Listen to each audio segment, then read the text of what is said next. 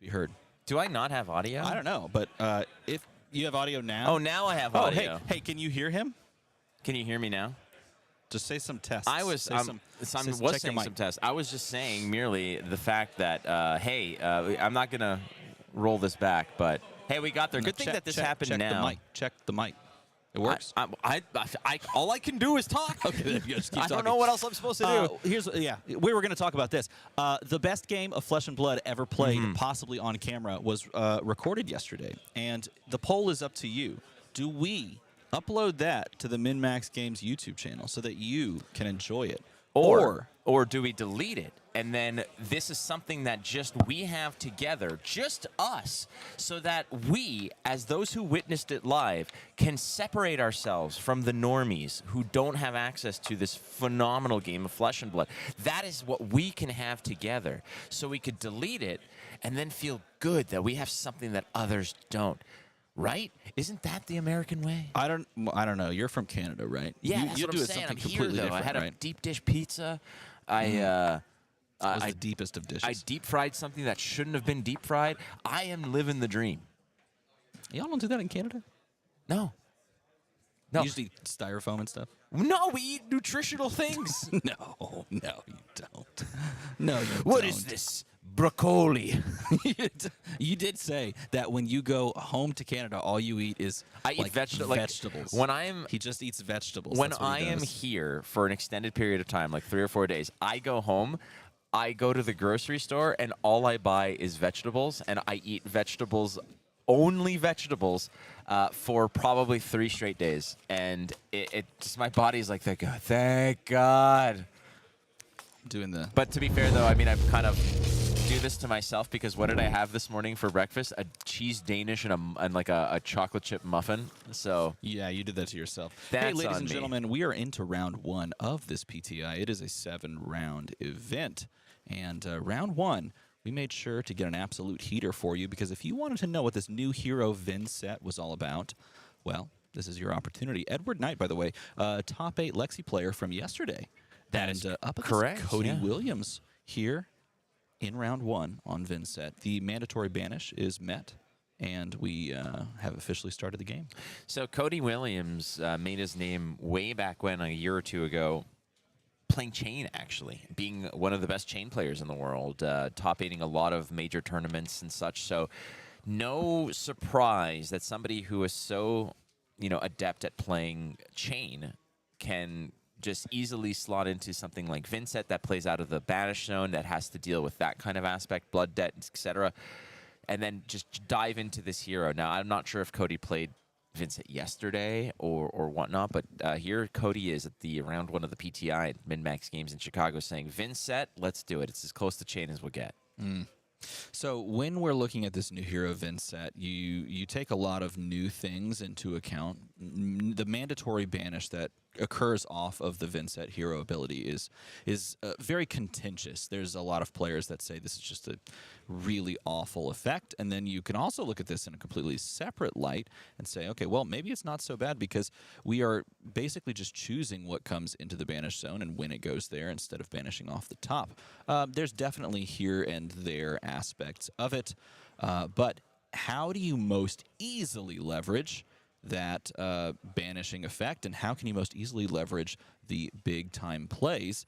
This is one way to do that. So this is a widespread ruin that was banished off of a 4-card hand, essentially giving you a 3-card hand, but in doing so, you gain that rune chant. And then, after the Lexi player has chosen to pitch a card and arsenal a card, you then send in the Envelop in Darkness, a Mauve Skies, play the attack, and you're getting some free rune chants on the back end and some free damage. It's a fantastic opening to the game, gaining 3 rune chants, keeping your blood deck clear. Yeah, real filthy. Again, the timing on this, again, sometimes you just say, okay, I'll do this, and then pass, and then Lexi's like, well, I'm going to do this, this, and this. Well, I still have time. Okay, so the banish off of the top after closing the combat chain of Widespread Ruin just so happens to hit Widespread Annihilation. Just so happens to hit Widespread Annihilation after creating 3 rune chants, which means you can rune gate Widespread Annihilation for, Widespread Destruction for 3, and then that happens to just blow up the arsenal. So he takes the entire hand, does Cody, on the opening outset of this game, and just deals 13. All right, so good turn. Good turn, Vincent. Like, not bad. Let's talk about it, right? So, Cody Williams showing up and being pretty much as devastating as you can be, getting the arsenal, the whole kit and caboodle, plus a big chunk of that life total. But it's down to Ed now, who's going to do his best here to see if there's sort of a attack pattern delta. Let's go. Like, the AT-ATs are coming through, but this is a great start. What a clapback, opening up with the Rain Razors into the 3 of a kind. This is the kind of, return fire that Ed kind of wanted. Welcome to the PTI, ladies and gentlemen. Turn 0, 13 damage, take your entire hand, including that arsenal you thought you'd get. Turn 1, Rain Razors, 3 of a kind. This is where we're at, ladies and gentlemen, and I'm all the way here for it, loading up the fatigue shot to begin the salvo of this turn. So keep in mind, 3 of a kind does restrict you from playing from hand. So the Rain Razors has to come out first, and then it's just peel 3 off the top and hope that what you're getting here is going to be some potency, some arrows, some red sauce that you can go ahead and toss all over that Vinset pasta. Fatigue shot. Is that what that is? Fatigue? It is fatigue shot. Yep, fatigue shot is coming down the pipeline, threatening a good chunk of damage, also threatening its little bit of a nasty on hit at minusing the attack of the next attack that is played. I believe that is the text off the the fatigue shot. And we cover this. Look at this. Cover completely. This leaves 1 card in our hand, and this is one of the kind of sticking points that you look at when playing against Vinset, or playing as Vinset, I should say, is how you manage your hand. Because you know that there's going to be a mandatory banish, and do you want to just sink your hand into your opponent's turn and then just keep a card that you want to banish? And that does appear to be the line that Cody's taking. Or are you just looking to cover up as efficiently as possible and go on to your turn, not banishing anything, but also not putting yourself into blood debt damage range? Fatigue shot fully covered. We're following this up with an infecting shot, likely with the +1. Yeah, so +1 plus the 2 off of the Rain Raisins is going to make this a nasty little nugget. So the infecting shot's going to hit. It's going to drop a little bit of a blood rot token, little loot bag present there for you. You hit the pinata, and that's what falls out. Not fun. With no cards left for Cody Williams, well, you're gonna succumb to that damage anyways, as Cody doesn't even have a card to banish from the Vinset, so taking the 2 off the Blood Dead, passing the turnover, and Ed Knight, after starting under pressure, manages to sort of turn the tables a little bit here and send it back Cody's way. Yeah, this is when you look at the tail of those first 2 turns, who really in your mind comes out on top? Because Lexi returns volley, but doesn't end with an arsenal, not setting yourself up for a strong 5-card hand. Vinset doesn't end up banishing on this turn, but also not being damaged by it, and also just looks at the life totals and says, yeah, I'm up here. I would say, I think Cody feels like he came out on top here.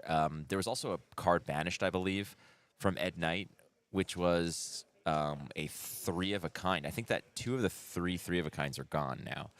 I could be wrong about that. I thought I saw one in his banish zone. Some of the Vinset cards and what their on-hit effects are, I kind of sometimes not 100% familiar with all of them yet. But so Widespread Ruin banishes off the top, and there's a fatigue shot sitting. But underneath the fatigue shot, I believe there's a 3 of a kind. I wonder if he has his graveyard and his banish zone swapped or in any way, shape, or form, because I'm not sure how the fatigue shot would have gotten to maybe banished there, unless that was in the arsenal when it banished the arsenal as well. Actually, that might be the case. Yes, if that's the case, losing 2 3 of a kinds, that is very powerful. Now, right. Cody not sitting on any rune chance is a big deal, especially when you only have a 4-card hand. And Cody not having anything in Blood Debt to kind of play into basically means like you're feeling like you're starting the game from scratch. And so you do feel a little bad in that respect, but you have the capacity of building rune chance on your own turn. So that plus knowing that 2 3 of a kinds might be gone means you may feel really good in this game right now. Coming in with full coverage on this one to just stuff this Endless Arrow, one of the recursive effective arrows that bounces back to your hand. This is one of those must, I dare I say must block, because it's just free value ultimately. Yes. And you do not want to give Lexi just that free arsenal at the end of the turn of a zero cost, breakpoint arrow that can always bounce back. So covering these arrows, I think, is a big deal. It depends on what hero you're playing. Some of the arrows have more detrimental effects than others. I know that when, you're playing with a shield, let's say, when I used to play Oldham against Lexi, the most important thing to block, frankly, were drill shots. Like, those are the ones that you absolutely had to completely respect. If an endless arrow has to leak through, it does. But those drill shots need to get the full attention. And in this case, Endless Arrow might just be the one arrow that Cody's most respectful of, or most, just on the radar as being the biggest threat over time. Yeah, I think after losing Bullseye Bracers, weirdly enough, I think that card becomes even more integral to your overall plan, because you're not as easily able to cycle it, and so therefore if you can get any more value off of it than normal, you're feeling really good about yourself. Here we have the pop of the Vexing Malice after the banish of the Deathly Whale. I believe that's Deathly Whale Red.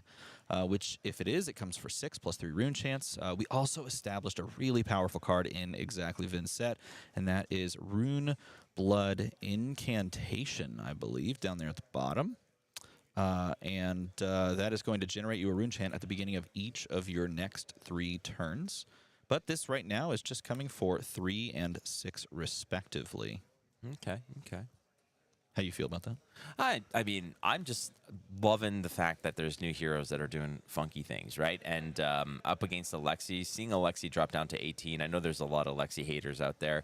I don't necessarily hate the hero. I think I might have my disdain for the hero kind of pocketed into the sort of that bucket of I'm just tired of seeing it, Okay. And that's fair, and that's perfectly fine, and I understand that, but I think a lot of people's hate for the hero might be misplaced, and thinking that, you don't hate the hero, you just hate seeing it as much and playing against it as much. But that's that's the thing, is that good heroes in high stakes tournaments are going to get represented. And Lexi does have the gas in order to push through. Didn't quite cross the finish line yesterday, actually, as the final was a Icelander and a Dromai. And that's the storyline, I think, of Lexi's time in the Sun thus far, is it's been the de facto best deck that everyone has called the best deck, that everyone has, shown as the most represented deck.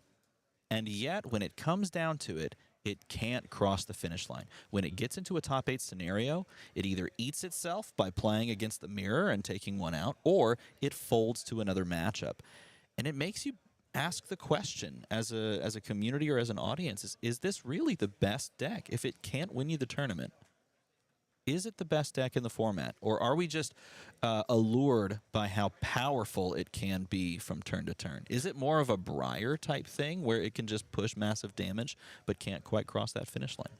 I think part of it is also skewed to the fact that we are watching, you watch some of the best players in the world play it, right? And that kind of softens things, because you can't just pick up. It's much like when Chain was the best deck, and still is probably the best deck in history of Flesh and Blood, was that Chain Seeds list. I think that a lot of players might get, misled to believe that they can just pick up a Chain because it's the best deck and take it to a tournament and succeed. There's a lot of practice. There's a lot of micro decisions to be made with Lexi. And yes, it could be as simple as just, dropping a 3 of a kind and playing 3 arrows in succession and firemate your opponent. Sure, I get that. It's what happens in the turns where it's not straightforward, and we see it on camera, and it's always the optimal play, so it just feels so much smoother. It's kind of like watching Michael Hamilton play Icelander back in the day. It's like, wow, it seems so simple, but you pick it up and it's not so straightforward. So that might skew people's opinion also, where about the deck, because if it was the best deck out there, I think that it would be winning every tournament everywhere. But there's a lot of players that pick it up and have difficulty, me included, when I picked it up. And it took, a solid 20 hours of play before I was like, okay, I think I got this. Like, I think I can figure it out. But not everybody's going to have that luxury. But here at a PTI event, the best players in the world are going to put possibly the strongest deck to task. But they're going up against people of similar caliber with game plans. That's true. Here, we're just taking the 4 rune chance. I just want to point out on this turn the perfection of just the deck building and how like we're playing into the Vinset ability. Vinset really requires you to invest in rune chant generation in a variety of ways. And one way that we saw in this previous turn cycle was the creation of rune chants via reduce to rune chant, which is a defense reaction that if you is free essentially if you have a rune chant, and creates you a rune chant after defending for 4, which is fantastic. And then here's a great use of Husk. After that, we saw the rune chants created off of the banish from the mandatory Vinset ability, and the Rune Blood Incantation trigger. And so all of that led to what was essentially a 1-card hand that was 4 physical attack and 4 rune chants. A 1-card 8 on a backswing is a really solid back crack there. And here we have a block with the Husk on Cody's side of things, but Edward trying to get that arsenal, trying to pressure the life total down of Cody. Cody trying to find the cards needed to meet the mandatory banish while also pushing his own form of lethal. You think Cody's game plan here is merely to just force as much arcane through as possible? I mean, we've seen that game plan all yesterday in various states where at a certain point your opponent just doesn't have the tools to stop it, so you lean into it and you kind of play defensively and tickle a little bit of arcane here and there, and eventually you get there. This is the worst case scenario for playing the reduce to rune chant, is having to pay for it when you don't have the rune chant there already set up. But it sets you up to play a 2-cost rune gate card from your hand after you banish it. Banishing that for the rune chant to make 2. And then you can also even play a 3 because you have the reduce the revel. My God, it's an early day. The Rune Blood Incantation. You know what I should have done before this? What? Bought a coffee? Bought a coffee. I know. Should have done that. And here I was waiting for you to be like, you know what, I'm going to get a coffee. And I'd be like, that's a great idea. And then giving you the most complex order possible. Oh, you want me to buy you a coffee? Oh, yeah. Oh, okay, I'll do that. No, you don't I'll have get to us do some that. coffee after this. You're a good dude. Yeah, it'll be great. You know what? It'll be a great time, chat. Chat, give me your coffee order. I'll get you one, too. I'm going to let you. You know, because I also am a good guy. I'm going to let you do that. Oh, okay. Yeah, you'll let me do that. I love the banish of what is my favorite card in Deathly Whale.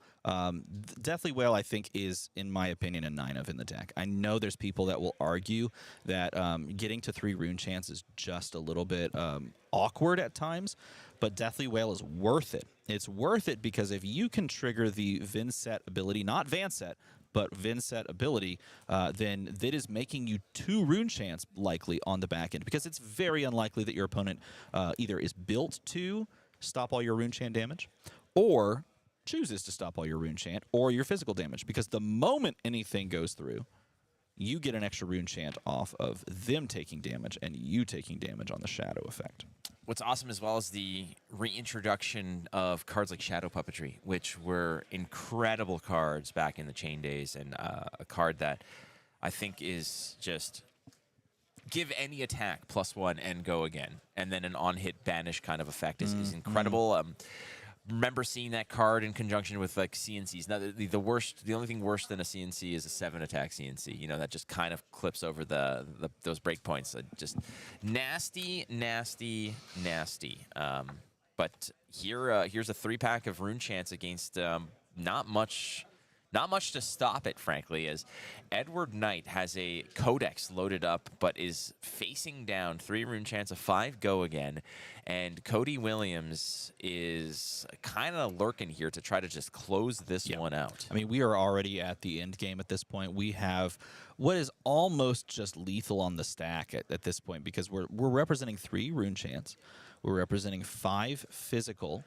If it hits, banish, maybe find something that we can follow up with. We don't have the rune chance, but if we close the combat chain, we can gain essentially 2 rune chants. I believe we paid the Vinset price of taking a point of damage off of the Shadow Puppetry. If we did, then we get 2 rune chants. So if we find a 2 rune gate, like a rune gate 2 off the top on the banish here, and this obviously connects, then we can just push like ridiculously absurd lethal this early. And that is a potent, powerful place to be in as Vinset. And you know what? We've made use of our Husk, so we don't have to think about Husk problems at this point.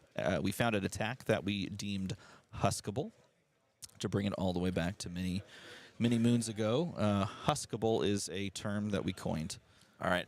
I wrote down my drink order. I actually wanted the chat to sort of gauge who had the better penmanship. If that was the intent, then take that thing away quickly. Go, get out of here. Go quick, so they can't see. It looked like two pigeons fighting for a French fry. Is like what your chicken scratch looked like. No, it didn't. It looked fine. No, fine, whatever. It looked fine. Edward Knight, 7 health here as the 3 rune chants get a free pass all the way to the promised land here. And ultimately, time to start using some of this equipment. There's a Hornet Sting. Why not? But 5 attack on hit. So if that's shadow puppetry, right? That's kind of flanking this attack here, meaning that if it hits, you can look at the top and choose to banish it. Yeah. And oftentimes, if you could play a card out of Banish Zone, why the hell not? Now, this is crazy. So he's going to let this go through, and we're going to resolve the damage. Just a Runeblood incantation off of the top. So no harm, no foul in that respect. But we are going to record. There it goes. We're going to record the damage taken. Edward going down to 3, but he's keeping a Codex plus another face down arsenal and I believe a full hand. So this is his first real 6-card hand of the game. And you know what? You've got a chip, a chair, and a prayer sitting at 3. You have your opponent at 16, and you know what Lexi can do? Present lots of damage. No way. Yes, it's true. I have heard the rumors, but this is probably the best part. Now, the danger zone here is that this is the lethal here. This is the lethal. This is how you push lethal. You go 2 rune chants, and then you ask them if they would like to not block the whip. If they don't block the flail, okay, they block the flail. Do you pronounce it whip or whip? Cool whip. I'm gonna cool whip power bomb you through this table. So it's full of hair. So the problem here is that if like Ed doesn't have, we're going to find out what's in the arsenal here. So it's an infecting shot. You do have the Snapdragons, and that's what's going to probably, help out here, because oftentimes Lexi with 2 arsenal slots feels great, but if none of those arrows have go again, you need to, have some sort of utility effect to go ahead and clear it up and continue the combat chain, which in this case would be the snappies, but infecting shot for 5, go again, I believe is the opening, or it's 5, no go again rather, is the opening salvo here. And Cody's going to go ahead and double block this. We're probably going to see there go the shoes. The dancing shoes are on. We're going to go again and load the bow. What's the follow-up here? It looks to me like, okay, is that a Falcon Wing? So Falcon Wing for 4, go again. So lots of breakpoints. We're peeling cards out of Cody's hand, and I think at this rate, with Ed at 1 and no way to stop Arcane, you need to have every ounce of momentum here. You need to peel every card out of Cody's hand. The path to victory at this point as Cody is to either have a card in your hand that you can banish to get a rune chant, and then swing with the flail, as long as you're not at your 1 life yourself. That is one way to go. I think that Rune Chant would resolve first, actually. So you could even play that as an out. So you can even go to 1, I believe. Or if you want to even seal the deal, I think perhaps a little easier is have like a 2-card hand and then pitch to your Scepter, which deals arcane damage just straight up. Either way, trying to make it to your turn with a card means that you, I think, just close it out. No, wait, because he has the Runeblood incantation, he's going to have a rune chant no matter what. So he can just full block as much as possible and ask them to send as much damage and try to kill you on the back swing. That's true. So I think in this case, Cody just needs to, if Cody can stay at 2. If he's just alive at this point. If he's at 1 and he swings flail, then he dies, right? No, I believe the rune chant resolves first because he's going to have a rune chant. No, because you have to pay a life to activate the flail. Oh, no, you're 100% correct. Yeah, so he has to be at 2. Yeah, so he has to be at 2. If Cody can stay at 2, the generation of the rune chant from the aura effect will then open up Cody to just swing with the flail, deal the arcane, take the 1 damage, and then it's basically game. And it looks like that's where we're at right now, cleaning up the combat chain. And that's about it, I guess. Sitting at 5, there's the generation of the rune chant. There's the push of the flail, and that's the game. Hey, look at that. Vinset, Cody Williams, 1-0 on the day to start the PTI. Lexi needs a buff. Lexi needs a buff. needs a Like, buff. she's been so bad for so long. I don't get it. She's losing to these heroes that like don't even have full card sets out yet. Like Vinset just came around. Lexi needs a buff, people. I don't understand what you're complaining about her being OP. Let's go ahead and scoot over. We'll get you No, over I'm here. here. That's it. All right, fine. All right, fine. Hey, so you were talking about the board. I do right. have it here. All right, you compare. I'm up here. Oh, you He's just down gave there. it away. Now everybody knows you that they go. want to hate on me, so they're all There. going to say that I lose. I'm up here. Down there. I don't know. Yep, there we go. I don't know. Look how messy. Look, he wrote snot. I did That's not. ridiculous. Did you? Come on. You messed it up. Ridiculous.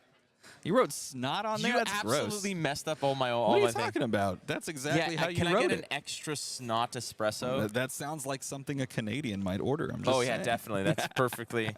What is wrong You're with welcome. No, so that was round one. I think I would love to see a Prism Awakener of Soul. you? Oh, I would I love think that to see would that. be fantastic. I I would- actually, I for talked sure. to a few people that were planning on actually bringing Prism Awakener of Soul and playing it in today's PTI event. So as we move on from this point, I'm checking the hashtag. If you haven't used the hashtag #FabChicago. Let's see what we got. we got comments that say free the bracers, #free the bracers. The bracers. Flake wins. Flake, you won the handwriting competition. Flake wins. There you go. I think your handwriting is top notch. Should we give? It took you 20 minutes to write that order. didn't take but, me 20 minutes. But it was really something of beauty. What kind of web are you weaving right here? I don't get this. You know. All right, It's day 2. Are we doing a giveaway? Yeah, would you like to? Would you like to? If you want to see a giveaway, raise your hand. People will type hand in chat. They're just going to do that. Oh, really? Yes, they're going to. Let's see what else we got in the comments. I got my butt kicked Friday night to a new Vinset list. That was Sweet. bonkers. Deathly Whale is a force to be reckoned with. I agree. I think that card is fantastic. I've put together a lot of lists of Vinset, and I've done a lot of Vinset playing already. And I think, like I said, I think that card is MVP in the deck. Let's do it. Free the bracers. Box break game. We doing it? All right. Okay. Box break game. Look, there's a hand. Perfect. Maybe they just win. What if they just win? No. What if we just gave it to the first person that did the hand emoji? I did. I did a Flesh and Blood trivia show. Look, here it recorded one. comes. I recorded a Flesh and Blood trivia show, and there was one category that was just nonsense. And basically the person who buzzed in last won the points. That's ridiculous. It was some silly question, and ultimately every answer was wrong. And then I buzzed in, and I'm like, I don't know, is it this? And they're like, well, the answer is whoever buzzes in last gets the points. I was That's like, ridiculous. What kind of game show is this? All right, so here's how you play the box break game. We are going to open this box, and we are going to pull the cold foil out secretly. Mm-hmm. Then, and only then. No, it's never going to happen. never- They're never going to follow the you rules. gotta like squirt bottle the cat off the counter, yes, right? yeah. So only then will we clap our hands, in unity. Wait, 1, Two, 2, three. 3. Oh God, That almost dang it. We worked. knocked heads together like a bunch of stooges. It almost worked. Only then will you guys toss out your guesses what the cold foil is. First person to get it will win. Then you email Peter at MinMaxGames.com with tell us, oh, I won this, I did this, blah, blah, blah. Here's my information. Here's 10 things I love about Flake. And then we'll send you the box. Is that fair? yes. Cool. Awesome. I think that's very fair. Amazing. Of all Brilliant. the fair Magical. things. Let's go. So Yesterday- yesterday you sucked a hard one when it came to this. Yesterday, you absolutely crushed it, I did. is what I was going to say. I was going to turn it positive. No, see, that's the problem. Is that the That's the problem. Okay. Well, I'm taking out my 12 packs because maybe that helps. It won't help. It won't help at all. All right. Did you get anything good in the first Oh, pack? I got the best cards ever. Charge of the Light Brigade. I think the art in this Serialized. set. What do No, you I think wish. about in this set? What do you think the art? I thought the art was pretty damn cool, frankly. I agree. At first glance, for this set, I wasn't a fan. Like, just look at Deathly Delight. This looks like the advertisement for new 5 Gum. Luminaris. That's actually really kind of hard to pull. Weirdly it? enough. Yeah, weirdly enough. So I initially, at first glance, was like, this set is not for me. I'm not a big fan of the set. Then I opened a ton of boxes. I saw some of the cards in action. I got to, get back into Monarch from all the limited I played, and I was like, you know what? This set's kind of rad. It is. I agree. I was quickly changed. Slithering Shadowpede foil. That's Hey, nice. that's pretty good. Yeah. This card, there you go. Boop. It's just a light hand just going. Boop. Light hand. All right. Oh, and an expendable limbs. That's an interesting card. It is a defense reaction, and I glance at that, and every time I glance at it, I'm like, that's a defense reaction? Oh, yeah, that's a defense That's a reaction. defense reaction. I know. That's a defense Yesterday's reaction. cold foil. Frontline Gauntlets is today's just normal rare. Angelic That's Wrath. yesterday's old hat right there. Here we go. Does this say Borvo? Doesn't say Borvo. Doesn't say Borvo. Does not have Borvo is not written on it. Contains cards to support Borvo. People are already trying to guess. Stop guessing.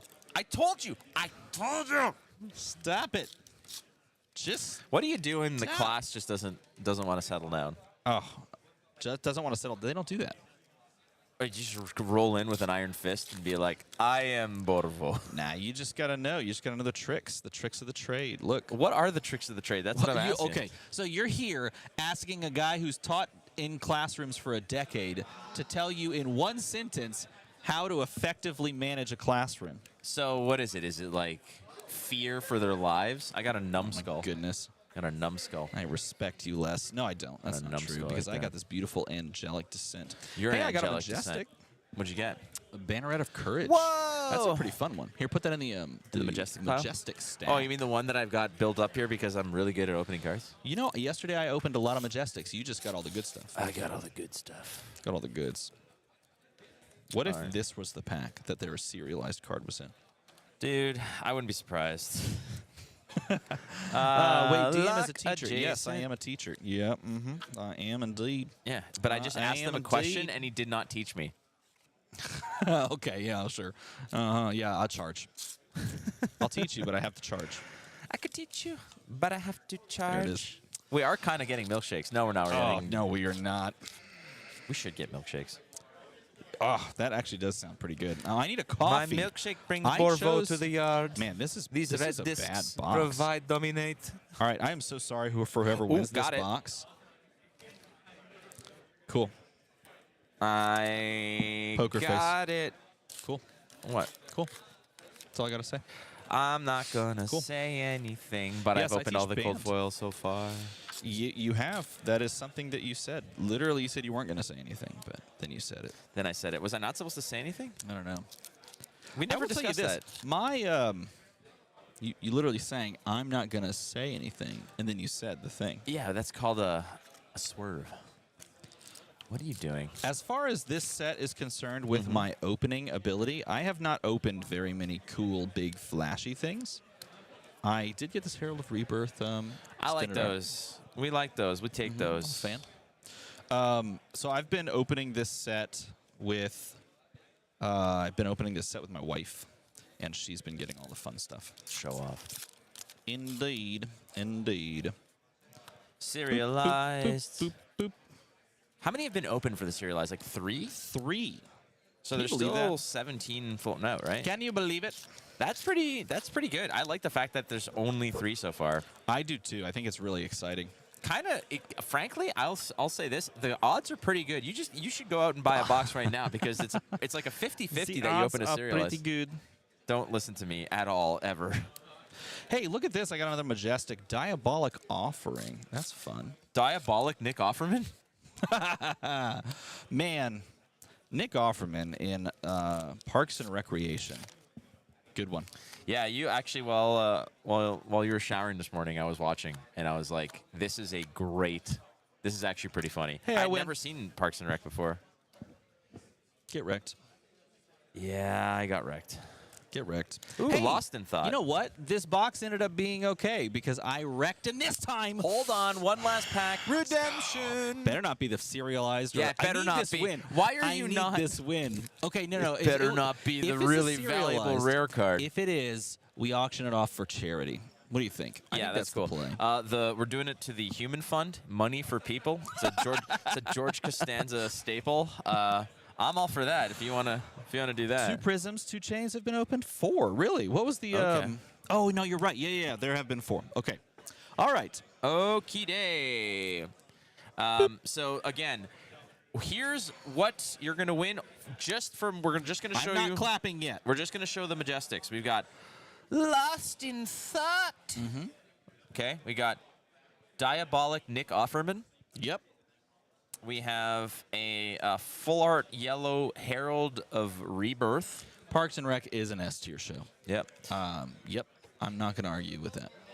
Banneret of Courage. Yep. We've got a Charmer. What? I was going to make a joke like You that. were There gonna it say is. me, right? I was not going to say Yeah. you. We- I was trying to decide who I was going to say. No, we got and I Numbskull. could not because I haven't had coffee yet. We've got Sylvester Stallone starring in The Expendable Limbs. Okay. Yeah. With a buy cameo, that. with a cameo by Stretch Armstrong. I buy that. And then we have our foil, which is the Slithering Shadow Payday. Shadow Payday. Yeah. Okay. Cool. The human Shadowpede. All right. And should we show the other card that allowed? Yeah, Okay. we did get some and- bonus sauce here. And I managed to open a legendary. Dyadic Dream State. Rainbow foil. Yeah, rainbow foil. likes the rainbow. That is a very beautiful legendary there. So, All right. Okay, now, the cold foil is what you will guess, and you will not start guessing until I clap on stream. When I see myself clap on stream, no, because it is synced up, right? Tell me, Ah, cowboy. It is. All right. Ready? You ready? One. Set. Go. Ah! Oh, it worked. It did. I also Begin. was staring at it. So, what is the cold foil, friends? First Begin. person to guess it Begin. wins. Here it comes. Oh, Look! What? Look! It's not. They're not flooding it yet. This is great. This is great. Wait, we have to wait for the clap. Now I can There it watch. goes. Oh my gosh, this is. Y'all are the best. This chat's the best. Oh my Way god! better than Oh my yesterday. god! They were queued up and ready. I love it. No! Oh. Did you find it? Yes. Yeah. No. Oh, crap. You didn't. Oh crap. Yes. I'm counting it. I'm There it is, counting right that there. one. Silly Mela. You got it. It is a Silly Mela. Radiant Flow. A cold foil Radiant Silly Flow. Mela Congratulations on that one. is the one. You I in the think. box. I mean, I think so. Yes. From what I can see, Perfect. So Silly Mela. you win the entire box here. So congratulations to you. Hey. We got a plus. You have our There it is. DNA on it, which is incredible. High value. Yep. Yeah, you High can clone value. us. Clone us. There it is. Don't you dare. You got Don't it. you dare. Congratulations. All you're going to do to get this box, the contents of this box, reach out to Peter at MinMaxGames.com. Tell him that you won the Dusk Till Dawn box that had the cold foil Radiant Flu. Flu, the Radiant Flu. That's how it was typed. Cold foil Radiant Flow. And they will get you sorted. Peter at MinMaxGames.com. Congratulations. GG's in chat, everybody. Congratulations. Awesome. Well Possum. done. One down. More giveaways to come. Also, I think we're going to be jumping to round 2 in a couple of minutes, which is kind of fun. I think so. I'm excited for round 2 because Here, I eat want this. to. No, I want coffee. I want cookies. I wonder if. Okay, so we wrote our order. Yes. Did we just do that for fun? Possibly. We're practicing. Or did someone actually do something with that? I wonder. They're If like, not, hypothetically. they told us to write our order on this Hypothetically. clipboard, Here, drop that over there. and I don't know if that was actually like put in or anything. But if not, hey chat, send me your order. I'll put it in. What That'd be does great. the hashtag have to say? Tell Again, me you want to talk to us? Use the hashtag #FabChicago. Giveaway? Yes, please. Was the most voted by 219 people. Chose yes, please. They said please For instead what? of yes. There was a poll Oh, on the chat that said giveaway. Oh, I And thought so the it poll was was yes delete the or delete yes, the VOD or please. not. Oh, did we do the delete the VOD poll? How did it go? Oh, you want the VOD? Oh, you. okay, cool. All right, we'll There's keep the hope VOD. there's hope for humanity. I am very glad you chose that. That was the right choice, chat. This was a test, a test of morality, and he was trying to lead you astray. Yeah, okay, so there's a like the train, good- right? it's like the and then good on place. one track, there's the VOD, and on the other track, there's like 40 people, okay? yeah. And you have control of the lever to put it towards the VOD or the people. Yeah, yeah, That's okay. that's the here. Let me give you let me draw a diagram. Please, yeah. Describe the trolley problem. All right, here's the to trolley the internet problem, right okay? now. Let's see what we no, can do here. no, don't do that. Do we need to cut to break before he Are gets we us not into doing like, the trolley problem? All right, trolley. No.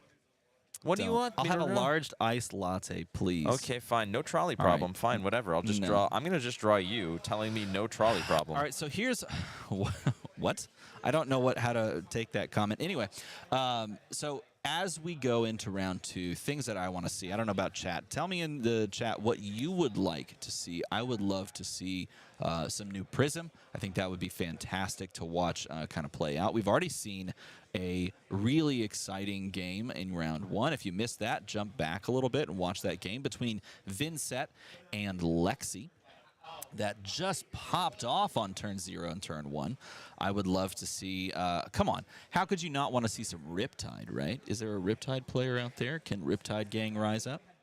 I don't know. That's what I want to see. I would love to see some of the lesser played heroes. And we will, of course, get you a hero breakdown as quickly and as soon as we can so that we can talk about the PTI event and the overall just meta that, people are bringing to the cards and the heroes that they are bringing to this meta. That's you. No flake, no fun. All right. That's not bad. It could be a lot worse. Yeah. All right. Someone, by the way, take a screenshot of him holding that up, white the board out, and do whatever you want with it. Have a great I keep time. forgetting that that's a thing. Yeah, the better you make it, the more likely you are to win something. There you go. There it is. All right.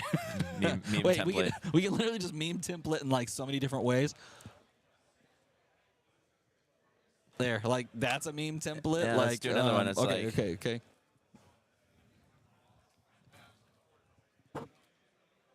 There's a meme template. Like, how many more can Go we nuts. get? What are some other Go ways nuts. we can? Don't Yeah. don't say we never do anything for you. There's a lot of ways to use those. In many ways, shapes, forms, and facets. But I would love to see. Is there any hero you would like to personally see on stream? I was going to say Borvo, but Bravo would also be good. I really want to see Bravo. I do, because I think that this is a hero that has potential in this meta that people are either missing a piece or not, are just not committed to playing that hero right now. And I totally understand it, but I think there's like 8 or 9 minutes left in the round.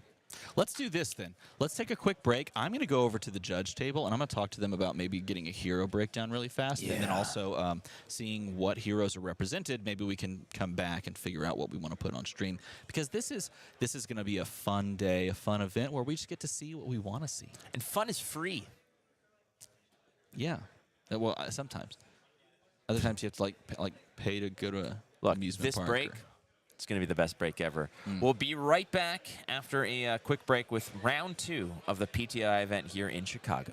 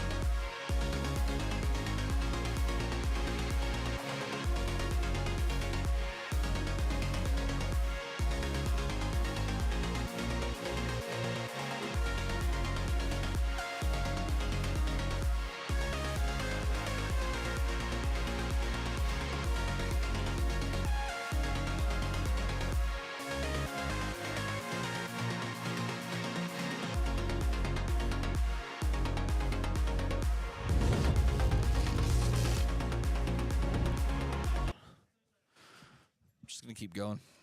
It's all about vibes right here. It's all How about many vibes. famous DJs are just iTunes on shuffle? How many?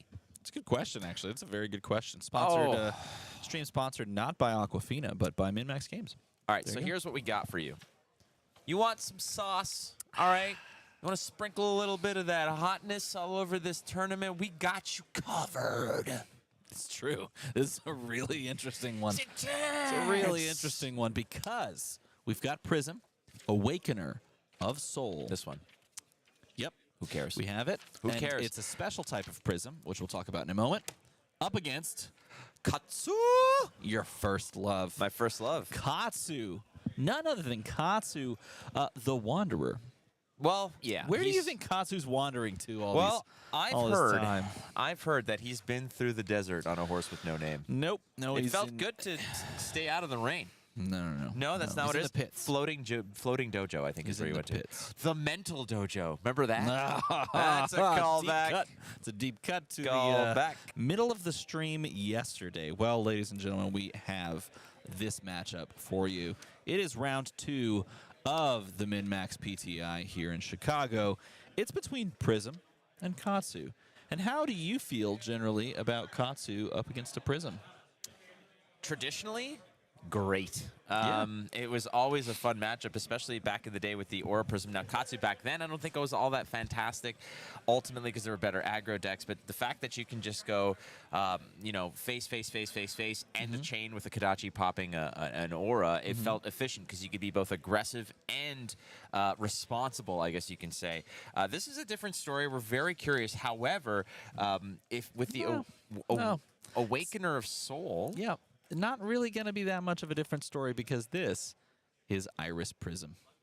Iris Prism, Yeah, I guess. straight up Aura Prism. All right. Being thrown out there along with Figments now. You've got, this is basically the big hitters that you would expect in Iris Prism. And in fact, this is very similar to a list that I actually built and played a good bit of at the beginning of this, new season, if you will, including a couple of powerful cards, though, in the form of like Warmonger's Diplomacy, which has really come on strong over the past couple of weeks. But outside of that, you're looking at cards that you would expect to see in a more defensive Iris build, which is going to make it really fun to watch if they can stabilize and create some heralds or some angels and try to use those as Ward 4 kind of health protectors. It's going to be good. The thing about it is like the Ward 4, when it's coming in as a Kadachi, right, it becomes difficult because Not you great. don't want a Kadachi to blow up an entire angel. No. So... C'est la vie. That's how we're gonna see it happen. It's gonna be Peyton Syosith on Katsu versus Damian Riggins, I believe. That's what it looks like. Okay, so my apologies. You do not have the worst handwriting. I wasn't At going the to table. comment Yeah. on it. It's all I'm just good. going to leave it there. I was just Now- going to leave it on the wayside. I'm rooting for Peyton because for 2 reasons. Number 1, they're on Katsu. Awesome. The other thing is that the last name has the word Sith in it, and that's pretty freaking rad. I'm not gonna lie. I understand that. I mean, if Damien's last name was like Jedi Higgins, then maybe. And see, it doesn't work out. See, so we're not. Ultimately, both these players are 0-1, but we wanted to bring you some cool heroes and such. And it's not like their tournament lives are at stake. There's 7 rounds. If you win this and win out, you're in there, right? So no problems. 100%. No problems. And how do you feel Great. from the just good? That's good. Thanks. You got some good sleep and woke up You and watched snore a a little, park, nice. Just a little bit. Parks and Rec. Just a little snoring.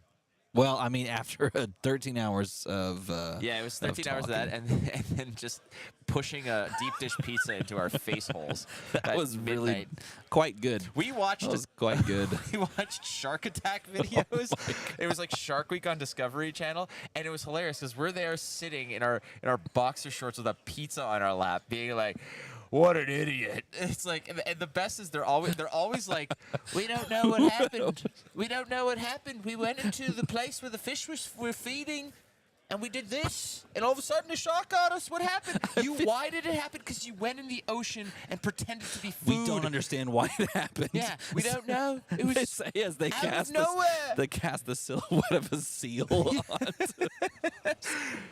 Anyway, And then the so that narrator's was- like, when they're swimming, they take the perfect form of a seal. And it's like, oh, God, confusing the beast. It's like, no, it's not Let's confused. break this down with CGI. What is the bite radius of this surfboard? We don't know what happened. It was a juvenile white. It was a juvenile white that did this. Oh, okay, great. Yeah, you know, you can avoid this completely. It's called staying out of the water. I don't know. You know, the worst part about it, too, is like they're telling these horror stories, and you feel for the people that have like pieces of them missing. And then they cut to commercial, and they're like, get ready to take a bite out of this week. It's like so insensitive. 'Cause they're like, it's Shark Week, baby. Let's talk about these victims and the predators that are eating them. But also, don't kill the sharks. They're misunderstood. Yeah. I feel like there's just this whiplash of emotion when you watch Shark Week. We decided to put on flippers and then go where all the tastiest fish were. I don't. Literally, a guy woke up at like 4:30. He was like, "You know what I want to do today? I want to go spear fishing." And the sharks are like, "What the hell, dude? What are you doing? We don't know what happened. We dived in. We did this." Anyways, and then I believe I said that Australia is a terrorizing wasteland of danger. So we got some flesh and blood, ladies and gentlemen. Oh, jeez. Which is This what is where we're apparently at. which was what triggers the sharks. Flesh and blood. There you go. There's the game. Oh, thank God you saved us. Steven is dying slowly. Not like the people in the water. They died quickly. It's Katsu versus Prism. Iris Prism, ladies and gentlemen. It's a nice blast from the past year to see some Katsu action. We're having a great time here in Chicago. The PTI, yeah, they're both these players are 0-1, but whenever are you going to see a Katsu like this? The coffee has not arrived, and trust me right now when I tell you, I am feeling it. All right, we start off with a turn 0 Genesis. How does that make you feel from the Prism perspective? I feel fairly comfortable into that if I were going second, but playing a turn 0 Genesis that we can easily plan for on Peyton's side of things doesn't feel nearly as good. Now, if they're just feeling like they're just going to push all this damage, maybe they don't respect it, but you have the tools to respect these auras, and I feel like as the Katsu player, you mentioned this earlier, it feels really nice to be able to go aggression, pop the aura each kind of turn cycle. You can see here Peyton doing the math in the head again. The first thing that you want as Katsu is like a blue 0-cost card to pitch to basically turn on the Kodachis and get them going. There's a CNC in hand, which is massive. We're not sure. I'm taking a look here. Are there heralds in this list? I don't think so. Well, you got some War Tune heralds, I suppose. Like the Command and Conquer here, you got to wonder, is this best utilized to attack Arsenal, attack face, or is it better utilized to pop a herald that comes in? It's a difficult equation here, but we're starting off with 100 wins. It's a 3 attack go again that kind of cascades into the other 100 wins, and they kind of stack and improve as they go. But we're opening the salvo with 3 go again to face, and my suspicion is that this combat chain is going to end with a Kodachi to the Genesis and then pocketing the CNC if you still have it. However, you know, on the Prism side of things, the ideal start, which is you want to drop that Genesis. That is the turn 0 god play. Well, see, the antithesis of that, or the counterpoint to that, is I feel as though that would be the perfect play on their turn 0, where you can establish it after they've pushed either some aggression or they've decided to sort of Arsenal pass, that sort of thing. There is the cleanup of that, and it looks like he's just setting up for a big 5-card hand, and this is something that Katsu really loves to do, is draw into combo pieces, holding on to the popper. Look at that, very judicious. Again, these players don't know the lists. We don't know how well-versed, let's say it that way, that Peyton is into something like an Aura Prism or the, kind of blue line build that was really popular at the very end of Prism's sort of life cycle in Classic Constructed. And so you really holding on to that popper might be very well poised to, position himself to counter and then come at you. But on your own turn, playing Arclight Sentinel and saying, yeah, your next turn it's probably going to be nothing as well, because unless you can create an action point here, you're just going to be sending something like Kodachi into that. So this is like we mentioned, this is Arclight Center is kind of like a it's out there just flailing its arms in the ocean, attracting the shark attack, right? That's precisely what it is. But that's what it's wanting to do. It's going to get the first attack here. So the question here for Peyton is, what's a way that, you know, maybe you get rid of some cards you don't want and still manage to go ahead and attack this Arclight Sentinel, but otherwise it's likely just going to be a matter of pitching maybe the CNC. I would keep it in case you get hit with a Herald, but yeah, okay, well, we're just going to toss, I think that's, what is that, Dishonor? That was a Dishonor used there. And Dishonor can feel at times like, I don't want to call it a clunky card. It's really a card that you want actually in the graveyard so that you can banish it off of Bonds and then go and fetch that card and then threaten the trigger of just taking away your hero power, right? But here, now we kind of pass back over to Damien's full tempo turn. He's got a 4-card hand plus an arsenal. Do we see the establishment of more auras? Because if you have the tempo and you can somehow double aura, one on your opponent's turn, one on your turn, you can really establish tempo. But that is the beauty of the holding of the Command and Conquer and then having to pay through it. And he's got the extra heralds. Well, there you go. Create the action point over here, and that's the danger here as well, is that you pop it and you could just recover an action point because of the boots, right? So it's not even a go-again situation, but ultimately it's an efficient block. I mean, those heralds are coming in for, you know, 6 or 7 or whatnot, so popping it is just, you're giving it's a 1-card 7 block, ultimately, is what you're doing. Plus, exactly. you're soaking out a resource, or squeezing out a resources out of Damien's blue pitch there, but ultimately it's going to go to Soul. It's going to do some damage here. We've seen an Arclight Sentinel kind of already attract a lot of the wrath of the Katsu player, and Peyton hasn't really fired off those types of Katsu turns that we have come to expect from the Ninja. Well, it's early. It's coming soon. He's building up to that moment. But we, at this moment, get to see the first trigger of Prism Awakener of Soul. And, oh, that is the most beautiful one to choose, and I think the best one for really just about any matchup. When Prism sees you put a Herald into the Soul via any means, she will go and search your deck. You can choose to search your deck and pull a Figment out onto the arena, and in doing so, all Figments have this enter the battlefield effect, essentially, and when they come into the arena, this one specifically, Angel of Protection, the Figment of Protection drops down, creates a Spectral Shield, and he's choosing at instant speed, I believe, to just pay through. Maybe he paid through there and turned it into that Aegis Archangel of Protection, the most beautiful, in my opinion, of the angels, and an angel that provides Ward 4.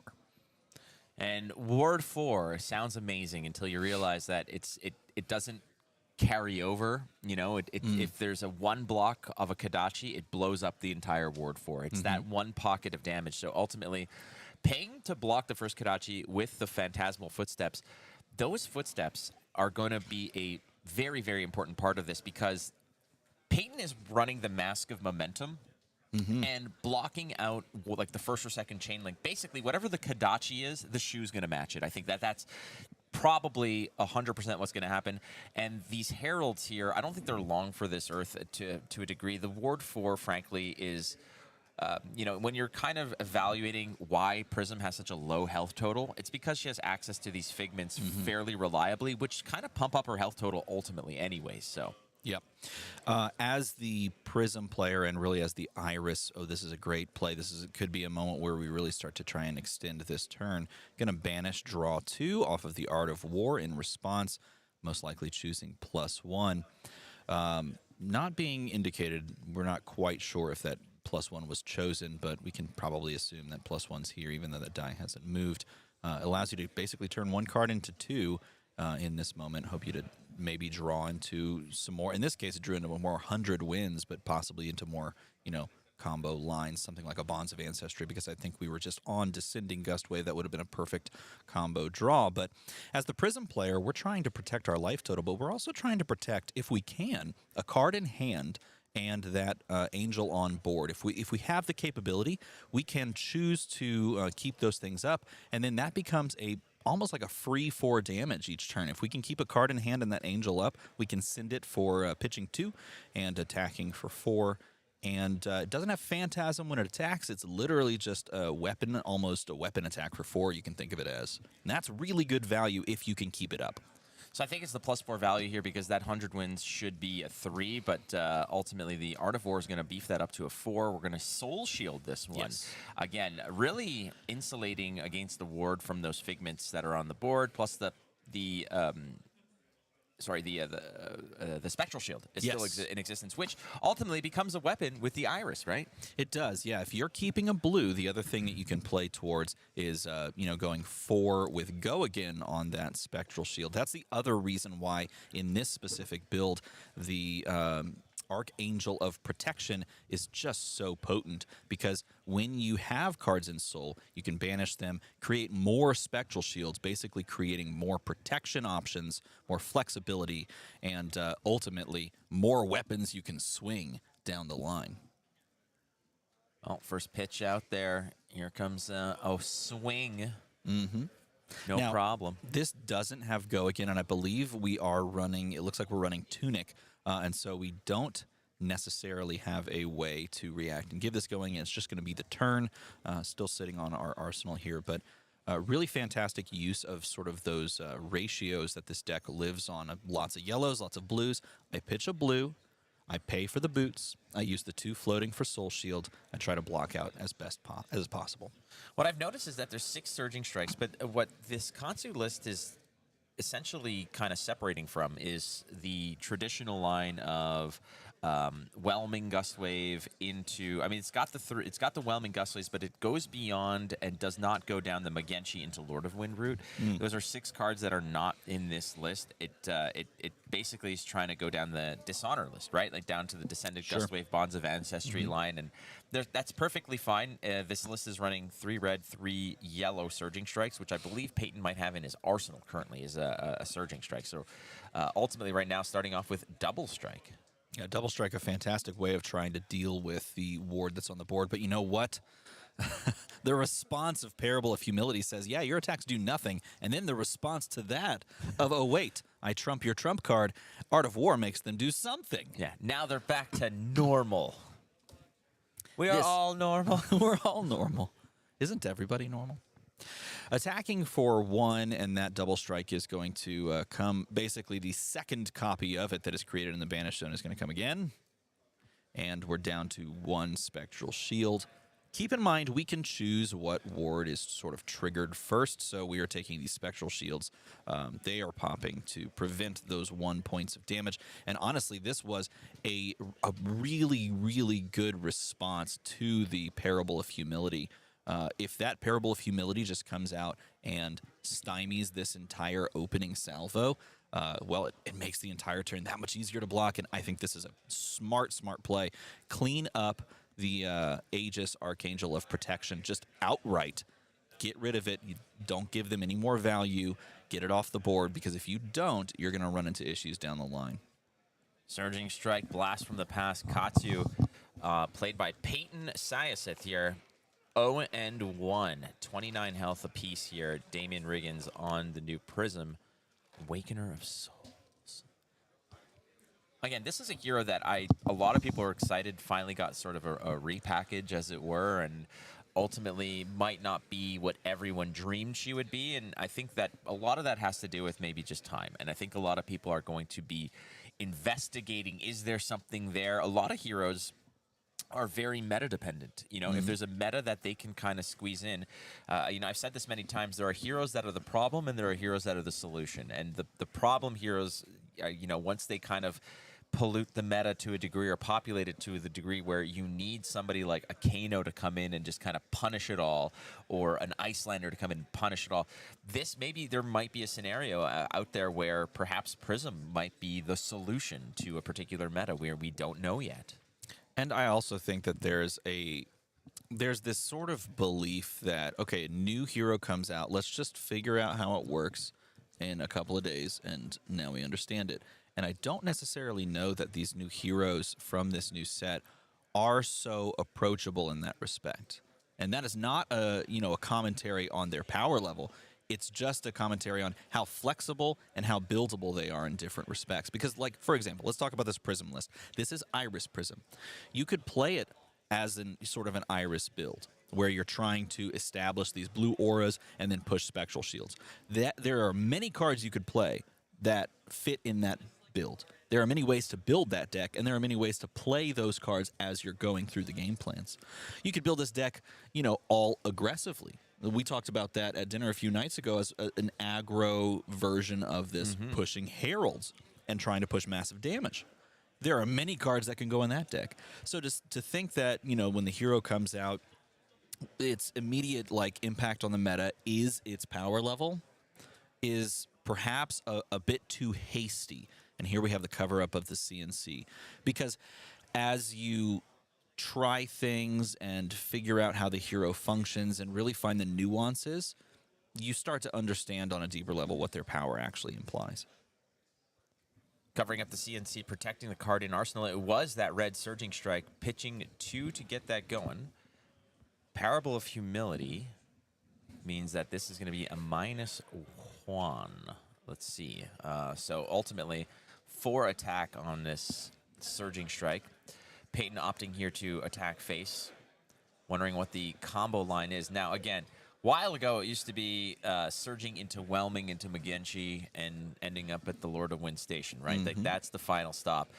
In this case, there's, like we said, we want to talk about the trolley problem. There's two lanes that you could go now, right? There's multiple lanes that you start at the Surging Strike, and then you can deviate. Do I go left or do I right? Choose your own adventure. In this case, it looks like Peyton has decided that it's Descendant Gust Wave that is the line for the ultimate payoff, but you do have Whelming Gust Waves in here as well, because it's hard not to justify a 3 attack 0 that goes to 4, has Go Again and an on-hit effect. It's like Snatch with Go Again when followed by a Surging Strike. I just want to stop you really quick. I think he has the full Dishonor combo line in hand.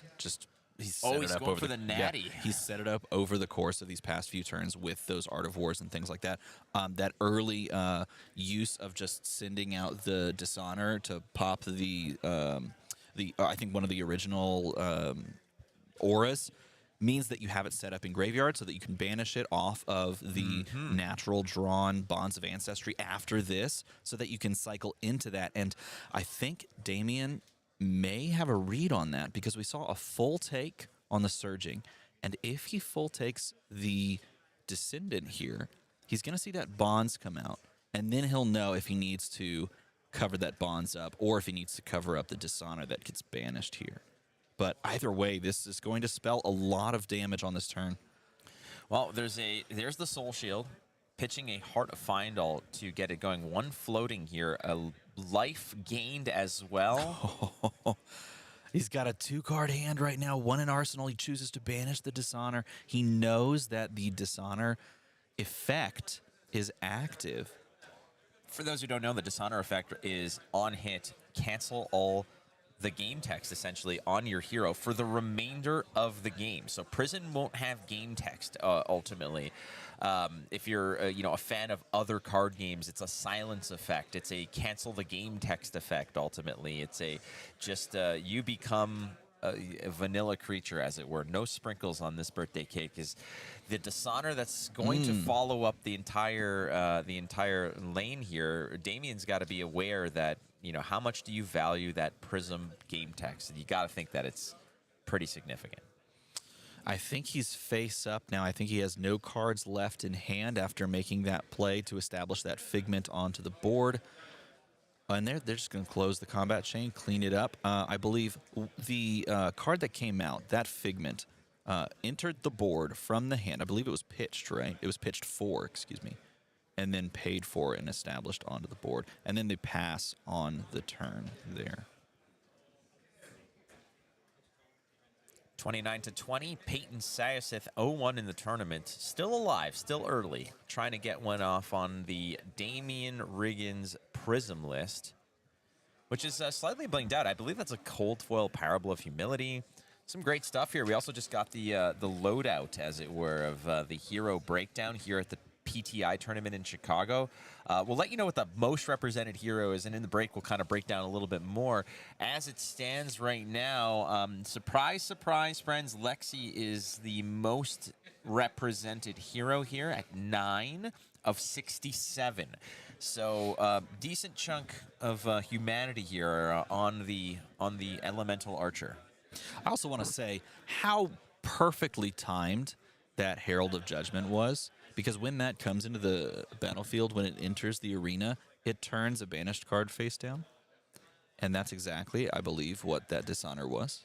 Oh, so they turned the Dishonor. They turned the Dishonor that they banished face out. down, which meant that it essentially just stopped the entire turn and prevented the Dishonor. That was like the perfect timing.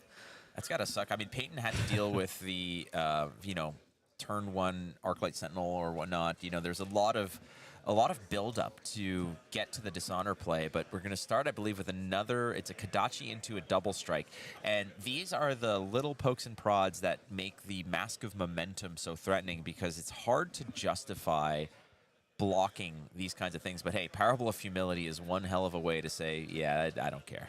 Mm-hmm. Coming across with another Descendant Gust Wave. This one, I don't know if I can't see the card in hand, if he has the natural line into Bonds to try this play again of banishing something and going and getting that. You can't do Dishonor for the effect. You can certainly do it for just damage, but you can't do it for the effect because you need to have played Surging before that. But he might have another combo card there in the graveyard to go and fetch. Deciding how best to play this out is Peyton, sitting with a 10-life lead. Prism only has 1 card in Soul. Oh, it looks like we have a pitch to activate the Halo of Illumination. This card has gotten so juiced up by the just the overall effects of what this deck does. He's going to get the draw card trigger. But he's also going to bring in, I believe that's Figment of Triumph, which is essentially like another copy of Parable of Humility. And I mean, it's just starting to become claustrophobic here if you're Peyton, as the walls are kind of closing in. All these auras that are so, I don't want to say pedestrian, but like they're just not doing a whole lot, right? But like they're greater than the sum of their parts, because they've effectively given Damien a cushion of, okay, well, this is going to kind of nerf everything you're sending at me. Plus, ultimately, they're going to eat an attack, right? Which is an attack that I'm not going to have to take to my health total. So Damien is doing a good job of mitigating the onslaught here. The standard ninja procedure of, Kadachis and big combo lines, just these these Doa-esque combat chains that go down the hallway around the corner are no longer a thing, because Prism puts a stop to it to a degree. Not to mention a little bit of those sleight of hand plays of just turning a Dishonor upside down in the graveyard, right? Oh, and then we follow it up with perhaps the best Herald in the entire game, in Herald of Protection, threatening a creation of a Spectral Shield. I believe this is just a blue, but that is going to go into the Soul. No blocks, going to create a Spectral Shield, which is really, really powerful in this matchup because it lets you say no to a Kadachi. It also puts 1 in Soul because the Herald of Triumph can, when you attack with it, if you have the resources, of course, to attack with it, you can banish a card and -1 all of your opponent's stuff on their next turn, which can be quite potent, especially in this specific matchup.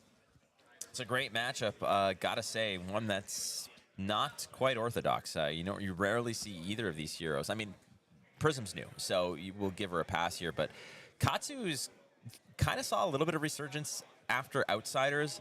Team Poland, a lot of Team Poland brought Katsu to the Pro Tour in Baltimore, and it was fun to see. They thought it was to a degree. They're like, look, we don't think it's the best, but if we're traveling this far, we want to have fun. And they had fun, and a lot of Polish players had a lot of success with Katsu. It's just sometimes it's an embarrassment of riches, because you go down the lines of like I said, Surging Strike can go into down 2 different lanes. Do you include all the cards? Do you focus on one lane? What other cards are you taking out? There's no E strikes in this list. Or sorry, No, there are Easter eggs in this list. My bad. But you're going to eventually have to make concessions in order to fit a lot of these combo pieces in here, right? Maybe you're not running things like red flick flacks or something like that, which are great defensive tools. Maybe you're taking out some of the utility equipment that you otherwise would do to shore up certain matchups. Ultimately, Katsu just feels like it has a lot of tools. They just don't.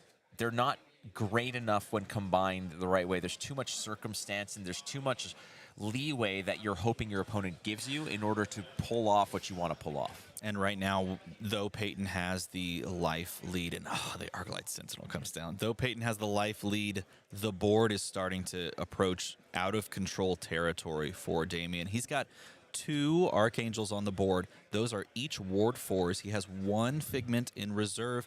He has 1 Spectral Shield waiting, and he has a hand to be able to swing. He's going to give go again, or not give go again, excuse me. He's going to trigger the attack effect, and that's going to -1 all of the attacks next turn.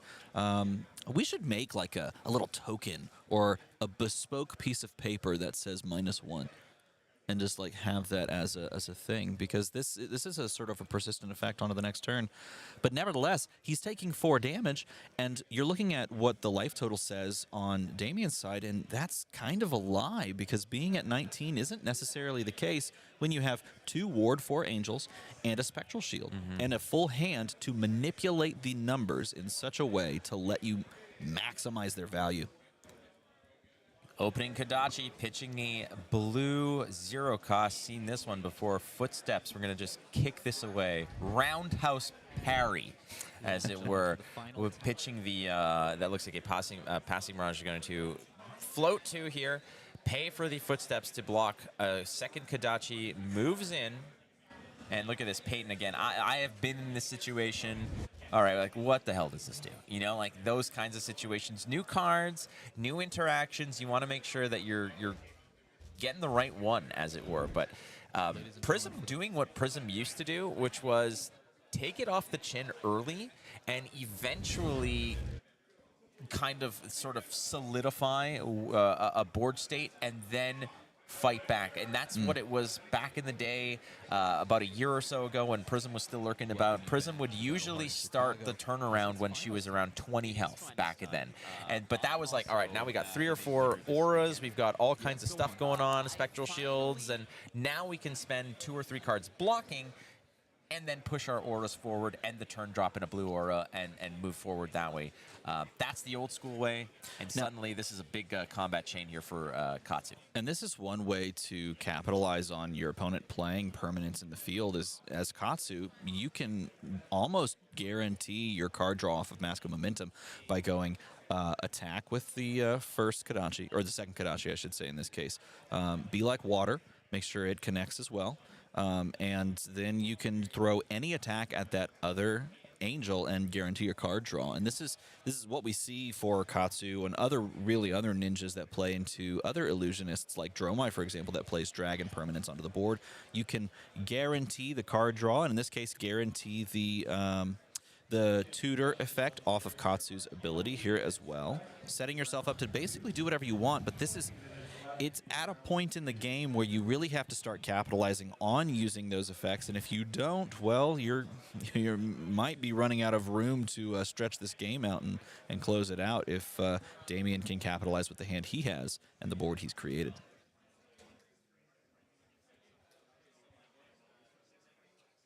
Lots of permanents on the board here, Steven, and the combat chain is getting a little polluted here. We saw an Ancestral Empowerment to improve the Be Like Water, drawing a card off the top. A Katsu trigger also being effectuated here.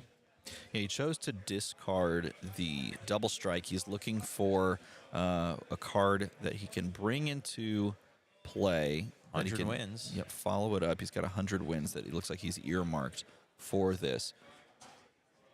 100 wins, I mean, it's not bad. It's a 3-go again. With upside. The upside, however, at this rate is just nothing. There's nothing that it's particularly following. You'd have one floating. He's going to pay 1 to, I think, rename that first card. Maybe he renames it 100 wins? See how he chooses. He's got another one in hand. My bad. All right, so following this up with Descendant, I believe. Yeah, so maybe he has this, he names it Surging, then goes Descendant. This comes for 3 for free. No, that if it was Descendant, it would be more. You would think that. It would be tough, but I wonder if we could find out how or what he named that card. Nevertheless, sending Descendant at face for 3. We know that there's 100 wins sort of earmarked over there that we can play and follow up with. We've got one card, I believe, in Arsenal that is remaining. We had, I think, maybe one card in hand, perhaps,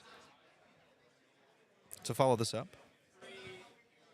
So the Descendant Gustwave, yeah, I mean, if Surging Strike was the previous, it would basically play for free and go +2. But it does have the built-in go again. He has the Bonds of Ancestry, so he is going to be able to stock up and do the banish here. Let's see what he chooses to banish. He's going to banish another 100 wins. So he's stacking up a nice little 100 wins turn here, being able to go 100 wins after the fact. And this Bonds is going to threaten some damage as well. Not bad. Not bad play. Again, off the back of that first Be-like Water, I believe it was, into Descendant Gustwave, into Barry Bonds of Ancestry. And suddenly we got 200 wins stacked up, both waiting in the banish zone. I think they're probably both red, which means the first one's coming in for 3. Second one would come in for 4. It's going to block here for 2 with the Iron Hide Gauntlets.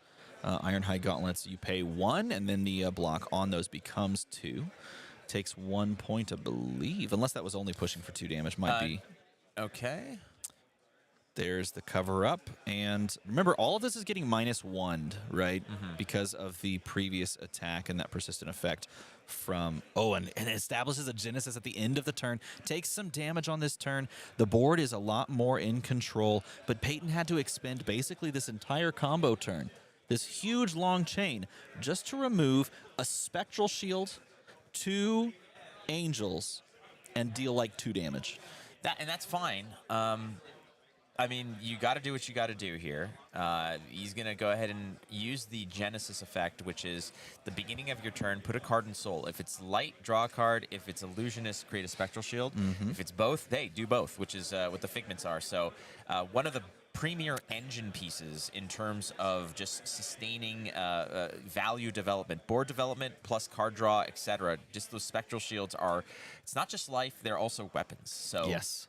You're going to get some work done. That, again, when it comes to what the priority 1 kind of take off the board scenario is, you have to dunk on that Genesis. Yes, and this is a very important turn and a pivotal turn as the Archangel of Rebirth is flipped over, which is another Ward 4 Angel, but that Genesis is looming large as your opponent draws 4 cards, has a 4 cards plus an arsenal. You could tell was clearly gesturing over towards the Tunic resources. If wish I had you set up and all 3 counters on so I could take this, but we'll never know why. Nevertheless, here's covering up the first Kadachi and then moving on to Surging. Surging Strike, the fire starter, as it were, the first volley. Looks like we're just going to ward for that one, and no problem. Again, protecting the Spectral Shield here. Now, the in the hand, we do have the Whelming follow-up to this. Now, this is one you do want to kind of stymie, because if you don't stop this, you get the draw card effect off of this. Now, you do have the benefit here, if you need to, of just 3 blocking and having the Spectral Shield cover the breakpoint. However, breaking scales haven't been busted up yet. They've been blocked with. But we're just going to cover this up with the 3rd and final Soul Shield, if I'm not mistaken. One of the best D-reacts in the game. It's going to be a 6 block, but it also goes to Soul when everything's said and done. And when you're playing Prism, you know how important that is. So the Whelming Gustwave is not going to be able to connect here. It's going to take a lot of power to do so, but another Kadachi is just going to go ahead. Take no risks here. Let's just go ahead and clean that Genesis up. That's exactly the right play made by Peyton, and playing very slow and steady, making sure you're taking care of that board state these past 2 turns. has really started to pay off, because now you look at what Prism is doing. They've got a 4-card hand. They have 1 in Soul. They have no Arsenal. They've already burned through, what, 4 Figments? If they're running the 7 spot, or I guess there's 8, right? If they're running all 8 Figments, they have half of those available to them. Honestly, the best ones have already been kind of taken out. Actually, technically, we even saw one of those go into the Soul in Figment of Erudition. And so you really only have 3 left.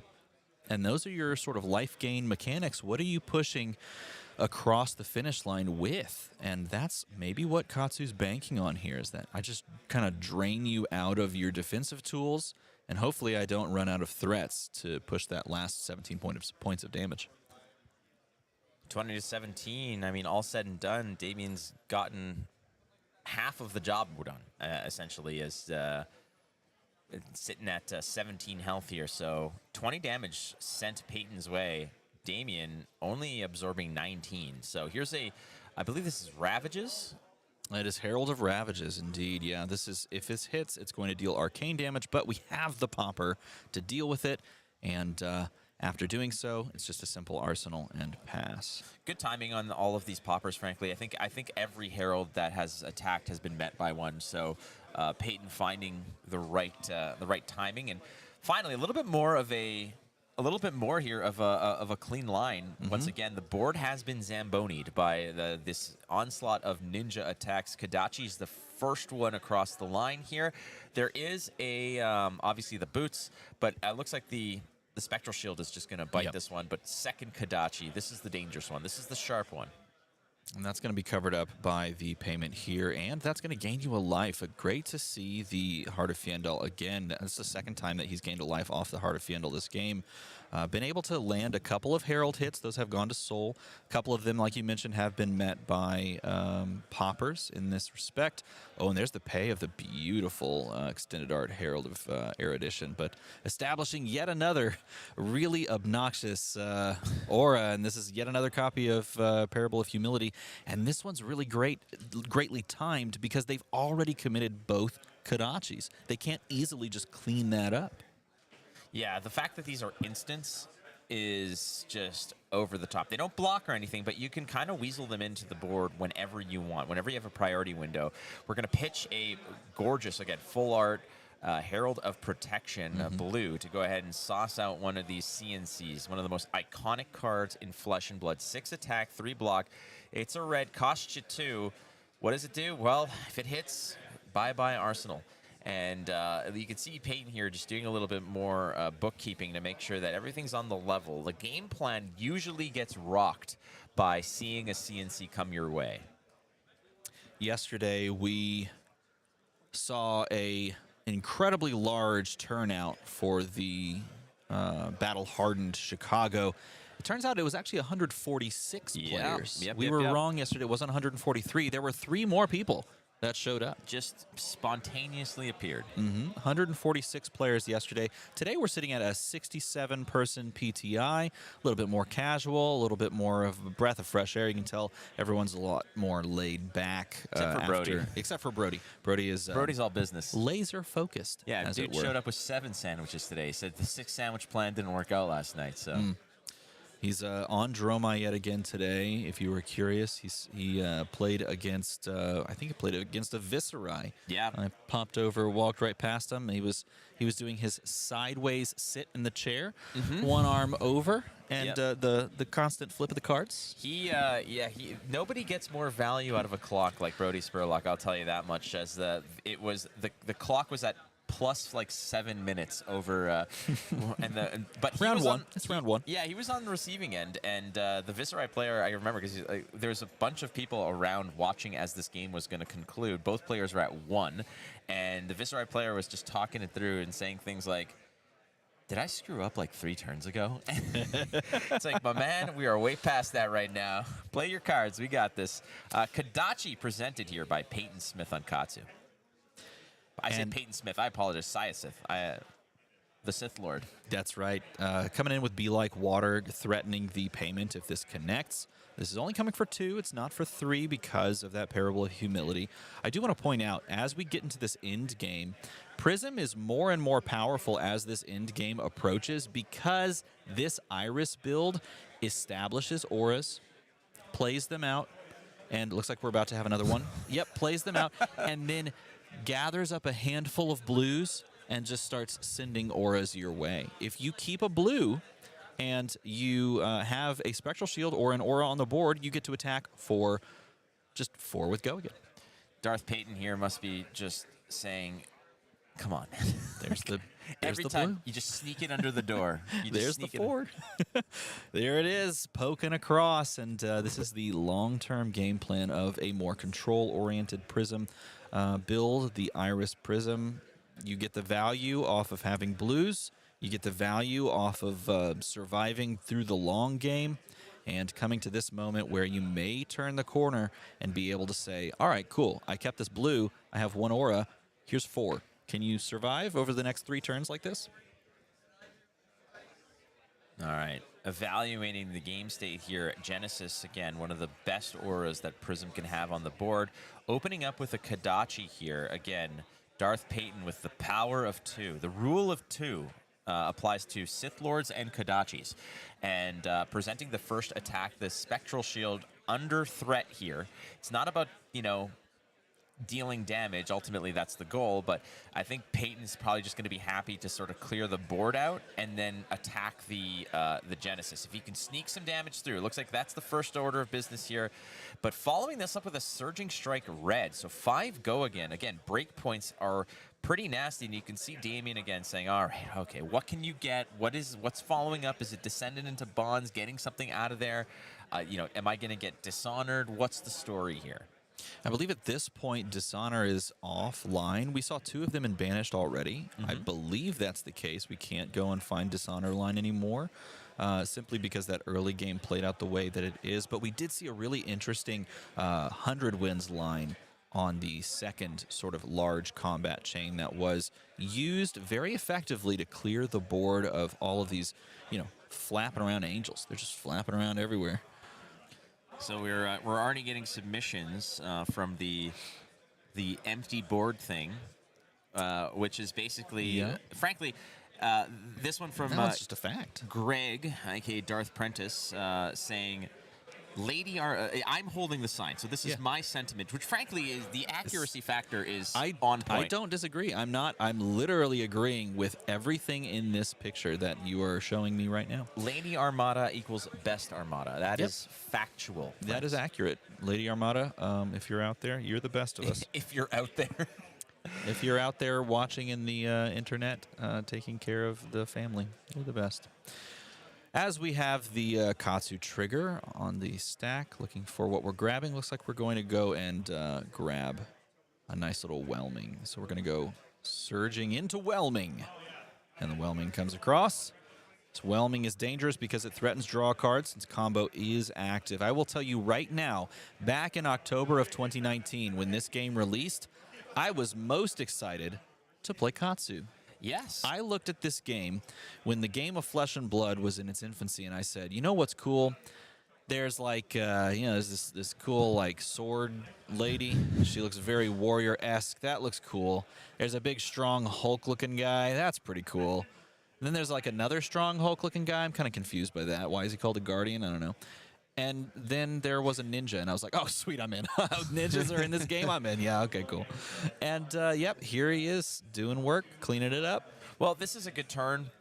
You got equipment out of it. You got the Genesis off the board. The Spectral Shield bit it as well, if I'm not mistaken. Yeah, adios, muchacho. So sometimes it takes work. And, okay, now it's like, all right, Pierce Reality, fine. All this says to Darth Payton here is... it's like, I've got a Kodachi for you. Like, you know, it's like, I got a Kodachi for you, so let's figure it out. But meanwhile, here's another 5 attack, go again, Surging Strike, the first chapter of a pretty nasty story that's being told here. And it's going to get gobbled up here by a couple of Heralds, which all block for 3. Vaulting over, but wait, both of these Heralds block for 3, so this still covers up the first attack here, going from, I believe, 5 to 6, but it does give you more gas in the tank to maybe string together a large attack. This might be your moment of opportunity has Katsu to capitalize and try to push a ton of real damage that really matters here at the end game. Yeah, none of that fake, from concentrate damage. We want the juice right from the tree. I mean, we're what, 21 damage down on this Prism? At this point, all that other stuff, that was irrelevant. It's the last 11 that matters. Yeah, this is 100% real Florida squeezed orange damage. Grass-fed damage. Grass-fed, free-range, organic damage. 5 attack. It could be 6 with the breaking of the breaking scales. Frankly, that is a threat that a lot of players that maybe got into the game after Katsu had its time in the sun forget that it can boost up a combo piece by +1. But 5 damage was absorbed. A card has been drawn from the Whelming Gust Wave effect, and now is that Bonds? Yes, he's playing Bonds of Ancestry here. He may be able to just go wide enough here on this turn, steal those last 2 cards. If that arsenal is not some sort of a defense reaction or a defensive piece, he can vault 6 damage over those 2 cards from this point. It's going to be a good one here. The question is Damian Riggs going to give Bonds the intentional walk here and just let him have the base? Ultimately, it's a dangerous game to play because how much is it coming in for? Is it 4 go again? Because what Bonds? It depends on which color it is. It looks from here yellow. like a yellow. Yeah. Nevertheless, what do we have on the banish? I couldn't quite make out what he's going to get. Is it just another 100 wins? It could just be another 100 wins. It is. It is, yeah. And I think that's an okay play here. It's a 3 go again, unconditional, cost you nothing. So we're going to just go ahead and throw 4 block in front of it, paying for a little bit here. So this is the downfall sometimes of Iris Prism, is having cards in your hand that don't block. Here's 100 wins taking you down to 2.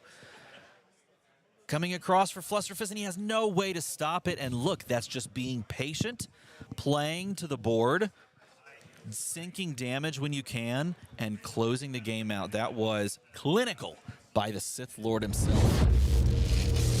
Yeah, big ups to Darth Payton, Lord of the Sith, comes in and takes the double lightsaber action, a little Ahsoka Tano to go through there and chop up basically what was laid out there by the Prism player and keeping the dream alive. Darth Payton Syosith on Katsu the Wanderer does the methodical thing, the responsible thing, and kind of cleans up the mess in front of him, and then finally is able to sort of poke and prod and find all the cracks in the armor to just get the job done. But props to Damian, because that is not an easy out by any means. Even when old school Prism was around, which was a behemoth of a deck, Katsu gave it a lot of trouble.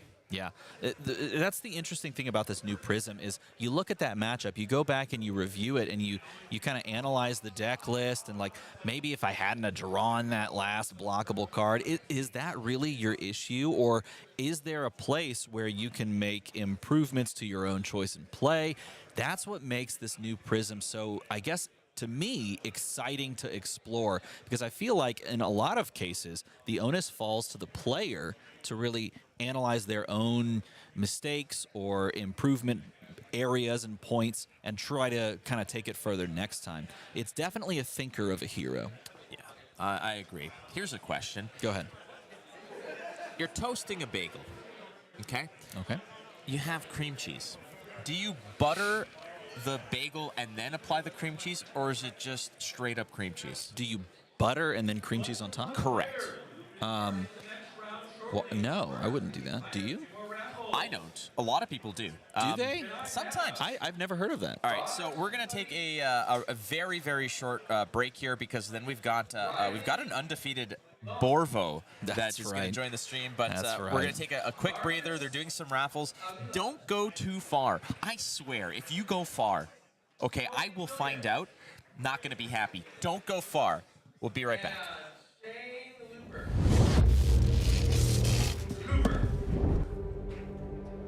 Looper. Cooper. In the chat.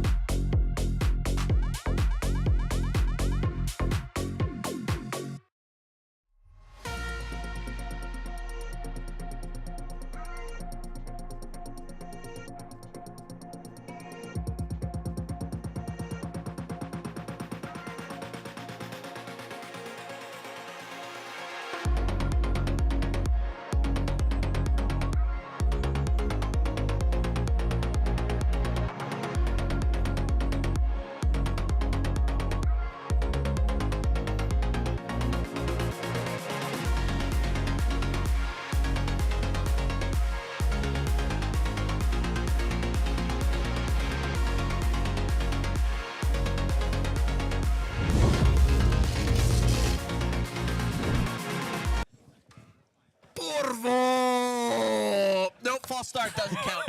Never happened. Got him. Never happened. Oh, I First just of all, got the position. I No. I just came over the top.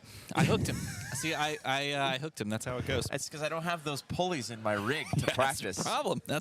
Hey, I didn't tell you how much to prepare for that. No. I just prepared myself. I was like, hey, wouldn't it be funny if we were like arm wrestling when it comes back to us? And then you're like, No, absolutely. And then you Let hooked me up. inject these You steroids hooked real up. quick. No, forget that. You hooked up, and then I was like, all right, he's going for it. All right, I let's was do this. not. You were locking it. We're moving on to Sure, the whatever. matchup you would like to see, Never the happened. hero that you would like to see, Yes. and that is Borvo.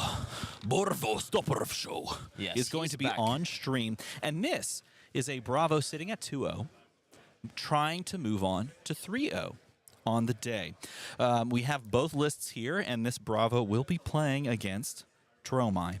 And interestingly enough, looking at this Dromai list, this is actually a list that kind of tries to thread the line between the aggression and the control side of things. It definitely has a lot of the aggressive pieces you would come to expect from something like a Redline Dromai and Empress Dromai build.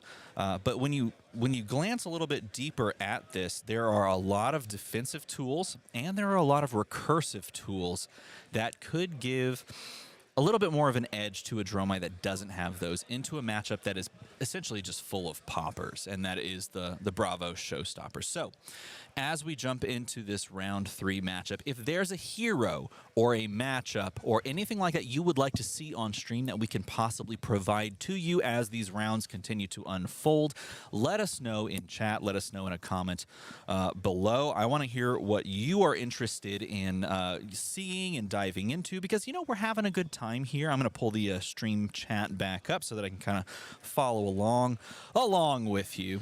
All right, 37 Borvo time. poppers. It's 37 Borvo time. poppers in this list right here. It's a little bit more. Only 37.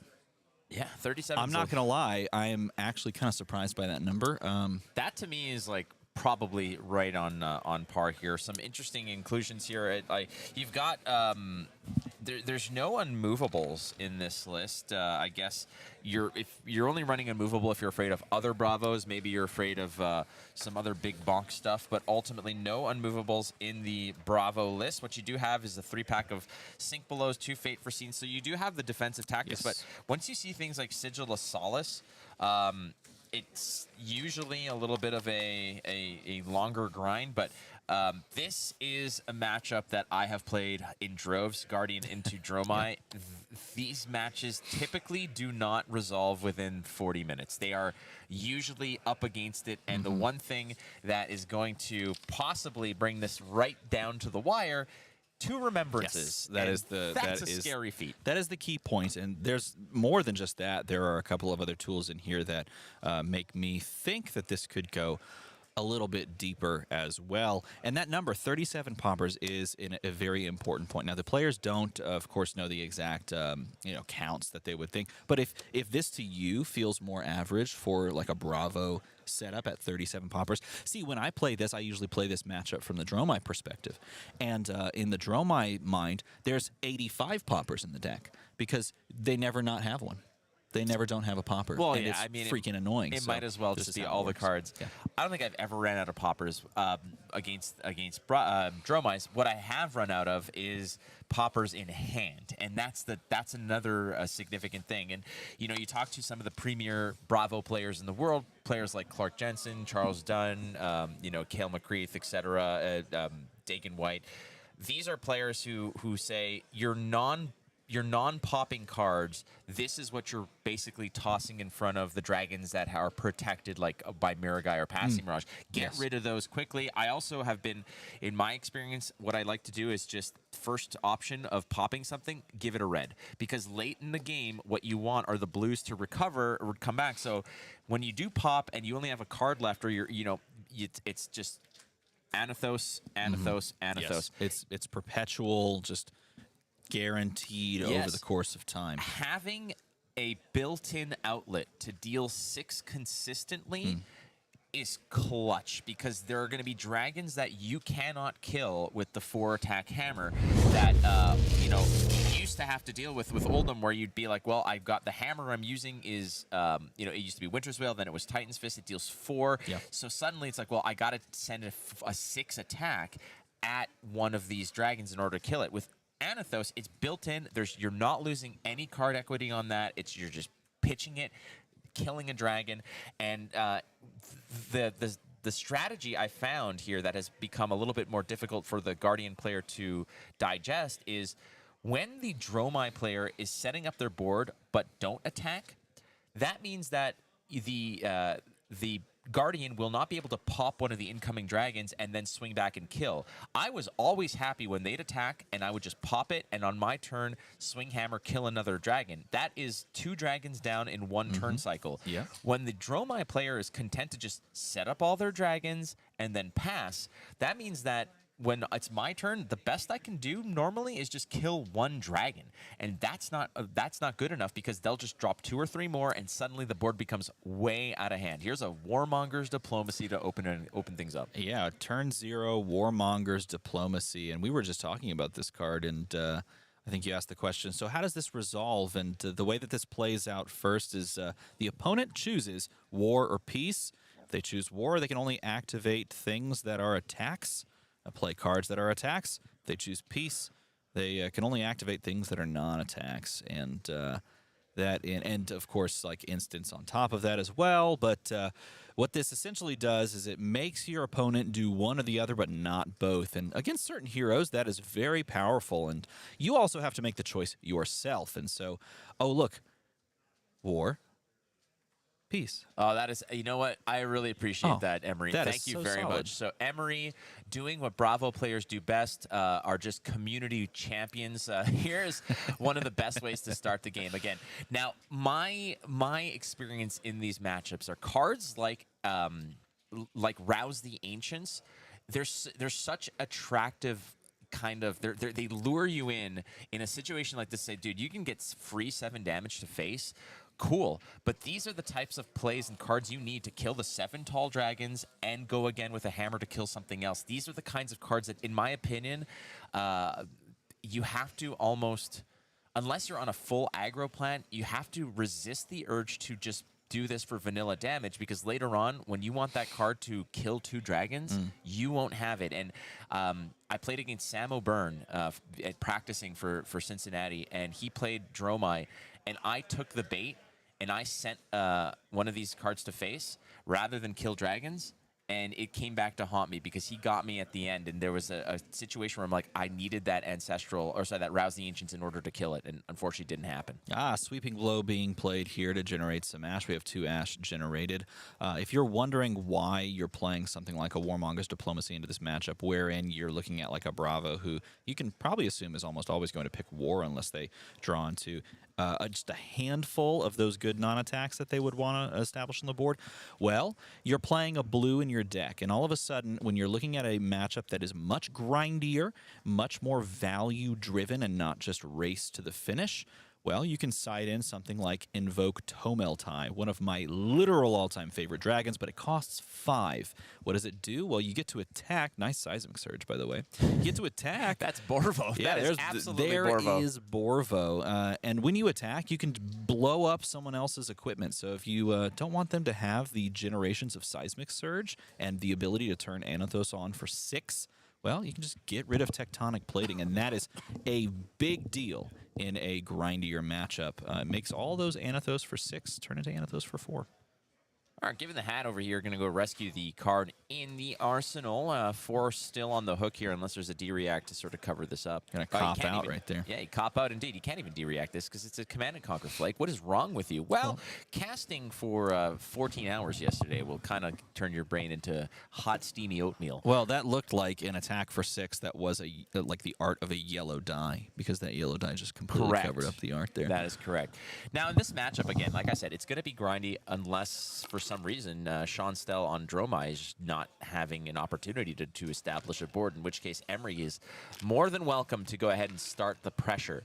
But a lot of these matches are going to happen where Sean Stell is eventually going to stabilize, and Bravo's going to be on vacuum cleaner duty. He's going to ride the Zamboni across the board as quickly and as efficiently as possible. Cards like, I'm looking, there's 3 Zealous Beltings. There's no E-Strikes here for Go Again. So the Go Again potential here are the Zealous Beltings and the Rouse the Ancients. Besides that, your opportunities to kill 2 dragons in 1 turn are pretty much that. Drawing up and passing, but playing Passing Mirage. And this is another thing that you want to deal with on your turn, essentially, and that's one of the Zealous Beltings. You want to be able to deal with a dragon and a Passing Mirage, and I would be surprised if this is going face, unless we've got some other sequence here. It looks like it might be going face. Yeah, Emery's going for the all gas, no brakes opportunity here, and you got to respect that, because if you had a free pass early and your opponent took some damage, you might say, well, you got pretty much nothing on the board that worries me. So I think what we're going to do is we're going to try to rock face as hard as possible here. Pressure the life total. Yeah, and maybe we get to a point where, you know, you have to take a turn off, you absorb some damage to establish the board, and maybe that's when I find my dominated Pulverize. Maybe I find my dominated Crippling Crush, and then I can just tempo my way in. That is definitely one form and facet of the strategy that you can take. He's going to make all 3 of these into Ash, I would imagine. turning it down to 2 and making 3 Ash Wings. But yes, that is definitely a strategy that does work. If you're able to put enough pressure early onto the Dromai before they really establish a board, then you can really start to pick apart their overall plans. And yeah, it doesn't matter if they have a couple of dragons on the board, because you're going to pop it and then just send more damage and then put them on lethal very quickly. But honestly, at this point, with the setup that we have, I think Sean would actually be feeling okay if they sat down and played a long game instead of just this super aggressive. Yeah, and look, he's just pointing it at him. 8 damage to you. Yeah. Now, this can pay off if you can sustain it, especially since Emery has not taken any damage up to point. And the fact that you can just stymie their whole turn with one poppable card, Sean doesn't necessarily have cards on the board that require an answer. There's no Miragai, Chromai, things like that. It's just the Yenderai, which in actuality is probably the least scary of all the dragons. It's just 3 damage. Yeah, it's got a little bit of a protection aspect to it, but who cares? You can kill that with a beefed up Anathos whenever you need to. Here it is. It's going to be 6 dropped in front of this. It looks like an Uvia and an Azalea are going to pay the price in front of that 8 drop Thunderquake. Holding onto a 2-card hand and an Arsenal. Sweeping Blow is going to follow this up, pitching a yellow. So you're going to make 1 Ash off of this, threaten a couple of points of damage, but it's really not much outside of turning those dragons on with Go again so that you can send an Ash Wing. But yeah, this is not the board state you want to be creating to stop the game plan of Emery. You want to have scary dragons on board that they want to deal with, or you want to go like Mage Master Boots, passing Mirage. Like stuff like that is how you force the Bravo player to play in your game plan. Otherwise, they'd probably content to take this line. Ghostly Touch, another card. I mean, like that's oftentimes the win con in these matchups, knowing that Emery is going to have answers for every single dragon. Again, 37 poppers in this list, and you can bet your bottom dollar that every single one is in that list. So cards like Zealous Belting, like to me, Zealous Belting is like you play Zealous Belting to kill like a Miragai, and then you swing your hammer as a 6 to kill another tall target. It's a 2-for-1 kind of turn. But Emery has found the lane early to deposit damage. The problem is that this is going to get stuffed pretty effectively now, as Sean finally found some dragons on the board, albeit not that devastating. These are still dragons that are going to start poking and poking and poking, and Emery is going to get to a point where every 8 attack he sends is going to get blocked by 6 or 9 block, right? So yeah, we need, as the Dromai player, to slow this game down from Sean's perspective, and Emery wants to keep the pressure on going forward. I mean, when you're sitting comfortable and your opponent hasn't really established that threatening of a board, and you're holding really all the keys to the kingdom on all these poppers, you're good to keep it going. And Sean's like, okay, I got to find something to slow this down, stem the tide a little bit, and try to make it out of this one, this next 2 turn cycles or so, with more of a board or with a more threatening board. Like, it's odd to say that the strategy for the Bravo player is claim it just as fatigue. I don't think it's necessarily quote-unquote fatigue. I think more or less it's a matter of you have a deck built to perfectly answer all of the threats. Yeah. I think it's more so, I mean, if you're going for the fatigue strategy, you can take the opposite approach of, like, one way to fatigue is just to wait out all your opponent's threats, block them all out. The other way to fatigue is send big attacks that they have to block, and then they're giving you 3 cards, and they're just the card trade there, the exchange is, I give 1, you give 3, you're losing out over you're time. losing 2 in the aggregate, right? So in that case, you feel better. And Emery early on, and with that aggression, could be it. And here comes a Tear Asunder into the Anathos. It's a 7 dominate on hit, discard 2. The dominate effect here has significant repercussions. It's hard to block this unless it's a Sink Below in Arsenal here. A sand. Yes. I don't think there's sand covers. There's no sand. There's no dust or there is. There's 4 or ash. It's in the bottom corner there. Oh, I see Gonna cover it with 3 there. This is the question though: is that a sand cover? Nope. It is just gonna go ahead and toss 2 of those cards and keep a 1-card hand. Now, Dromai can play off of 1-card hands, particularly with 1 card plus Arsenal hands, but by and large, Dromai, especially this build of Dromai, can feel very hungry for resources. It's simply because you're going to be drawing into some of those 2-cost dragons, maybe 3-cost dragons, 4, 5. We do have a 5-cost dragon in the list. And when you find those, you want to have the resources available and the cards available to pitch into them. But here's the Burn Them All establishment. This is a great card to start at least clawing your way into the game. Being able to send some arcane damage at your opponent and ask the question if you want to pitch to stop it. The answer oftentimes right now is going to be no. We're going to come to a point here where eventually it's going to be Borvo donate 2 red disc, acquire bonk, and then big time attack. I think what Emery's hoping for here is, given the fact that the board state is pretty pedestrian, it's not all that scary at all. If he finds 3 blues and a crippler, you're going to see the big move. But right now, I think Emery's completely happy to just again follow up one Terra Sunder Hammer play with another Terra Sunder Hammer play. The benefit of playing Bravo is you have access to arguably the best aggression weapon in the game. That is almost like, it's very tough not to get the +2 effect off of it, right? Mm-hmm. We talk about how Rosetta Thorn is there's no debate. It's the best token weapon in the game, but in longer games, this is why Guardian always leans towards the longer kind of grind out games, because it can lean on a hammer. And when all threats are kind of expended, when it's, okay, your Kodachis versus my hammer, I'm winning this. Mm-hmm. It's just that much better. So leaning into hammer, preserving your card totals, efficiently blocking against dragons, that's why this matchup is a little bit of a grind. But Emery's been very good to balance aggression and defense. And Sean just hasn't found anything that can slow this game down. Hasn't found a turn where they can establish something threatening. Uvia, Necria, I mean, even a Mira guy would be a welcome sight at this point. Kyloria hitting the board would feel decent.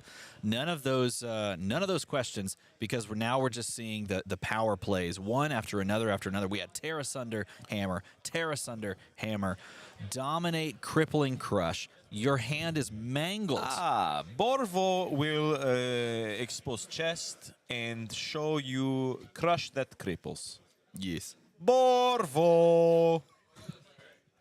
Like, okay, so when Flesh and Blood gets a show, is that the... No, I don't think that would be the voice line, honestly. I kind of don't either. I would 100% cast Henry Cavill as Borvo. Henry Cavill, Bravo or Borvo. Borvo. I'm coming in as Borvo, as his foreign cousin from Canada. Hey, I am Borvo. So he's going to pitch into Furnace after playing the Sigil of Solace. Going to block with that Tomel tie. The one of in the deck. Going to block with it. You can always go get it back, but you might be too little too late at this low life total being at 7. You've donated your entire hand to that crippling crush, and at this point, Sean's just like, okay, please don't draw another. Please don't have another turn like that. Don't bonk. No more bonking. I mean, he went full Borvo here. He went dominated hammer, yep. Dominated crippler. Like that's the dream. That's the dream state here. That it is. That's Guardian the Bravo way, right? It's disruption. It's dominated, so it's like it's guaranteed push through damage. And Emery in this game found the lanes to be aggressive, and then probably was ready to pivot for defense if the dragons became overwhelming. Mm-hmm. But they never did. Nope. There hasn't been a Dromai, a Mira guy. There hasn't been a Kyloria, any of those. It's been the most, paltry and otherwise like just it's a Yenderai. I mean, it's trees. Hey, that's a cool dragon. Sure, it's it is. Enduring. And, hey, you remember that Macho Grande? I do. Well, here's another one. This one's got Dominate built in. I don't even have to pay for it. Yeah, no, the built-in Dominate, 8 Dominate, that's what you're paying for over the top over here. The Seismic Surge was created as well. 1 float. I haven't seen any of these pummel plays. I typically wheel the pummels out of this matchup. Yes. I don't want a 2-block. I don't want a red. I don't want any of that stuff. Most of my stuff is just going to be nasty on its own. But Emery just showing why, if the lane is given to you, you go full throttle here. And this is an 8 dominated attack that I'd be surprised if Sean can absorb more than 4 of this. Well, he can give a 3-block plus the 2 on the furnace to take 3, but then you're down to 4, and this is where you just need 1 dominated attack, maybe 2 dominated attacks to close the game out. He's going to block with the furnace, going to take the 3, like we talked about, and in full driver mode this entire game, Emery on Borvo, looking to close it out. So now Emery has an opportunity here to just basically eliminate any kind of defensive thoughts in his mind. You have a great, absolutely huge life lead here of 24 life points. The board state that Sean Stell has established is nothing really all that spooky, scary. The worst thing that could happen to Emery here is just pulling all reds, and his list is rolling 29 reds, 38 blues. That is a ratio. Okay. So I just said it, right? Did I just say it? Not only that, but we revealed it off of Lost in Thought, so one of these cards is going to go away. Okay, so exactly what I said. The worst thing possible. I apologize, Emery, but I have been in this state before. I get messages from people like Clark Jensen who basically tell me, dude, you have to stop being so horny for red cards, man. Like, you need at least 45 blues. Like, go to the 40-plus range, please, for my sake. I'm losing sleep. And this is why it happens.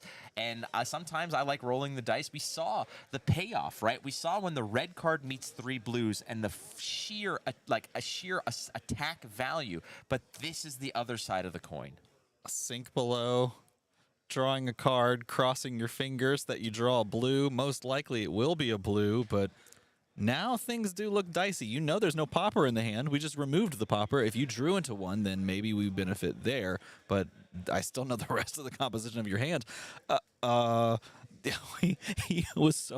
was so excited to go and get the Nourishing Emptiness Dominate bespoke piece of paper from yesterday. Handwritten, by the way. We should Brody Spurlock. Brody Spurlock wrote that on turn 1 of our, I think, round 2 matchup. I am so sorry. I gotta say, I am so sorry. What did he draw into? Is that a Warmongers? Did he draw Warmongers of his own? Does he run Warmongers? Yep. Yeah. So he has a blue in hand, so at least he can hammer. It's a blue that doesn't cost 3, so the hammer's not going to get a bonus here. But what you can do if you want to, I suppose, is you can just send a Zealous, like the old-fashioned way. My thought process here is you just pitch the blue, you swing hammer at face, which is lethal. It's still lethal, and then you put the Zealous Belting in your arsenal, and then what you do is you just absorb what comes your way, and then you go full throttle. The best thing that can happen here is you pitch a blue, you play Zealous, and you follow it up with like an 8 or 9 attack. That can be that's the dream. And Emery just got absolutely gooned off a 4 red hand, which my fault. I'm sorry. Oh my goodness. Oh my goodness. What a crazy turn of events. But you know what? You still have your opponent at 4. You're at 20. And right now you're just blazing across. 23, excuse me. There it is, 23. And there's the, he's going to play Warmongers himself.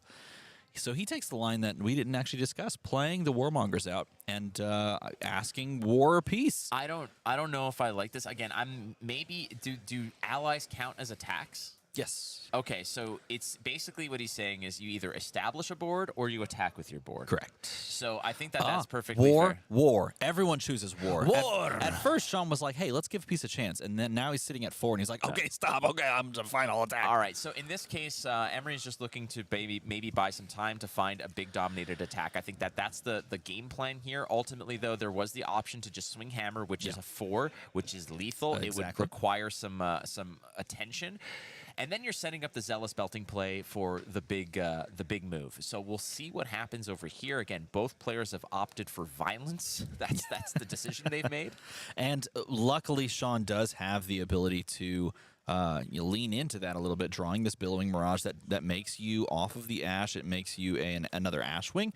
It threatens 3 physical damage. It means that Sigil of Solace was a moot point, but saved you 3 points. And maybe you have some more follow-up conventional attacks. They are in the deck. Technically, there are some that you could throw out there. We shall see if those make their way on out.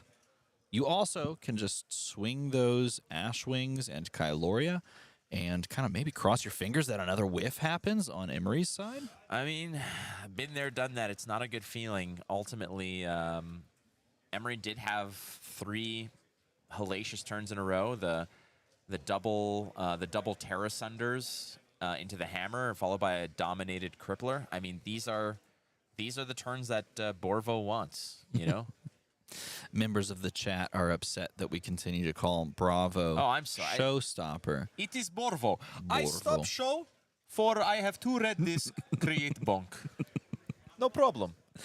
Why are we doing this bit? I guess that's a great question. Ask the people that were good enough to show up yesterday in chat. That is true. Yesterday, somebody referred to Bravo as Borvo in chat, and then I, with my dementia, decided that that is the best thing that I can latch onto this weekend to maintain some sort of sanity. Oh, and he gets it again with the Dominate 6. Unfair. How did you get 2? What? How doesn't there? Isn't there another one in? Is there a burn them all? Burn them all. Yeah, it's at the Where top is of the screen on there next to the Ah, ash. there it yeah. is, So the okay. beauty of Burn Them All and Nourishing Emptiness is that when Burn Them All triggers, you can take the attack actions out of your graveyard. That makes it to where every time you draw and play Nourishing, your attack actions are emptied. Yeah. And so you can kind of do this little sequence here. All right, so we're blocking with Warmongers, and I think what Emery's going to be doing here, because that doesn't pitch to improve your hammer in any way, it doesn't help your Zealous belting. The dream here is Emery has 3 blue big attacks, or rather, sorry, 1 big red attack and 2 blues. You pitch the blue, you send Zealous, you pitch the other blue, and you send like an 8 attack, be it a choke slam, or I'm trying to find out what else is in here. You don't have enough for a crippling. There's for a final. Zealous, and that's the kind of ticket you need to punch the yeah. rest of this game through. But your opponent's sitting on a 5-card hand plus Arsenal. Can you try to close it out? You could. You absolutely could close this out if you want to. I mean, in terms of sheer numbers, everything that you're sending is going to threaten lethal. This might leak, so... Yep, and it looks like it's about to leak. Gonna leak down. Blocking 3 on the 5. Gonna leak down to 2. And then do you have what you need to dominate? No, you don't. Okay, so Just no, gonna this send is the hammer. This is perfectly fine, and the reason why this is fine is because had Sean gone or full block this and been at 5, you can't commit to a dominated attack to close it out, right? There's a possibility here where Emery had another big attack, but since he's down to 2, that big attack he has in hand here, he might say, I just want to pocket this, draw up 4, take damage, guaranteed that I can dominate that attack to close out the game. That might be maybe a change of pace here to hold on to that card, or it's just another blue card that he's not happy with. Yeah, I think he's just sitting on a 3-card hand, so there was no real ticket to just... I mean, maybe instead of swinging the Zealous first, you just dominate just one of those attacks, but you're asking the question of your opponent, and look at this, they had the answer anyway of the beautiful Oasis Respite that gains you a life and puts you down 2-1. Sean had the answer for that line, and does have an attack now in the graveyard off of the block, though, so if he draws into his 3rd Nourishing in a row, then he can actually get the dominate here, but... Sean really wants to find a Zealous belting here, a Crippling Crush full of blues in the hand, a Choke Slam, any of those cards probably locks it up. There's probably no pummels in the list, so you can't do the old pummel switcheroo with your Anathos, but ultimately here, Emery, I would be exceptionally surprised if any of this gets even a sniff of respect from Emery. Yeah, the Warmongers might have actually been active that last turn. The game's fast and furious that Warmongers was still active while we were describing many of the other interactions going on. Then you wouldn't be able to use the Dominate as it's not an attack. And both players chose War. Gaining the 3 life is one of the tricks of the trade on Sean's side of things playing Dromai, because you can swing with an Ashwing, throw some Arcane, gain the Go Again, and gain 3 life off of... There, burning all of those is burn them all. Gain the 3 life off of Sigil of Solace. Trixie Hobbitses. Trixie Hobbitses. Gonna draw up, this time playing an honest game of Flesh and Blood with a 1 Arsenal and 4-card hand, and this could close it. Well, this is a tough one. Again, there's... is there any equipment left to toss in front of this? We That's have the question. 1 block on the Flamescale Furnace. We could toss that in front of it, but if we have a D-React in the Arsenal, it's been sitting there for a little bit. If we have a D-React or an instant that saves us some life. We might be able to just cross that finish line. Having a look Protect here. yourself. 7. This is the 3rd Terra Sunder. It's a 7 dominate. You can only block with 1 card from hand. On hit, discard 2 cards of your choice. We're throwing a 3 block in front of it. Warmonger's Diplomacy, and he does have the covers cover it up, and that's a huge get right there. Yes, you are left with a 3-card hand, and you're alive, which is the biggest part of that entire affair. That's all 3 Terra Sunders gone. So from this point forward, to dominate an attack, you're going to have to pay for it straight up the old-fashioned 2-disc way. Yeah, you text me 2-disc. It happens. Borvo have chest full of red disc. No need. Chat says you can't properly bonk without pummel. It's understand true. that. It's true. Exactly. There's a little bit of like Borvo without pummel. What is this? And you know what? Frankly, Borvo have pummel built into chest. This is a great play as well. Establishing the board again. He's going to go up 2, go down 3, and make 3 more Ash Wings, trying to continue the establishment of a board, holding on for dear life at that 4-life threshold. Sending 1, asking the question, you want to bonk this? A popper in this game is an attack that has 6 or more.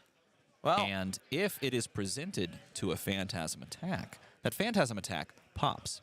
I'm trying to find out what's in the hand over here.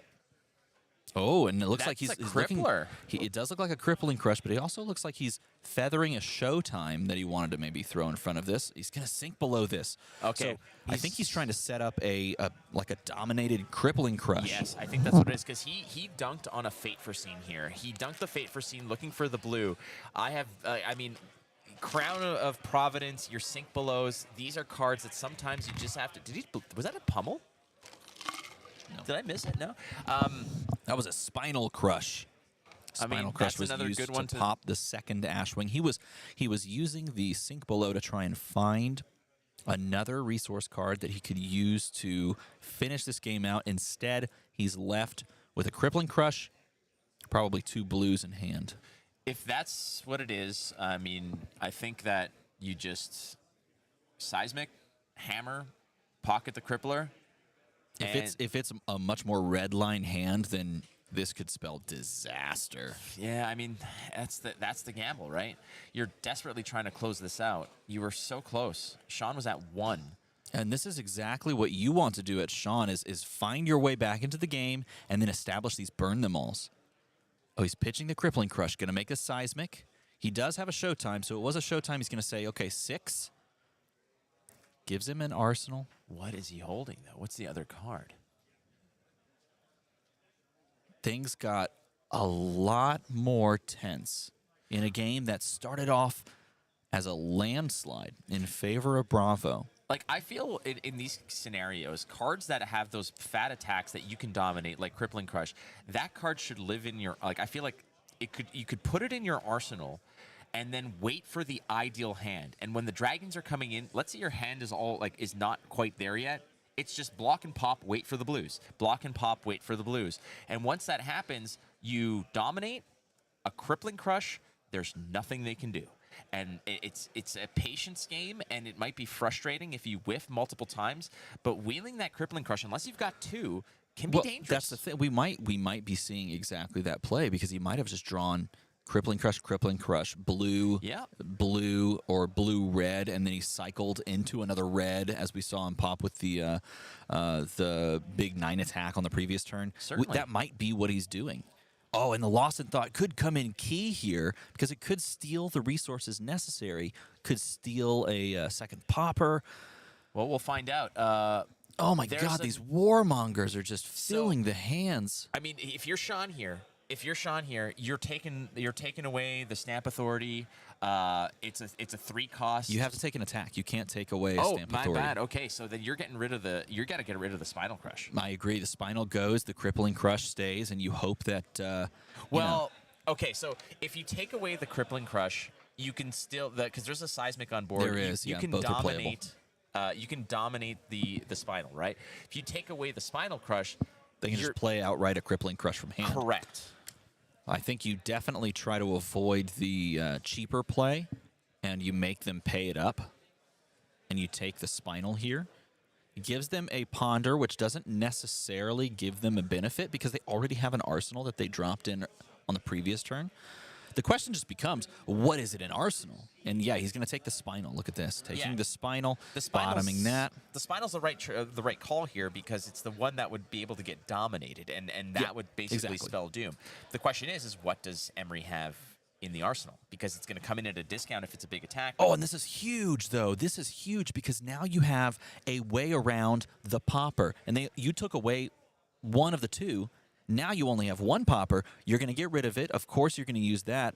The 2 Arcane is going to go through, but you gained an action point off of Dromai when it attacked, so you still are at sort of, in this instance, you're action point neutral, and you can swing the rest of this board knowing that it's not going to get blocked. What is in the Arsenal? That is going to be massive, massive implications in terms of what this is. The best thing that could be in there right now is a Spinal Crush. If Emery is holding on to a Spinal Crush in Arsenal, it would get the discount from the Seismic Surge. It would cost 4. You've got 2 blues in hand. You can pay the pay 2 to Borvo, and then you slam that Spinal Crush down as 9 dominate, and can you get there? That's the major question here. And Sean would need 2 4 blocks, 1 in Arsenal, 1 in hand, in order to just circumvent the nastiness. We're going to find out right now what this card is. It's going to make a new Seismic, going to pitch to the Hammer. Hammer for 6. Didn't have it. Did not have it. Now, unless that's the secret pummel that might be hiding there. Did he side in exactly 1 copy of Pummel?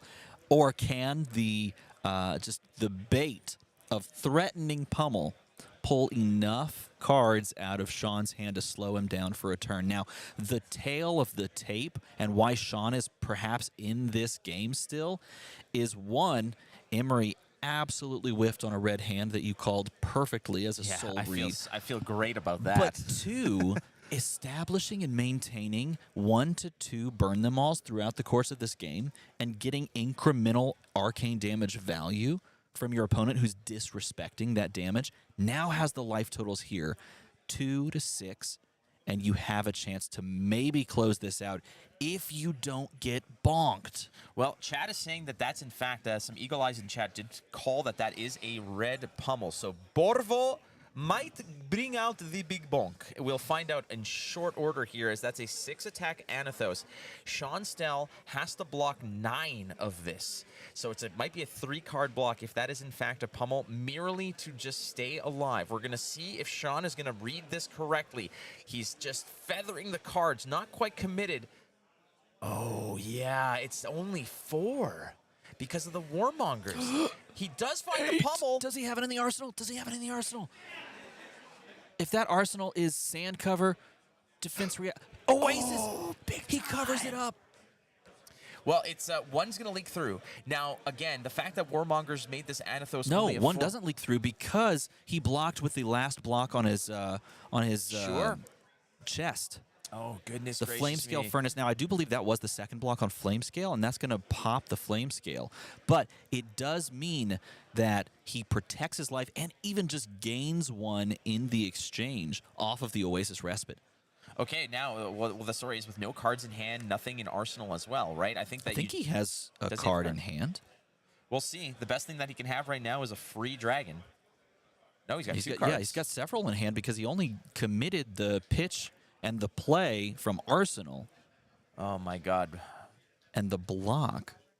Oh, and a rake the embers. Now, it is set up in this moment that you're going to deal a point of arcane if your opponent wants to pay through that. They have the capability of doing that off of the boots, but you're basically gassed up for the next few turns. You just have to protect your life total is Sean, and he could steal this game. I just picture Borvo as being Teddy KGB from the movie Rounders. All day long. All day. All day. Oh, that movie's great. Block. Give that man his Give that man his money. Give that man his Money. wings. Yeah. Ultimately, though, Borvo Bonk got absolutely Jedi-style deflected and did not quite cross where it is, but here comes the Seismic Surge. It pops. We're creating another one. There we go. Big Bonk sauce. There is 2 floating. We know this little song and dance. Now, here's the thing. How many pummels did he put in the list in this matchup? I think we saw one block with and we saw one play, so that might be it. However, if you've seen 2, you assume 3. That's, right. That is the way to go. The list is only carrying 2 red pummels, though. Unfortunately, in this economy, you cannot run 3 pummel. The question you ask yourself, though, is, are there blue pummels? There are not blue pummels. Well, yeah, but we don't know that if we're in the game. We do know that. Well, no, if we're in the game. Well, we're not in the game. EA, in the get game. in the game. All right, blocking the full 3 Cover the spot. six. He gets another one. Oh my God, he had it. Oh, does he have the response? Because we. Oh, he has the response. He responds again. All day long. Block, And he block, keeps block. and he keeps a card in hand. He says, "I block 6. I pummel you." Oh! And he, no, wait. He sigils now instead of sigilling. Oh, because that blocks 5. And then 9, and so instead of leaking 1, he's going to gain 2. Well, what this does, though, is it doesn't threaten go again on your turn, and so now Emery looks at this. He can send 1 dragon and 1 dragon only. Oh, hold on a second. Okay, I'm holding. Oh, I believe that he played Fate and sunk a card. Yeah, No, because you opt. Oh, he didn't draw it right. I'm sorry. No, you opt, yeah. I was so like just upset that Borvo get bonk. Borvo has unfortunately been caught up every single time he wants to get there. Chick, all day long. Give that man his direct. Just looking through, taking a look at basically. like, oh, this okay. is over half of the deck that you're Look, looking he's literally through. counting. Oh my God. He's like, how many more of these rabbits do you have in this hat? Yeah. And this is only threatening 3 damage plus 1 burn them all trigger.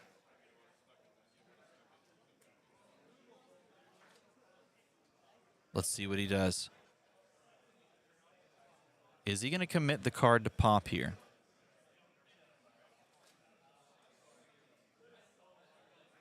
You got to, I mean, It puts you to a 3-card hand.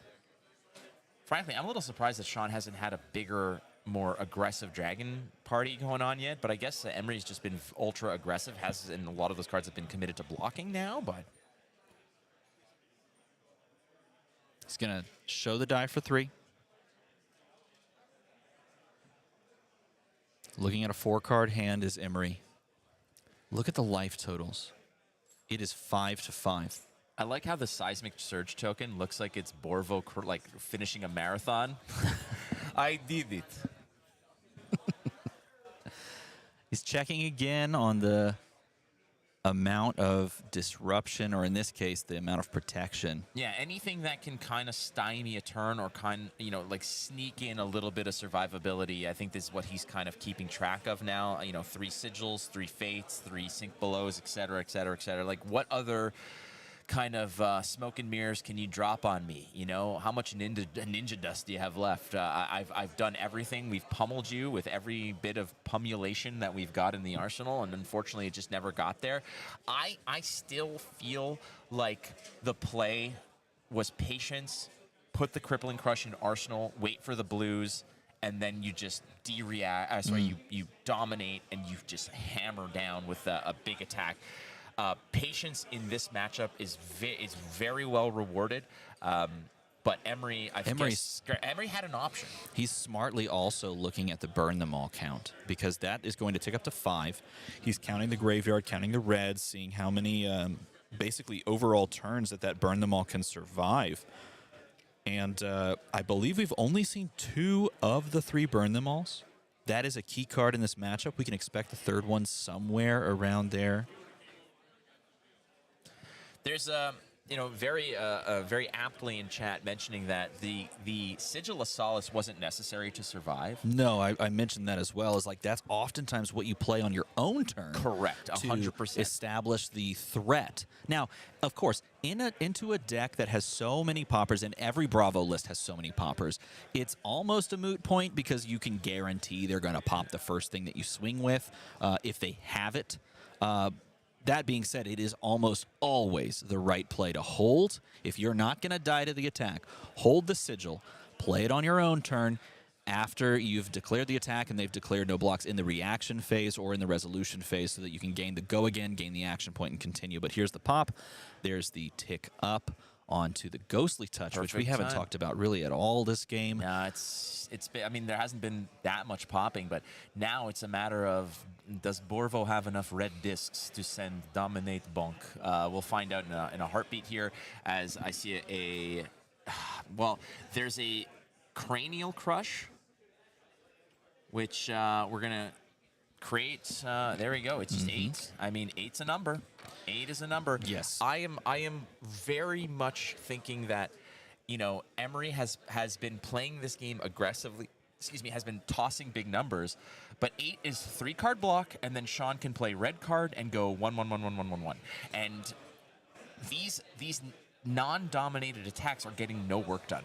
They're doing absolutely nothing for Emery in this case, and at a certain point, you got to think that Emery, without the surprise factor of the pummels, which was the right move in that regard of putting it on your opponent to have the answer for it.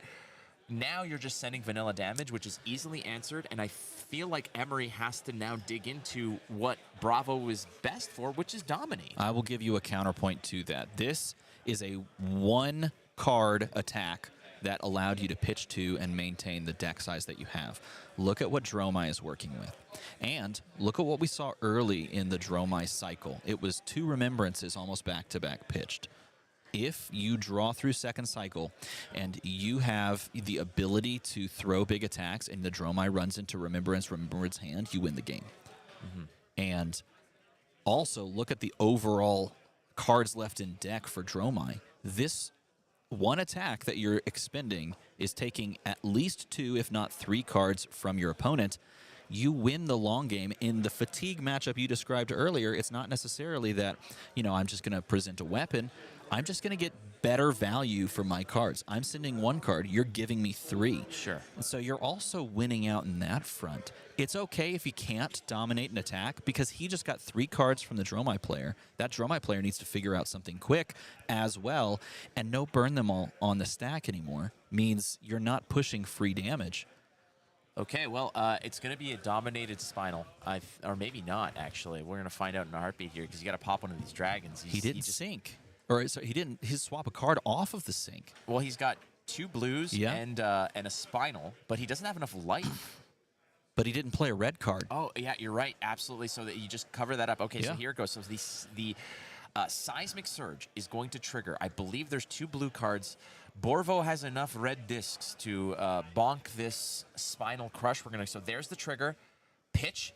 Borvo action. Donate 2 red disc. Acquire bonk. Send the Spinal Cripulations. 1 card block leaves you taking, if it's a 3 that you're blocking with, leaves you taking 6. You have no block left on Flamescale Furnace. The card in Arsenal must be a defense reaction or an instant, and it was not. It was a Miragai. Those came up too little, too late, and he finds the way to finish the game. And I'll tell you what, that game went from a landslide to a nail biter in an instant. Now, let's just go back. How did the game eventually sauce out? You found the big attack, you dominated it, and once your opponent ran out of the hocus pocus that they were relying on for so long, you got there with the big attack. And again, it's a methodical game that you have to play. The aggression approach that Emery took in that matchup was very effective. And a lot of it is because Sean never found the right cards at the right time. So when you're given a lane like that, you can go through, and eventually you kind of cross this threshold that a lot of Guardian players at a certain point against Prism were like, you know what, I can't address your auras anymore. I have to just focus on your face, because if I keep addressing your auras, I'm out of business. And it's the same with these dragons, right? If you just say, well, you know what, I was aggressive, but now I got to shift. Once you cross a certain life total, once the Dromai player got to like the 15 point range, I think it's all systems go. You have to, especially if the cards are dictating it such, you know, Terrace under Hammer, Dominated Crippler. That got you to the point where you can start, you know, making some awkward scenarios for your opponent. Yeah, it was definitely a turn in that moment where we draw the 4 reds on Bravo. You know, it's funny. Every hero, I feel like, has one of those types of plays that just feels, or those moments in them, I should say, that just feels really rough. Let's see, if you're playing a Runeblade and you draw 4 non-attacks. You're playing Bravo, you draw 4 reds. You're playing Wizard or Kano, and you peek the top and you see it's an Eye of Ophidia. Like, those types of plays can really break your back, but when that happens, knowing how to recover from it and adjust your game plan to, you know, maybe take a different line over the next few turns and that rest of the game is a hallmark of a great player. And, you know, Emery saw that happen, didn't lose composure, and finished the job anyway. Yeah, absolutely. And again, I want to give big props to Sean Stell on Dromai for taking it off the chin, Borvo style, for quite a long time, and managing to actually make it a little bit of a nail biter towards the end there. Yes. But you got to say, having the right cards at the right time make for exciting TV, as it were. So thanks to both the players for putting on a good show. And That's ultimately, Emery Powell, friend of Borvo, go bonk and made it happen. We are going to take a... well, let's do this before we take a quick break. Yeah. Okay, they are calling time in the round, so we have a little bit before they set up the next round. But I want to break down the hero breakdown. So if you're curious as to how many players we have and what they are all playing, let's talk through it. So if I remember correctly, they told us at the top of the show 67 players in this PTI. Here are the breakdowns. At number 1, you mentioned it before that round started, there are 9 Lexi players in this pool of 67. The next most represented, Levia, 7. 7 different Levias. We'll see if we can get some Levia gameplay onto the stream, perhaps over the next couple of rounds. But then right behind Levia, you're sitting at Dromai, tied with 7 as well. And then behind both of them, you have Bravo at 6. And so those are your top 4 heroes. And then from there, things get a lot more interesting. After the 6th spot, you're looking at Briar at 5. And then we have, let's see, where are our 3s? We have Dory. Why don't we go to 4? Dash at 4 Yeah. and Viscerai at 4. I didn't even see those. They were bunched up right there together. So Viscerai and Dash represented by 4 different players apiece. Dorinthia and Bolton and Icelander, 3 players apiece on each of them as well. And Azalea looks like she's represented by 2 players. Viscerai and Vinset, of which we watched in round 1, also represented by 2 players. And then finally, Prism, Arachne, Phi, Kano, and Katsu, all with a single player. We watched that Katsu player actually pick up their win in round 2 against that single lone Prism player. Riptides. No Riptide. No Riptides. Not this time around, huh? Maybe Not this tide around. maybe one day our giant Green Ranger will be able to Giant go Green toe to Ranger. toe. Tommy? Yeah, Green Ranger. Well, the Green Ranger, but also Yeah. Tommy Fresh, who really likes Riptide. It worked out. We love you, there Tommy. you go. Hey, he's a bud. He's a bud of mine. He is definitely a bud. Yep. Friends, we're getting set up for the next match. Minute break, 2-minute break. Yeah, a couple-minute break. We'll come back. We'll set up for round number 4 and talk some giveaway stuff. So don't go too far. We'll be right back.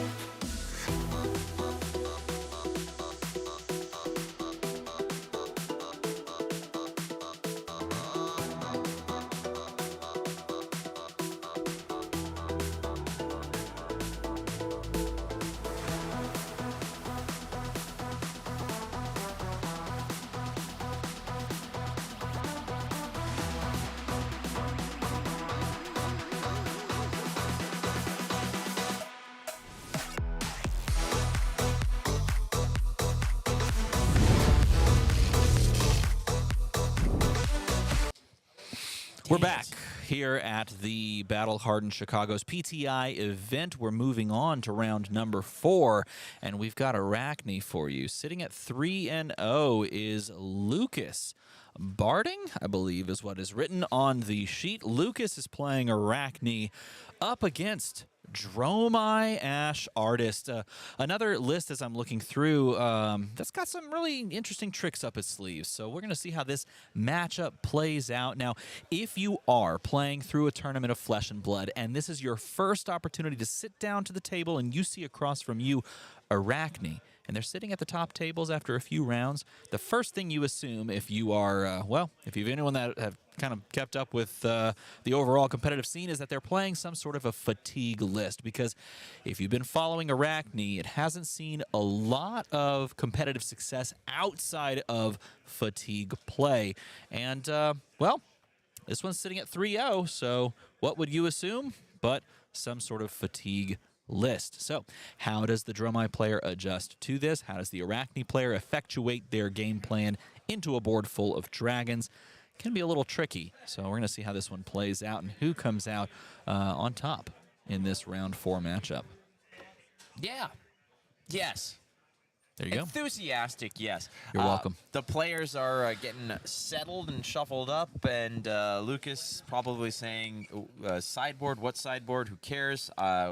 We play the long game here. We'll figure it out. But ultimately, Austin versus Lucas. Well, things can be a little tricky from the Arachne perspective. Yes, you can effectuate a fatigue game plan into most heroes through the cards in your deck, but one thing you have to deal with in this instance are dragons and permanents on the board. Now, what does that give you as far as a benefit? Well, it can guarantee certain on-hits. It can guarantee certain banishes if you're playing a good number of the assassin attacks that banish off the top of the deck. And as Arachne, you, of course, can peek the top and see if the card in question meets the requirement to gain you silver. So you might be able to, actuate this plan where you're recurring your equipment, gaining extra block, and also banishing in that respect. And that might be a bit more aggressive than you normally play into certain matchups. So let's see if that is the game plan that is taken here by the 3-0 Lucas on Arachne. But it's exciting to see a hero that is often underplayed sitting at 3-0. I'm wondering how this is going to actually play out over here. Attacking dragons is usually, I don't want to say it's suboptimal, but like the fact that a hero like Dromai is able to block after they've established a board and then sort of push damage. I don't know if this is going to be too much for Arachne to handle. Ultimately, however, a 3-0 Arachne's got something there, right? Yeah. I mean, there's you have to a degree, respect the player's record as much as you might disrespect their hero. Like the fact that they're piloting it effectively in a tournament with some really good players out there. We'll see how it goes, but it's nice to have new heroes on the screen. I agree. Just to sort of change a pace over here. We don't know what the top 8's going to be. We want to make sure that we kind of pass by with a broad stroke and give you as much of the world of Wraith as possible. And as such, Arachne Huntsman versus Dromai Ash Artist is what we've got on the docket. And keep in mind, this is a 7-round Swiss tournament before the cut to top 8, and both these players sitting at 3-0.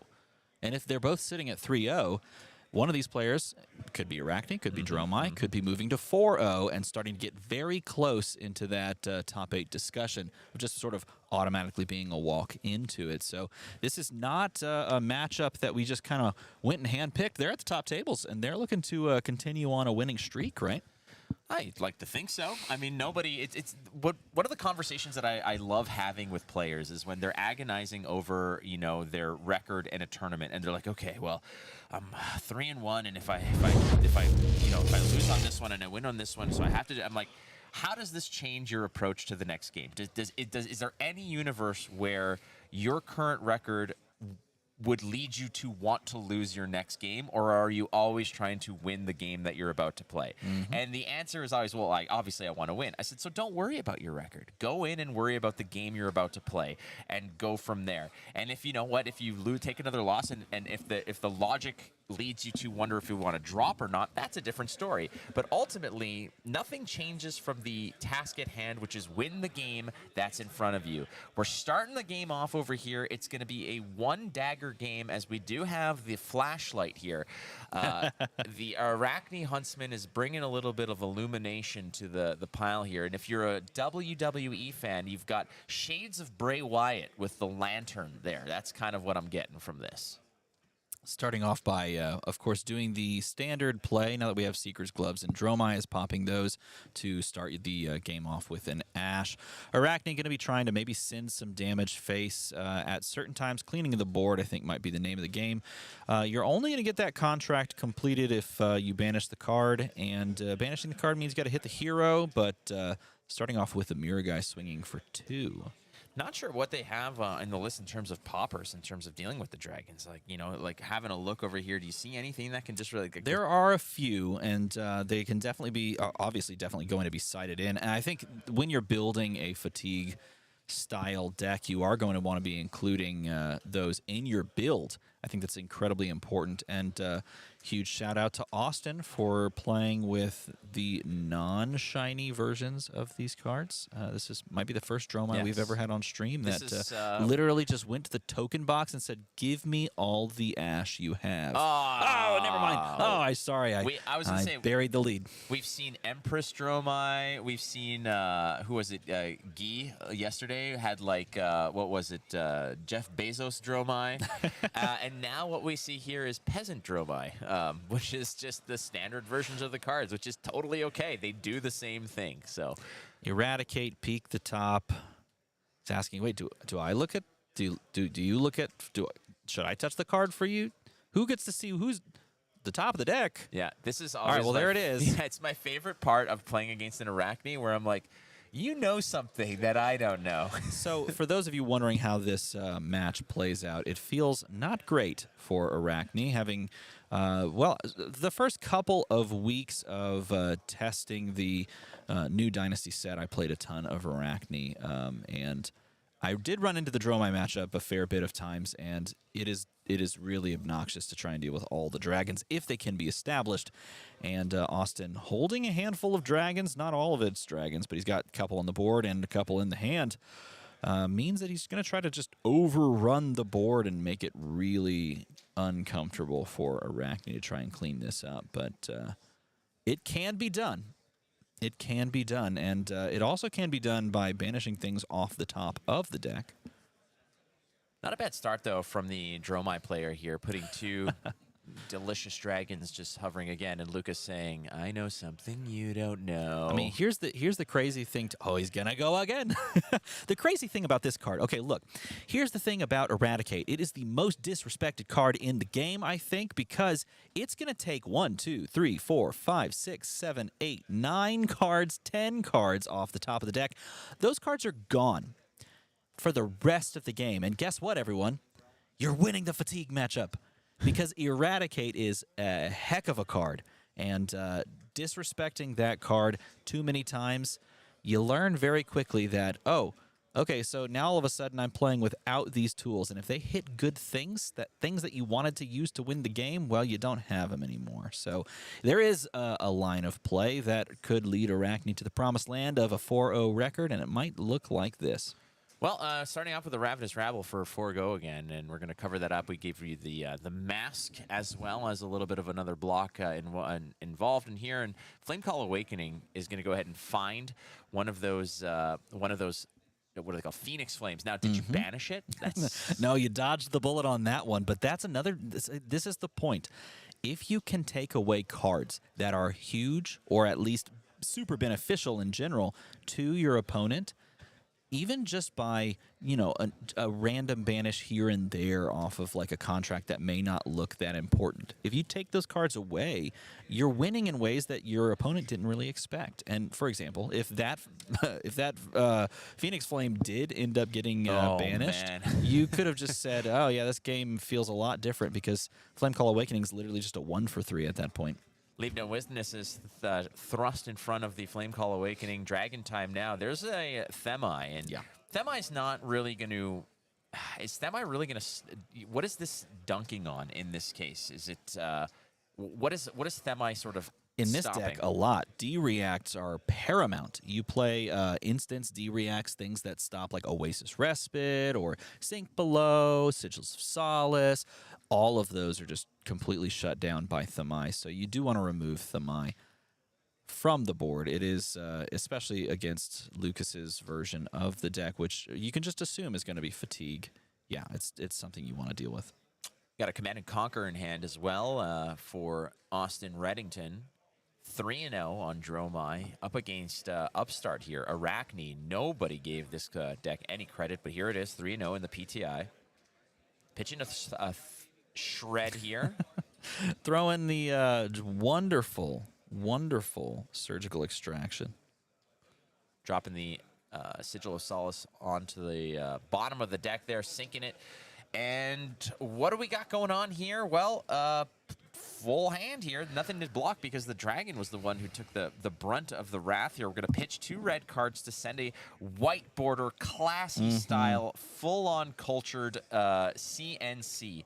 That's what CNC stands for when it's white border. It's class and culture. I like it. Yeah, that's it. Threatening the arsenal, no defense reactions. You can't use your tricks that Arachne is most likely filled the deck with to try and stop this damage. It's just going to be a straight-up honest 2-card block 3 and 3. Most of your cards in this class, in the Assassin class, actually do just straight-up block for 3, which is a benefit. They were kind enough to gain a lot of 3 blocks early. So we have that kind of going for us from the Assassin class. Going to be a simple straight-up 3-block, losing a second Eradicate, and that is one of those cards that we saw played for great effect at first and immediately makes you winning the long game if you can get there. Covering up that 6, and it's still living there on the board just for fun. Remembers, just memories, you know. Remember that time you threw that CNC? Oh, it's gone. Never mind. Bye. I just want to also say, this is like, I don't know, this is not related to the game at all, but on the previous turn when Surgical Extraction was used to kill Thamai, my spoiler card killed my other spoiler card. I had a moment of self-reflection. I was like, wait, I remember making videos about both of those cards. It's like Oh, watching your kids fight. Just punch each other in the face, yeah. It's quite weird. All right, so double block onto the Leave No Witnesses over here. It's a 5 block on top of it as the Passing Mirage mixes up with, I believe it was a Sweeping Blow to cover 5 of the 4 from Leave No Witnesses. Leave No Witnesses is one of the premier tools in the Arachne arsenal.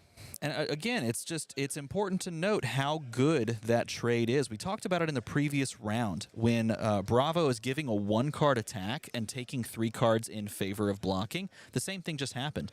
Arachne gives a 1-card attack and takes 2 cards from the hand of the already sort of fatigued Austin.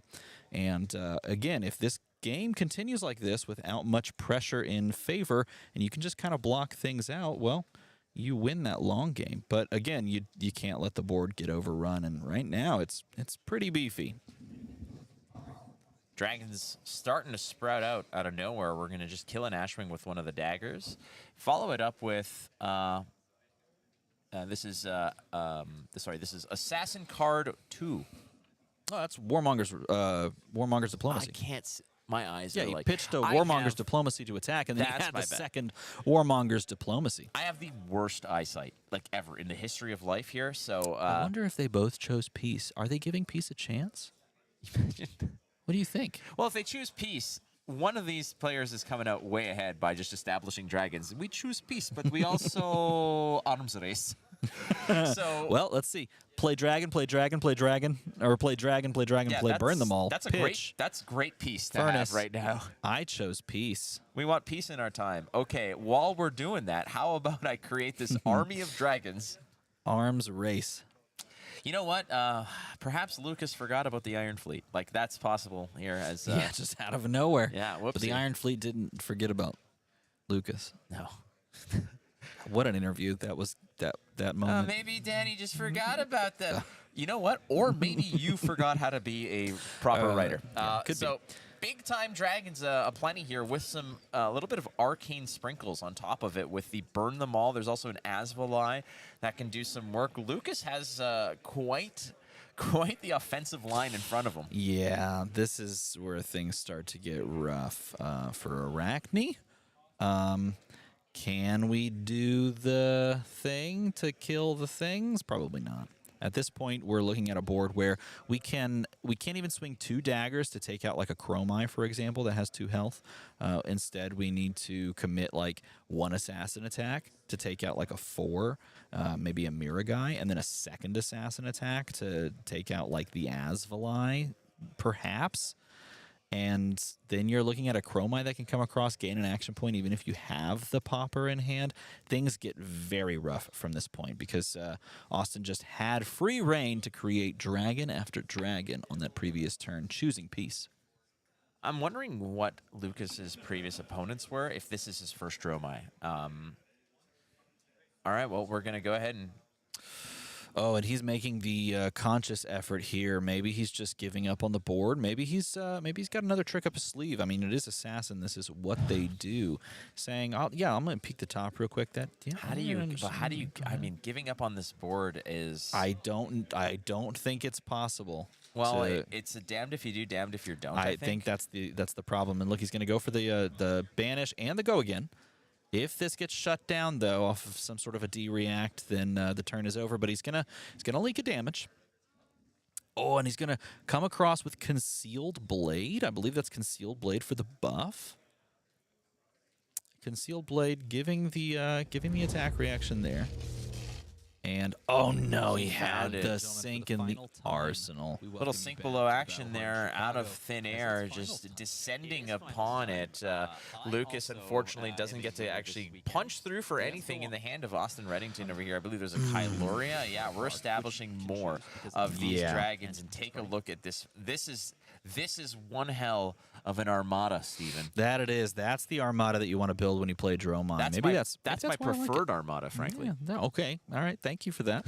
Maybe that's why I enjoy the hero. You build up this huge board of these beautiful creatures that fly around and eat your opponent. I don't know. It certainly seems fun, though. But we chose peace, Steven. We chose peace. And there's the pop, but it doesn't matter because you played Dromai that did give you the action point basically back, sending the Azalea, taking the Arcane from both Burn Them All and from Azalea. Yeah, there was a little bit of an echo. Sorry about that. It's sometimes production wires get crossed, and some of the other feed gets looped in here. But we're back. We get it. You can barely stand our voice once, twice. Forget it. Yeah, it's a little tough, I understand. But you did hear us from the alternate dimension that we have channeled to bring you this game. You do want to believe. You never know. You never know, this game could not be over. It could also be continuing, at least for a few more turns. You know what I love about the Flesh and Blood community is that there's always this fandom for the underdog. There's always, I love it. It's great because there's so much fanfare and community support for the player that is succeeding with, almost like the deck stacked against them to a degree. Going into a tournament with Arachne Huntsman, you're almost expecting to have people just disrespect you. Look, I'll be completely honest. When I face off against an Arachne, I'm just like, yeah, okay. Like, this is just a shift. You punch in, you punch out, you collect your W, you go. But here's Lucas Barding with a 3-0 record, finally up against one hell of an onslaught of dragons hovering over top, just licking their chops, waiting to just descend and wreak havoc on Lucas's whole being here. I'm also going to say this right now. Austin Reddington's deck has maybe like 20 cards in it. 18 cards, something like that. Like, watch the next time he picks up to like shift his pitch around. Now, this is actually the turn that you kind of need. You need a turn like this where you're pushing conventional attacks because the popper in the hand that you can kind of suspect is there isn't going to be as effective because I've at least put conventional damage on the board onto the stack, dealt with that, and this is where Lucas says, "Yep, okay," and pop, boop. All right, we're gonna let's toss it out to chat over there because everybody's sigil goes up. Pitch. Everyone loves to root for the underdog, but what are the heroes, friends, that you guys are just tired of seeing? Not because they're overpowered or whatever, and this could just definitely be something about maybe your local meta or whatnot. I personally just don't want to see Fies anymore. I just don't want to see Fies. And it's not because I think the deck is overpowered. I don't think anything. I'm just, you know what? I'm not I don't want to see Fis anymore. Like, if I go into a tournament and don't have to play against the Fi, I feel great. Is there anybody else who has that kind of feeling? And I get everyone's gonna say Lexi. Let's turn it on its head a little bit here. I bet you there's a fair number of people that are going to say Kano. Me personally, I would have answered a month ago. I would have said Oldham, just because I've seen so much Oldham. He's been there, always lurking in the shadows. Yeah, you got some people saying Follows like you. Kano out there. The first few were My Lexi, my guess would be people don't want to see Kano. People don't want to see Ice as well. I think there's a general kind of belief that it is undesirable to play against things that don't let you play your game plan. So Ice is probably pretty popular as well. I've seen anytime someone references Kano, it's usually in like all caps too. It's like it's read as Kano. Yeah, no, that person has been hurt. That person, that person has experienced loss. The Minja saying I play Fi. Well, it's not you I dislike, friend. It's the fact It's your that hero. It's your hero. It's everything you represent. All right, so Lucas Barding doing his darndest here, and again, sometimes with There's the pop on the Enderai. That's a pretty good pop there. with Mill as your kind of win con, your end game. You're getting there. You just got to survive. And when permanents exist on the board, that's a tough. That's Yes. an uphill. An uphill battle. I would suspect that this is probably one of the hardest matchups for an Arachne to convert on. Yes, it unfortunately is, and simply because you have to deal with the board that they're constantly creating, and it kind of feels like it feels like Prism versus Bravo, where Bravo just desperately needed the tools to take off auras. And like you're just like, oh my God, please let me find that combo that allows me to take 2 auras on this turn. It's that sort of feeling in this matchup. But you know what? Starting off the game by saying banish 10 cards, you're playing a 50-card deck. Oh, that was huge. And then milling a few more cards as we go along the way helps a lot. Huge, absolutely huge. You're spot on with that. Moving forward over here, 2 Ashwings left, so work was done. I think Lucas might have just said, you know what, we're going to probably just take this to the end game. In Austin's hand, we see a red snatch double burn them all up and running, so Lucas is going to be feeling the heat here as an Ashwing does connect for 2, bringing the fire of 2 burn them alls along with it. Yeah, and this is a deck that has a fair number of poppers in general whenever you run this, because you can include some of those big attacks easily. In fact, when I first started playing Arachne, I played a list that would go like dagger, like small thing, big thing. Kind of fun way to play it, but you can include poppers fairly easily. But oftentimes just suffers from not having enough go again to being able to really clear things, and it has the ability to pay around burn them alls. But those things are going to last forever in a matchup like this if your opponent is redline, and you really got to stay on top of managing the arcane damage side too. Just a lot to deal with from the Lucas side of things. Both players are running a remembrance each, if I'm not mistaken. Each player has a remembrance. I don't think we've seen any wheel. Maybe Austin lost it off the burn on the top. You got to think that if you're playing against a deck like Mill Arachne, that's a card you're automatically playing in there, right? It's just it's a +2 net gain on cards. Ultimately, yes, it doesn't block though. That can be dangerous. And when you're playing a Mill strategy, you're also playing a I don't want to die strategy, and so you are just inherently defensively, right? That's my strategy every morning when I wake up. You know what, you're playing with house money. I wake up, I'm like, wow, are we still playing I Don't Want to Die? Yes, we are. All right, Let's put go. it on the docket for the day. Oh. Covering up with a sink below, by the way, here. You should tell people about the just absolutely happy gentleman that we bumped into in the elevator today. Yeah, we can talk about that after the conclusion of this game, as we see the creation of another Ashwing and a 4-card hand, starting off with what looks like a Kyloria. The board was almost completely under control, and then it wasn't, because we have Kyloria. I'm curious here. Where's the passing Mirage? Well, we've seen some passing Mirage. No, but he snapped on the snatch to play a passing Mirage, but where is it? Most likely it was cleared in the flurry of daggers and other blows that we've I'm wondering. covered. what the deal is there. Ultimately, because look, there was a snatch, no blocks, move to reaction, Snapdragons got covered up with a sink below, and then he just slammed it down. But where is it? That's a question for another day, unless I'm missing something here. Now, the other thing, too, that you, as the Arachne player, kind of understand, you have to play fast because you're playing a fatigue strategy. You're playing, I need to take the cards from you. And if you're playing fast, sometimes that makes your opponent kind of play fast, too, inadvertently. It's not like you're intending for them to also play fast, but they kind of lock onto your energy and go the same route. And, oh, my gosh, he might have just dumped it. Well, hold on. The graveyard. Yeah, it's possible. And there's going to be a moment, perhaps, where he pushes forward with a dragon, thinking he's protected by Passing Mirage. It's getting popped, and he's like, oh, no. Whoops. Swing for one. It's like when you're on a road trip, and then you're like, all right, did you bring the tent? No, it's back at home.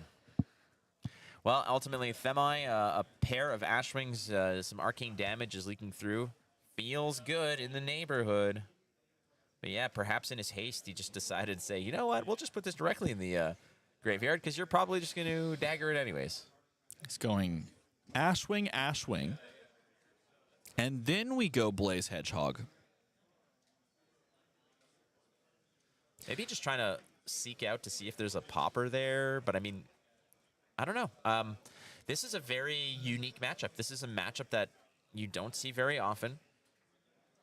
There, he gives him the popper now. So the benefit here, by the way, of just throwing Ashwings first is you're wasting your popper on a non-essential piece, whereas obviously something like a Themai is way better. But send the Themai out there, and it does get popped. Does he see it? He sees it there, but I don't think he even recognizes. Did Lucas... Okay, Lucas did gain a life from the... Yep, that's why he's at 10 instead of 9. He went down to 9, then back up to 10. Sitting at 10 feels okay. But if the dragons kind of rise again, then you're really running into it. Sort of a buzzsaw of possibilities here. There's the Sweeping Blow being pitched, generating a couple of Ash. Sweeping Blow, weirdly enough, it's this 1-for-3 that makes you an Ash. It's a contentious card to Dromai players. Ask Mara Ferris how she feels about Sweeping Blow, and she will punch you in the face. Well, given the fact that the technology of punching someone in the face through the internet has not been perfected yet, Mara, if you're in chat, what do you think about Sweeping Blow? Ask from a distance. Now, this is huge. See, Uvia has lived on the board this entire game almost, and what it's done is it's turned an Ash into an Ashwing and just given you free value. And just in order to deal with that, it's almost never going to get swung first, but in order to deal with that, you have to take your turn, your entire turn, to send like a 6 attack over that direction. And if you don't, well, then they continue to get free value. And here's the second one living on the board. And now you're just going to get so much generation of Ashwings. And you can close this game out off the back of that. You don't even really need cards in deck to do that. You just need a red to play over the next maybe like 4 turns. And you just need more Ash to generate and be able to turn them into wings and fling them over. And there we go. Just... knife into the Ashwing and back at it, draw up. Again, the deck's kind of becoming thin, and they're all on Atkins right now. Looking thin and svelte, as it were. Now this is a great timing for Lost in Thought. Checking the hand, seeing what we can rip out. We're going to take the, I believe that was a 0 for 4. Making you pay 1 to actually send one of those attacks, 1 for 5 if it's a red. Means that your hand is a lot less functional. Yeah, wings. Wing, wing, wing. Do you want to take them all? Banana phone. Yes. He's going to block the second one with the sink below. Going to take 1. And you got a 2-card. Follow up.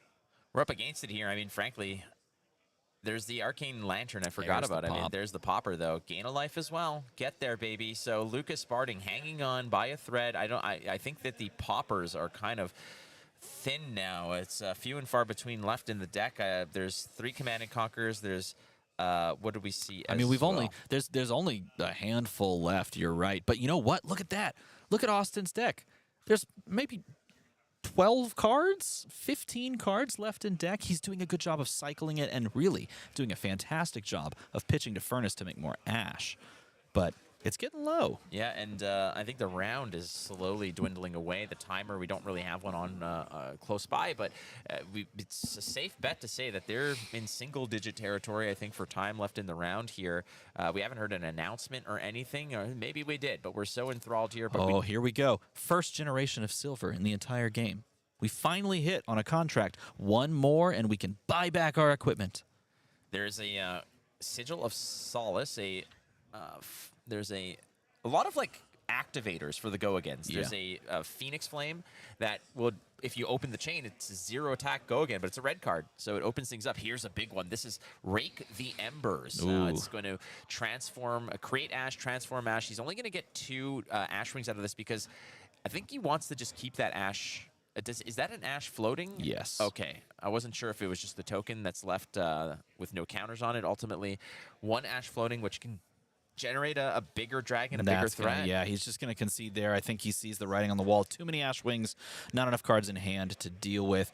Can't close it out. Gets close to trying for that fatigue strategy, but honestly, that's probably the toughest matchup that you look at when you sit down as a fatigue Arachne, is having to deal with that many wings and other dragons. It's very difficult to deal with. So unfortunately, Lucas doesn't make it to 4-0, but still sitting at a respectable 3-1 to a 4-0 Dromai player. Yeah, the strategy of Arachne looking to mill out your opponent, oftentimes when you're presenting cards that mill, you might catch your opponent to block with their hand, and therefore their threats that they're sending to you are going to be smaller that you might be able to deal with, but ultimately they'll end up in the graveyard. The threats that Dromai is presenting are evergreen. They last on the board. So even if that hero decides to take damage, if they establish 2 or 3 dragons on the board, those are going to be there the whole game. It's not like they just disappear after. It's not a Bravo attack that goes into the graveyard after. That's right. So the sustained pressure is difficult. If this was another matchup where was it Lucas that was continuously pressuring, it might have had a closer life total ultimately in that regard. But I mean, Dromai is a tough out. It falls back to the board state ideology. If your opponent can establish permanents that can be persistent threats, then you have to answer that. Otherwise, you will be overrun.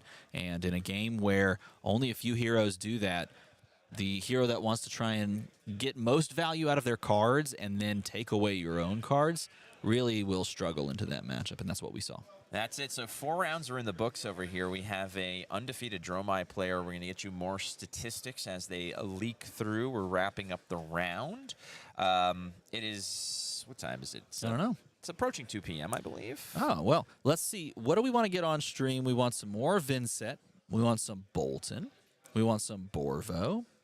That is not a typo. No, they're doing it now on purpose. The people who are asking, I want this hero versus this hero, we don't decide who plays who. We would, yeah, it would be amazing if we could say, hey, you over there, play that person. Yeah. That'd be really cool. We want the 6-0 versus the 2-4. we want to quicken this up.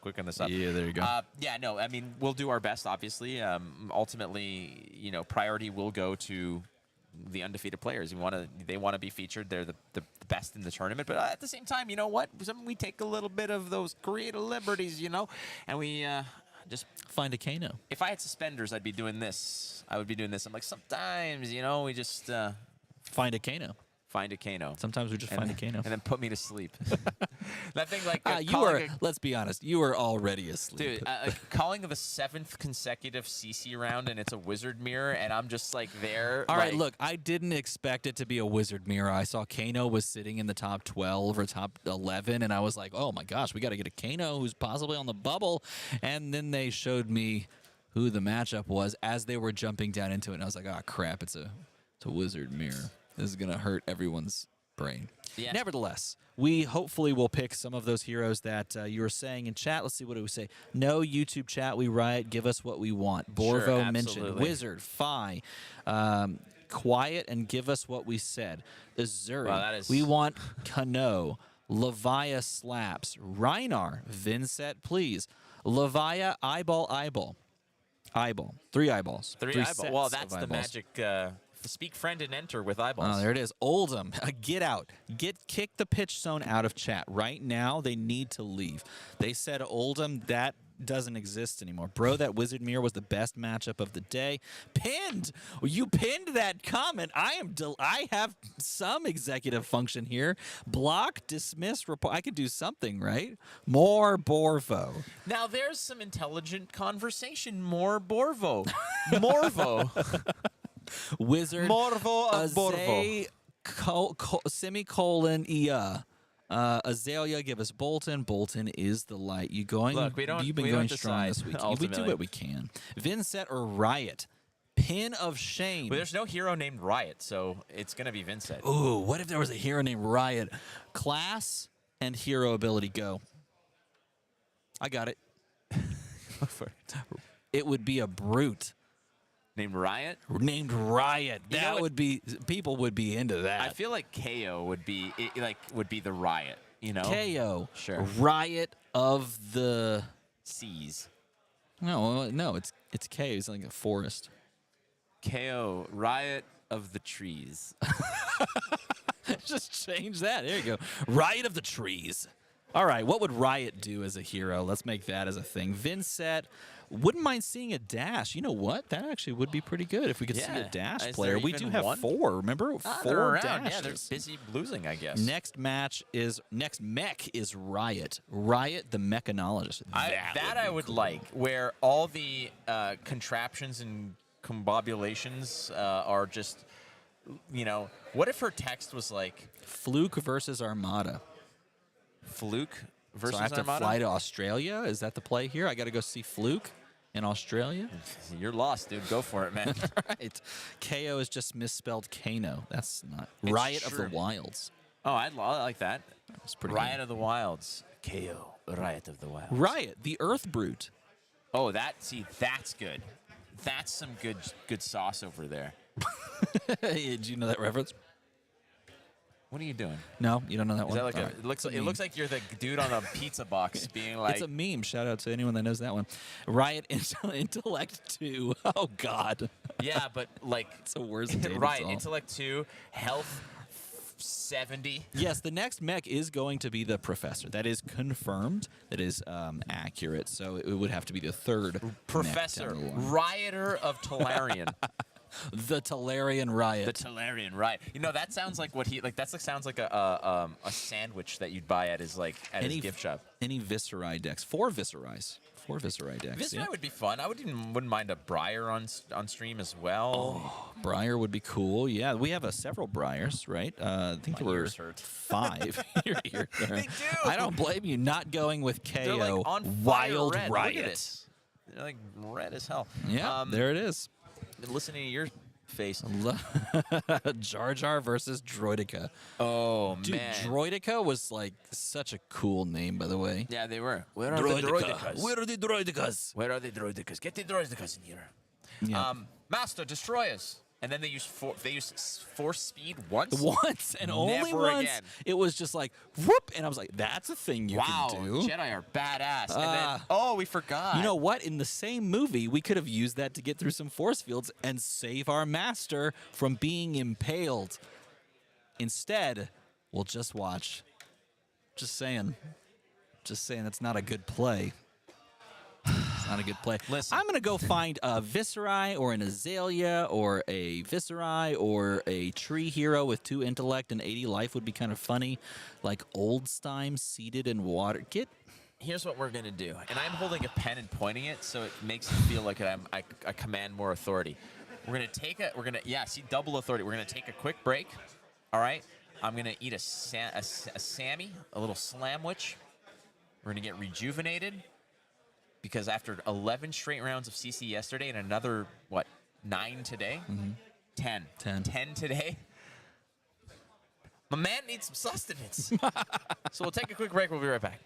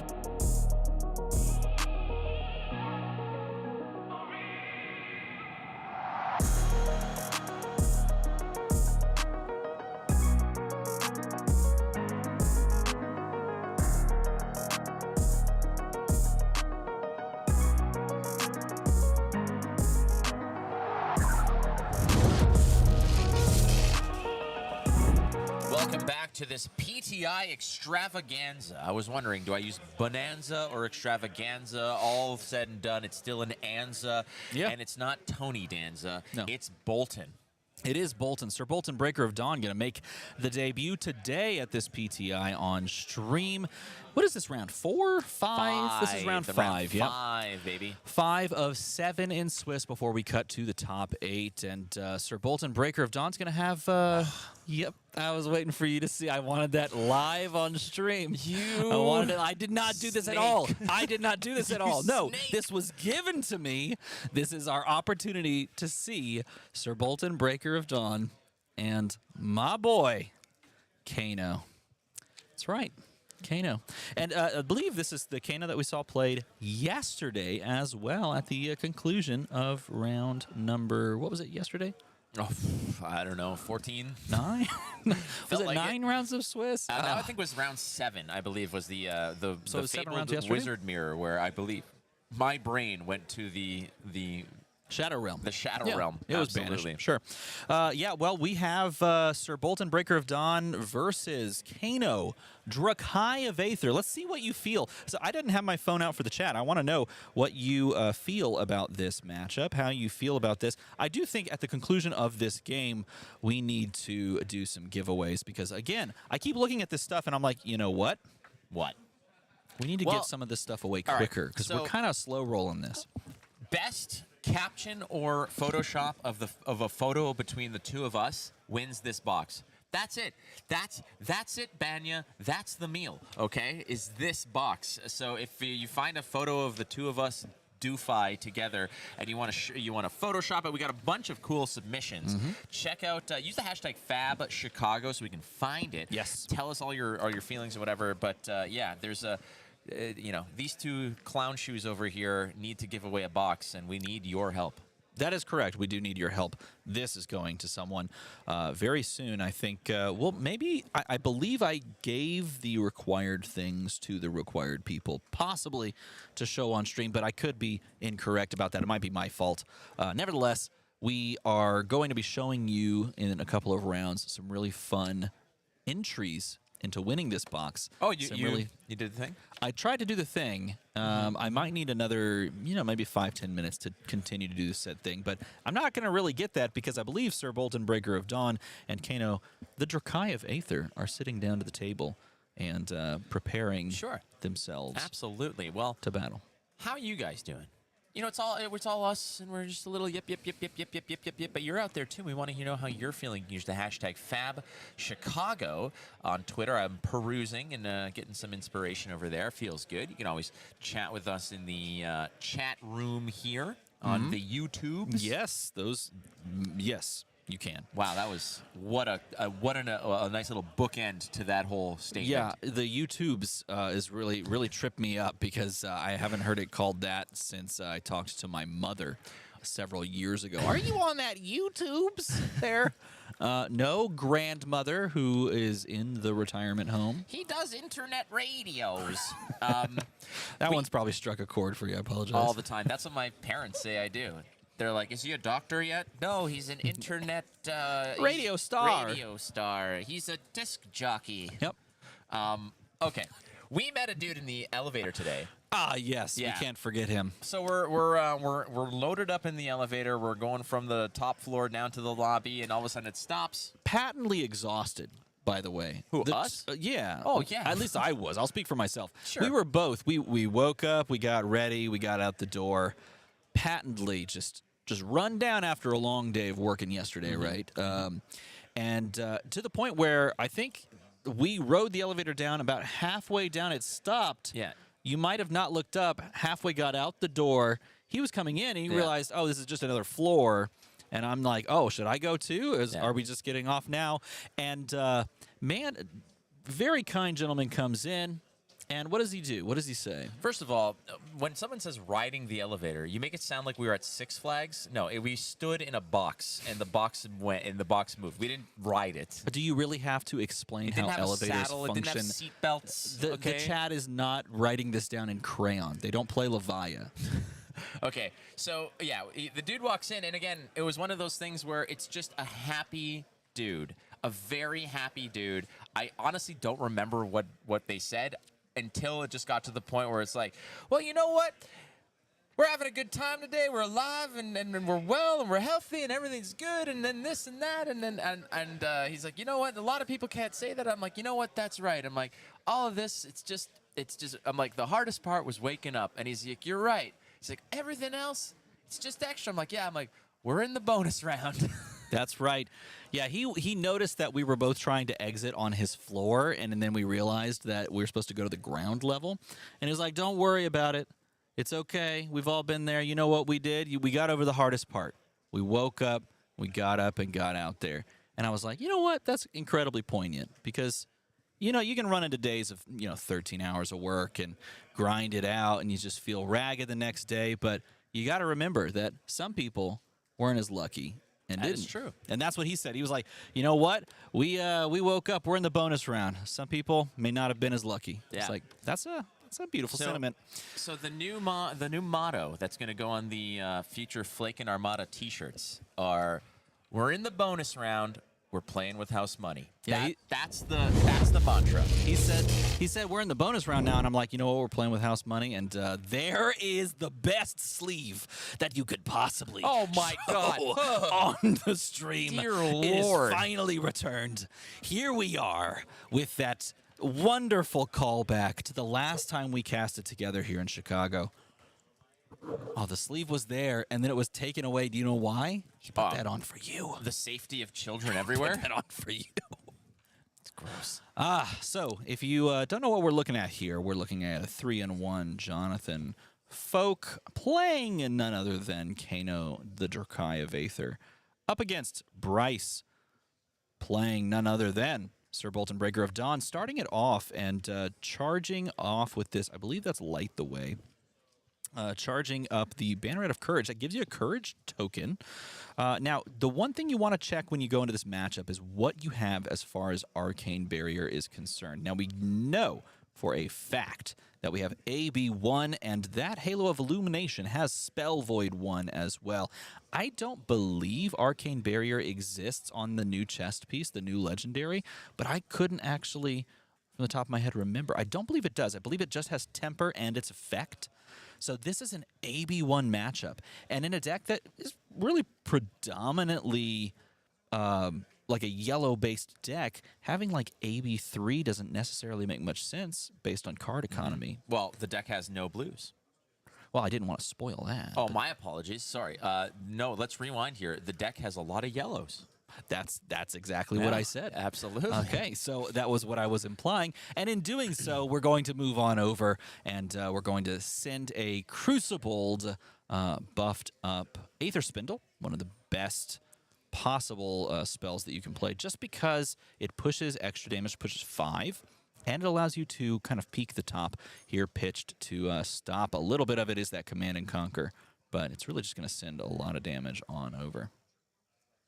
What's the game plan here? Does Kano typically play the same, more or less, against every single hero? Is it the same kind of just try to burn them down in one foul swoop, play defensively, set up the pitch until you can fire off this major combo? Is that basically the line on every single hero, or what are the deviations? Because Kano is inherently a combo deck off of Aether Wildfire, yes, the general game plan is to combo off and win the game. But when you do that, and if you need to stack up that combo and make it stronger than normal, is completely differently. So in certain matchups, you can play this back and forth game plan where you bleed both life totals down into the 20s, and then you threaten a very easy combo of Aether Wildfire into like Lesson into Blazing and call it a day. Dust your hands off and move on.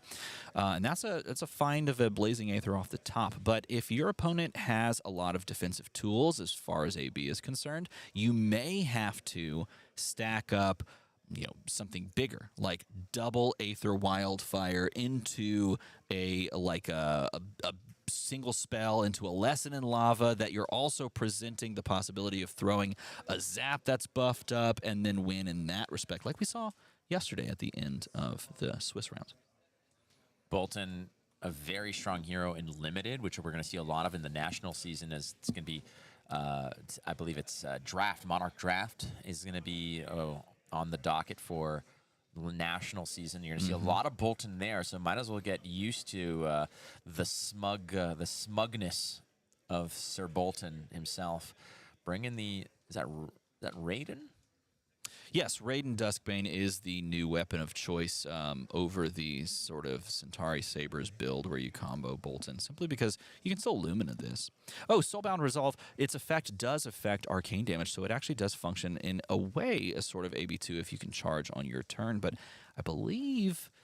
No, it isn't respondable. Now that I think about it, you can't respond to the charge. I think that's a sort of an added cost that has to be completed first, which does give you effectively AB2, which is nice. All right, well, some work being done over here. Again, Kano beginning the game at 30 health. The explosivity of this hero is unreal as some work is being put through here. What's the safety net here for Bryce? Where should he worry about his life total falling There to? is none. Kano destroys all. Oh, all right, that's the scientific.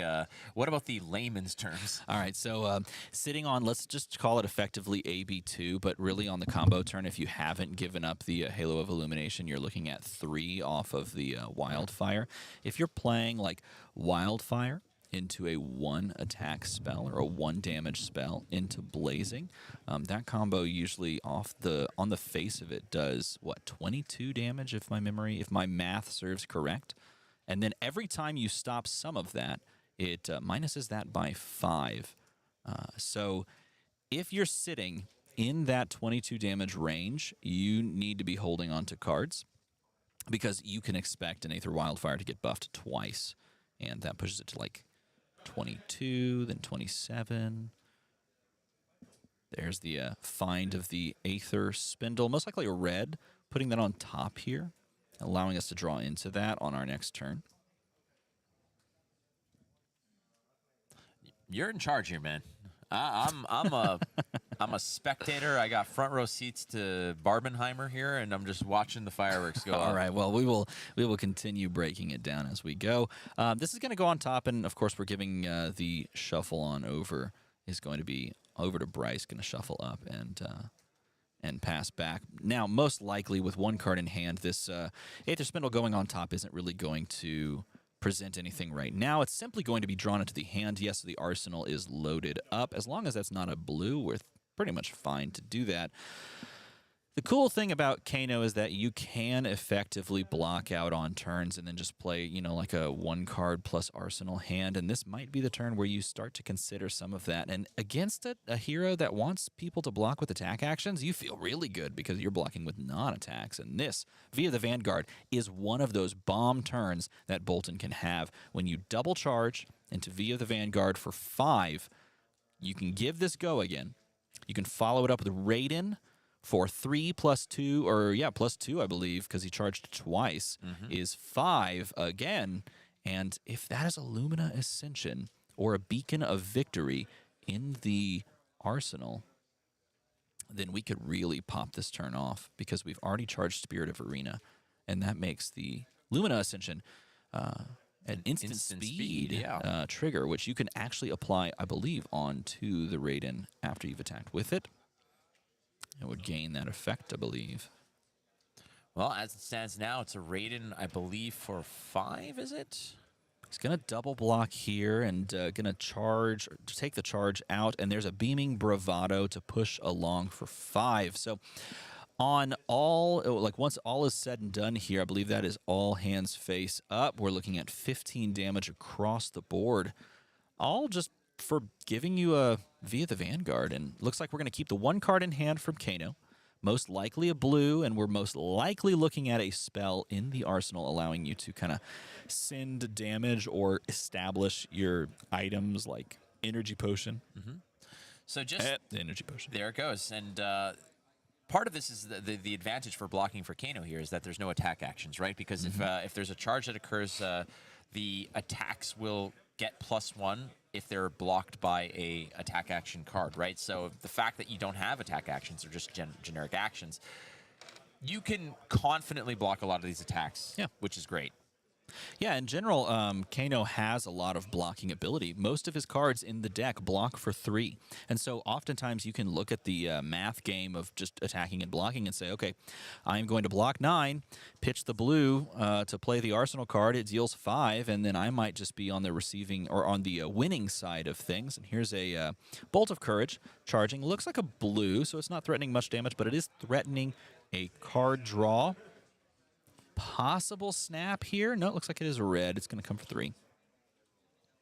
This could open you up to like a Snapdragon Scalers play or maybe some play that gives you go again, but you can almost always account for the fact that Jonathan's not going to give this a buff by blocking, and you're not going to be able to just like attack, react, go again with Bolton here. Oh, there's a card thrown in front. We're going to snap it, though, for the go again. Again, pushing as much damage and knowing that time is of the essence in these types of games. I don't think that many players see a third or fourth turn when it comes to Kano. Very rarely, I suppose. I mean, in the slower games. But if you're playing aggressively, you'll need to snap early, snap often, get the attacks through. As Kano now drops to 17, Bryce at 30. You're looking at this matchup, you're saying, all right, well, this is clearly a one-sided affair. It is pretty even, Steven, I would guess. I mean, Kano's starting to pitch some stuff. You got an item on the board. You've got 17 health. You're feeling all right. Yes, this is by no means out of it at any point. Really, again, we're a combo deck if we're Kano, and so we're looking at being efficient with our blocks, presenting chip damage on the way to the combo that we're looking at, and yeah, being able to block fairly efficiently and stop things like this Light the Way. I believe that is a Light the Way, yep. Stop things like that to prevent a little extra damage and be very kind of judicious with our swing backs. Sets us up for the combo later. And there's a lot of belief that Kano is like the super fast deck and that it's just over in a few turns, and it certainly can be. It looks like he's going to throw the snap back out there. Certainly can be that way, but he can also play very methodically and oftentimes has to, because you have to find the pieces of the combo like Aether Wildfire, and if you don't find them early, then you have to survive to find them late. Otherwise, you just get pressured out, and sometimes that's the line that you have to take against a Kano. Pressure, pressure, pressure, holding on to what you might need to, prevent a catastrophic crackback. Light of Soul, first time I think we've seen this card played. It's the new Fabled from Dusk Till Dawn. Pitches for 2. When you pitch it, look at the top card. If it's a light card, put it in your soul. Yep. Why not? That's what Bolton wants, is to load up on that soul. I want to ask you as well, when it comes to Kano, does Kano play differently in Blitz than it would in CC? Yes. Well, first of all, because Wildfire is not available to you in Blitz, and so you play slightly differently, and you think about things slightly differently. I think that Kano in Blitz, to me, is a lot more interesting and nuanced because you're finding these natural kind of combos you can put together off of certain hands. It's very synergistic in that respect.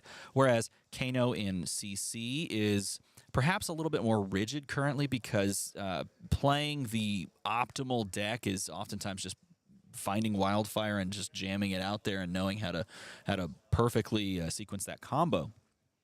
So they do have their differences, but of course, I mean, it's a bread and butter hero that is trying to throw arcane damage versus physical attacks, and outside of a few sort of fringe versions of Kano, it's basically what it wants to do. Kano thinking about the hand over here, gripping 4. You got an E-Pot on the board. No one really using any of their equipment outside of that Snapdragon Scalers that was played a little while ago. Jonathan here going to go ahead just take account of what has been played.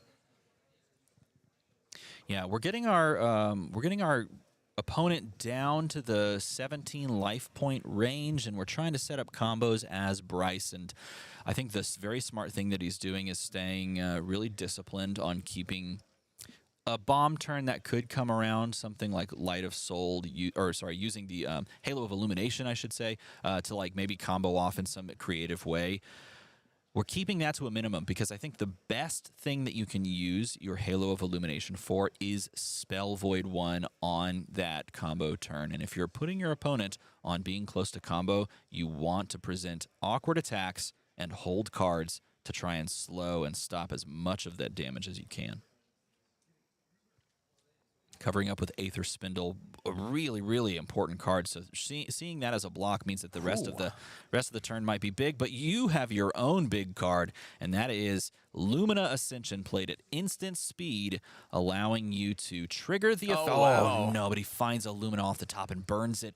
Now this does gain you a life, and it does allow you to kind of go again and attack again. That's just a tough one to swallow here, because that's one more sort of explosive play that you would have drawn into at the end of your turn that now just goes to the top of the deck. I think it's not a happy instance here, but you're going to go ahead and, I guess, banish one from Soul. Is there a go again effect here? Are you looking for another? You can swing with your weapon twice, I believe. Yeah, Jonathan here is thinking about maybe blocking here. If you cover this up, then you're guaranteeing no more life gain and no more soul generation. But at this point, I think he might just be willing to take it, try to set up his own bigger turn. But yep, there's the banish, there's the go. Put that into the soul, not the banish, excuse me. And all of that off the back of setting up the turn with the arsenal and that Prayer of Bellana. 30 to 9. I mean, this seems lopsided, but we all know what Kano can do, and it starts off with a play like this. Lesson in Lava is very powerful because it can go and find you a combo piece. If we assume that the Arsenal is a combo piece, then we're just looking for blues in hand and maybe another copy of Lesson in Lava, because the best combo you can put together outside of the big Wombo combos out there is Wildfire into Lesson in Lava into Blazing. And that is a really, really powerful effect and combo if you have the resources for it. We do have some resources at our disposal in the E-Pot on the field already. But being at 9 is not necessarily where you want to be. No, but I mean, when it comes to playing against Kano, you're always susceptible to these big pop-off turns if things line up properly, and giving Kano more time to set up and get to second cycle where everything is kind of lined up, it just sort of guarantees it. If you could put them to a position where they might not have all their ducks in a row, and they're maybe throwing a little bit of caution to the wind and taking a chance, if you could present lethal where they're just like, okay, I have to try it now, you're shoring up, I suppose, your odds, or rather limiting their odds and manipulation of the deck the stack and the pitch and etc., where there's less certainty in terms of executing. Yeah, well, I mean, one of the big takeaways that when you sit down and you see the reveal of the equipment that you can see on the Kano side of things is you can see how they view this matchup currently, and by taking the Spellfire Cloak, you know that you're not playing for the second cycle. You're not pitch stacking your Aether Wildfires. You're not like valuing pitching your Lesson in Lavas for later in the game. You're not trying to set up these bigger A-B dodging turns. You're literally trying to find the combo quickly, putting them on a 1-card hand, 2-card hand, letting them put damage on the stack that might kill you, and then trying to kill them in response. That is the game plan, because Spellfire Cloak is for faster matchups, and your Fennel Spring Tunic is for your slower, kind of need more incremental value games. Choosing the Lesson in Lava is most likely the call here. How close are we for that explosive turn for Kano, you think? Well, if it's a Wildfire in Arsenal and he draws into a handful of blues, assuming he's not going to do anything with the card in hand and the one floating, like something crazy with like maybe a third Lesson in Lava, go grab it off the top and put it on top. Assuming that's not the case and we just draw into this, it could happen as early as this next turn. Oh, snapback. Well, that's great. So yeah, he's setting himself up to maybe combo off in this next turn, depending on how the turn progresses. If he can survive and get the Bolton player to extend the hand, and this could be what we see here, and he draws into blues, then we could see that turn right now. It's going to take 3, go to 6. It's going to face down the Raiden, presenting another 3 damage. He's probably going to take this, go to 3. Let's see if that's what it is. Oh, he's going to give Lumina on this. Now, this is a point of contention. This gives it to 4, and it also considers a point of life gained. But you're at 1 card in hand, which means at maximum you can take 3 points off of, I guess really, yeah, it's 3 points off of your Wildfire. So if you push your Wildfire to 6, then it's going through for 3, and you have the yellow, the Lesson and Lava combo online, but you have to calculate for a Wildfire for 3 into Lesson, buffed by 3 into Blazing. That Lumina full art looks gorgeous.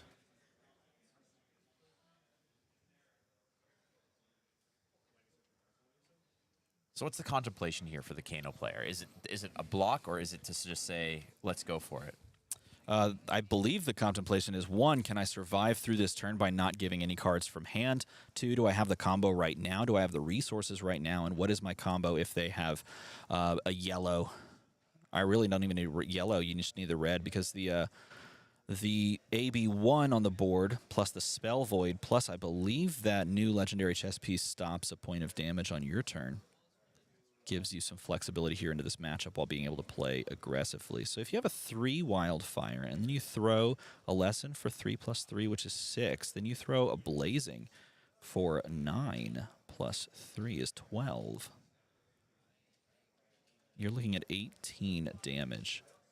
And unfortunately, that is nowhere near enough if they have any recourse. So what you really need to do is survive until they get rid of their last card, and then have the resources to play out a fully buffed Wildfire. And right now, I don't think you have it. Well, we're at that stage of the game where the Kano's going to contemplate life and do all the mental math and gymnastics that they need to do to sort of anticipate here. It's tough. It's a tough go, because oftentimes the Kano player is going to have a pretty tall mountain to climb and overcome when it comes to actually deciding to pull the trigger on all of their fireworks. And ultimately, 4 cards in hand, you're facing down 4. It's not lethal. There's a Lumina that is not necessarily going boomina in this case. It's merely just there. It's pumping up that rate into 4, might gain a life, etc. What does Jonathan want to do is the question here. Both players 3-1, still well alive in this tournament. That's going to go 7 rounds for Swiss. Oh, you know, the Spell Void is not Spell Void 1; it's Spell Void 2 on the Halo. Void 2. So yeah, that's even worse for the Kano player. And this is a turn where you may just give up the hand to some degree and give up the possibility of playing the lesson line, because I think that might be your 3rd lesson. But I think he's thinking about going for it. He's definitely favoring the Kano right here, meaning that he's considering going off. But with Spell Void 2 plus AB1 plus the prevention from the Soul Bond, I think it's Soul Bond Resolve is the new legendary chest piece. There's the Iron Song Versus for the hands. The Soul Bond Resolve is your chest piece. Soul Bond, Soul Bound, something like that. That prevents 1 because we have charged this turn. You're looking at what is essentially 4 block on a 6 attack, and that only sneaks in for 2, and then you're only pushing paltry numbers unless you somehow have double Wildfire, and that would seal. Or Wildfire into Aether Flare could also do it. Oh, it looks like he is indeed setting up here. We've got 2 Kano activations. We've got the Crucible. We've got the Ragamuffin's Hat into the draw. So he's going for it here.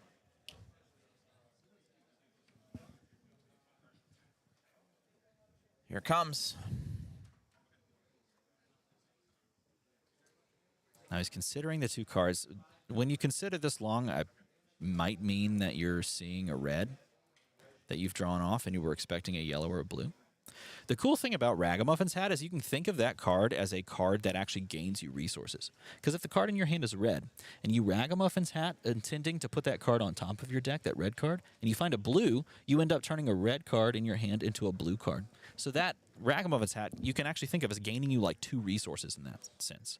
And sometimes you bank on gaining those 1 or 2 resources, but if you whiff on it and draw another red, then you have to change your thinking a little bit.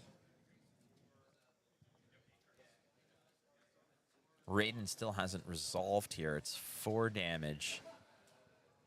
Here comes the Striders.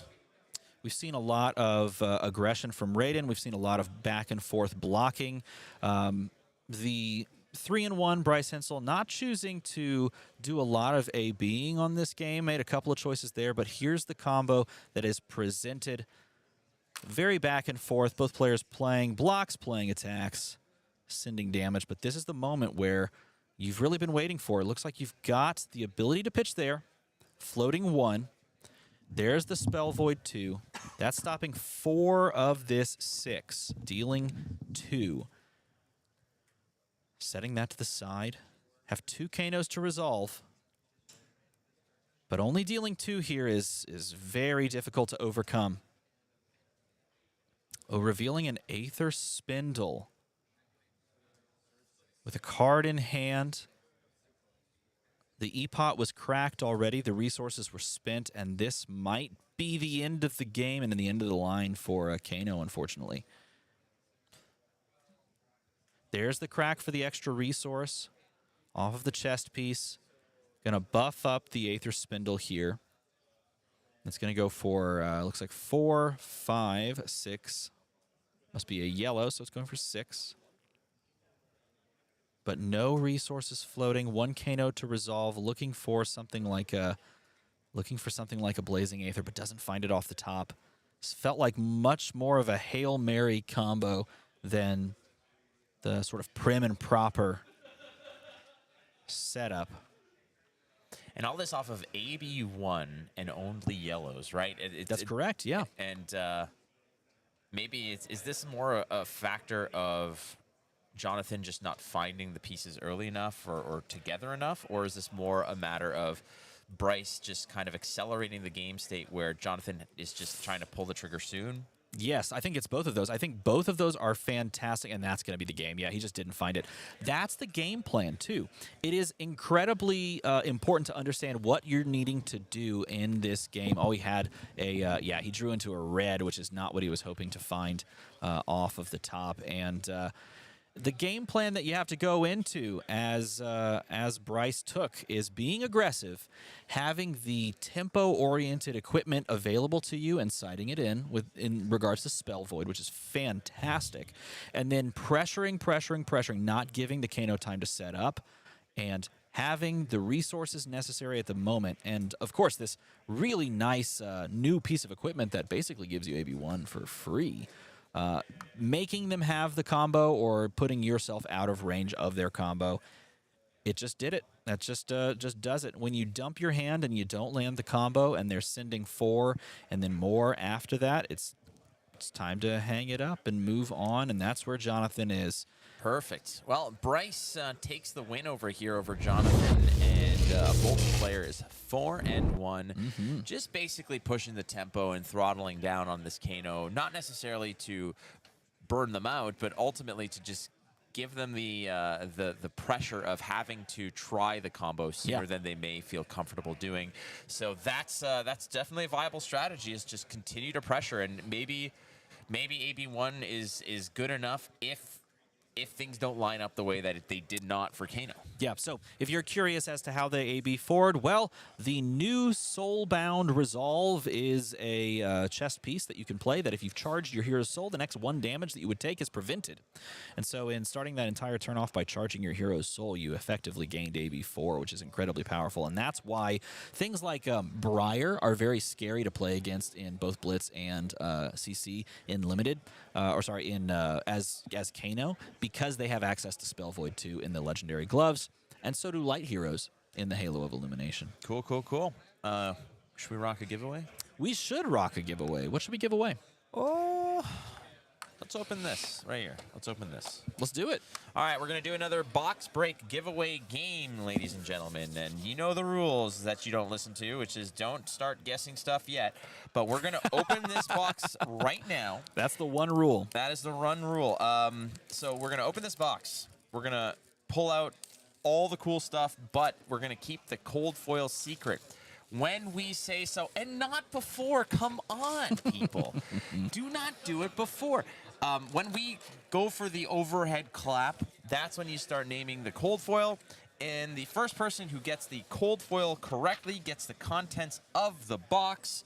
If there is a serialized card, we will put it up for charity auction. That's the rules. Deal. Let's begin. All right. And so what will you win this They're going to start guessing stuff in the chat right now. And cold foil me. Of course. Cold foil me. I love the right off pack 1 We've got the Deathly Delight, a.k.a. the 5 Gum advertisement. It's like, this is new 5 Gum, when you need to go in and just breathe some beautiful scents. Mental's fresh and full of life. Nothing gets to you when Steven's being mean. I love the... What? have MinMax drop a comment in chat when we start guessing. Okay, we'll do. That's a good idea. That's a great idea. Well played. If they're listening to us. Well played. Yeah, let's keep the camera up here. Up here. Nope, not down there. Let's keep the camera Whoa. up here, because if we accidentally show the cold foil, all will be ruined. All will be ruined. Ruined. Ruined. Ruined gate. Let's find some good stuff in here. Ooh. Oh, that's a cool one. That's a nice one. That's a nice, one of cool the one. very few cards that pitch for 0. It is Dimensional Vortex. Rainbow foil. Rainbow foil Dimensional Vortex. Cool. That's going to be beans. really fun in Ultimate Pit Fight. That card right there. Hey. And a full art yellow Herald of Protection, which frankly is probably the best Herald in the game. Arguably red. No. Hey, I got the cold foil this time. Did you? Mm-hmm. You did get the cold foil this time. I did it. I'll get the other cold foil. How about that? Oh, okay. How about them apples? Let's do it. Don't guess. Stop it. I know they're guessing. Of course they're guessing. That's how it goes. Yes, 795 viewers and 40-something likes. That is a problem. Wait a second. Work on that. Have you subscribed to this channel yet? All right. Have you? I think it's Have only you? a subscriber chat, and that's the way to do it. If you haven't hit the like button on the stream, shame. Okay, also, my spoiler card's in this set. Do you know that? What is it? Whoa! Do you know this card? This card's in the set. It's a hard card to pull, I think, too. I think it's short printed in this set. You're short printed. It's a height joke, or I don't know. just saying that like people like me are rare. Oh, we got a good Oh, card. hey, you just won $30. Congratulations. Ding, ding, ding, ding, ding. Warmonger's Diplomacy. Do you choose peace? Do you choose war? I choose to dabble in darkness. I choose chocolate all the time. Always chocolate. Yeah, that's a big hit right there. That's That is a great big card. hit. That's like the best Majestic. That's the to Codex open. of Frailty of this set. It is. I would Where agree with that. everyone's going to lose their mind about it, and then people will forget. Right? Right. Right. Right. Beaming Blade. Oh, wow. It's just a rare. But Wanted to share that with you. I just want to share it with you. And unsubbing the moment I stop watching. Yeah, that's really cool. Is that what somebody said? That's really cool. That's very cool. Okay. I mean, sure. I mean, you have that capability. That's the You have beauty that of free option. will. Indeed it hold is. on. Marking this in my blog, because that is important information, ladies and gentlemen. We've got this beautiful Angelic Wrath shining. Show me. Yeah, no, a good one. The foiling in Monarch was always nice because it popped on a lot of those light cards, those light illusionist cards. They always looked really good. And here's another set with light and light illusionist stuff. Just looks really good. I agree. I agree. Oh, he says he's going to stay subbed. So write that down, too. My care factor also unmoved. One of us. One of us. All right. Resounding. Resounding courage. Nicely done. They can hear it over there. It's that resounding.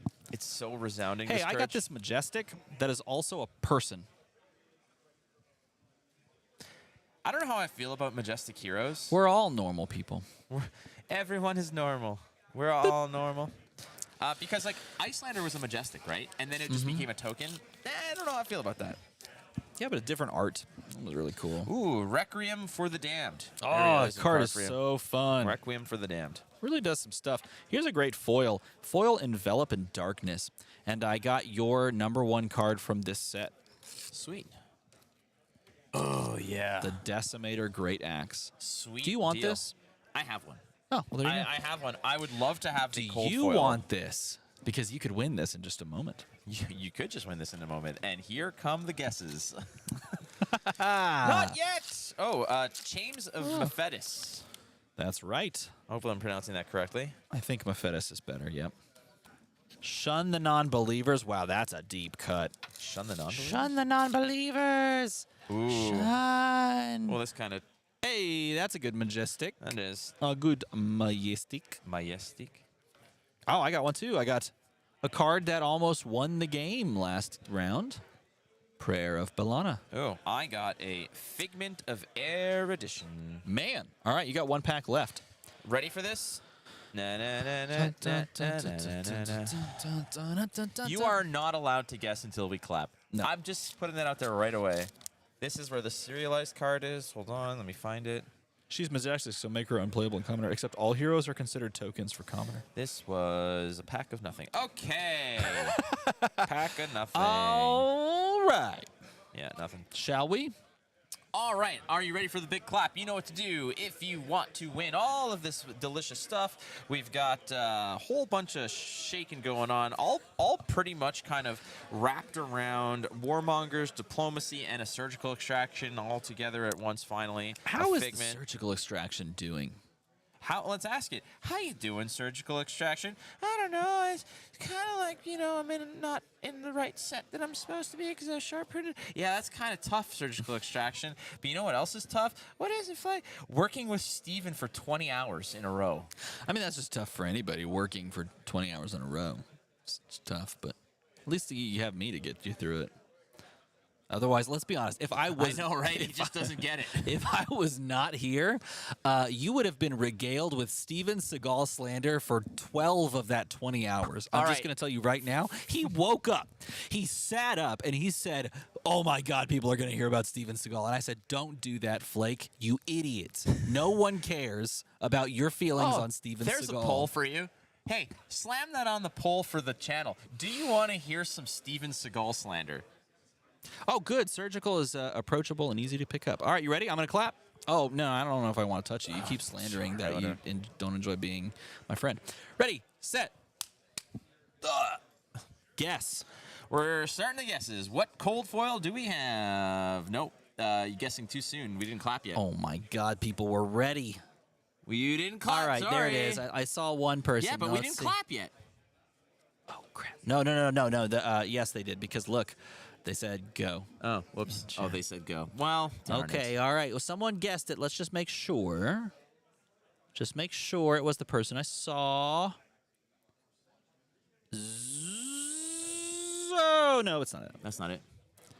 I thought I saw. There it is. There it is.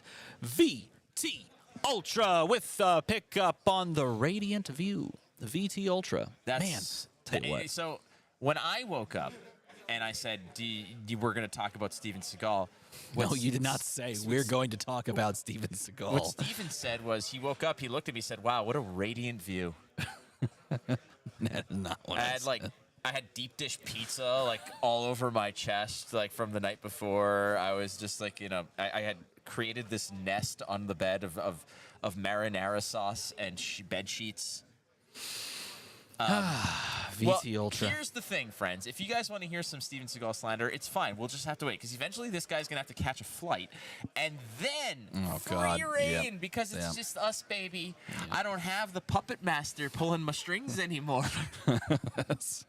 Doing that motion makes it even worse. Anyway, moving right along. Congratulations, VT Ultra. The way to win this box, since you have won, is to email Peter at MinMaxGames.com. And make sure you start it with, "Hey, Peter, what's happening?" Hey, Peter. And then let them know that you won the box with the Cold Foil Radiant View. And be specific, Radiant View, because you got some good stuff in there, and I want you to be able to get what you have earned. All right. We are going to take a short break before the onset of the next round. And after a moment, we will be back to give you more Flesh and Blood action.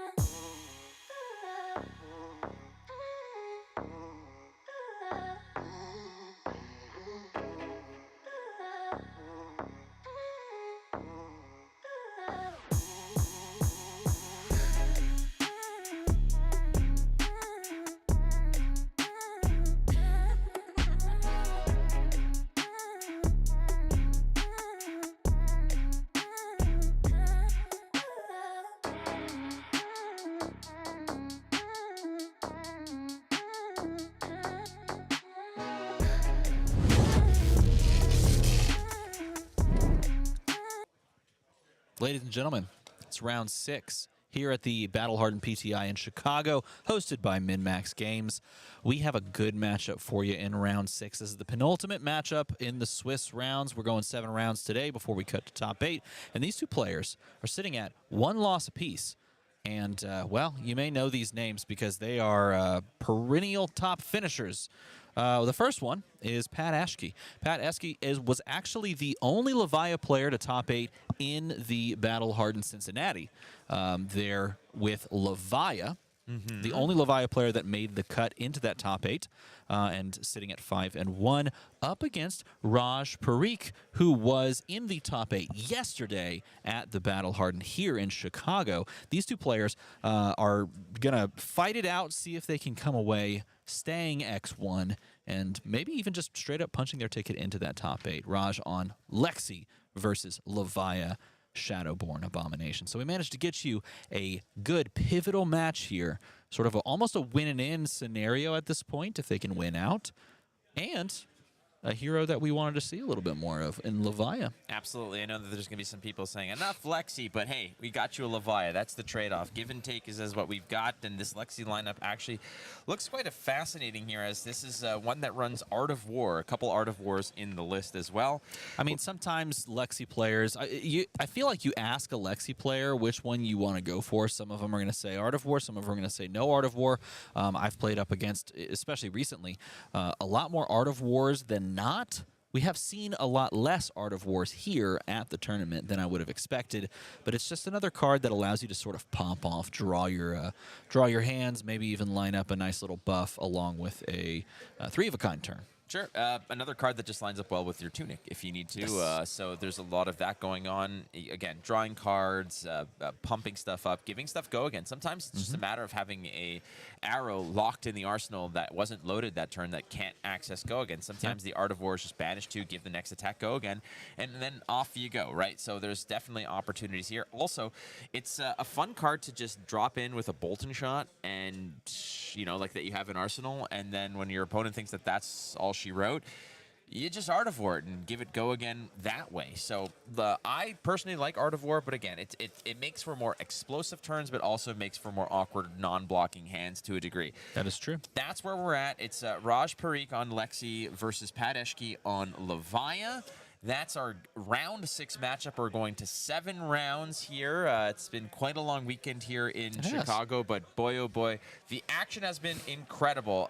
News about yesterday's final being arguably one of the greatest matches of competitive Flesh and Blood that we've ever seen on television, if you want to call it that. So good. There was an issue, again, the gods that be at YouTube, there's rules about how long streams can go. We did 11 rounds of CC, and we just blew past the 12-hour VOD limit. Correct. So I woke up to a ton of messages this morning from people saying, what the hell did you, specifically you, do to that match to cut it off at such a pivotal moment?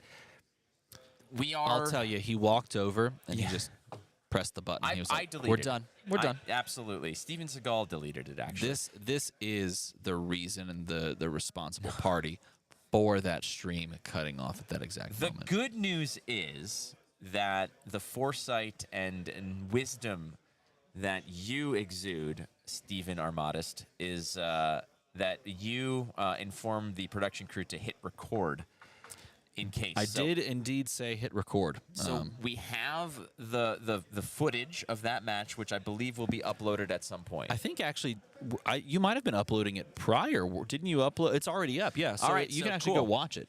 Not now, though. Well, you could side by side, maybe. No, Two monitor setup. You can't. No? You can't split your focus, especially on that game. Watch it after. That's true. Look, and these types of qualifiers and whatever have been tossed around about games. It's the greatest game you've ever seen, and whatever. I am not kidding when I say that it is a top 3 match that I have ever witnessed in Flesh and Blood. It truly was. It is.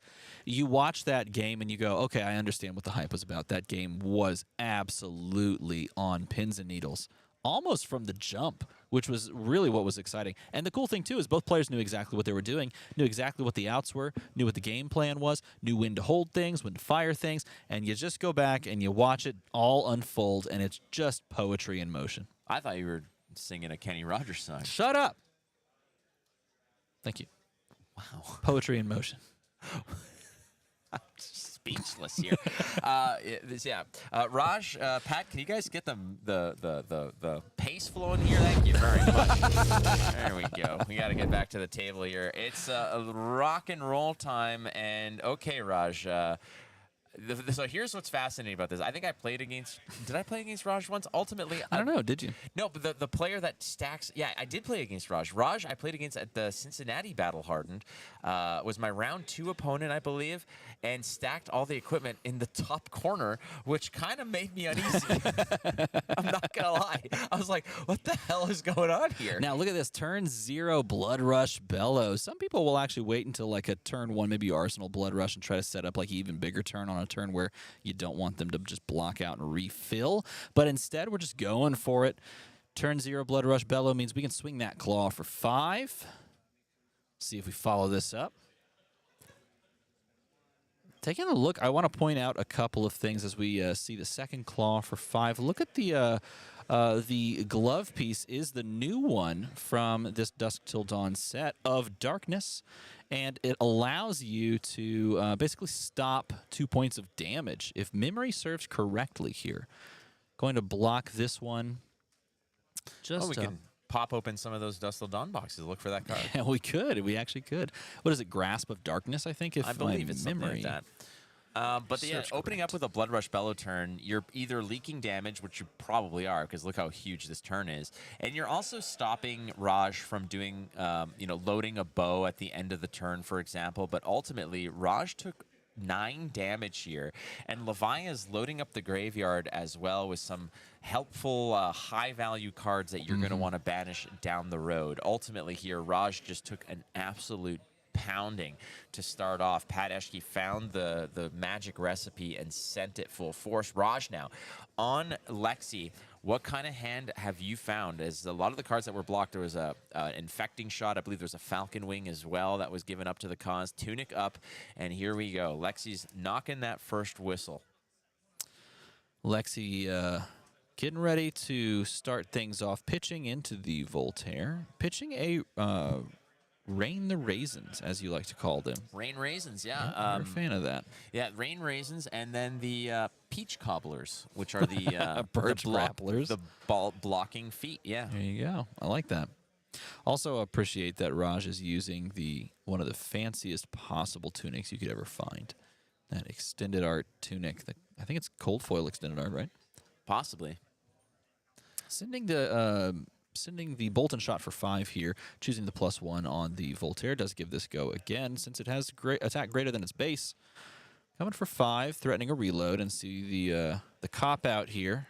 Just maybe tossing a card, maybe not, but here it's just used for a 2 value and the cycle of a card.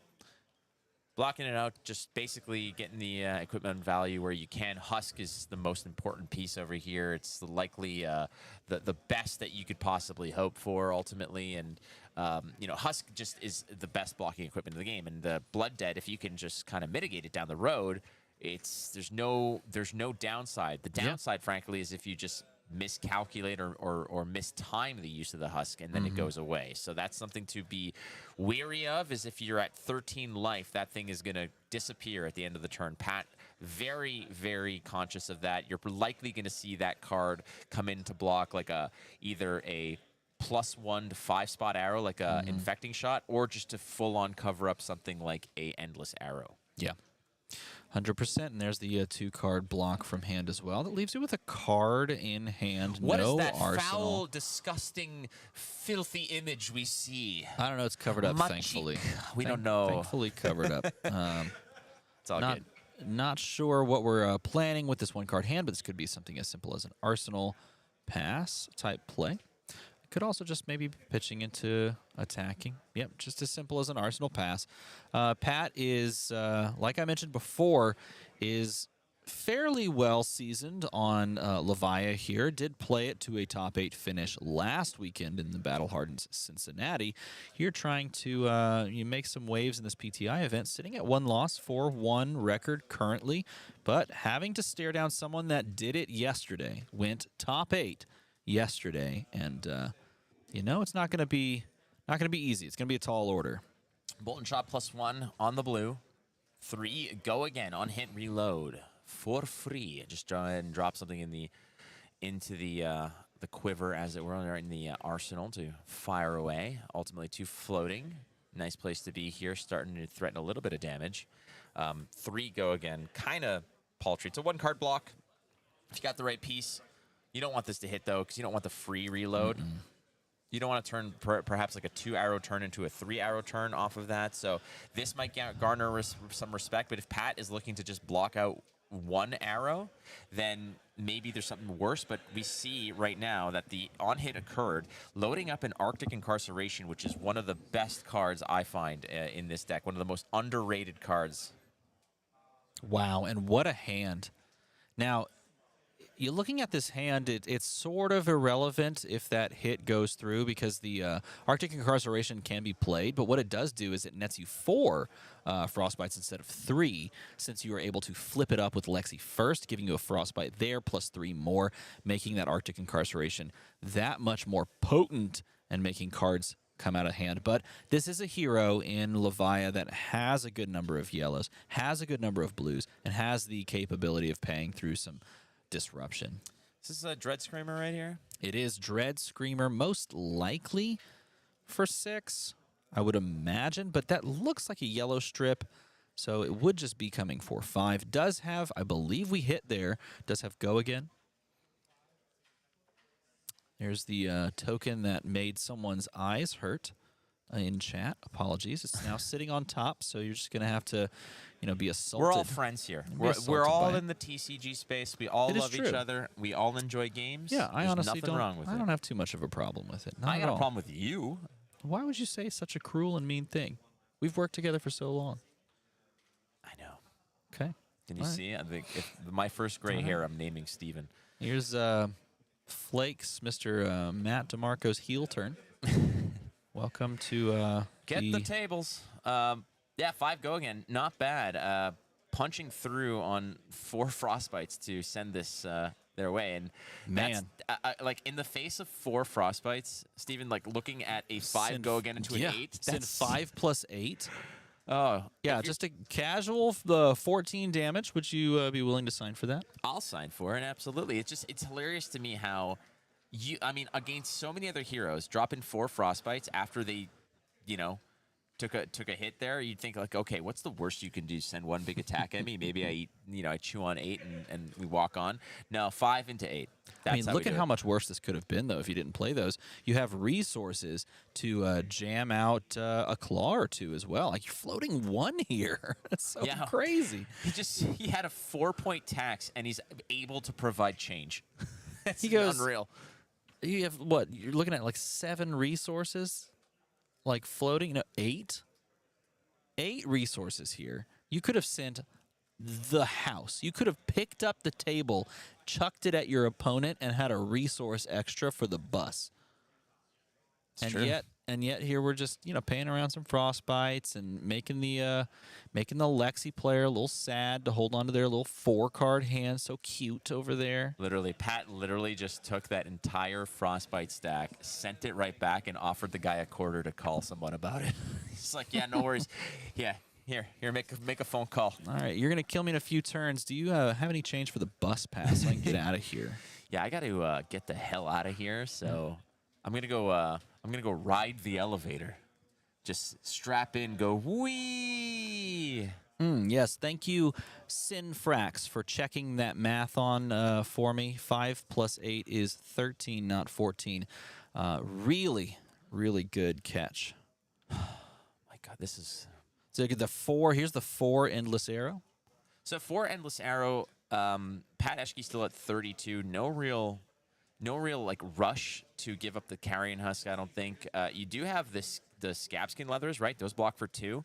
So this could just be a 2-card block if you want to toss the feet in front of it. Any blood debt right now? I'm not sure. If there is. It's a little tough to check on the top there with the positioning of the overlays. We do see the die there being positioned. I'm assuming that there is some number of blood debt. But, you know, Levia being able to hit banishes off of these, you know, last 2 turns, meaning you're not really too worried about it. And honestly, you have a great life lead right now. You probably don't care too much to even deal with, you know, a 4 go again into 4 go again, unless they really present some scary on hit. So there's some questions. There was a question in chat like, why do people have their equipment that way? In reality, I believe the rule, I don't know if it's a completely official. I've played against Raj in a competitive environment, and before the game even began, he asked me, he said, is it okay if I have my equipment here? He didn't just do it. It wasn't like, he's not trying to, you know, it's not psychic damage he's presenting here. Merely he asked, he said, is it okay if I have it here? I just prefer it all in one area. And I said, yeah, that's fine. That's absolutely fine. I just, you know, in certain cases, it does look a little bit like a cluster F of just kind of equipment. And you're parsing out because you're like, what chest do you have? What this you have? Like, normally you just look at the other side. You know where all of these things are traditionally placed. You can do that. It's fine. Again, this might be just a comfortability aspect for Raj. And if PTI agrees to it, which I'm sure Raj asked Pat in advance, and Pat probably said, yeah, cool, no problem. So that's typically how it goes. I've seen 2 by 2, you know, 2 over top of 2. And there's another Arctic Incarceration to say, yeah, here's a couple more frostbites. Can you pay through it this time? To chime in on the discourse that is clearly going on and where you place some cardboard rectangles, I think it goes alongside of the idea of playing like left-handed, for example. Like I'm a left-handed player. I place my deck on the left side because I have found time and time again that if I draw with my right hand, just because I'm left-handed, drawing with my right hand does cause me to knock the cards a little bit more, and I don't have that issue drawing left-handed. So being a left-handed player, that accommodation is made for players like myself, and it makes it a little easier to kind of sequence that. Now, of course, that's allowed in this game, and therefore this is perhaps a similar setup to that. 3 frostbite. I mean, last time there was 4, and Pat went super tall and wide against Raj. I wonder if this is more of a hindrance. Maybe Pat got caught with some bad mojo in his hand, a lot of red cards. Ultimately, that's what we're banking on. But look, we're just gonna send the CNC for 6, and and there it is. Yeah, having to pitch through and into. Wow, and having this was a moment where we really could have gone off as well with Blood Rush Bellow in hand, having to pitch that away to send the 6 and threaten the arsenal. So that's not a bad, you know, response. It's still something that Raj has to think about. It's not vanilla damage. It does have implications on his game plan. He's going to actually toss 2 in front. And one of those cards that he threw in front is an Endless Arrow. That's Pat's got to be a little bit happy about that, but he is going to take some blood debt. I believe he took 3 blood debt. So if we can't necessarily see it quite clear on the screen, but Pat is on the hook for 3 a turn now. Yeah, and so after this process completes, we're going to pass on over, and the Lexi player is looking at a 2-card plus Arsenal hand, no Tunic up. Not a ton of really flexible ways to send things, but you know what? All you got to have is a 3 of a kind. Now you have a 3-card hand. Looking good, looking good. 3 of a kind draws you those cards. It does require that you now play everything from this point forward from your arsenal. If you draw into, you know, like maybe an arrow, but like then the Art of Wars that you had mentioned are in this possible list, that can cause some problems. So you do have Quiver of Rustling Leaves to maybe save you in that moment. But here we do just have a fatigue shot that we can throw out there and cause a bit of disruption on the side of PTI. He's going to try and cover this up, I think. Yep, and he's going to give 5 to cover that up so that his next attack is not halved, rounding down. Life parity has been reached, but I would say that Pat has the edge because he has the legendary Husk on his side, meaning that at any point, he can just say, yeah, your next attack is moot. It is moot. Yeah, it is. The point is moo. It's like a cow's opinion. It doesn't matter. All right, so 5 on the stack over here, getting blocked by Scabskin Leathers. Another card just going to absorb it here. Following up with this bad boy, which is, again, Breakpoint, Endless Arrow. One was given up to a block earlier, but again, Recursive Arrows, pretty nasty. Not that this is going to go to fatigue in any kind of way, but anytime that you can just recover an arrow for free like that, you got to feel good, especially one that fires for free. Those are very, very valuable. This is the same Endless Arrow coming again. Deviled Egg. For 4, threatening to maybe go back into the arsenal yet again for the 3rd turn in a row. And considering how to deal with this, sitting on a 3-card hand, no arsenal, the more you donate to blocking, the less you have to either trigger the Levia ability turn off Blood Debt or even just swing back in general.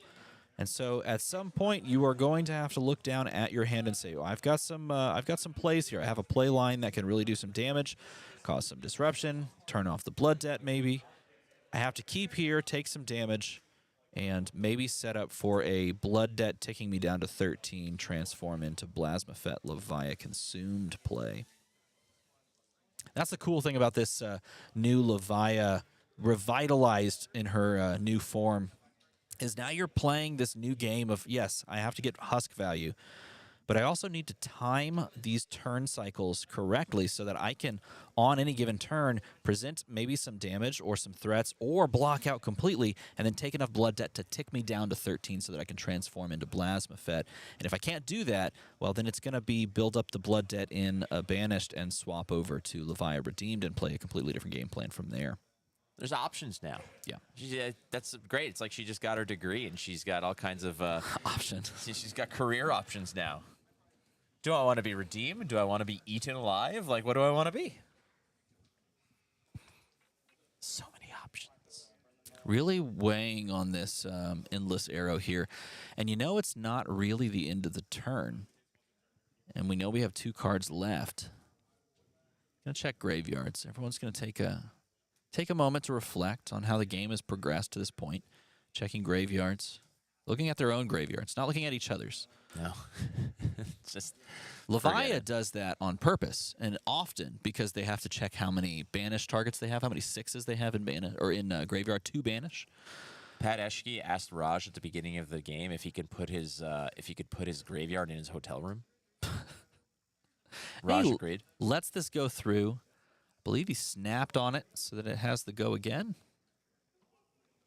Just gonna put that back into the hand now. Doesn't have an arsenal. Has one more Voltaire charge, if you will. No resources floating either. That's perhaps the awkward part. If all the cards in your hand are red, then you may make a play like this. But gonna activate here. Load the same Endless Arrow. It's getting some significant value, that bad boy. I was going to say, this is probably for 5. Since we didn't float a resource, we don't really have another way of loading or putting things into the arsenal. And so this is most likely just for 5 and some recursion. And this is where Pat has to look at it and go, okay, maybe that's huskable. Maybe we throw the husk in front of that and just call it a day. I can keep what I have in my hand. Nope, he's going to donate a card, take 2 down to 15, and that might just be an arsenal pass transform turn here. Okay, well, let's find out. So what are the criteria to transform here? What needs to happen? To transform into Blasmafet, Levia Consumed, and chat, tell me if I'm wrong. It's been a long series of 2 days, but Blood Debt has to tick you down to 13. In the process of that happening, even if it's like you have more Blood Debt that would keep compounding on itself, you may interrupt it and transform Levia into the demi-hero, Levia Consumed, once you have reached 13 when Blood Debt has sort of dealt that damage down, and then you transform, and then Blood Debt no longer hurts you from your life total and instead banishes cards from your deck. Sure. All right, well, here we are. Swinging the claw, keeping an arsenal most likely. We set ourselves up for success. Oh, so just for the record, I asked a L2 judge about the equipment. The official response is as long as as long as Raj asked and reasonable accommodations has been made and both players agree that it's fine, there's absolutely no problem in putting your equipment there. So for those who said it was illegal, you are incorrect. As long as both players are cool with it, you can put your you can set them up on a mobile over your head and let them spin. It doesn't matter as long as both players are cool with it. He does not lose Husk value this way because Husk does not destroy until the start of your next turn, which means that when he transforms into Plasma Fet, Levia consumed, ticking down to 13 at the end of this turn, as I explained prior, he still has the Husk, and he gets basically this one next turn to use it on the best attack that is presented to him by Raj. Now, Raj could say, okay, well, I'm just going to present these paltry attacks that you don't really care about. Poultry attacks, like paltry. chicken? No, not poultry. Paltry. Okay. It's and just like throw 4, 4, 4 and try to deny as much value as possible. But no matter what, Pat is going to be able to chuck that out there and not necessarily worry about the blood debt dealing damage to himself anymore. And honestly, it's the same thing is true with the Grasp of Darkness, because that can be banished and and that could allow you to prevent 2 damage. And it has blood debt, but now it's not going to be taking your life. It'll be taking your top card of your deck. PTI, 4-1 on Levia. Like you mentioned, I think was the only Levia to top 8 in Cincinnati. So definitely some significant chops here with Levia. Raj Parikh, really good here, good player here. As you can see, 4-1 they're both kind of fighting for their I wouldn't say this is a win and in, but this is a win and find out kind of scenario. That is exactly the way to say it. Win and find out, indeed. Now, belaboring the block here on this 3 is an interesting point. What does it mean? Are you looking at a hand that could be a bit clunky, or are you trying to maximize your damage output here and sort of snowball a couple of turns in a row where you maintain this breakneck pace tempo? But for now, it's a little scratchy scratch. Little 3 damage, no problem. Looks like that's going to be accepted. No worries. What is the return volley here? What is Raj hiding up his sleeve? Is it 3 of a kind? What's the deal? We're going to go ahead and banish off the top, right? That's what Levia wants to do. That is what Levia does now. As I described, the blood debt ticks down 1 at a time, and once you hit 13, you are able to interrupt that stack. It's sort of like Rune Chance in that way. You can interrupt that stack, and thank you for displaying it this way. This makes it so easy for all of us to see along at home. Those are the blood debt cards in Banished that are basically banishing the top card of your deck from this point forward as you interrupt and become Plasma Fet. So to a degree, I would imagine, it's kind of like they're self-milling. You can play aggressively. Now, this is a really big deal because this is the first Remorseless we have ever seen on the board in this entire tournament of the past 2 days, really. And this is Huskable, but here we're going to see the Husk cover that up, and then a Premeditate on top of the same Endless Arrow yet again. Look at the value that this Endless Arrow has represented. This time it's coming in with the help of Premeditate. On hit, create a Ponder token. It's kind of like Plunder Run from old days. It's just takes a little bit of extra work, and it's a Majestic. So the power levels of the old school Plunder Run days, boy, oh boy, those were good times, my friend. And in this case, PTI already committing the Husk to the previous attack has 7 to deal with, but that 1 breakpoint can be dealt with these boots. So we're going to throw in a couple 3 blocks, the boots. That ends that whole threat. And PTI at 13, not succumbing to blood debt from a damage perspective, but he's going to be basically feasting on his own deck, based on all the blood debt that's left. So as we see, starting his turn off by chucking out the Dread Screamer. Dread Screamer is going to require you not just to pay for it, but also to attack with it. Let's go, baby. Banish the 3 when you attack with it. Just take 3. Raj is very much like me. I'm not gonna just if my opponent is cool with it, I'm just gonna pull a few random cards out of the deck, like the rolling of the dice over and over again. Especially when it's like, okay, there's 11 cards, so we're gonna roll a d20, and we're gonna re-roll for everything over the top. It's like, or I could just pull 3 random cards out of it. Like, does that work for you? Works for me. It's almost like choosing your zones. If that works for you, it works for me type thing. Exactly. It's incredible what accommodation and you know, sportsmanship can accomplish. Now, I do want to also point out that the cards that are there face up and banished are available for you to play once per turn. Once you've played it, of course, it goes to the graveyard, and then anytime a card, from this point, since your Levia consumed, anytime a card goes into your banished zone, it's going to be face down, so you don't have access to it anymore. And that includes the cards off the top of the deck, but this is a big second swing here. Coming across, most likely for 9. Usually this card will connect and get the +3 from its own ability, Endless Maw. Just a nasty-looking card and a very powerful effect. There you go. Just grab those 3 middle ones. And we connect, I believe, that Endless Maw there. It looks like there's 1, maybe 2 hits left in the graveyard, and that's important to keep track. Yeah, there's the CNC in there, Blood Rush Bellows, a couple other things I'm not too Just sure depends about. on that Dread Screamer. If that Dread Screamer was red, I believe we saw a little glimpse of that Dread Screamer. Or maybe it was the Endless Maw, if there's another. If that was a red Endless Maw or blue. Taking a look at the list, I'm not sure if any other copies of Endless Maw are run. And it is a card that you probably only really focus on in red, so we can assume that there's 2 hits left in the 4-card graveyard. Pat's been just smashing this Lexi back and forth here. And a new hero, one that can pivot like Lexi can, like Levia can. The old school Levia strategy to a degree was pressure early, let them fill their graveyard, then let them empty their graveyard, and then watch as their entire house of cards crumbles by their own doing, right? You sort of buckle down and just weather the storm and just wait for them to whiff and take a ton of damage. Ultimately, this is a different story.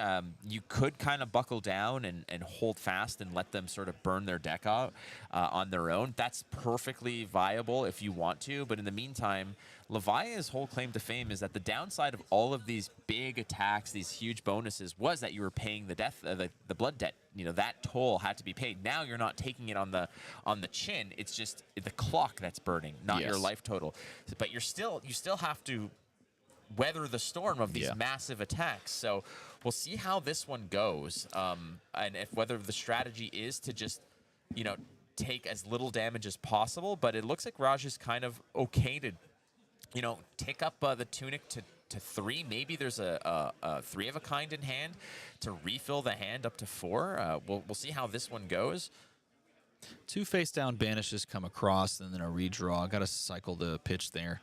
Flip that pitch to the bottom and then draw up. But nevertheless, we're going to take up the Tunic. We're playing a 2-card hand, and like you mentioned, it could very well be take the Tunic and Kaboom. 3 of a kind. Set That's yourself why up well. One of the best sort of, you know, not linear kind of connections between 2 cards is people say that 3 of a kind is just like having a carrion husk. You can give 2 cards to block and then play that to recover those, you know, all those cards. So it's like having 3 carrion husks just kind of floating around in your deck. It's a fascinating way to assess the card, and ultimately we're starting off with a 4 go again, and no cards can be played from hand. The same Endless Arrow. Is this the same one? Wow. Check me if I'm wrong. Nevertheless, we are sitting at 9. We took the tempo strategy, I would kind of argue, is what Raj is taking here. I need to keep pressure.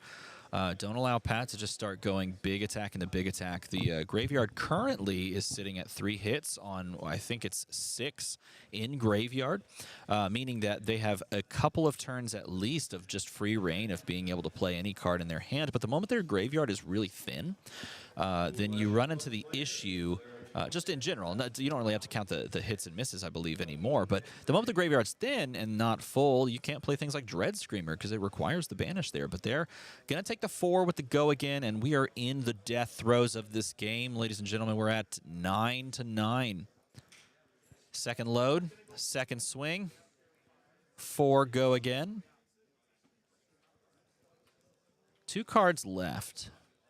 presenting this is our second Voltaire activation. We don't have access to the Bullseye Bracers. Oh, we wow. can't drop it in. Going to take that as well. Load it up again. Send it one more time. Well, we're going to, yeah, exactly. The only other recourse for loading an arrow is getting lucky off of the quiver of rustling leaves. Ah, yes, I see. You have access to the dark arts and all of these beastly ghouls with where half their body is a giant mouth. Well, I have a sack of dirt and leaves and debris, and I will use it to put an arrow in my bow. And Levia's like, okay. I see your blue searing shot, and I raise you. I'm not dead to it, so I will not block. having a 4-card hand plus 2 cards available to you. You can play one of those 2 cards that are sitting horizontal at the top of the screen because those were banished before you transformed into Levia consumed. So you once per turn can play one of those 2 cards. It's going to give him. This is a great move and great use of the Grasp of Darkness and why it's in the list. It's just a free, it's almost like Spell Void against a wizard. It's just a free 2 damage block. Yeah, it goes to Blood Debt, but you know what? I don't really care. I just flip it upside down. I'm Levia consumed. Let's dance.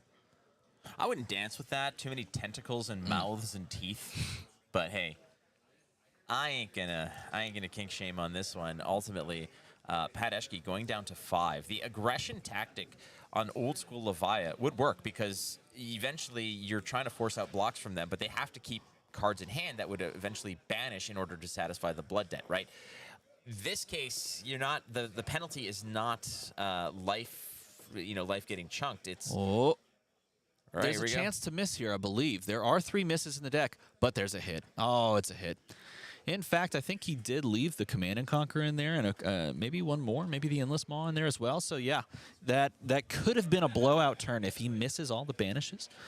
Would have been insane. But if he did, then Raj could have basically had a free ride to the next round and going 5-1. Instead, now we're looking at 4 go again into whatever else you have in hand, and it's probably going to be some punchy damage. Well, it was accepted, so the charges are called. We're going to go ahead and activate the boots. Life. Oh, Brute 2 life. action points. All right. Oh. Well done. All right. Pat showing you Goated. how easy it is to roll Scabskin Leathers. 2 action points. Oh, a 1 for 6. That is so overstated. Slithering Shadowpede. Card's real good. Comes across. Punching out there. Well, that's going to demand an answer here. Unfortunately for Raj, the nature of Lexi means that all of your equipment, wherever it is on your playmat, it doesn't really block for a whole lot. I think you've got a Hornet Sting, you've got a Tunic that you can definitely give up. Last ditch effort here would be to commit the New Horizon, but that is a game changer. Yes. So you definitely don't want to give that up if you don't have to. You've got 5 life points to play with, but Pat is sending 6 with an action point in his back pocket to keep the party going. So Raj doing some math here, not necessarily committing the card, but again, sometimes it's easier to visualize and parse out the rest of the turn when the things are put out there. He's going to throw the card in front, say, I'm blocking 3, taking 3, down to 2, 1 action point. What is it? Oh! That's a good one. Boy, oh boy. You know what? Sometimes being a brute gamer pays off. Rolling the dice and saying, come on, let's do it. Oh, and he doesn't even get a hit on the Hornet Sting. Doesn't get that free point of damage. That just makes you feel good about blocking it out. But you know what? At least you pass over the Quicken for the full block. And cleaning everything up, Pat's feeling pretty good here. Whoever foils those tokens, call LSS. Those are really, really shiny and nice. Trigger here showing the same Endless Era. Oh, well, there's a nice piece right there. It's going to be Codex of Frainty. Codex of Frainty is going to go ahead and fetch a card. You could probably surmise that Pat's probably going to load up the arsenal. What is it? Are you getting a swing big here? Is that just the number 1 option? Are you kind of, wussing out a bit on a Command and Conquer? Depending on what's in the graveyard, if you have access to a Go Again enabler, I think you almost always go the Go Again enabler. So if like a you're Dread Pat. Screamer kind of thing? I would go Dread Screamer, and then you load something else into the graveyard, something that allows you to maybe guarantee the hit on the Dread Screamer if it's not already guaranteed. But if you go Again into another swing, that might be good. It just also depends on how you plan to block this turn, because you are at 5. You don't have any other recourse as far as blocking is concerned, and you know there's an Endless Arrow plus whatever was grabbed by Raj here on this turn. And thankfully, because Raj blocked everything out, he has a Quicken token, which means he can just drop whatever he wants into the arsenal that is free, and he can go free arrow into the same Endless Arrow. And the Go Again is met thanks to the Quicken token for the first arrow, and he can present 8 on this turn. So what did he grab with Codex? I missed what he grabbed with Codex, actually. I mean, what you could do with that is, I mean, you can get like a Falcon Wing that fires for free, has the natural Go Again, and then finish it off with the Endless Arrow. You don't need to, because the Quicken token's giving Go Again. So You're absolutely right. So it would be like Searing Shot or another Endless Arrow, Yeah, frankly. Searing Shot is super good because it represents 5 overall damage. And then you can put your opponent to 1 if they commit to 2 blocking the Searing Shot to not take 5 and die. Then keep 2 cards in their hand plus their arsenal. Actually, they're going to be a 3-card hand, because they're going to force a card into the arsenal. It's going to be Endless Maw. Going to discard there, basically a swap out, but they're left with 3 cards in their hand now, and you have 2 arrows representing what is most likely 9 damage. Yep. So it's a Searing. There's the 2. Getting the full-on 1 card. Manja. There's the 4. Take the 4 down to 1.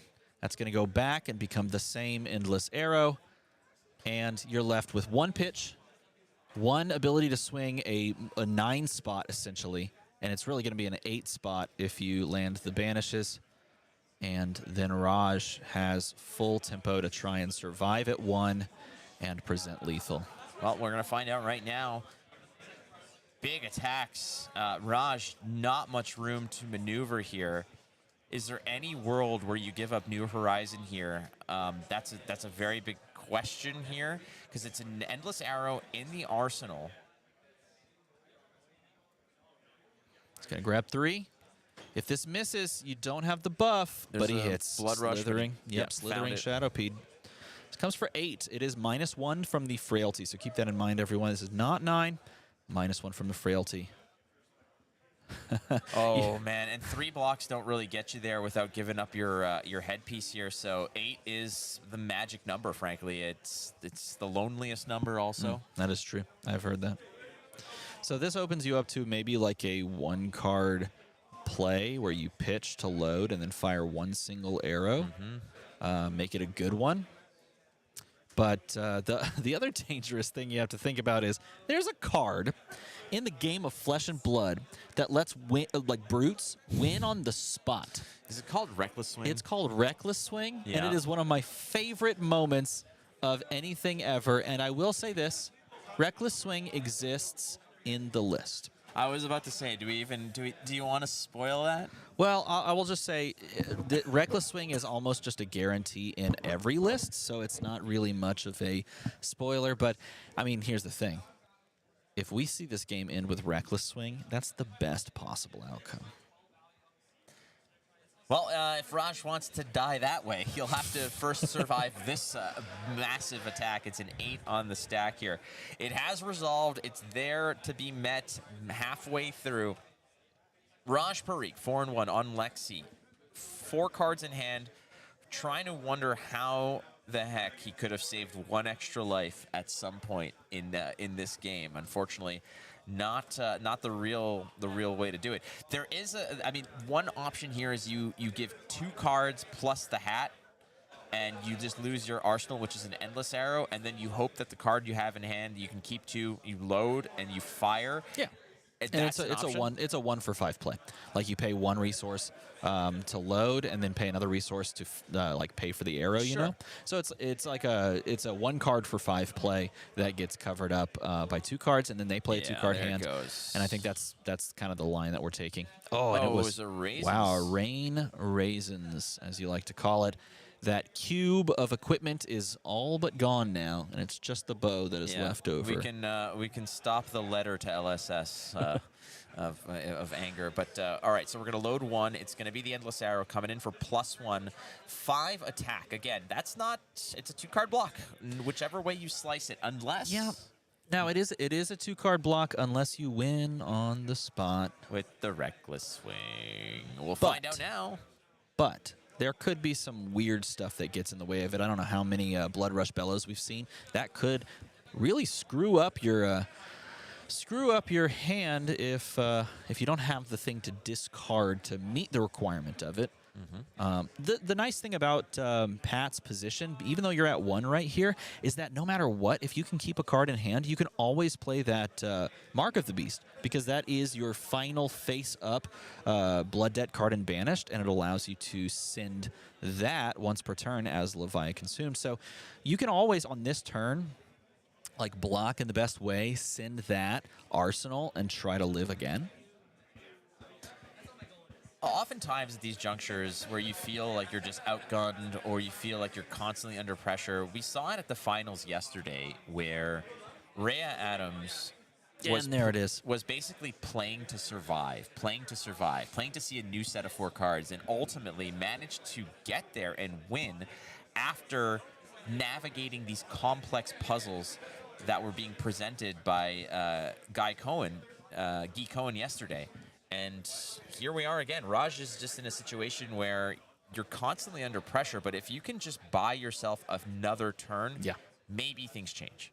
And just like I described, the opening here was to be able to present the final card that was face-up and banished, play that, give you a 6, make them lose 2 cards from hand. They don't have an arsenal, so they're playing a 2-card hand, which is a 1-arrow turn, most likely, unless they find Codex. Which can do some weird stuff, but it is going to be just a simple Heat Seeker for 5. Gives you the Arsenal, though. Sorry, for 6, because you chose to load with the +1. So not bad. How many are there? Much of 2 blocks in that list? As far as Pat's list, that's a great question. There are a couple of 0 blocks. Things like pulping. Oh well. Things like pulping don't block for anything. That will definitely get you. Pat here. Still, it's a 2-card block. If you just throw 2 3s in front of it and hopefully descend, Pat does have an arsenal, so there's still some stuff you can do. Ultimately, though, this Heat Seeker on-hit effect, win the game. Yes, on-hit, win the game. On-hit damage is also what you could refer to this as. Counting cards in deck, and I think we're maybe counting the cards in deck because we're counting our ratios of I have this many non-attacks, I have this many attacks, I have some outs that I need to play to. I need to know how many turns I have left with the current banish zone and how many I'm ticking down and banishing away, that sort of thing. And so those are the problems you have to think through as Levia. Don't really have to worry too much about the old banish anymore, though. So that is a Heat Seeker for 6. Raj giving up the New Horizons a few turns ago to stay alive. Okay, so this is a big deal over here. We're going to go for the Defensive Art of War. A very rare time to play this card. Just in general, this is typically an offensive move, but we're going to go ahead and pitch to it, banish, draw 2. My suspicion is we're going to go with the +1 defensive option as well, meaning that all your cards are going to block for +1 more. And we're going to find out. I think he's digging for exactly Reckless Swing, perhaps, but could also just block with like cards from hand to make this more comfortable. I love the hold the line is cool. There's the Reckless Swing. He forced it out, and that's gonna just seal the deal. Gotta dump the right cards from the hand so that you trigger the correct discard. Had to block. Look, he's pointing it out. He has to block before he makes that play, because if he does not get rid of the Beast Within, then he dies to the Beast Within being discarded, which we actually saw almost on stream yesterday. We saw Beast Within. Probably is that the high score for Beast Within right now? There's been some crazy pictures of community members hitting like insane things, but as far as what I've seen on stream, I think that might have been the craziest Beast Within turn I've ever seen. But we got to win by a Reckless Swing, which is, I think that if you're going for style points. That is true style points. Sure, certainly, absolutely. That's one way to do it for sure. That is wrapping up round 6. One more round to go. That's right. We did a solid 14 hours here yesterday. We're into our 7th hour. We're approaching our 8th. We're bringing you all the flesh and blood fun and games here at the PTI event at the MinMaxGames Chicago location. I think that's their only one, right? I don't know. Yes. Yeah, That's we threw the correct. script out way long ago. We don't know what the hell's going on. You're not wrong. We do have a couple more giveaways that we are going to be getting to after a short little break. We're going to give away some stuff. We're going to talk to you about who's in lock for top 8, perhaps. Also talk to you about where maybe some standings are. I'll go check on those, see if we can get that info back to you so that you can understand where the lay of the land really is in the final. Can you pick a thing that you like so we can give this away? Can I pick a thing that I like? Not, well, you know what I mean. Can you pick? Sunsets are nice. Sure. Can you pick a in the Photoshop / caption contest? You want me to pick? No, let's pick together. Let's pick what we think our favorite one is. I don't want responsibilities. Yeah, I know you don't. But you're going to have it anyway. Okay, thanks. All right. Anyway, we're going to step away. I'm going to make him decide who wins this box. So if you don't get picked, honestly. So don't go too far, and we'll be right back with more info here. Goodbye.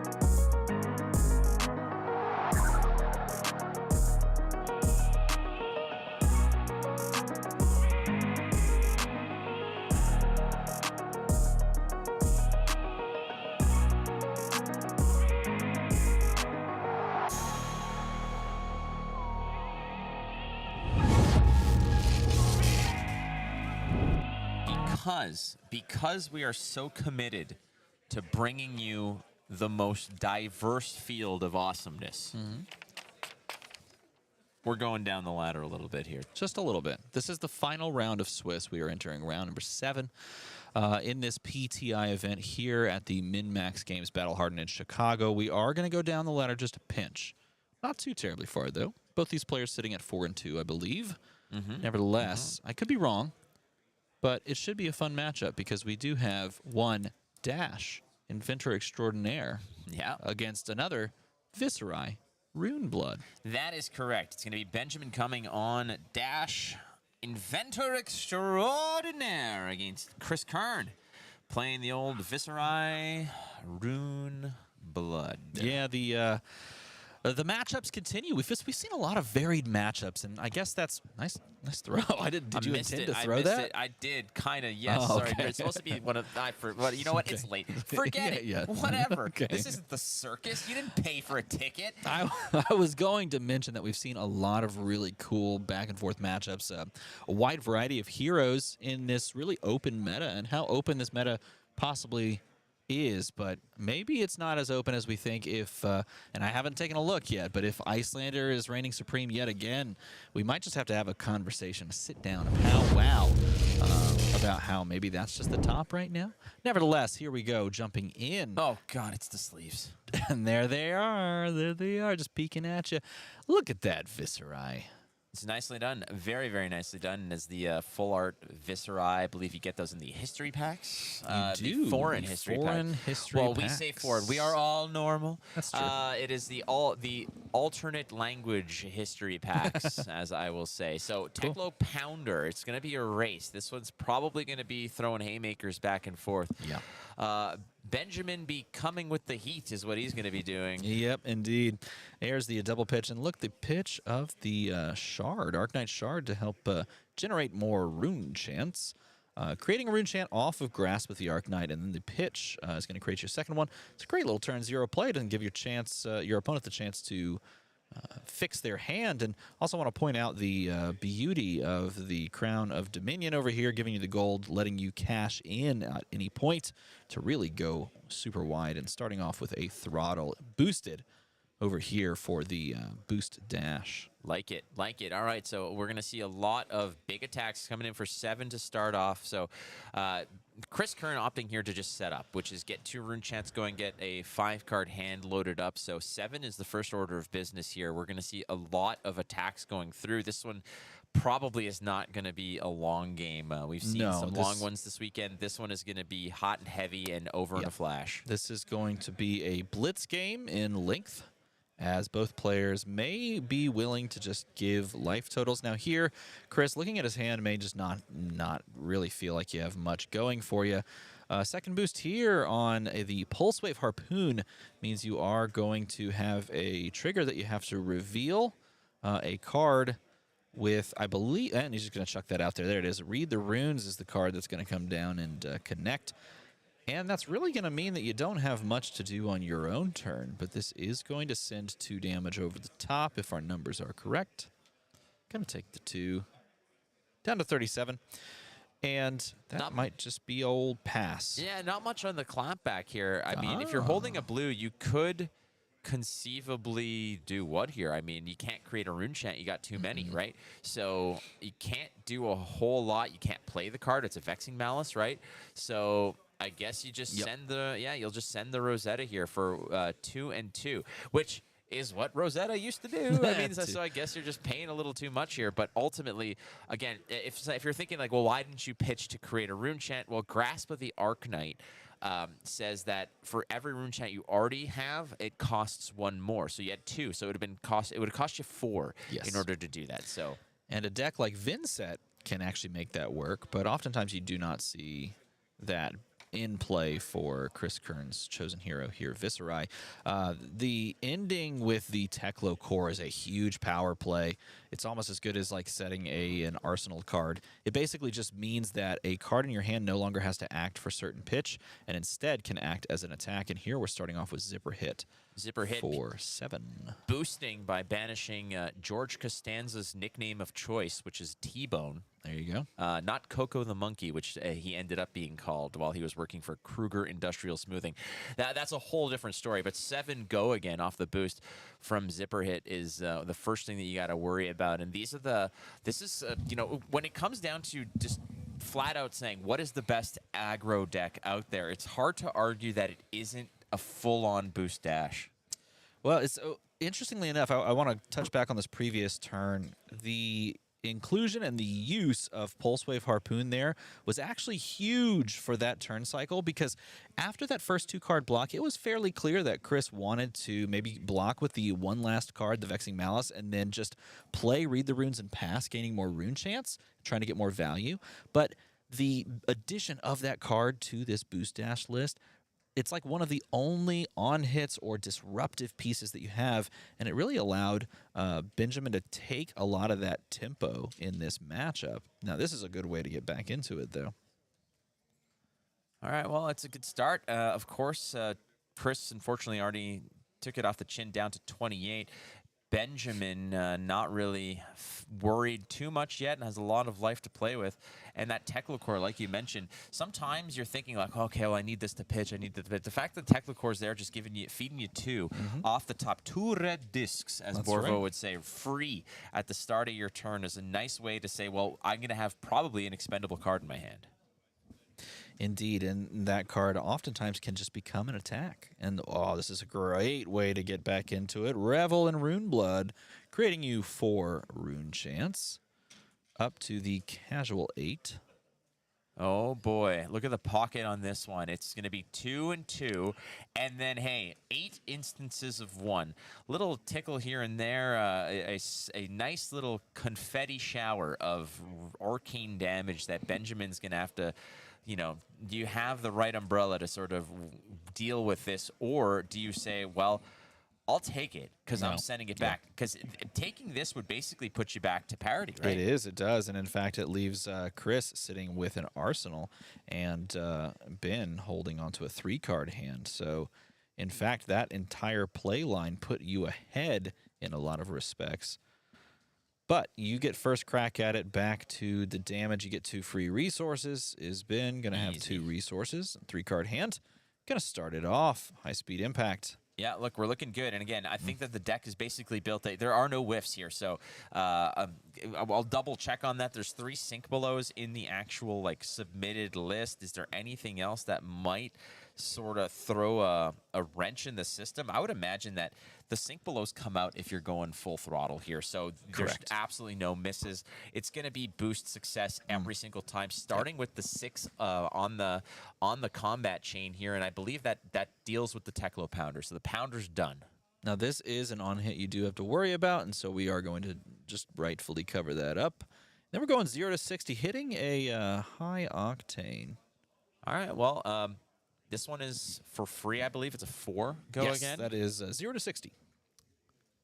And why not? Let's follow it up. 2 of a kind here when it comes to the 0 to 60. Hitting those. Max velocity comes off the top.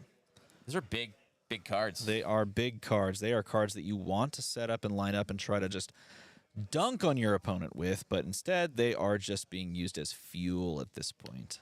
So getting some of the value off the equipment here is with the Grasp of the Arknight, as well as the Aether Iron Weave, which both have Battle Worn on top. Great equipment. Again, Runeblade can do so much and block well. And we're going to just Spark of Genius, going to go look for a item. I don't think he pitched into it, so it might just be a Pounder, probably. Unless it's a Techlo Core. I doubt so. But ultimately, we're going to see what he managed to go ahead and fetch, and what is going to be popped onto the field. What did he put? It's a Techlo Core, yeah. Yeah, it's a core. So again, ways that the Techlo Core here is basically, all right, I can block if I need to, because cards like Mavrian Skies with on hits that just compound the damage, I probably have to respect some of those. So I'm going to let the Techlo Core just be the pitch card as it is, and then go boost, and then see what happens. So ultimately, we're going to go with the Sonata Arcanix. Pitching once into it, only 1 hit, a Shrill of Skullform. And that is why you pitch into it, because the first 3 cards were all misses. Without pitching those 2 resources into that, you just whiff on this Sonata.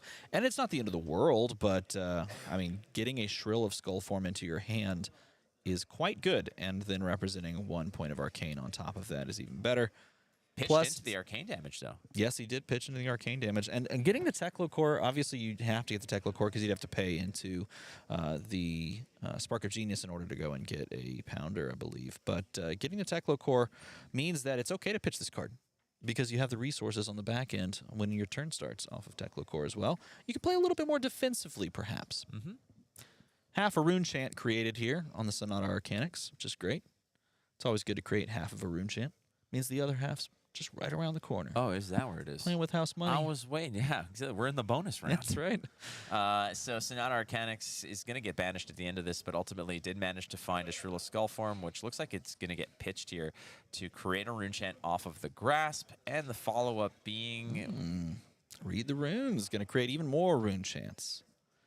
They're piling up, but Benjamin here is going to get resources from the Teklo Core. 2 free red discs straight from the Borvo Vault of Resources, and 3 cards in hand. So potentially, depending on what there is going to be, a Zipper it's going to cost you 1. It's going to have the boost effect, giving it go again. Is that a yellow? Looks like a yellow Zipper hit. It So does. 4 go again. Every time at this point now that you mention Borvo, I literally just picture John Malkovich from Rounders? Rounders. Yeah, and just opening the Oreo and yeah, getting it. just Do I... you know my tail. Exactly. Do I dominate the crippling crush? And he just checks his Oreo.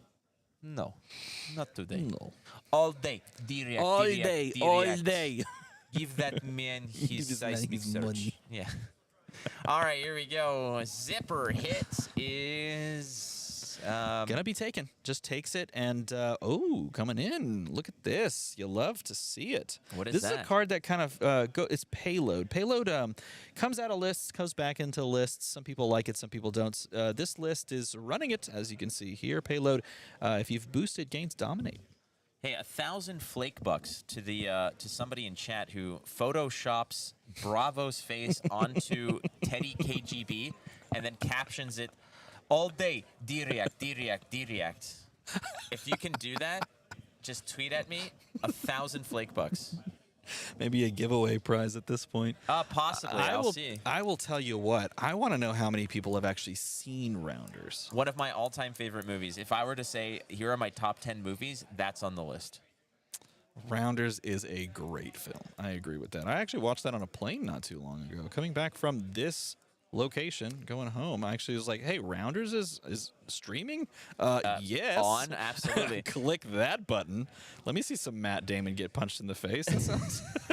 The beauty of that movie is also the fact that you have Edward Norton as the Oh, God. biggest scumbag. Oh, I needed to get punched so many times. And Matt Damon is just the friend. You know, like, do you like everyone has one of those friends that you just grew up with that you don't want to be friends with anymore, but you feel like it's just a matter of convenience that they're there, like familiarity, and no one else wants to be their friend. So or you just feel convicted of like, oh, they're all alone without me. They need my help. Are you the Matt Damon and I'm the worm? Is that what it is? Am I Ed would Norton? not say that about you. The chat Not would. to my face. Hey, we created half a Rune Chant again. We did manage to deal 1 point of Arcane, but it was blocked. How rude. We're sitting at 11, though. Ben has really masterfully crafted the last couple of turns, and unfortunately, Chris has run into a couple of just awkward hands that have just been Rune Chant generators, and he kept this hand and took all of that damage so that he could play out this turn. Let's see how it unfolds. I mean, Benjamin has been laying on real thick here. There's going to be a turn or two that he probably just takes it face and sends it back, right? So that's where we're at right now. The attack with Rune Flash here. Rune Flash is coming forward with Go again. It was discounted by the number of Rune Chants sent. Rune Chants were dealt with thanks to the pitch off of the hand, of the card from hand. Rune Chants a source of arcane damage. Arcane cannot be blocked with cards from hand. It can only be dealt with by pitching into Arcane Barrier.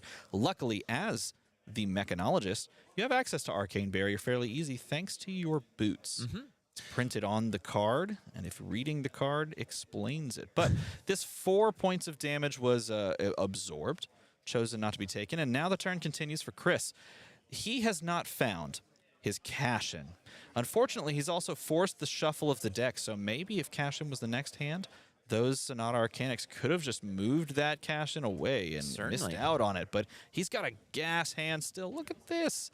He's able to swing this maybe Swarming Gloomveil.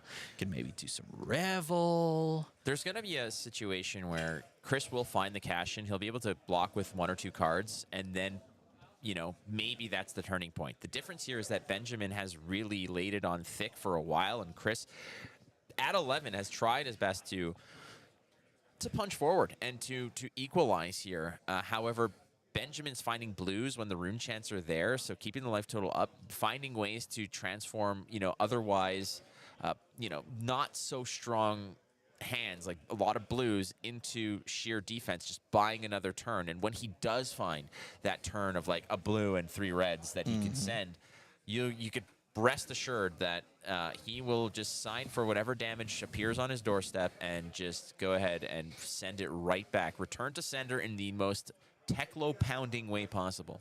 Well, the other thing to think about is we've already gotten rid of 2 cards from the hand. Wow, we drew into a second Sonata. That Sonata is technically already banished, but this Sonata, not paying into it, is just going to reveal the top 3. It's non-attack, non-attack, non-attack. We whiff on the Sonata. So Sonata Arcanics is a card that is variable cost. You can choose how much to pay into it. If you pay nothing into it, you reveal the top 3 cards. If you pay 2 resources into it, you reveal the top 4 cards because it's 2 divided by X, or I guess X divided by 2. And in this case, we revealed the top 3, and we missed. If you hit on this by showing a non-attack and an attack, you get to take the attack into your hand. So this card becomes sort of neutral in that you play it and it replaces itself with an attack. But it also creates you half a rune chant, meaning that it turns on Viscerai's ability for future cards. And it does so much more when you pitch more into it. It gives you attacks. It's a great card, but in this case, it was only half a rune chant. 4 go again off the creation of multiple auras being those rune chants. Swarming Gloomveil, one of the most devious cards to come out of Everfest. Everfest boxes, not that expensive. Everfest boxes loaded with really good stuff. 2 rune chants in tow here. Benjamin Cumming has quite a cushion if he wants to just absorb it, no problem. He can sponge a lot of damage here. And probably dodging a bullet here with that Sonata Arcanic, saying, well, there was nothing there. You just tossed a card right in the garbage. Sure, like you mentioned, half a rune chant. You're putting it in work, no problem. It's a chip away game now for Chris, but he's got to be cognizant of the fact that Dash is one of the premier physical aggro games you could play here. And opting in this case to pitching 2 cards, giving 1 card up to block here. I think Benjamin just didn't find the hand he wanted. Yeah. So no reason to take damage to send some garbage back. I think what Benjamin wants to do is insulate the hand until he finds that sheer juice, that real pulpy, delicious kind of juice that he can go ahead and really send back. But look at this. All right, so 6 rune chants, and is that a Rosetta for 2 and 2 as well? Yes, it is. So you're looking at a total of 10 damage here, and that would put you at life parity again. Now, the decision point I think that Ben is making with, I believe, a 1-card hand here is if I give this hand up, I'm wasting the Teklo core resources that I'm about to get. If I keep this card in hand, I take 10 damage, but I can present 6 damage on the swing back here at using the 1-card hand and the benefit of that Teklo core from earlier. And I think that is the right play because we are going to boost this. We're going to be able to present 6 here and then 2 on the backswing thanks to our Teklo Plasma Pistol. And of course, finally, Chris finds some really powerful cards like Mordred Tide to really push the rune chant generation. We have a Become the Arc Knight. I think we have an attack as well. I think that was a Shrill so that we can go find even more crazy stuff. But he's staring down a total of 8 damage on this turn. So he's going to need to figure out something to do about this unless he just wants to drop to 3. And that is a dangerous prospect. Here we go. Was that a good assessment of the... Yes. Okay, cool. Yes. Now I got Rounders in the mind. I just want a friend named Kanish. It's a great movie. Okie day. I believe is that also a meet and greet in hand? I think that's a meet and greet as well. It is a meet and greet in hand. Fantastic little card. Shrill, I believe. Is that a Mordred? Mm-hmm. Looks like Mordred tried Shrill, meet and greet, and become the Arc Knight, meaning that you can actually go get a Mauvrian Skies if you wanted to and play, some stuff out, or maybe you can even go and fetch like. No, I think fetching a Rattlebones would be weird, but maybe it lets you set up for like a big rune chant turn. Was this boosted? This was boosted, and the goal here is to make efficient use of the 2 resources we have left from the Teklo core. Send 6, go again, and then send 2 with the pistol. Mm-hmm. So we're putting our opponent to 3 on this play. Chris has to be thinking here, can I punch through for more, like obviously more than lethal? Like, what is my ceiling here? And if the ceiling isn't impressive, I should probably block a little bit out here. But here we go. It's going to start. It's just a Spark of Genius is going to go ahead and fetch, what is it, a Teklo core. Love it. All right. Wow, this is even more powerful. Well, the Teklo core in this regard means that Benjamin can pitch and use cards to block and protect the life total and still have an outlet to make some stuff happen. So this is definitely the play. You'd think that, okay, it's an aggro deck. You want the Teklo Pounder, but the Teklo Pounder, if it doesn't work out, it doesn't work out. You want resources to potentially send some cards. If the Teklo Pounder doesn't have an attack to send, right? Then it does nothing. However, Benjamin still has the cap, the Crown of Providence, in order to fix the hand. But we're opening with the Mordred Tide. This is going to be a big turn here for Chris. He's going to generate a lot of sauce. Gaining 2 rune chance from 1 to 2. Sending it on over, creating 2 on the back end. Meet and greet is looking for arcane damage to be dealt for it to gain go again.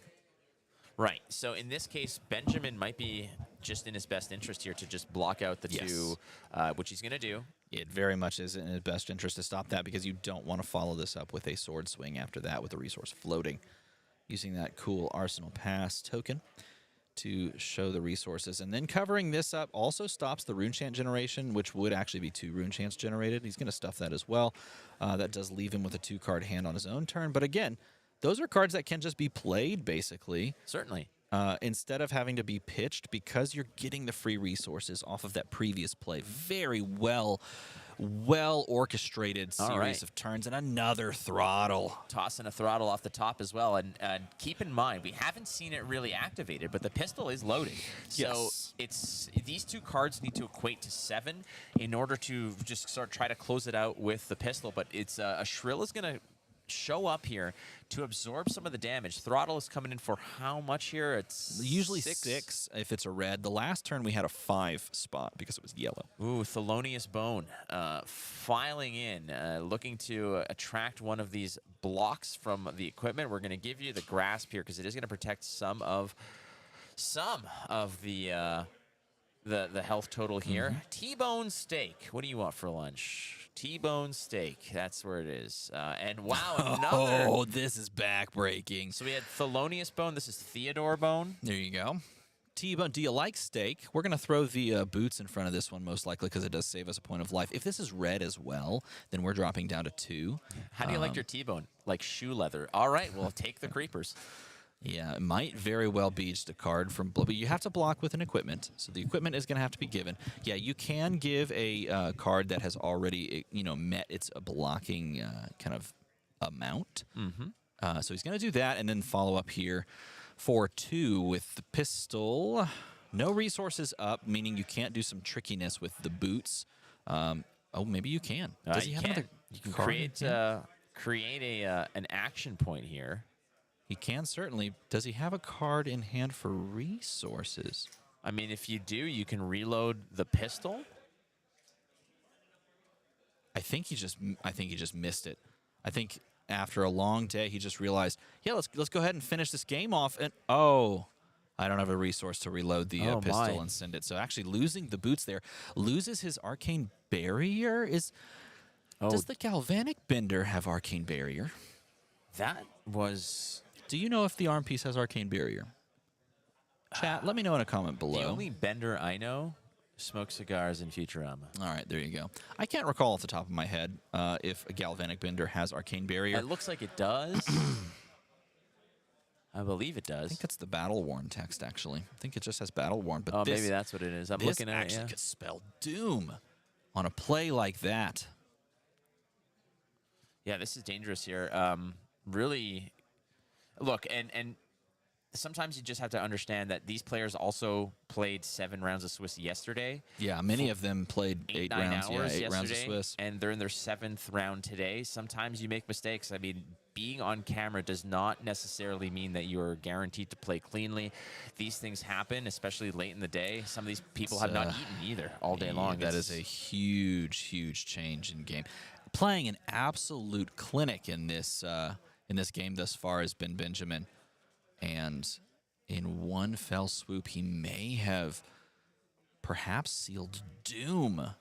But Chris is at 2, and Ben has a full grip with 2 free resources from the Teklo core. This is not lethal. This is 5 damage. You can go to 4, and then you can throw some serious haymakers back at your opponent. Yeah, that, you know, tossing away the Achilles Accelerator that way, it's just a testament to what the brain fog that you sometimes feel going through the motions over and over again, and you can make a mistake. And again, at this level, you just say it. Okay, break the Achilles. You're committed. You said it. You did the action. You have to. Especially at a juncture like this where these players are fighting for their tournament lives, it's unfortunate.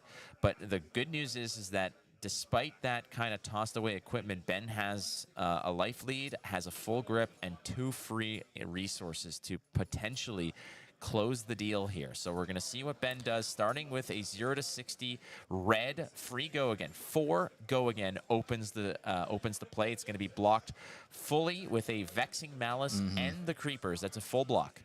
Now, I think he actually even just paid into AB that doesn't actually exist. Not realizing that you just gave up all the AB is actually a worse play for him in general, because taking down to 4 gives him a 4-card or 5-card hand anyway, and he's gonna activate the furnace. I think it comes back to the idea of like a little mistake compounding into a larger mistake into a larger mistake. He has no AB. He has no recourse, but losing the card might be the worst thing, because you pitch away a card that should be in your hand. You could possibly push past the damage. So if we don't see him close it out here, that could be even more of a pivotal misplay. Well, we got the Harpoon, Pulse Wave Harpoon. Show me your hand. What do you got? All right, adios to the Spellblade. Blocking. He's going to take all the cards in the hand, but he's going to load it up the pistol. He had the resource left to load the pistol, fire it off, and that does finish it. So even with a few of those just brain-melted misplays, he gets through it, he pushes past it, and he closes it out. So as you see there, Ben picking it up on dash, and it's been a long day. It's been a long day for all of us. But now, at the conclusion of this round, we can announce a top 8. So we will be doing that quite soon as the round comes to a close. We do, though, have to announce something even more exciting, perhaps. Is it more exciting than top 8? No, it's definitely not. Okay. Well, go ahead and make the announcement, because this is a good one. Alrighty then. Alrighty Let's get to it. Friends, we had some pictures circulating around the internet of us 2 idiots just being ourselves, and the chat and the people out there in the community decided to do some stuff. Are we going with the one that I mentioned? Yes. All Yeah, right. the one you picked. Go How ahead. do I put that on the... Oh, wait. We were having trouble sending it. The Dropbox was being... I will figure it out. Tried to grab onto We will the- figure it out. So let's take a quick break. We will show you the winner on screen here in a moment. But first, let's take a quick break, and we'll come right back with that. Gotcha. Is there an email address you can send it?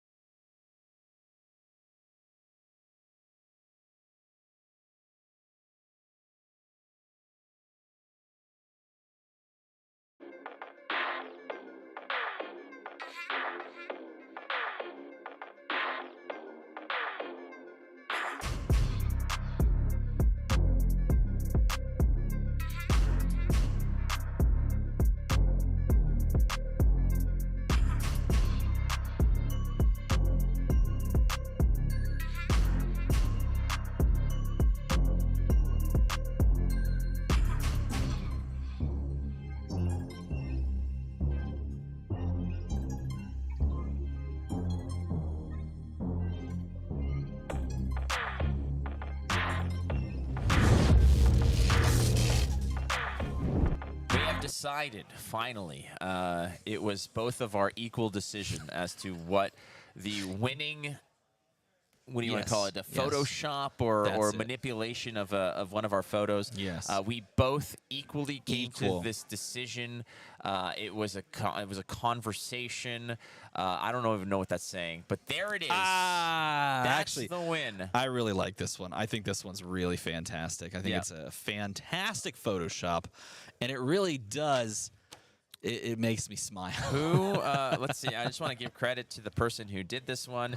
This is from Michael Allen Koch at Mikael89. If that's you, tweet at me and email Peter at MinMaxGames and tell him that you won a box of Tales of Aria Unlimited. There it is. Tales of Aria Unlimited, and we will send this to you. But you have to do that. Yes, because If we're you not going to do it don't, for you. We will throw this in a volcano and feel no remorse. Like the One Ring? No remorse. Absolutely no remorse. Choral music strikes up behind us. Sure. But there it is, the cranial crush. Has a good Photoshop. There are a lot of great ones. In fact, I kind of want to throw a few more up on the screen. Maybe we'll get some more in circulation as we go into the top 8 here. Going to be top 8ing soon. They haven't announced the top 8. I don't believe the round timer has completed. We didn't have a chance to step away and go check All right. We have done we've done 18 rounds of classic constructed casting in the past 2 days. Yeah. We got 3 left to do. Feeling strong. I have. Let me ask you this. Yeah, go for it. Because I'm sure your thoughts are coalesced right to the front. No, they're marmalade right now. Okay. After so many rounds of CC, though, in this new meta, where are you standing as far as what we've seen and like the overall power levels going out of right now in this early part of the meta into national season? Well, I'm not standing because my legs are mush and I have no strength left. But if I were to assess what the meta looks like, it seems to me that it is absolutely just coalescing behind Dromai, Lexi, Viscerai, Runeblade, I think are the ways to go here. I think that is kind of the stronger. I know that Viscerai hasn't necessarily punched through, but I believe that people are working on those kinds of decks as well. PTI events, I believe, are not everybody's, big prize. They're not everybody's, Battle Hardened, sure, that's no problem. I think that was a better assessment of what's going on. I think that Lexi is hard to ignore. Yes. And when it comes to assessing the metas going into major tournaments like national season, unless there's people brewing secret stuff that are not taking it to these Battle Hardens, you have to go with what is the best, what beats the best, and then what can beat everything else and have an okay matchup with the others, right? Right. That's kind of the mentality that you have to go in, and ultimately that typically boils down to 3 decks, and it's not like this rock, paper, scissors typically. It's more so, a numbers game, and I know that I beat the drum on Bravo and Guardian a lot, but I do believe that the tenets of a good deck and a disruptive meta-targeting deck is there. I think that Bravo can steal the show instead of stopping it, but ultimately it has to be if the meta shifts away from Lexi. If Lexi starts to become overwhelmed by Dromai, then Bravo swoops in because Lexi is a tough out for Bravo. You think so? Well, I think so in the sense that it's not as easy to cover all the breakpoints, especially with cards now like a Codex that will peel a card from your hand. You can't just commit to defense when they're going to do stuff like that.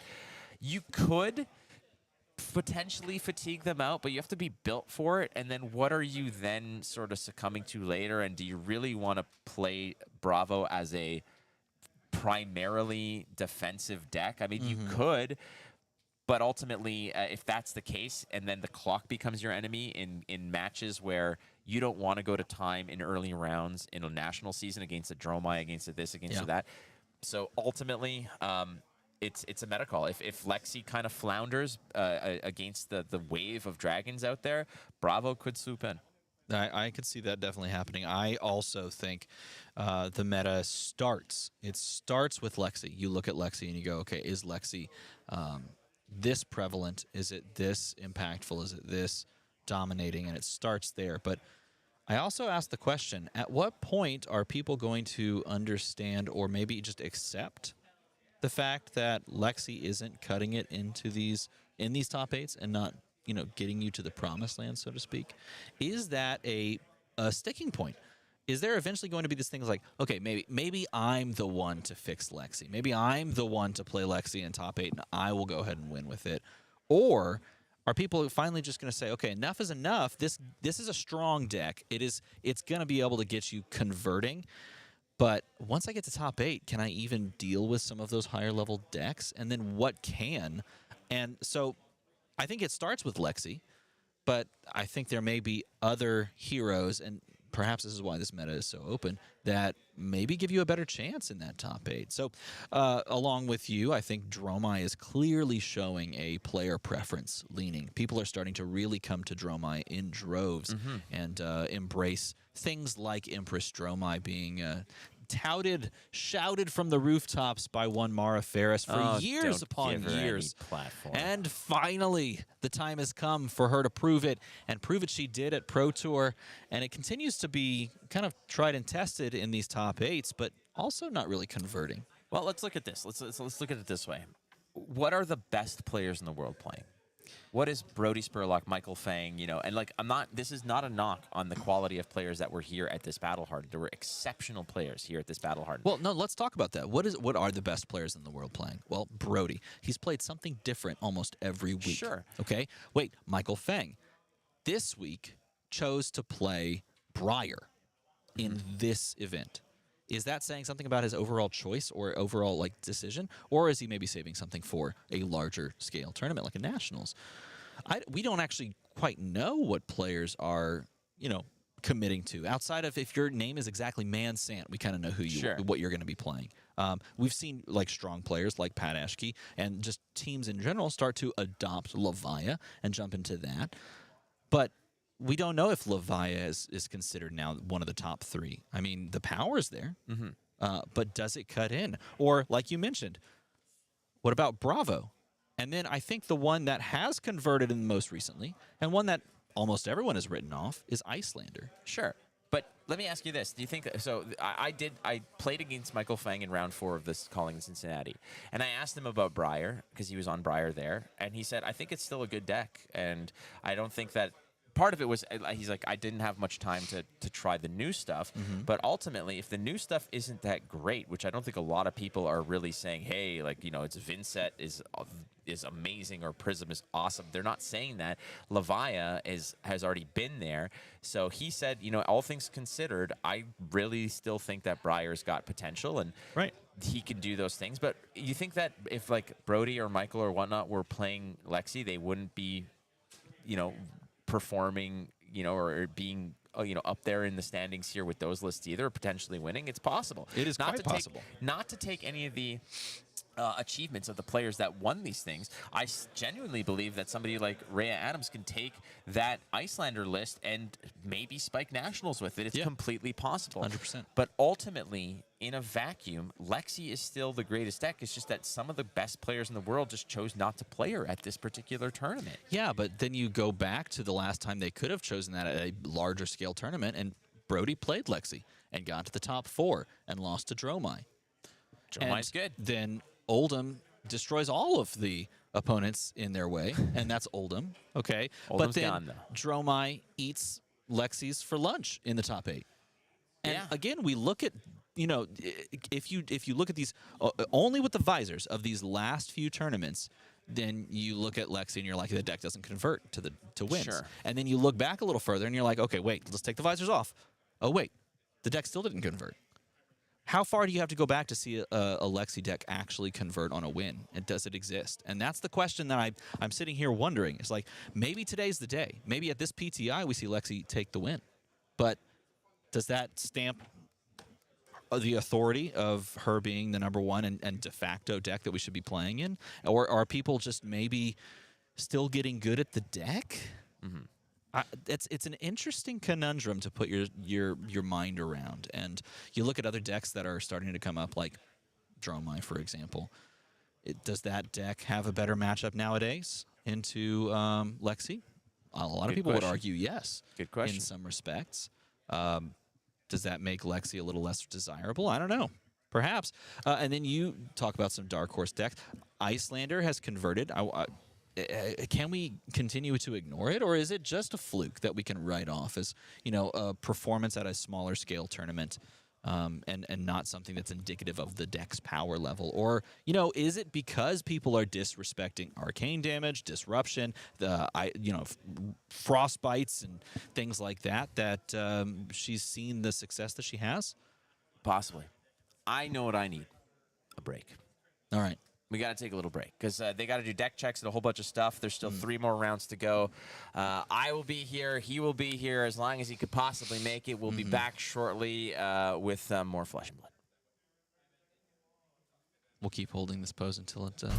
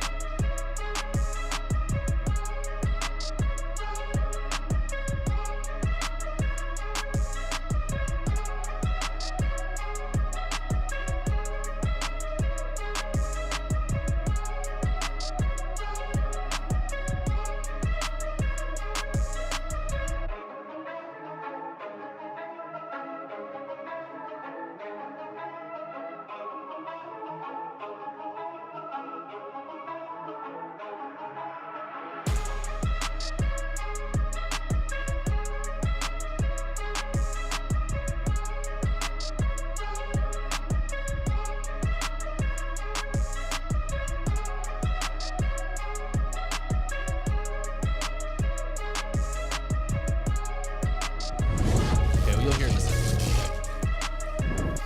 Ladies and gentlemen, we are back at the top 8. This is the moment you've been waiting for after that short yet long break. And I'm joined by none other than Drip Drop Samuel Dando. How's it going, my friend? It's going well. I'm happy to be here. Happy to be next to your side yet again. And hopefully we can cast some great games here as Flake deserves a well-needed rest. Yeah, he needs a break. And now tell me, did you play today in this event or did you play yesterday? I played yesterday. Okay. It was a really great event. I was really trying to decide whether I wanted to play Briar to try to win or to have fun and play Viscerai. So I decided to play with Viscerai with Dying by Honor if I knew I'd paired with an Icelander and a Dromai.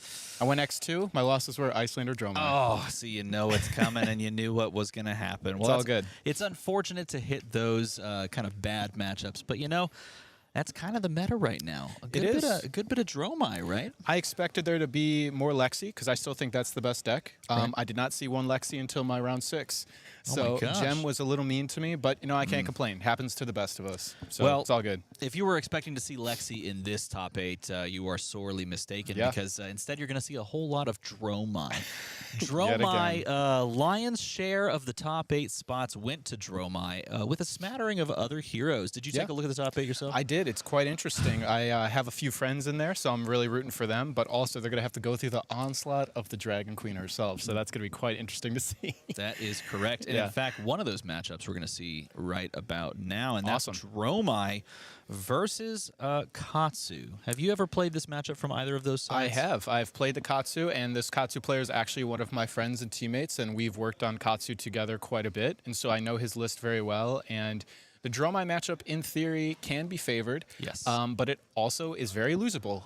It is not an auto win by any means. If the Dromai knows what they're doing and is playing it well, it is not an easy game by any short imagine. I feel like you perfectly encapsulated Dromai just then. Yeah. It feels very favored, but if the Dromai players knows what they're doing, it's very losable. Yeah. And that right there is Dromai in a nutshell. She is a tough nut to crack, but when you do, you feel very powerful because you have access to something that no other hero really does, and that's permanence on the board. Yeah. Sometimes that's really good, and in some cases that can be really bad, like, for example, playing into Katsu and giving them free on-hit triggers.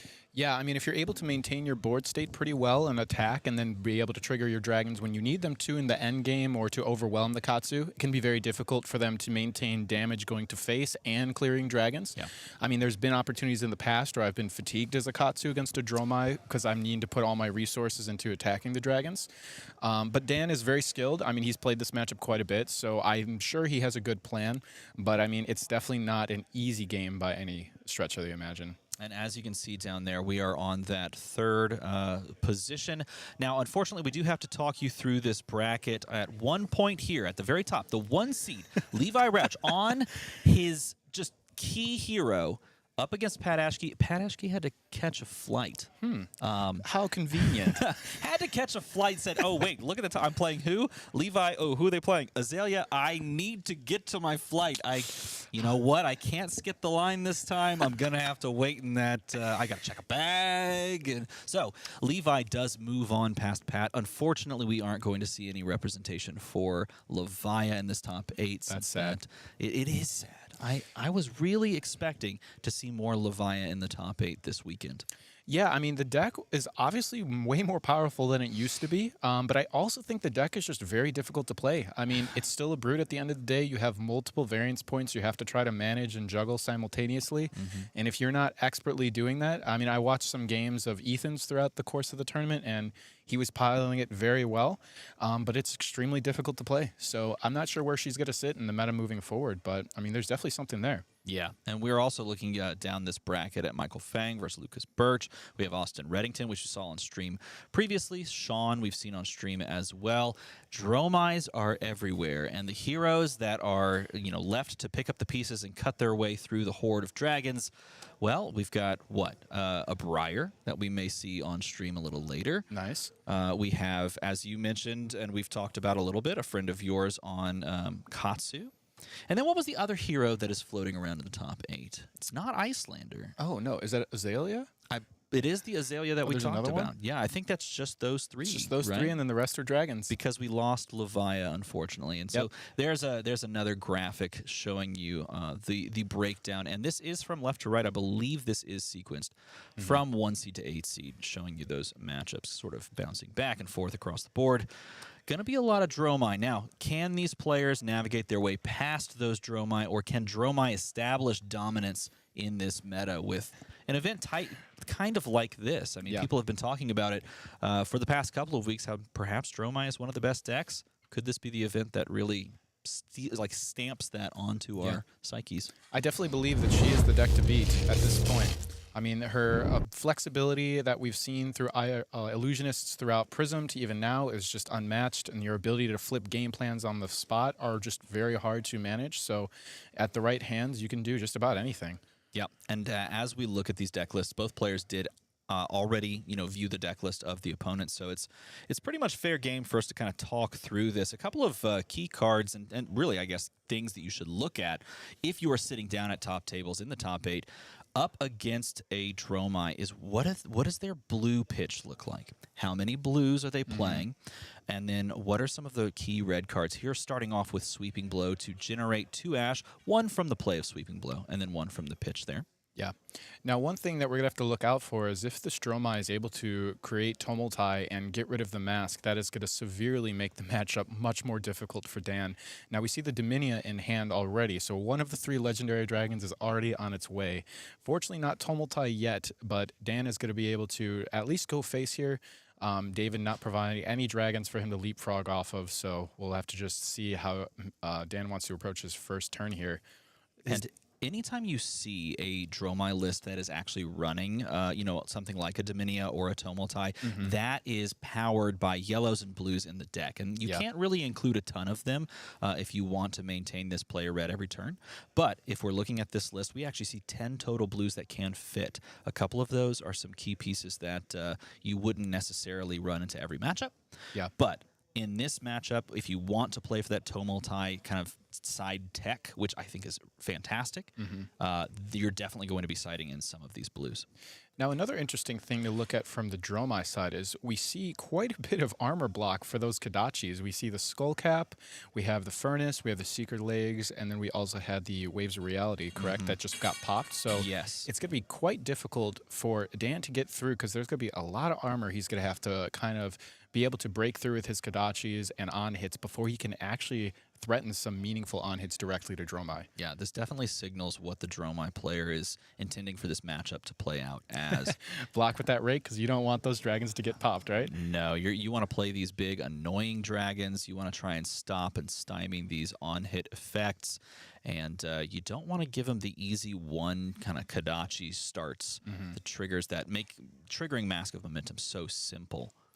Now, Yunderai, I think I saw in hand as well, is actually quite difficult for Katsu to deal with because that prevention on the on-hit of the Yunderai does not allow them to continue the chain for the mask. So if they do want to hit the Yunderai with the Kadachi, that will break their chain. So it's actually quite a pesky dragon to deal with. And this is a must-kill dragon in Dominia. Dominia established it was arsenaled on turn 0, and this is one of the 2 legendary dragons in the list.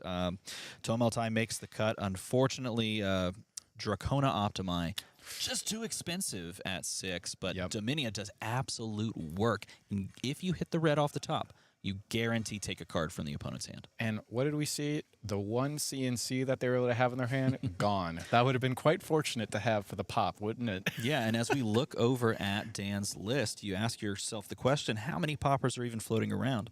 If you're new to the game of Flesh and Blood, a 6 attack can be presented as a block.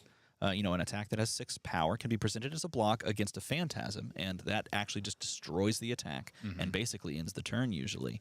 But Katsu doesn't run a ton of 6 attacks. No, definitely not. And from Dan's list, it looks like it's exactly 2. 1 Command and Conquer, 1 Down and Dirty. So we are 50% through our poppers right now. Yeah, you kind of need those to take care of some fortuitous timings, and unfortunately, didn't have that chance here. But you do have the cleanup on the Surging Strike. Yep. which is quite nice to have, considering the rest of his hand was pretty bad, all things considered. But, you know, leave it to Katsu. You don't need that. You can just make whatever hand you want. So let's just banish the Bonds of Ancestry here. So it looks like we are just going to be going face and trying to do as much damage as we can right now to David. Yeah, when you have the opportunity to do exactly that with no board of dragons, you really have to make hay while the sun shines, and that's exactly what we see here. And we do see Dan with the Breeze Rider boots, which is actually quite interesting to note, because I know that when he has to play into a matchup where he really wants to combo off and do a massive turn, those Breeze Rider boots are very important so that he can get his double bonds turns, triple bonds turns, just keep going and going. And I believe that that's probably what he's looking to do here. Either get a block on a Snatch or for a Kyloria for the break point, and then just try to kill her in as much time as possible with a massive OTK turn. Yeah. As we see the banish of the Flusterfist here, going and fetching the Flusterfist. This is all off of the Bonds of Ancestry's play effect, since he followed it from surging into whelming into bonds, and then we're going to be able to follow this up with Flusterfist on top of this, and that will most likely spell the turn after all is said and done. Covering up with Viscerai, a solid dragon, but not necessarily in this matchup because it's basically just removed off the back of the Kadachi. Speaking of, paying the one resource we had floating, and then sending over the Flusterfist for a casual 4. It looks like David has a Flicker Trick in hand, which is actually quite an interesting card in this matchup, considering it covers most of those Ninja Breakpoints that go to 5 and not 6. So that is definitely a problem card for Dan to have to deal with moving forward here. Now, interestingly enough, though, that is a card that is new to this game. It just recently came out. It's only 2 weeks old, and in testing, you may decide to have 1, 2, 3. In this case, only one Flicker Trick available, only one in the list. So if you plan to use it on incidental 4 damage, it doesn't feel like it gets max value. No. It feels like it should live in that arsenal and maybe find a time, and that may be what he's going to play for later by pitching it now to play from the arsenal, that Yenderai we talked about earlier. And we see quite a big investment here, throwing both pieces of equipment in front of that Flusterfist to deny the Mask Trigger, I believe. We'll see if that pays off down the long term, but as Dan, I'd be pretty happy right now seeing most of the equipment on the Dromai side already gone. Yeah. So we'll see going forward if that actually comes up. But here we see the Yenderai getting developed, like I had mentioned, which is going to be quite pesky to deal with one popper left in the deck. So Dan is probably going to have to take a turn to invest into killing that Yenderai. And most likely denying a Mask Trigger in the process. And this play, hallmark play of a player who's trying to play conservatively, controlling, gain a board. The Ashwing, you can take it or leave it. Some people would argue maybe don't make the Ashwing here so that you don't give an easy Kadachi target, especially when you only have a board of Yenderai plus Ashwing. Yeah. But a Yenderai, as you've talked about, is enough of a threat and enough of a commitment that you have to send some few ways there. So you probably already stack up a Mask Trigger anyway. Yep. So you might as well make the Ashwing and get some value there, and look like that might be what we're going for. Yep. We see another Surging, which is exactly what Dan wants to see. Every turn you can play the Surging is just the beginning of a horrible nightmare for the Dromai player, of a sequence of decision points that are going to be quite tough to... Oh, and there's the natural whelming right there, which is beautiful to have. Yeah, and interesting to note here, if you don't commit the 2-card block that is going face, then you're giving a free Mask Trigger right off the top. Now the Mask Trigger has to get worked for a little bit more, but if you don't block this next attack, if it goes face, then you're guaranteed a Mask Trigger as the Katsu player by sending Kadachi and pitching a card. It really comes down to how we're going to be sequencing this turn and what we're going to be grabbing here off of the discard with the Dishonor. Looks like it's going to be Bonds.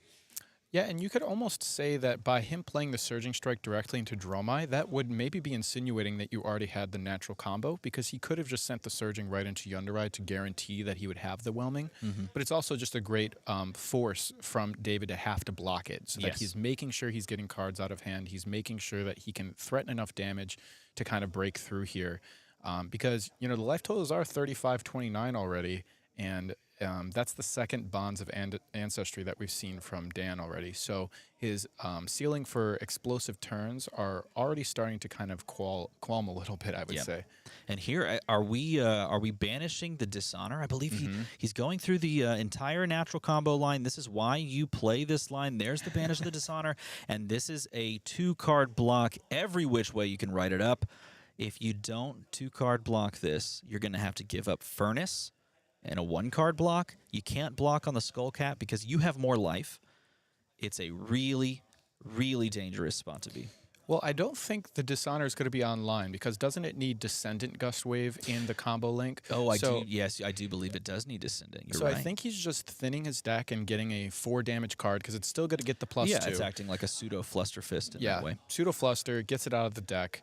An interesting thing about Katsu, I mean, when I used to play Yu-Gi-Oh, we had a concept in the game called deck thinning, which is where you're just trying to pull cards out of your deck so that you can guarantee the cards you draw are just better and you have a higher density of power cards throughout your deck.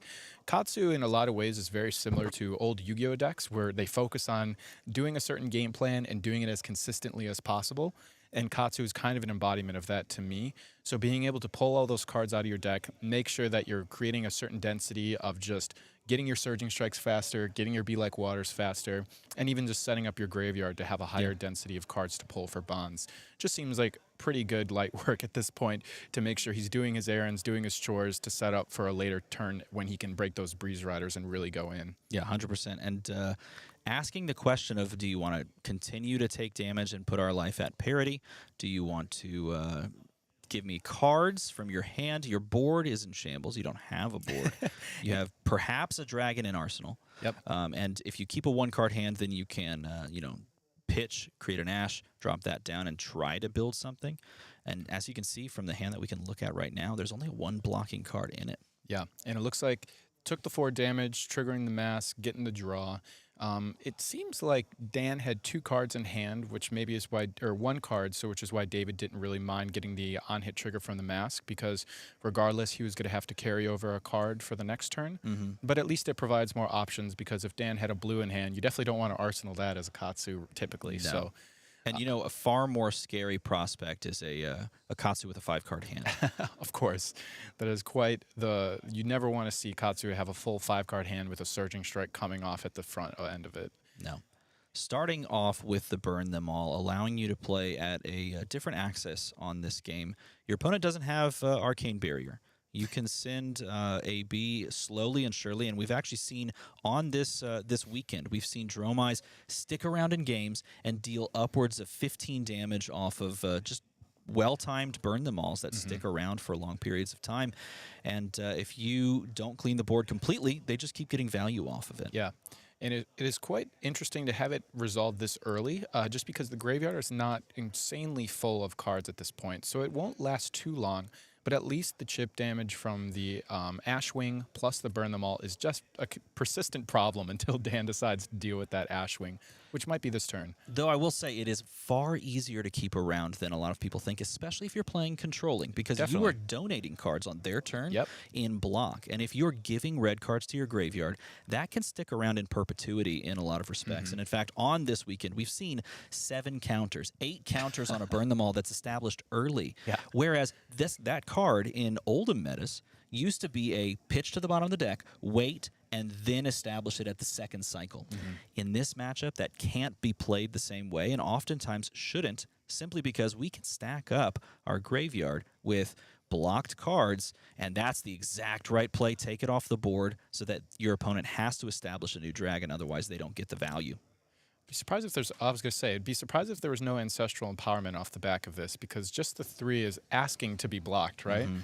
Very tricky play. He's going to get his mask trigger. And we see the Seeker's Leg coming out here to prevent that damage, which is quite clutch at this point of the game. That is incredibly powerful to be able to just say no. Yep. Oh, the double! But he pays him off. Did he draw that off of the other Ancestral Empowerment? Seekers can't save you now. Dan said, I knew that you had those legs, and I was prepared for that regardless of your decision. Sometimes it's good to just draw a second one. Yeah, that's the nice thing with Katsu. Present your opponent with a lose-lose situation, and no matter what they decide to do, you punish them. And Dan's just pulling it straight out of the book, making sure that he's playing his lines clean. We basically have another Surging online here, so let's get a Descendant Gust Wave potentially and just keep going. And it's crazy to think, too, that we haven't seen anything as the Arsenal card. We're getting a second card draw. We've cycled multiple cards through our hand on this turn. Yeah. The power of a 5-card hand means that we have the capability of playing from Arsenal and, on-hit banish if we choose to on this previous turn. But as things resolve, you're still looking at a full hand from this Katsu player and a board that's empty for Dromai.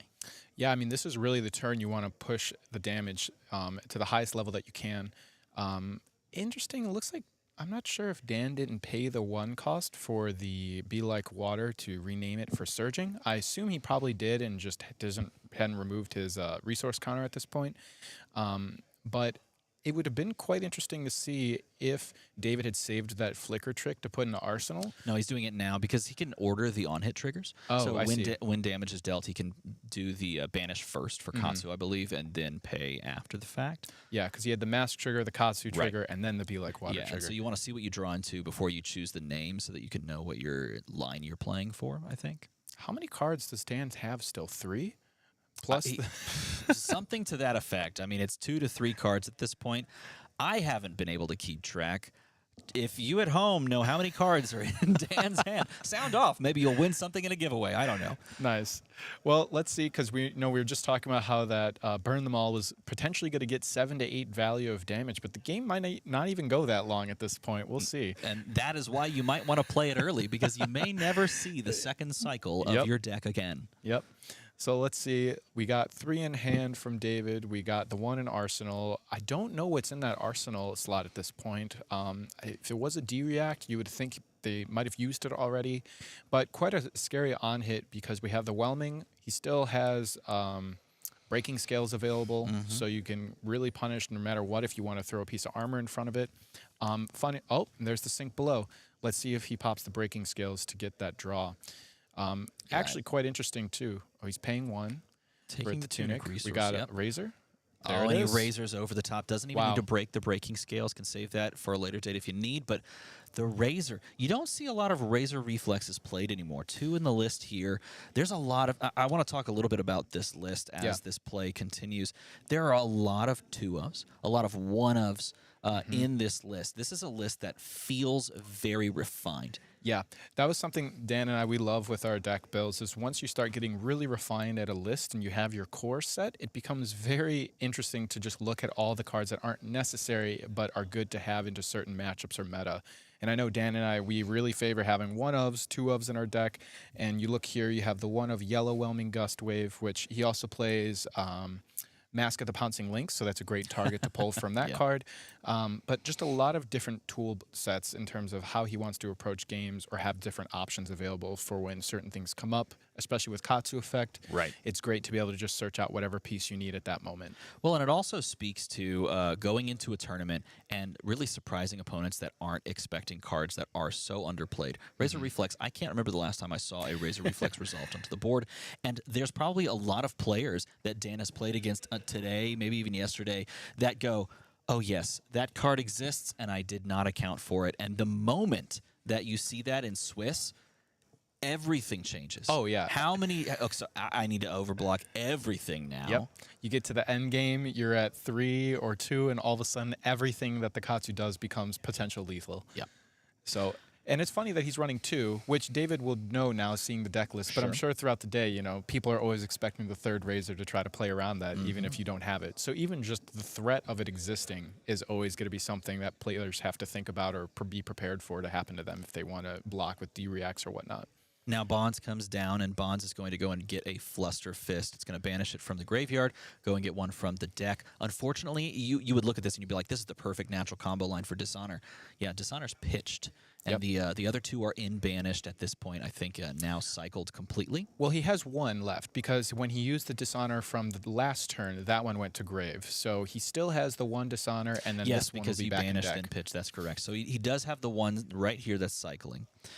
So he has the capability of going and fetching. Unfortunately, it's just going to be an end there. But you've taken everything from Dromai. They have no recourse, no way to get value off that. And I was going to say you may just see them toss that completely and try to save, those deck graveyard resources, I should say, for a later date. And this is exactly what you want for Dan because I looked at his arsenal and he just put an Art of War in there. So now we have the Dromai. Dan has complete tempo of the game, and he's not going to stop. He's got the blue pitch, it looks like, hopefully. Yep, and he's going to have the Art of War to back that up, so it's going to be just nonstop pressure from this point. David's just kind of got to wait it out, and hopefully that Dan will brick or have a turn that he will not stop attacking him. And this is another card that you don't see played very often, even bigger than that, a card that, when it came out, got played heavily in Blitz in a variety of lists, things like Ira. You even played it for a time in the like Super OTK combo. What was the Young Ninja? Why am I blanking on Benji, the Piercing Wind? Saw even bigger than that play, but it never really made its way into prominence. It was played in Katsu CC, but you just never saw Katsu very much. Yeah, and Dan loves even bigger than that. I remember at one point we were talking about Katsu, and he wanted to play 6. He was playing 5 or 6 of them, and I'm like, dude, you can never block with it. He goes, yeah, but you fix every hand you get with it. You very much can, yes. But we've, in time with deck time and, needing space, we decided 2 reds was typically the best ratio to have for it, and it looks like that's what he brought into this tournament as well. So it's just a great card to get, especially with E-Strike in the list and Snatch. Being able to combo with that Quicken token can just be very powerful. Here we don't see a heavy use of the Quicken simply because the 100 wins we are playing already has the built-in, baked-in go again. But nevertheless, being able to kind of, like you mentioned, tutor things, fix your hand, opting 3 and swapping, and it's a fantastic card. One of my favorites, actually, in Ninja. And there's the push over the top to trigger the mask. Did you remember I had breaking scales? No, you forgot. Okay, well, I get the mask trigger, get the draw. And that's interesting he chose to break the breaking skills rather than play the Art of War from his arsenal at this point. So maybe he's saving that Art of War for when he has Tunic up in 2 more turns so that he can make sure he gets the best, strongest Art of War turn possible. It could also be that as you're looking at your hand, you have maybe a couple combo cards that you can't string together, and you don't want to give the boots or even try to play for a line where that would be entailed. So maybe saving it speaks to a later turn. Yeah, and Dan is a very calculated, safe player. So usually when he has Art of War, he wants to make sure that that Art of War turn is going to be very powerful. So he would much rather hold it than play it off of a hand where he's going to draw 2 off the top and potentially do nothing with the Art of War. So I'm sure he just want to keep putting on the pressure, keep threatening these on hits, save that Art of War so that in 2 more turns he can just close the game out with it, I'm sure. From David's perspective, sitting in this position, holding 3 dragons in hand, 3/3 blocks, but like the best case scenario would be I want to establish 2 of these dragons on a single turn and try to come like at my opponent, but you just don't have the tempo to be able to keep all 3 cards and take just this huge chunk. That might be a play we see made. If David feels as though he can maybe just like pitch Viscerai, play Kyloria, play Azalea, and then start trying to make some headway with some awkward dragons. But these are the ones that are so easy to clean up. Yeah. Especially, the Viscerai can be quite threatening, especially when you don't have poppers, because that coming in at least for 1 turn might guarantee 2 cards being blocked from it, right? But then the next turn, it's going to be gone. There's no way you're going to be able to keep that card around. It has such a heavy investment up front with being a 3-cost card that you're really going to have to demand your opponent to be in a point with the tempo where you can afford to play it. And this is just not that time. No. Covering up the block here on the Be Like Water and just following it up with Descendant, saying, yep, this is going to continue. Not buffed up. It has the baked-in go again, but it's not buffed by its own effect because we did not get Be Like Water to connect. Nevertheless, it's still on-hit damage. We're going to need to get Dan a second mat here just so that he can get his chain link spread across the entire table. This is almost a Phi combat chain. We just add a second table. Just keep on going. So he has the next bonds loaded up so that he can get Fluster, maybe? I mean, he was probably hoping the Be Like Water could hit so that he could make it surging and then actually threaten the Dishonor at the end of this. But we're probably just going to get another Fluster Fist just to push damage at this point. I mean, one thing to take note of is I believe that's the 3rd red Bonds of Ancestry. So he is running out of those. I mean, he definitely has lots of Surging Strikes, but he is running out of some of the Whelmings. Going into this matchup, no, it doesn't. He's not even running Mugenshi, so there is no chance of getting these cards back. No, and that is a big deal. You do have the Lord of Winds. They are a blue pitch, 0 cost. You can use them for that. They also discard to Katsu, but you're not running that combo line because in a lot of ways, when you're building this deck, it looks like you've kind of sacrificed that combo line of that recursion for the power of things like Bonds of Ancestry going and getting these lines and just jamming them down your throat. There is the Dishonor, though. Wow. Look at that combat chain. You know what? It almost squeezes all the way from side to side. Wow, that's wild. Way to go, Katsu.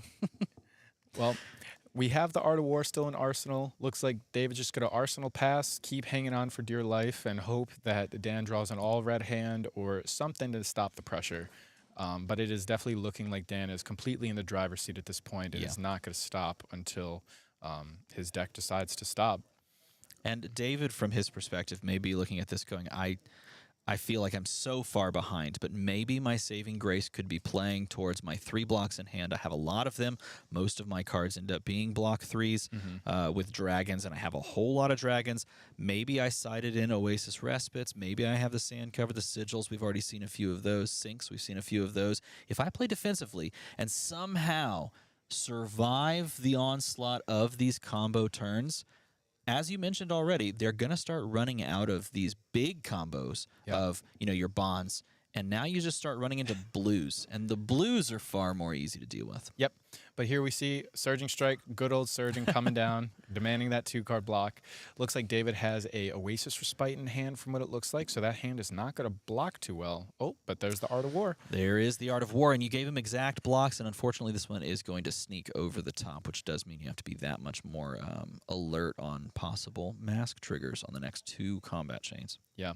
So, I mean, one benefit, Skull Cap is on, so we do have that one block that we can kind of throw into this next turn, but we're probably going to see a Descendant for 6 damage, and that is a pretty large number right now when your health is at 12. Yeah, I really like that you pointed out the very optimistic part of, I get to block once more before I get destroyed by this Katsu. But yes, that is a defining factor. Now, we are finally holding an Oasis, but we don't have floating resources. We don't really have a recourse outside of getting rid of a card that could block 3 to block 4 and gain a life. And that is a good enough trade. But yeah, interesting to give up the Whelming, because right now that's a 0 for 4, which is pretty insane. So he must be holding some pretty good cards in his hand right now to want to give up that 100 wins. Yeah. To go into another Whelming, it doesn't stop. We're going to keep threatening these on-hit draw triggers. And that's going to be a tough one to block given the hand right now from David. Yeah, Whelming comes across, and this is the give there, and it's going to have to be the pitch to cover up the Oasis, with the Oasis gaining a life. Imagine if Dan has the 3rd Ancestral. Yeah, I think that's what we're probably going to see if you make this play. And if you do, you're going to see even more fireworks, and the game could be over almost on the spot. Oh, it's the Razor. Just kidding. Even worse. He Razors there, and Razoring here is especially backbreaking because it draws you the card. Yep. So I guess he wanted to get rid of the 100 wins just so that he would not have a lack of resources with the Winds of Eternity in hand, and to keep that Razor to guarantee the Whelming goes through. I mean, the one upside is if Dan did not draw an attack that he can play right now, at least he doesn't get like crazy value from the Art of War. But he's completely taken the tempo yet again from David's turn. I mean, let's say we draw 0 for 3, and that's exactly what we're seeing. It's 0 for 3, we have 2 resources floating. We can go 0 for 3 into, it's actually a 0 for 4, into... mask draw. Yeah, well, the mask draw it keeps this turn going, and then you win the game. Yeah. Because if we draw into another 0 for 3, that becomes a 0 for 4, plus those Kodachis. So as we look at the life totals here, it is definitely getting to that point where David is going to be completely blocking, and you got to just hope we get the all-red hand. Oh, it's nope, and that's just going to seal the deal. You have one block there, and you just got to give the fist, because that was a clinic. Insane game. A masterclass on why Katsu can be so well positioned in this going meta. Ninjas have the capability of just stemming the tide against dragons, cleaning up board states with Kodachis, and forcing mask draws. This is, having played a lot of Dromai, my least favorite thing to see is Katsu. It's not even Phi, it's literally Katsu. It just makes your life so difficult because everything you do is punishable. I mean, as we saw in this game, I mean, really where it turned was just at those pinnacle points of having the ancestral empowerment, having those razor reflexes. It was just once you invest in that block and it doesn't succeed in actually blocking, that's just game. There's not really an easy way to get back from that at that point. With Dan moving on into the top 4 and David falling here, you can see both of those players with a respectable finish, but Dan taking the win, going on to the top 4 here, facing off, I believe, Another Garant. Dromai after this. Is he on that side of the bracket? In fact, Yep. let's do this. Let's go ahead and take a look at that bracket, and even if it's not fully updated and complete, let's look at this the path that he has. He's going to be facing off against either Austin or Sean down here on the bottom side of the bracket, while Levi, as you already know, is the Azalea player on the top of things, and so he's either up against Austin on Dromai or Sean on Dromai. Looking pretty good. So he's gotta do it again. Yeah. And I know you mentioned that matchup can be losable for Katsu, but that looked very convincing. And I'll tell you from the experience I've gained from playing Dromai, that doesn't happen very often.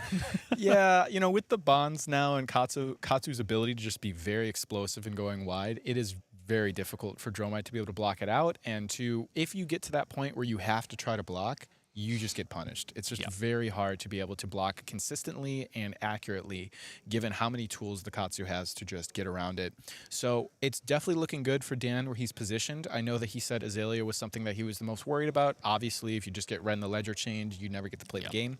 No. But fortunately for him, if that's going to happen, it's going to be the finals. That's right. If you end up seeing Levi, it will be because you are sitting in the final match and the final tables, and he has a chance of making it there. Now, if you're looking at that and going, well, why are we even on Dromai? Don't forget, Dromai can have a sort of a pseudo high roll of their own, where they establish a board full of dragons over the first 2 turns, and it's those games where the Dromai player is advantaged. But that did not happen. Too many awkward hands. We managed to pull the Dominia out early, but outside of taking 1 popper, that's all we really did. Yeah, and again, you kind of need, like I was saying, if you get the Tumultai and you get to break the mask, then it obviously becomes much better to play. And also the variant of Dromai that you're playing. If you're playing the aggro attack, like more Mara-oriented Dromai, then you definitely have a much better chance because you can threaten a lot of damage without having to establish dragons. But if your only source of damage is dragons, you are just setting the Katsu up to slingshot off of your board state, and, you know, that's just never going to be a good place to be in. 100%. That is exactly right. All right, we're going to jump to a quick break as we get a couple of more things lined up, but don't go too far away because we'll be back with more Flesh and Blood here in a little bit.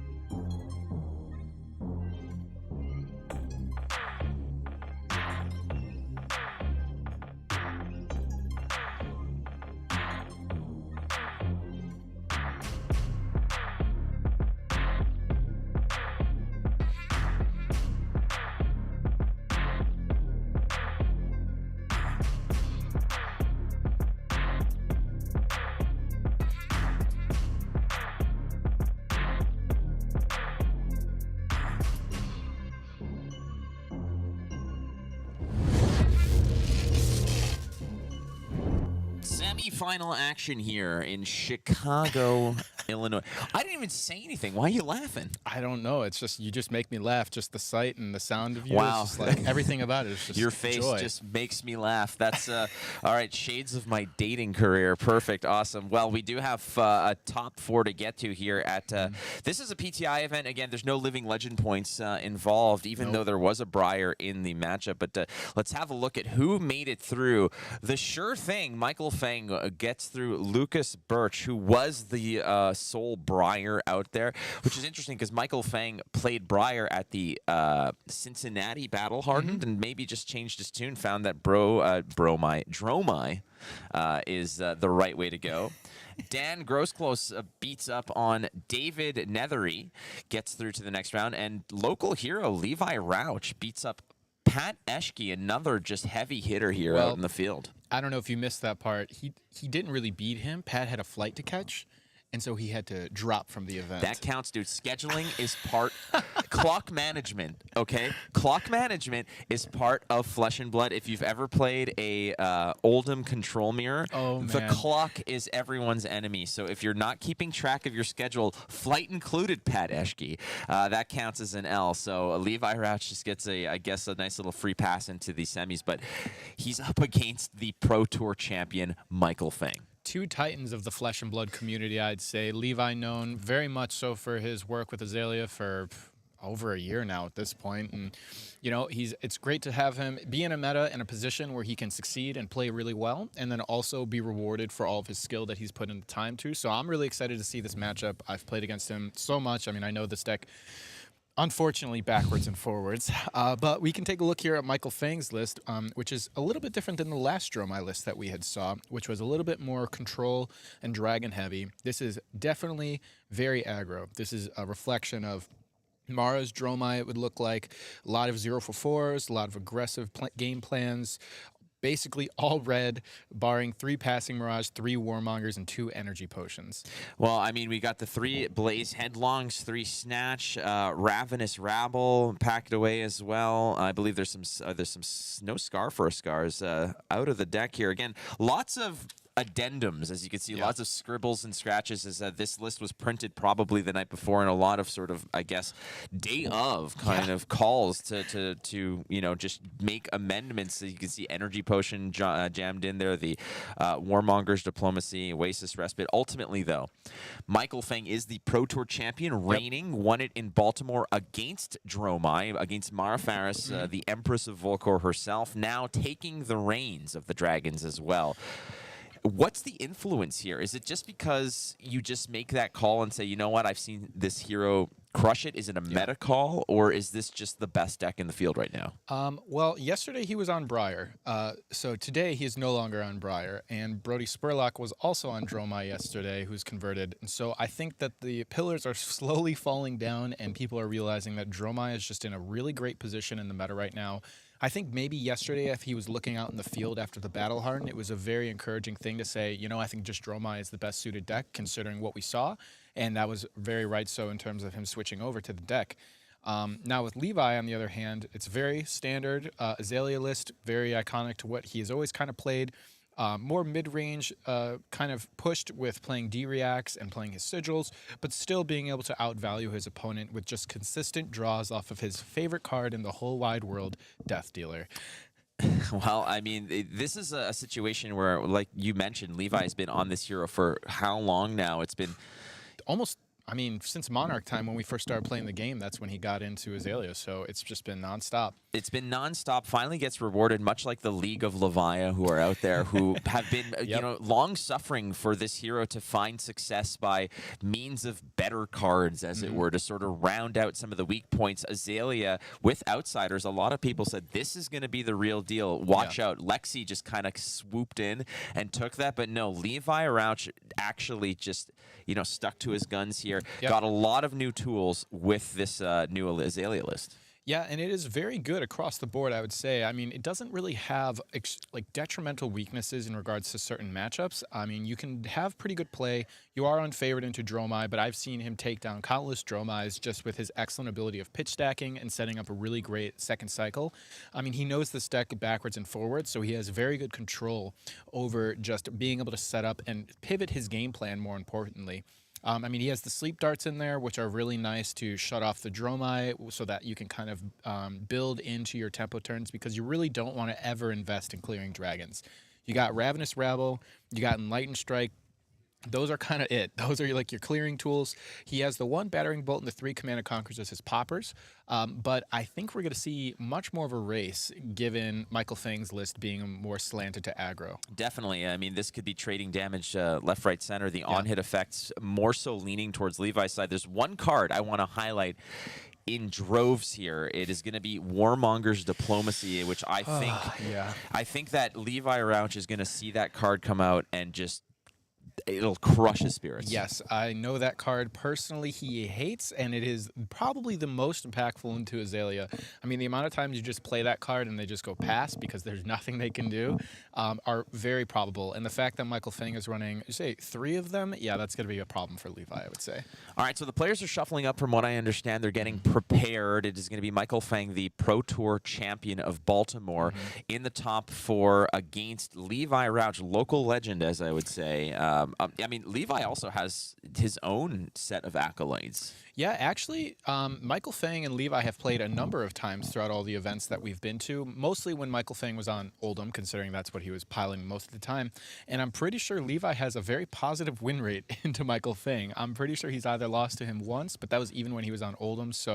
But Michael Fang coming back with another bad matchup for Levi as playing Dromai, equipped with the Warmongers. So it is definitely going to be an uphill battle.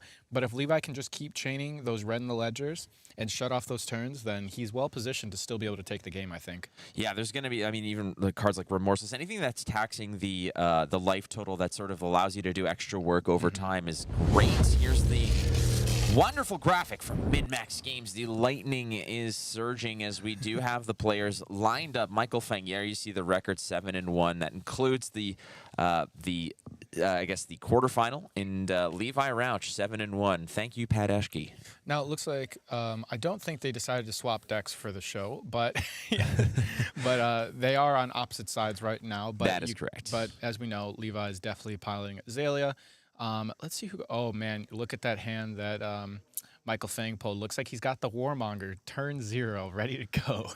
So turn 0. I mean, having it on turn 0, you can drop it, and it basically kind of shuts down a little bit of what the Azalea can do. You can't load up a tall arrow. And when you say that this is a card that Levi absolutely despises, it's because you're going to pick War or Peace. And we all know what Azalea wants to do. She wants to load an arrow sky high off the back of 2 or 3 non-attack actions. You can't do that with Warmongers. Yeah, I mean, especially if the Azalea has a card in Arsenal, which is ideally when you want to play the Warmongers, then there is a very small amount of cards in Levi's deck that could, best case scenario, allow him to still play under War. But most of the time, it's going to result in a pass, because if you choose War, you can't activate Azalea ability, you can't activate Skullbone Cross Wrap, so you're just stuck with whatever is in Arsenal unless it's an arrow that you can shoot out. Now we see we're loading up with all the buffs. We're coming in with the Bolt and Shot with Go again, and that looks like it's going to be coming in for a big 9 with an inertia on the back end if it hits.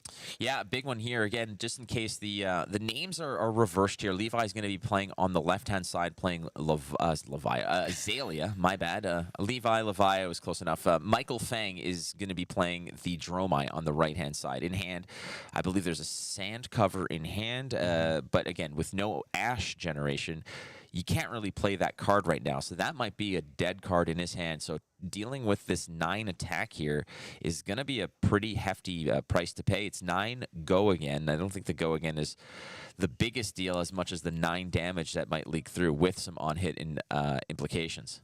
Yeah, and looking at Michael Fang's deck list as well, we have 3 Sink Below, 1 Oasis Respite, 2 Sand Cover, and it looks like that's about the extent of his defensive options to be able to block out dominate attacks or big tall arrows. So to see him pitching a Sand Cover, 1 of 2, if I was Levi, I'd be feeling pretty good about that because that's one less sand cover you got to worry about mid to early game to really get your dominate arrows pushed. Definitely. So that's a card that you might not see. I mean, given the fact that both of these are high octane type decks that want to go ahead and present damage consistently, you might not get to that second cycle. That sand cover might have just been tucked away for another day. Yeah, and Levi's probably feeling really good yet again, seeing a Warmonger's blocked out here and the Seekers getting popped already. But Michael Fang has one Ash, so it wasn't a complete loss.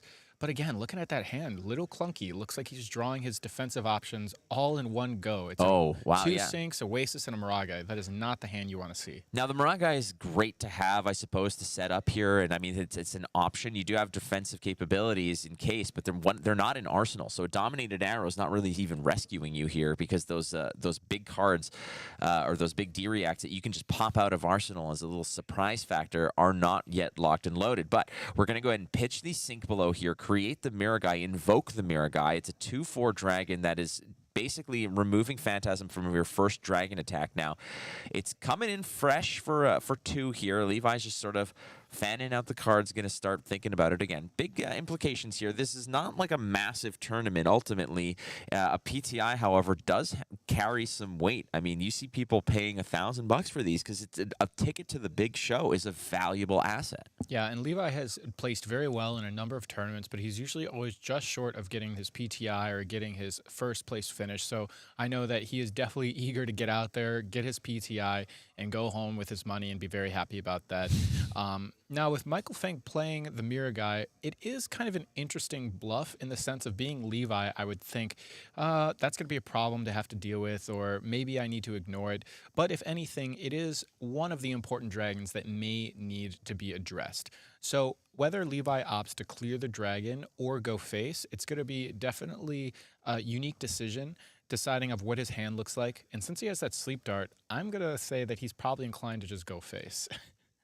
Taking the 2 off the Miragai, first blood is achieved. The dragon sinking the teeth into that life total down to 38. Levi Rauch here just trying to get to the final. Like you mentioned, a player that is so intimately linked to Azalea, finally getting paid off with Outsiders, lots of extra cards. We're going to lace and lace. And what do we got coming up? Arrow-wise, it's going to be 8 attack here. That's the sleep dart, and it's backed up by, what is that, lace with? Inertia, Inertia, there we go. Yeah. And I think Michael Fang, I'm pretty sure he arsenaled the Sink below, I think. Either that or the Oasis. But he definitely has protection. He has the ability to be able to block this out. So it's not like the worst case scenario for him. He also has the Skull Cap and the Furnace. So he's got quite a bit of hefty armor on his side to be able to kind of lock out or be able to block those Rend the Ledgers. But we see him opting to use the Skull Cap with 1 block. He's not getting, or I'm sorry. No, it's 1 block. Yeah, it is 1 block. It is 1 block.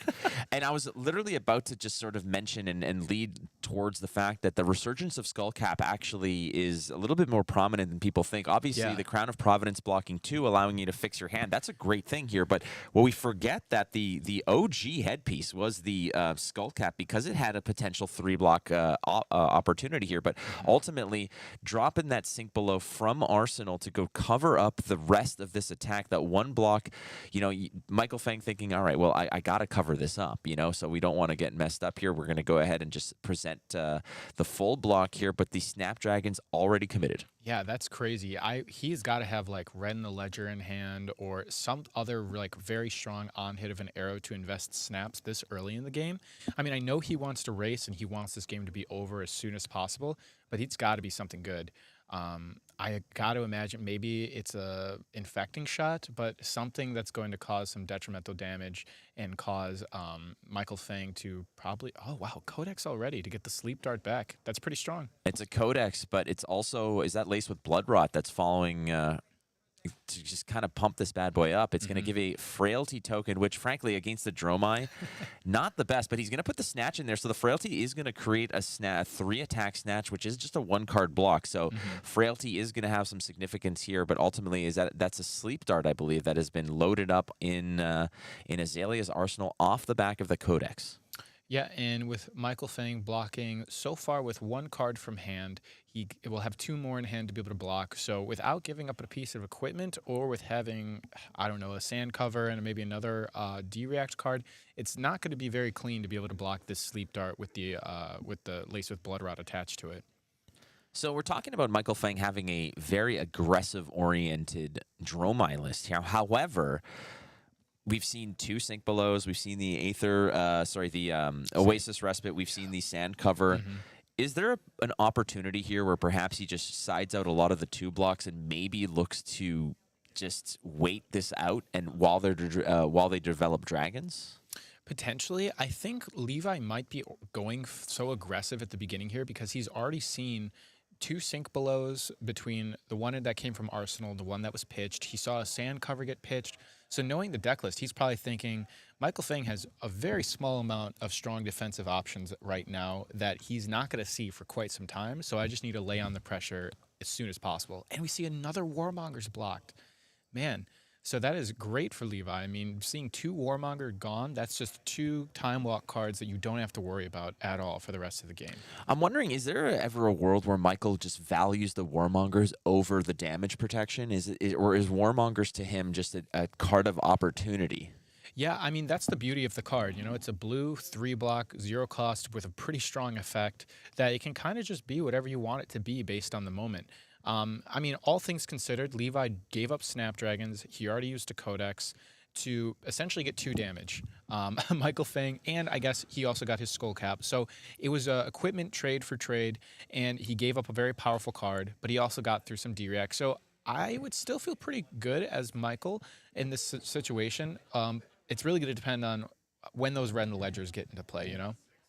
The Blood Rot does resolve here. Michael Fang had no cards to go ahead and pay out the 3, the 3 costs to prevent 2. So Michael going down to 36. Both players have really, Levi's just laid it on thick early, and Michael's done a great job of backing it up.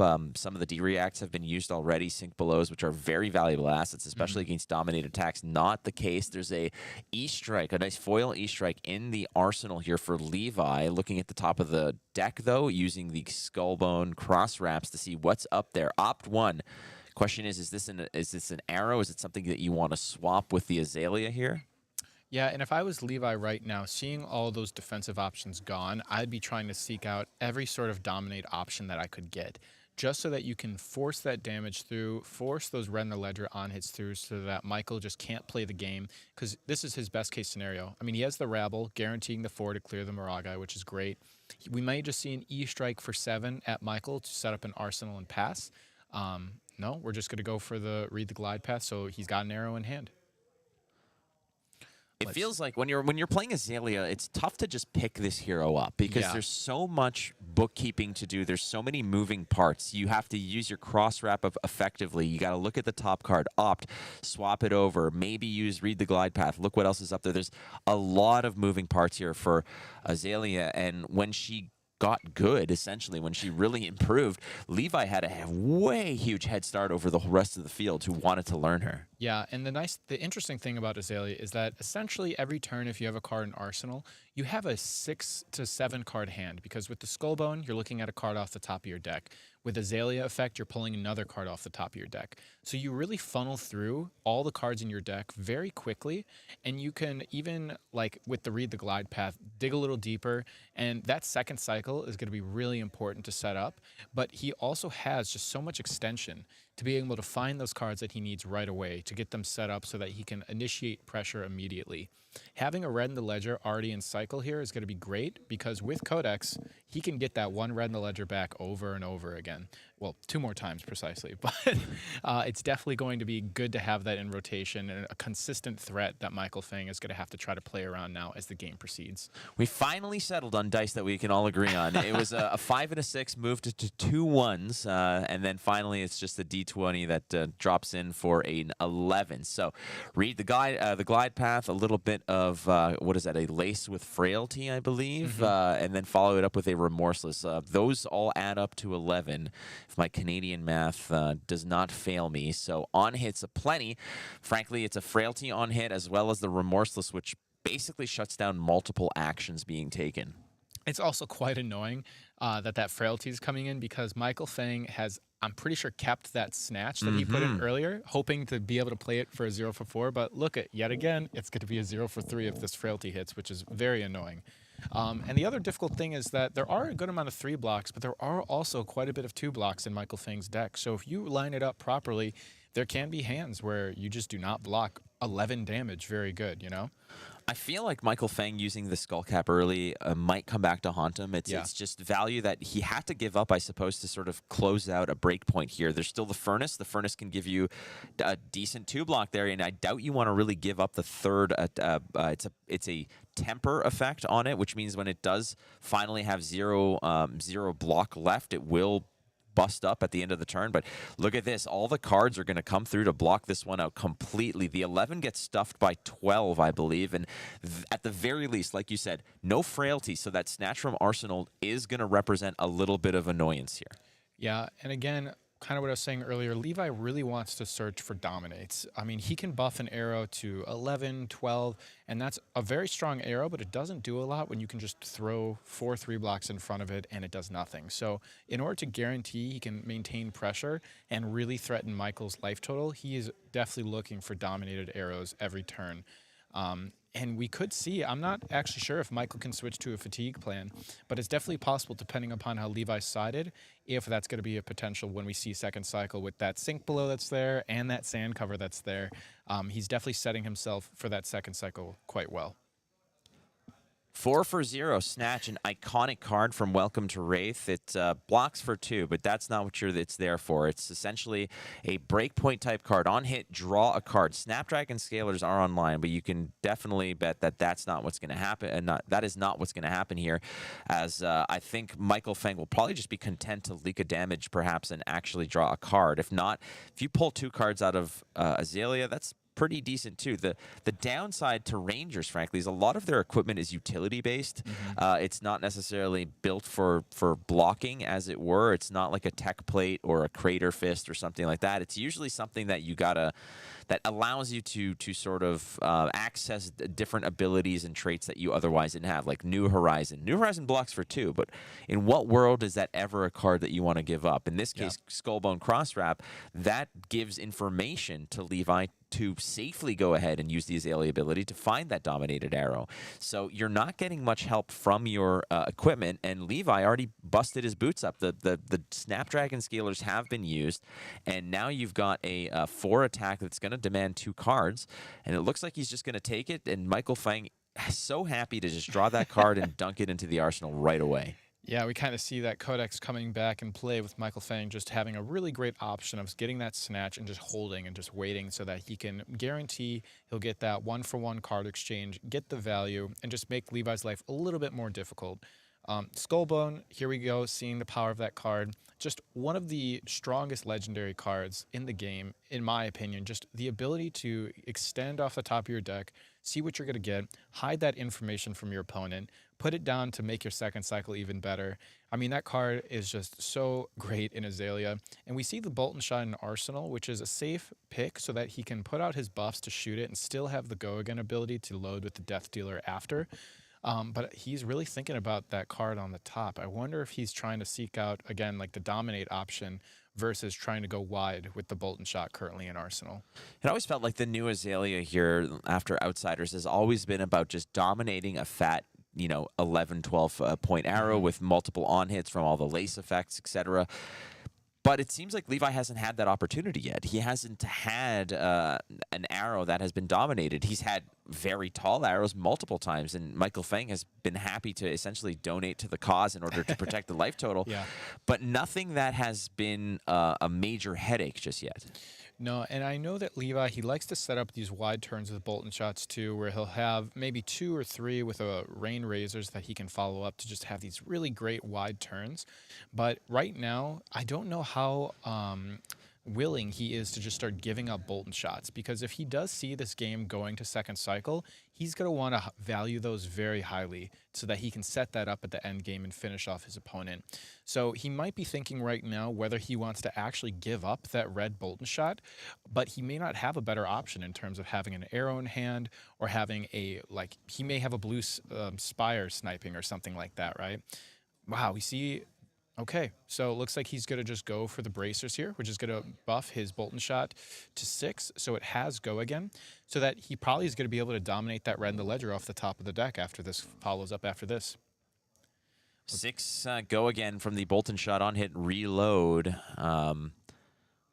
which if you toss a card into the arsenal and use Azalea's ability, swap it up for the red in the ledger, I suppose, and and now I'm an Azalea pro. It's very interesting seeing Levi just break his equipment so quickly right at the beginning of the game. Usually, I've seen him use the bracers when he wants to guarantee a very tall arrow to go through and actually have that on hit, but it is a great utility to be able to buff his Bolton shot right now so that it has the go again. And we see Michael Fang concerned actually about the on hit of the Bolton shot to load into Arsenal, because this actually shuts off Levi's ability to play the Death Dealer, and then he would draw the red in the ledger, so he wouldn't be able to dominate it with the Azalea swap. Knowing Levi, I'm sure he probably has a card that will allow him to reload, but if he was really depending on this Bolton shot to hit, that 6 block is actually quite difficult in shifting Levi's game plan to not being able to dominate that red in the ledger anymore. Giving up a Yendurai and an Azalea here, each 3 blocking into this Bolton shot, loading the arrow. It's a infecting shot, but we're going to go ahead and... Was that a swapperoo? Yeah, oh, no, no. yeah. Sorry. That's the card draw off of the Death Dealer. Still no activation of Azalea, but he did draw that red in the ledger, but there is a knock the death whistle. Again, similar problem. So he did have the reload card, but if he was playing it, it would shuffle the red in the ledger back into the deck, so he wouldn't be able to keep it on the top. Looks like he's valuing the sleep dart this time to be able to dominate that over the top. And then we know he has the red in the ledger in hand, so he'll probably arsenal that when it comes to the end of this turn here so that he can have that to follow up next turn. I imagine we're going to have a buffed sleep dart following this. But really, Michael Fang has not done much this game, you know? He's kind of been on the back seat, just forced to block, forced to conserve his life total, and just kind of wait out the assault that Levi is bringing upon him. And he's doing a very good job of that, as we see life total still in his favor. Well, you got to count some of the major threats in terms of arrows that are going to really mess with Michael Fang's plan. What are the arrows that he's essentially keeping track of? You're keeping like a notch on your belt saying, I've seen this many, you know, remorseless. I've seen this many red in the ledgers. What are the arrows that he is most worried about? Yep. And he gladly takes that sleep dart, so probably going to just play an attack next turn. Won't be needing the dragons because, hey, look, there's no dragons. Sure. And we also see Levi pitching that Codex, which, again, is insinuating me to believe that he might be thinking, okay, I'm going to need a second cycle plan right now because the early game has not been very strong for him. He's already burned his snaps and his bracers, so he's kind of going to have to wait out now as the tempo might slowly start shifting from Michael to start actually putting on some threat and some pressure. Forgo again, Ravenous Rabble checking the top of Michael Fang's deck. It is a burn them all red pitch, so -1 on the attack for the Ravenous Rabble. Forgo again. Followed up here by, that looks like a dust up. Wow.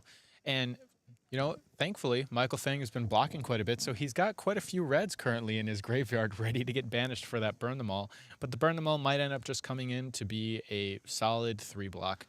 We finally got an Ashwing on the board, so there is a dragon now, and hopefully that one little guy can keep going and get him there to the end. Well, there's no way that you're sending an arrow at an Ashwing. I don't think that that's what Azalea wants to do here. I think Azalea is just content to maybe address some of the more problematic dragons should they appear, but ultimately I think it's a matter of just going face most of the time. Here's the Azalea activation from Levi, going to play a Ravenous Rabble to see what's on top. It looks like a Rain Razor, so that's -2. This should be a 3 go again. Yep.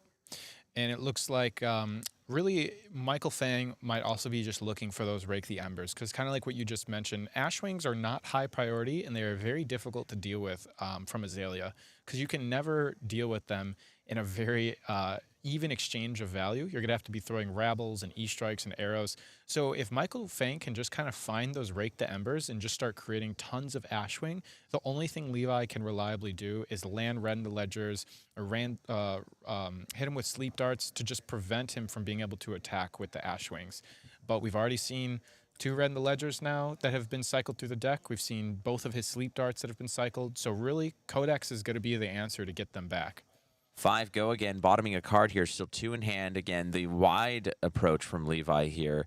Not what you typically expect from Azalea. You usually find those 11, 12-point big-time arrows, but uh-oh. Wow, and there's another Codex that's probably going to lead into the red in the ledger that we mentioned earlier, and that's going to come in for 8. But as you can see, Michael Fang held, I think, his whole hand. You know, he didn't really care much about that early damage, was waiting to see what that on-hit was going to be after the go-again attacks were done.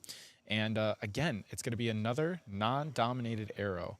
So Michael Fang will probably be very content just throwing his whole hand in front of this, attacking with his Ashwing, and calling it a day.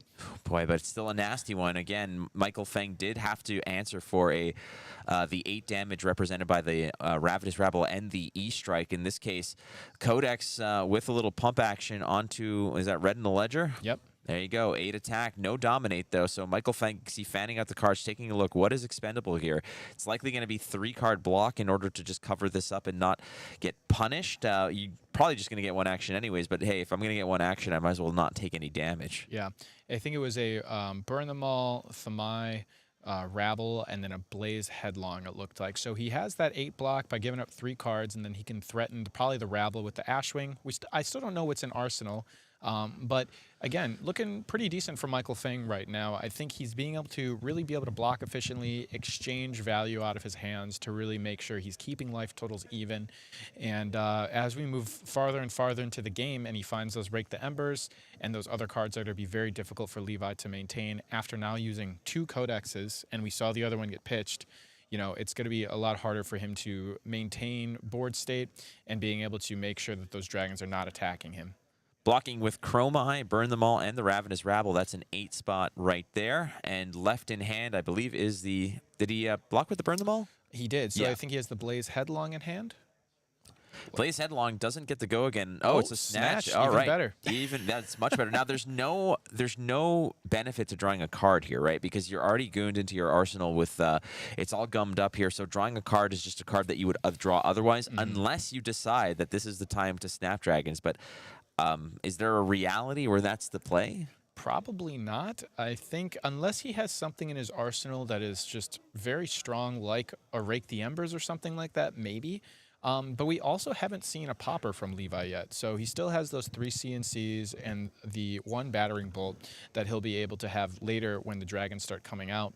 But we already are hitting mid-game here. We're at 23, 24 health. Oh, wow. There it goes. So Snappy's is Wow. online. He's going to draw a card over here anyways. Frailty is going to nerf a little bit of what's in the arsenal. That is worth noting as well. Is it a Rake?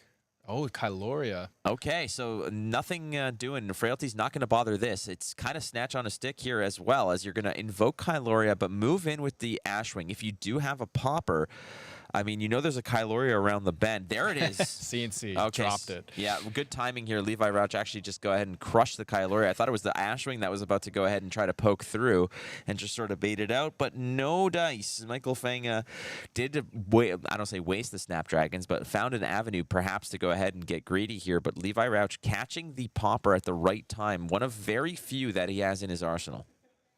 So we see a Bolton shot come swapped in here.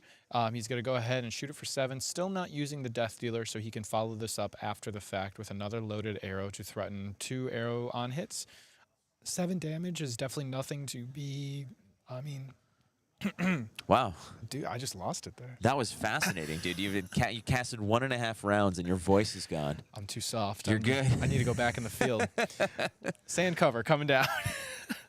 You got it. All right. Well, that's a good timing for the sand cover. Again, this deck, I believe, runs 2, if I'm not mistaken, which one we saw pitched well early into this endeavor, but giving up the Nourishing Emptiness and the 4 block from the prevention effect, which is the sand cover, sacrificing the last ash. And we have seen how difficult it is sometimes for a Dromai to really get things going when you're just constantly emptying the ash bank.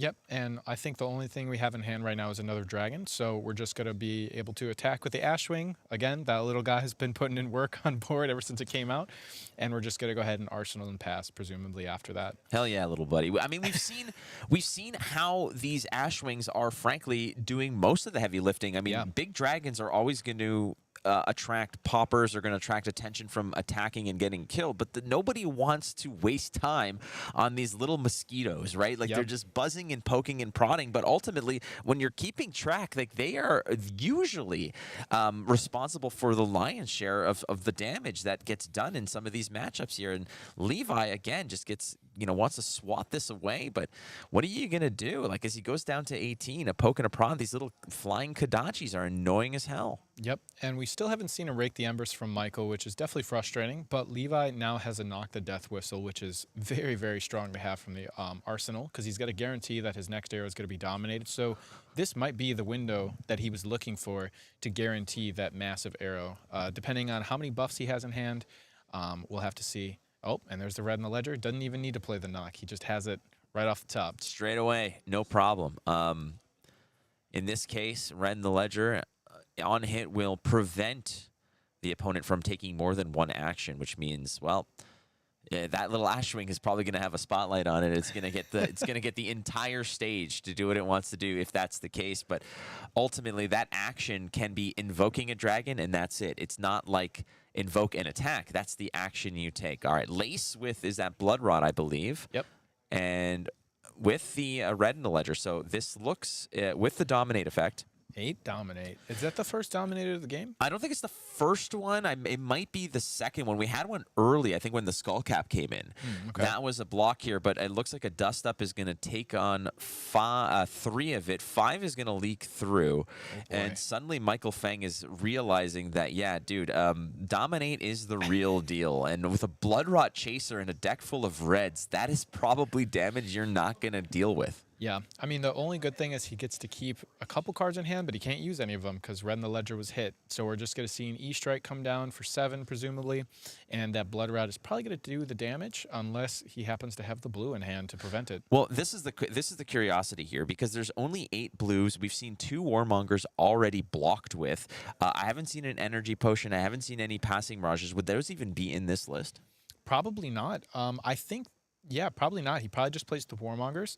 I think he has a Sigil in hand, which is almost like a blue, unless he bottomed it. But he will be able to get around that Blood Rot damage with the Sigil. But I'm assuming he only has 1 more blue left because we've seen 2 Warmongers blocked with, so he probably only has 1. Like, what I was sort of considering is maybe there's a outside chance where you opt to go E-Strike, draw a card, maybe find a blue to mitigate the damage if you're worried about that Blood Rot damage. But I think you're at a good enough state here where you don't have to dig. Plus, the odds are drastically not in your favor as there's probably only 1 blue left in that deck.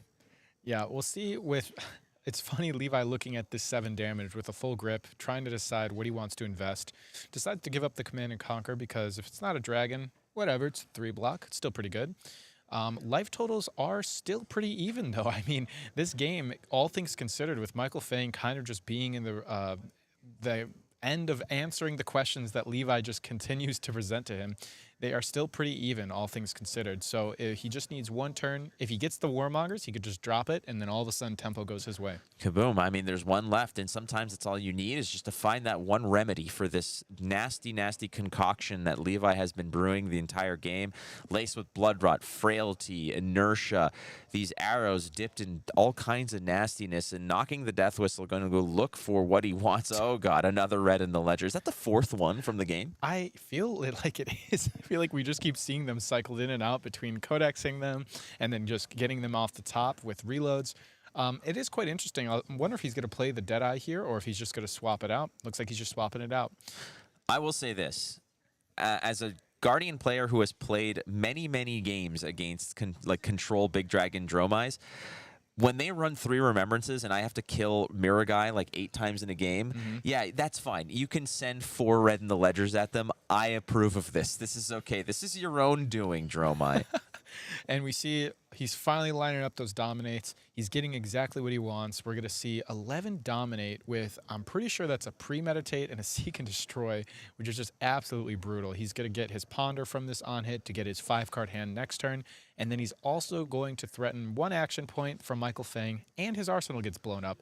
And if we look at his hand, it looks like he finally found that Rake the Embers just in time. Yay! So, unfortunately, Stephen Armada has left the building. He is on his way back to the great state of Texas. But we can name the Ashwing in honor of him. So Stephen the Ashwing, just standing pat there, waiting for friends, much like the real Stephen. Very much so. He's going to have a couple more friends. I presume he'll probably play the Rake the Embers here. But unless Levi just continues this assault of Red in the Ledger. Oh, there's the Warmongers. Look at him just drop it with authority. That one was not even played. It descended from the heavens. Wow. You could kind of see the clouds parting as Michael Fang drops a card that gives him breath of life. As Levi, what are you picking? Are you picking peace? Are you picking war? Does it even matter? Wow. Yeah, this is exactly what we said, what he needed at this time to just completely steal the tempo back. We'll see if Levi maybe has some attacks that he can go ahead and throw out at him to ideally present some sort of threat, but there's a very high chance Levi just passes the turn back. Or you just rabble out of Arsenal. Wow. But he finds Rain Razors over the top, which brings us down to 3. It does have go again. There's an opportunity here, unless Levi finds another just standard attack out of Arsenal. Like, what does he have left? I think he's played 1. Is this his 2nd Ravenous Rabble? Might be his 3rd. But looking at other attacks, I mean, if he has another Command and Conquer in hand, then picking war has been pretty good for Levi Rauch here. Yeah, I mean, at least you can guarantee the arrow as well, so he can still threaten a good amount of damage under Warmongers. I mean, this is literally the most ideal situation you could have as Azalea when a Warmonger is played on you. So he's probably feeling great about that right now, still threatening a good amount of damage, even under the card that was supposed to shut him off so that Michael Fang could get his tempo. But he has just been unrelenting this entire game. Remorseless is going to get blocked out here for a perfect 5. It looks like Kyloria and Snatch. Rain Razors over the top. He found the combat trick, adding 2 to the arrow at instant speed. It's not a non-attack. It still fits into that war category. Levi Rauch got gooned by Warmongers. Michael Fang thought he caught pulled a fast one on Levi. Levi said, I found precisely what can circumvent your dastardly scheme here, Michael Fang. Down to 2 with Remorseless. Did the Remorseless connected, meaning that every action that Michael Fang takes, he's going to get taxed to life. Yeah. And he's only at 2. I know he has the Sigil and Arsenal here, so he has a little bit of leeway, but it is not a lot. We need just one more big dominated arrow, and it is, oh my gosh, the Battering Bolt. Talk about a big arrow. It's a fat one. So we'll see if this is going to have Dominate or if he's just going to decide to launch it for 12 damage. Yeah, let's premeditate. 12 damage. Let's go. Lock and let's load. Let's go the E-Strike, too. E-Strike for 5 go again. Michael Fang passed the turn off the Remorseless. Smart move, Michael Fang. But now Michael Fang thinking this might not be a sure thing at this rate, as Levi Rauch has found some opportunity in the face of adversity, as it would be rather, as 5 go again with the E-Strike, premeditate and read the glide path, just waiting for an arrow to connect with. Well, let's look at the good side here. At least we have that skull cap, you know? That'll block 1. We still have the Furnace.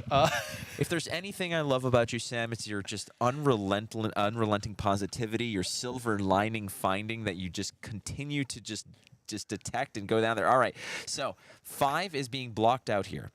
Battering Bolt with a plus, what is that, +6? It's a 12. Dominate? No, that wasn't dominated. Nope, he can still block it with his hand. I don't think he's dead, but very close to it. We see a 9 block, still taking 3 damage, going to 2. We still got that skull cap, though, so that might come in handy next turn. We'll see. Thank God for that. but Levi's getting his ponder yet again. He's going to draw up to 5 cards, and he's just going to look to find that last dominate. Steven has entered the fray. Hey, 1 damage. Little buddy's putting in work. He is, absolutely. It's, this Ashwing feels like when your little cousin wanted to play Nintendo with you, and you just unplug the second controller and be like, you're helping. But in reality, he's helping. He's getting work done. Michael Feng has relied heavily on little Steven the Ashwing. Little Steven showing why he's there, showing why he shows up to work to get the big bucks. We see the Rain Razor flipped. Levi almost just saying to Michael Feng, GG. We'll see if it comes out here. Levi very confidently put that card back on top of his deck, so it very may well be another buff or some way for him to close this game out. We'll see how he decides to do that with his very nice gold Death Dealer that he recently purchased because, like I said, it's his favorite card in the whole wide world. We're going to see a Bolton Shot with Go Again coming in for 8 damage, which with an on-hit of a Lace, which if you could see Michael Feng's health total, he would die to a Blood Rot if it was to pop off.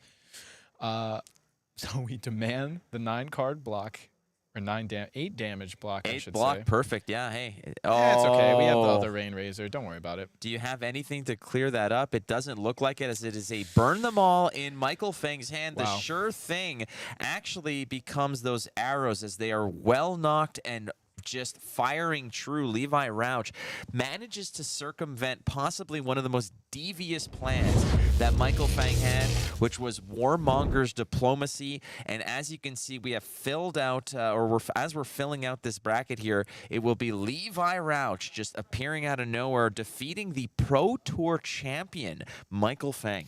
Yeah, I mean, that game was just a textbook what you want to see from Azalea, where he was just never letting up. Michael Feng, I don't think, got one turn throughout the course of that game that he wanted. It was just nonstop, giving up his hand, getting shut down by Red in the Ledger. I mean, he got that one snatch from the Arsenal. Yeah, they got to give him to him there. And then the second snatch with the Snapdragons. Yep. Into the Kylori that immediately got popped. So like right away. So that was definitely not a great game in regards to how it lined up for Michael Feng, but great for Levi in regards to getting everything he needed to see there to just really lay on the pressure and never let up. Azalea stock on the rise. Warmonger's Diplomacy prices plummet as you could just tell how useless it is. Yeah. I say that because I don't have any, so I'm just waiting for the prices to sort of settle in a reasonable spot. But do you think Warmonger's Diplomacy is in that sort of wheelhouse where Codex of Frailty was, where when it came out and people finally realized the true potential of that card, it was a rocket ship because everybody needed them? Do you think that Warmonger's is the Codex of Frailty of this set? Definitely. I mean, I look at it as a staple majestic that can fit into a large amount of decks that is just very powerful. The only thing I'm not quite sure how to determine is actually how good the card is. Every time I've played it against my opponent, after the game ends, I go, how strong was Warmonger's Diplomacy? Did it do anything? And I would say most of the time it's no.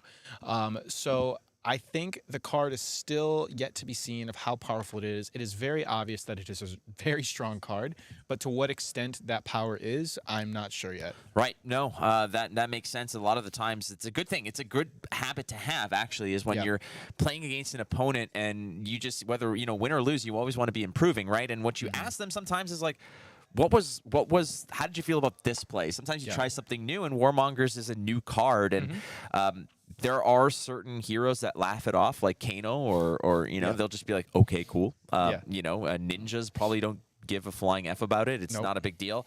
But there are those, like the Runeblades, that want to sort of marry non-attack and attack together to create some sort of weird Voltron nastiness. And at the end of the day, that's where we're at. But yeah, so again, local legend Levi Rauch on Azalea paying off against the defending, I suppose, or the reigning Pro Tour champion Baltimore. That would be Michael Feng, and that is not an easy out at all. Definitely not. I mean, never a pushover as an opponent. Super nice guy, great asset to the community, and just always a solid player. Always great to see Michael Feng come out to these events and play. Always a pleasure to see him on different decks and really showing his skill. So congratulations to him making it this far. But it looks like I think we're getting news that we have a special thing coming up here. I was given a message. A billboard was sort of raised like a cue card at Saturday Night Live saying, hey, Doofus, we've got a something cool coming up, which is Rhea Adams wants to open her gold foil. Yes, very interesting. I think there are very few that could be that are out, I guess, other than Cincy, that have the potential to have a Dusk Till Dawn gold foil. Really? Okay. So, because I think Cincy was the first one that came out Sure. since that event, right? And then this one would be. So we could see a Carapace. We could see Soulbond Resolve gold foil, which would probably look beautiful. Levia? We could see. Oh, I wonder if that's the case. Look, I don't want to speculate, and I don't want to drive people absolutely bananas, but if there is a gold foil Levia redeemed or something like that that exists, that would be crazy. that might be the most. Would that be the most expensive card on the market for sure. right now? No question. I mean, 100%. is it gold foil Tunic or gold foil Levia? I don't know. Well, it depends who you ask. Ethan's out there saying, well, this is an easy one. Is Yeah, it? right. All right, so Ray is going to be joining us in just a short moment here. We've got some ads. We've got to pay some bills, so don't go too far. After these short messages, we'll be back with the big-time gold foil reveal.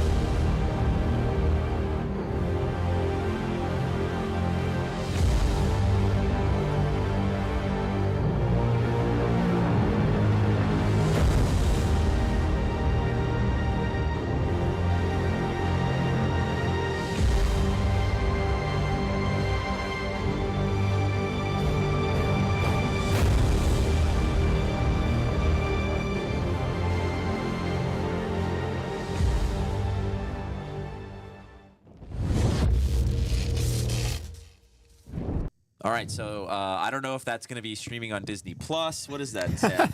It's the first time I'm seeing that. I have no idea.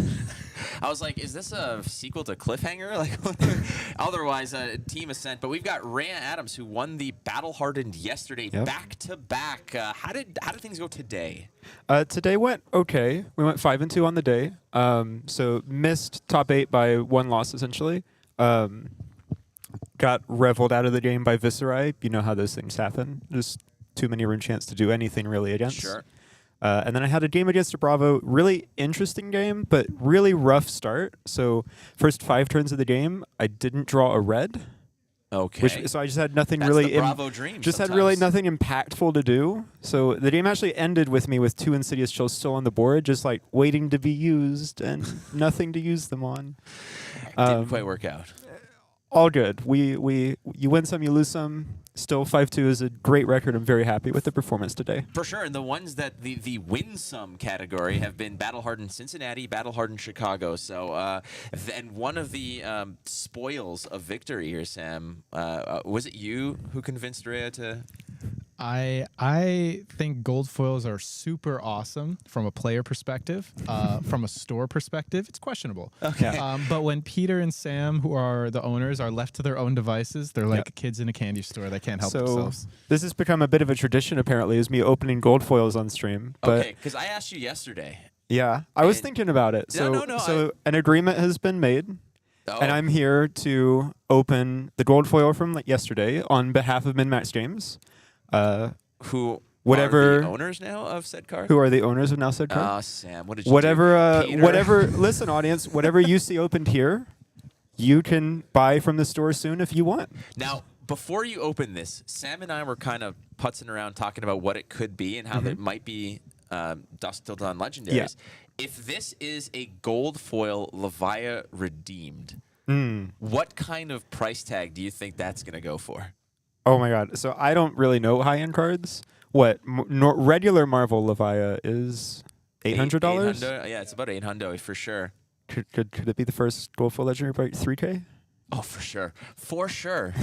Absolutely. So what I'm thinking here is there's highs and lows, right? Empyrean Rapture, Diadem of Dream State.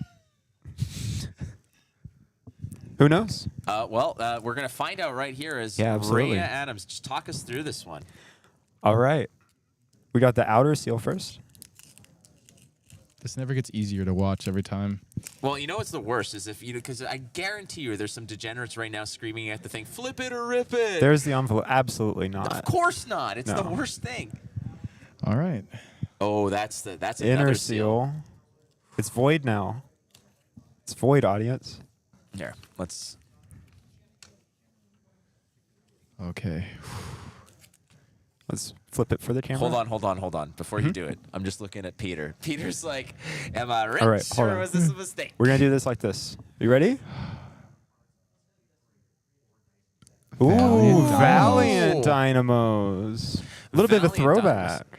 Hey, any legendary gold foil, frankly, Absolutely. are always going to be a score. I think the PTI event from, was it Cincinnati? Ashley Briggs got a gold foil Rosetta Thorn, which Really? it's pretty sweet. It's pretty rad. Don't get me wrong, but it's not a legendary. Well, yeah, so the PTI events are the same level of gold foils as the Pro Quests. So it's a common, rare, or majestic. Versus Battle Hardens or confirmed legendaries. Well, see, that's why I don't win any of them, frankly. Let's get real. Flake, I saw you. You were in that finals. I did. I was, and that was the best sort of thing that could happen to my confidence. Honestly, was succeeding at that event, and I have a front row seat, and I'm lucky enough to be able to talk to pros like yourself, where I learn a lot. And sometimes the stars align, and Michael Hamilton didn't get a good night's rest, and then and then I can go ahead and win some games. But it's never on the level and of expertise and execution that you yourself managed to pull off. And here's a wonderful gold foil Valiant Dynamo, ladies and gentlemen. Absolutely. Wonderful stuff. Wonderful stuff. Rhea, it's not yours anymore. It's not mine anymore. You can go to MinMaxGamesFAB.com and you can find this card in stock probably sometime next week. Definitely. And if you use the promo code SAMDANDO, you get free hair product with every purchase. Did you know that? I didn't, but I guess I'll get on that now. And music lessons. I don't know about that anymore. Just trying to spice things up. But yeah, congratulations again. Not a bad pull. Pretty happy with that one, yeah. For sure. What's the next step for you? The next step for me is U.S. Nationals. And I'm ready. I'm excited. Icelander? Or is that a secret? I really want it to be Icelander. Come back to me after Birmingham, Sure. and then I'll let you know if it's Icelander. It'll be Prism for sure. God, I wish. Oh. LSS. What were you thinking with Numenaris? It's so bad. The new Luminaris? The Numenaris? Numenaris is so bad. Yeah, no, it's a Numenar ass is what it is. I'm just going to throw that one out there. Ultimately, though, there's plenty of other heroes to pick. But again, you said that Icelander, frankly, is just like it's a meta pick, right? It's just what the ways the wind they're blowing. I legitimately think it's quite good right now, yeah. Beauty. Well, if it's still good around Vegas time, amazing. But ultimately, Rhea, congratulations again. Thank you very much. Sustained success and just keep crushing it. Yeah, absolutely. Thank you. We want to cut to a break here as we get ready for our last I think we're match is concluding right now before we go into finals, right? Yeah, we Okay, gotta. so yeah, here's what we're going to do. And we're going to take a brief break. We do have another giveaway that we got to do. So we're going to take a quick pee pause, as it's come to be known here, especially in Chicago. Quick break. We're going to come back early. We're going to do one more giveaway and get you prepped and primed for the finals of the PTI event here in Chicago. Don't go too far. Dando Flake and Rhea with the goods. We'll be back soon.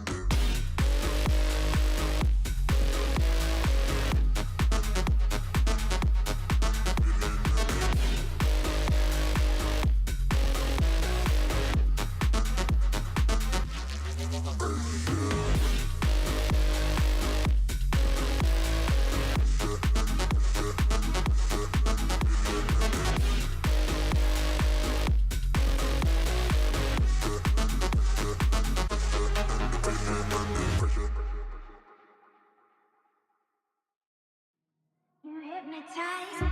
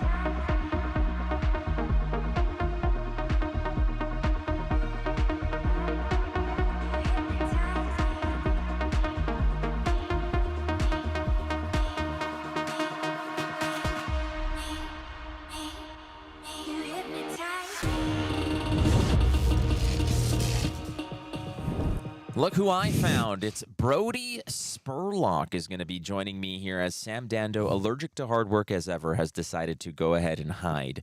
That one match was about as much as he can take of my presence. How about you, Brody? Hey, what's up, everybody? How's it going? It's going well, man. the unfortunate thing here is that you didn't quite make it into the top 8, into the top 4, whatever. Good news for everyone out there is you get to do this. Yeah, I'm excited. Let's do it. Well, that's all right. Well, I'm not going to argue with you. We got one more giveaway to do. It is Flesh and Blood First Edition here, Monarch, which is going to be a big deal, right? Because this is going to be what we're going to be drafting at Nats. That's true. Do you got a favorite hero when you're drafting this? Oh, that's a good question. I've done several Monarch drafts now. It's a really cool format. I don't know if I necessarily have a favorite hero. Chain's the one I've drafted the least, but he's the one I've played the most in other formats. So it might be Chain, but honestly, I've been having a lot of fun with Bolton recently. He is tricky to figure out, but he's a lot of fun. I think I'm going to go with Bolton, probably favorite. All right. Well, let's do it. So here's the game. You know this already, friends. It's going to be the box break game. We're going to open this bad boy when we find the cold foil, unless I've cursed it and there's none in here. We're going to hide it once the box is fully open. All the goodies, everything in here is going to go to you. You know what's up. You've done this already with us for 20 consecutive hours now by now. Are you ready to play? Yeah, let's do it. All right. So you want left side, right side? What do you prefer? Right side. All right, right side. That's where all the juice was in the first few boxes here. So as we go, right side is yours. We'll call it whatever. Here's your right side. Awesome. And remember, when you open the cold foil, Brody Spurlock, no cheating. You hide it and don't show anybody. You got it? All right, don't put it sounds in your good. pockets either. You got enough gold foil that a cold foil should sound like absolute nothing to you. Fun thing today. One of the more surprising things we did today, actually, was I got to witness you eat not a ham sandwich. That's true. Flakes on me dip into my secret reserves. Are you counting? I think 9, 10, 11, 12. Wait, he took 13. I only have 11. Yeah, that's called caster's privilege. No, you're right. You're right.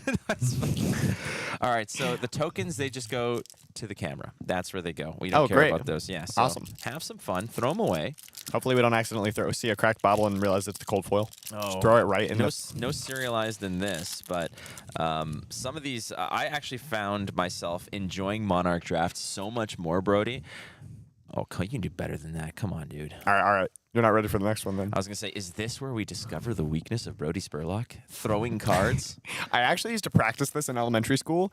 There was a group of us who got into trying to throw playing cards, and we did it in the school. I don't know how we got away with that, but it was fun. All right, I got 2 rise aboves. That's 2 rares. We don't care about those. The foil pulping, sure, whatever. We only care about the money cards, buddy. We got a Shadow of Plasma Fed over here. Recently seeing some CC play. Well done. All right, so first M's on the board. Again, the contents of this box is going to go to you. Now, keep in mind, there's still a game going on out there. Was it a Dromai mirror? No, it was a Katsu into Dromai. Yeah, Katsu Dromai, which is interesting. Historically, Dromai is not great into ninjas, but I do think 5 is probably better into her than Katsu. It'll be really interesting to see who takes that one. I would probably give the Katsu the edge, but maybe not by too much. All right, ready? Here's my better throw. I don't want to hit the camera. No, we've been hitting it like crazy. We've been beating it like a rented mule. It's okay. Don't worry about it. All right. In that case, the goal is to hit the camera. I failed. A rare Brody L. It's all good. I got another rise above. That's like 3 rise aboves in 2 packs and 2 pulpings. What is going on? Nice. Okay, 2 pulpings. So when one of us eventually gets the cold foil, are we supposed to say, "Oh, I got the cold foil"? Or you can just play it close to your chest and be like act like the key is it's like much like in sports. When you score your first goal in the NHL, if you overly celebrate, you look like a clown. They say act like you've been there. So that's the thing. It's reasonable. Okay. So we can slow roll it for the end. You got it. See, you already know what's up. How'd you like casting in where was it? In Cincinnati? Dude, it was a lot of fun. Second M for me, by the way, soul food here. I really enjoyed it. It took a little bit of convincing to get me to not play a tournament. Honestly, I really just want to play everything, but I had a great time casting. Got to do it with Sam as well. Yeah. Sam O'Byrne. I honestly want to do it again. I don't know. Dude, well, I mean, you're built for flesh and blood. You're built for cards. You're built for casting, my friend. I don't think that'll ever be an issue. Wow, that one, you got some amplitude on that one. Dimensional Crossroads. So many X's in this card. Yeah, you played against this card last week in Limited. Yeah, thanks for reminding me. No.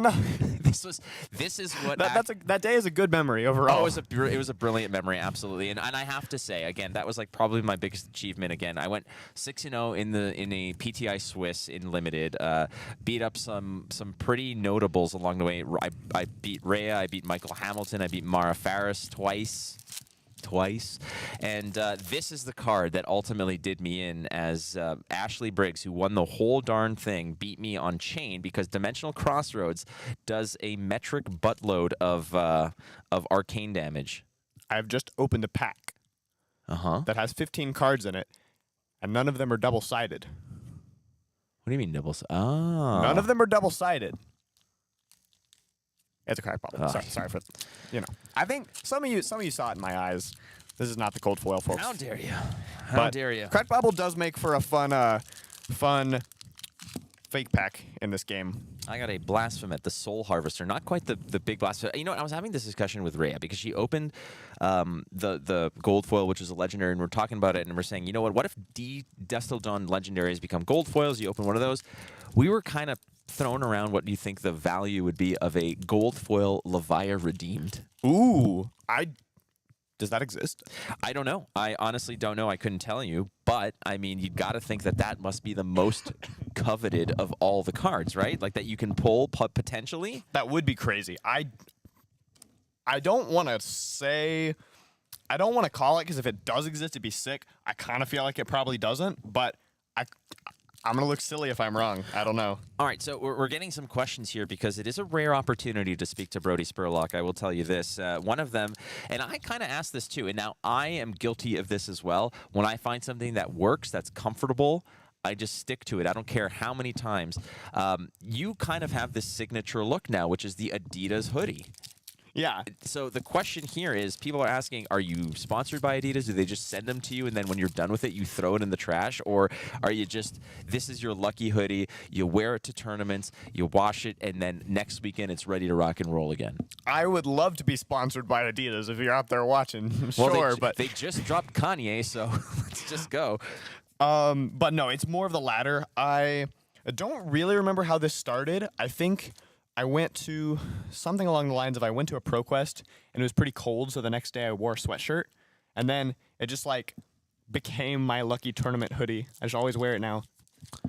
Dude, I'm the same way. When I used to play baseball, I had one day where I wore a particular like bracelet or beads or something around. Again, keep in mind this was like in the early 2000s, so people wore beads and stuff like that. And that day that I wore them, I went 4 for 4 batting, and I never ever played a game without those beads until one day they broke, and I just said, I'm like, well, there goes my MLB career. Oh, we just got a Stir the Wildwood tossed into our Monarch box break. Oh, I was gonna say, did someone just toss us? I was gonna say, if you found a Stir the Wildwood in here. Yeah, no, you got it directly in. That's like 14 points. 14. We'll round down to 10 though. We let them believe it landed right in the box. You know, this is called just, creating the narrative to make people happy. Yes. Yeah, no, you're catching on, Bucko. I'm you learning. Got this. Yeah. Learning after my time in Cincinnati. We got another pretty hype card here. Foil Bolting Blade. Foil Majestic. That's a good one. That's a 7 spot, right? I mean, one of those rare light cards that can actually do the poppage. Yeah. I mean, there's that. There's Celestial Cataclysm, I think, is another big one, which I would love to pull. I would love to see a Shadow Puppetry out of one of these packs. Ooh, yeah. Let's get either one of those. All right. Soul Shackle, my favorite. Whoo! Right into the lights. No problem. Oh, I've failed to hit the camera so far. You're all right. What else we got here? That's the goal, though. Drawing. I'm like picking up some complete garbage here. Do we have any other questions? Cold foil husk would be amazing. DM Armadist. That would be incredible. Steven, probably on the plane right now. Are you on a plane, Steven? That's the question, as he's lurked into the chat. You did not win, Steven, because we did not clap to open up the giveaway. Ah, yes. We got an LL Majestic. Not really. Rouse the Ancients. Oh, great card. Certainly still playable. Very strong card, but as we No, it was most played in our beloved Oldham. Have you heard of the tale of Borvo? Borva, I don't think I have. Oh, well, I'll fill you in. Borvo is basically, it's Bravo's essentially his cousin, his foreign cousin, who is played by John Malkovich in the movies. But nice. I like the form too. Like you just go full like Swan-esque on this, and we like that. We were close that time, like a foot off the camera. Did you hit it yet? Armada's really good at just going ahead and Oh, yeah? breaking this equipment. But yeah, I have not yet. Hey, Flake, What we up? got what you asked for. Shadow Hey. puppetry. I am luck adjacent, baby. Yeah, great Here, card. We'll put this one on your side, even though it's from my pack. Thank you so much. See, Brody's such a good dude. Yeah, Darth Borvo the Wise. Have you heard the tale? What do we got here? Oh yeah, you were telling me about Borvo. Oh yeah, no, there's nothing really to tell. It's just he paid 2 red disc to make bonk is essentially it. There's not much to it. I don't think you've ever seen the movie Rounders because it came out before you were born. But if ever you get into so we got it. Don't react. But we found the goods. So we're just gonna. How's my poker face?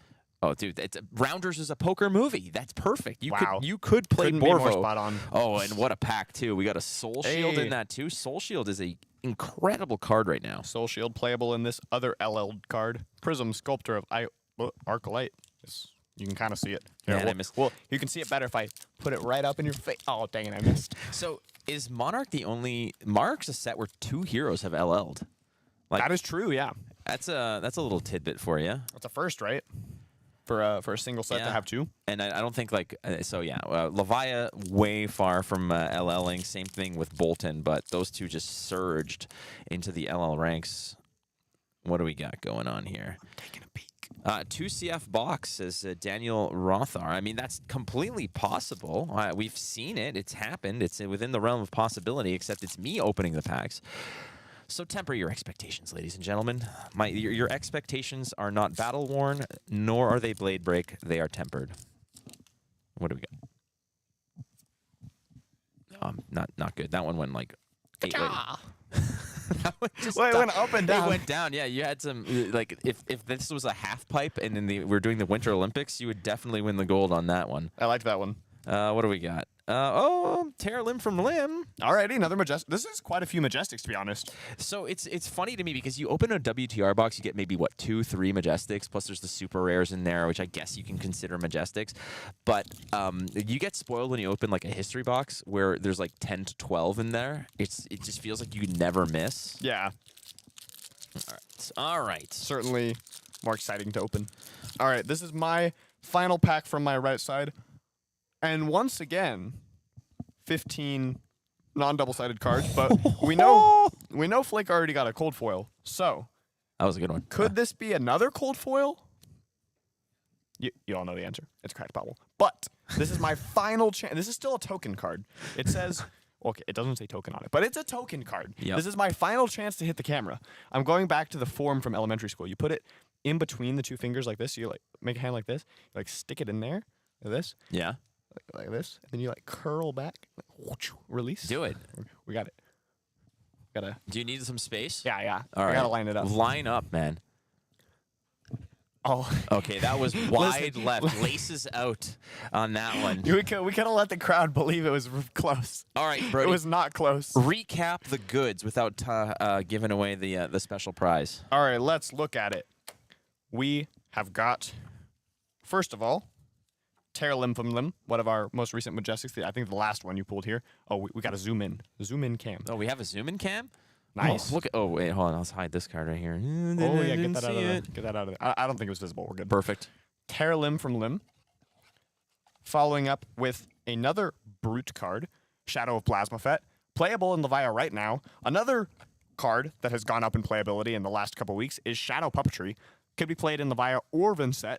I've seen some Vinset decks running this, using it to slap some more rune At gates. least you're seeing some Vinset decks. We were dying for them on stream all day. There were several Vinsets this weekend. I know a couple friends who were playing Vinset. I actually played against 2 of them on Dromai. Some of the most interesting games. let's move into our... Oh, no, we got one more shadow card here. Dimensional Crossroads. Mm-hmm. This card hasn't seen much CC play, but I feel like oftentimes it's a limited all-star. Yes, can confirm. Whooped my ass. Did 8 unblockable arcane to me in the PTI final. And then moving over to our light cards, starting with perhaps one of the less impressive ones, Soul Food. This card... Look, I think there might be a use for this card one day. I kind of feel like when a card is like, dude, if you draw this on turn 0, that's okay. Like if that's the reach of a particular card, it might not be that great. Yeah. That was, for the record, by the way, Soul Food was the last card passed to me in the draft at the PTI. The last card. If you want to talk about how good that card is, it was the card. It was the charity. It was the charity donation of the card. They're like, here you go. And I was thinking, I'm like, okay, what is this? And I was like, what? Like, okay, tells you how good or bad the card is. Dimensional Crossroads, not great in CC, but very good in limited. Soul Food's not making the cut neither. Yeah, you're not allowed to say bad words on the stream, but you can pretend that that's your intention, which probably would be. It is bad news. But Don't we can't say that. Can't say it. Exactly. All right. Another light card, Mm-hmm. Soul Shield. This one has seen a lot of play. It's quite good. I had it in my Prism deck at the PTI event last week, and Sure. I put it into Soul a couple times. I actually had a really crazy turn 0 play one time where, what did I do? I popped my Halo on turn 0, pitching a blue, and then put a light card in, drew a card. My opponent's like, pass. I'm like, I'm going to get greedy. Use the 2, make a shield with Prism. My opponent thinks they've got me. They think they've lured me in. They go... What is it? Warmonger's Recital for +3. I almost said Diplomacy from CC, and then they played Surging Militia, so it's coming in for 8, and each card blocking pushes it up 1 more. So wait, sorry, I got it wrong. Rewind. Rewind. I did not make a shield with Prism, so I still have the 2 floating, but I did Halo, so I'm like down a card. Mm-hmm. I think they can leak some damage in. Surging Militia for 8 is quite good. I'd lock with a 3 block and a 2 block, so now it's getting +2. So it's 8 + 2, 11 or 10. 10. So right now I'm taking 5 damage on turn 0 Sure. for my greedy play. And then I like snuck in that Soul Shield at the last second. Like, not only do I cleanly block your 11, I get another card in Soul. And this guy's like, I got you, you bastard. And you're like, oh, did you? Did you really? That's the best when you sneak it in that way. Or I think my favorite like Prism play was just you start off with the just the Miraging Metamorph, and they're like, okay, pop it. In response, Genesis, and they're like, now I have 2, mofo, and that's usually the end of the game for them. So, Rounding out our Majestics here, Rouse, and of course the Bolting Blade. Foil, our only foil Majestic from this box. Popper, good card in Bolton. It actually... Someone popped me with this card today. I don't know how I forgot to mention that. I was playing Dromai into a Bolton. I got popped by 2 Bolting Blades. you got it. All right, so we're getting a word from production here through the magic of the internet that we wait for their thing. So we have the cold foil. It is in front of us. Brody, can you confirm?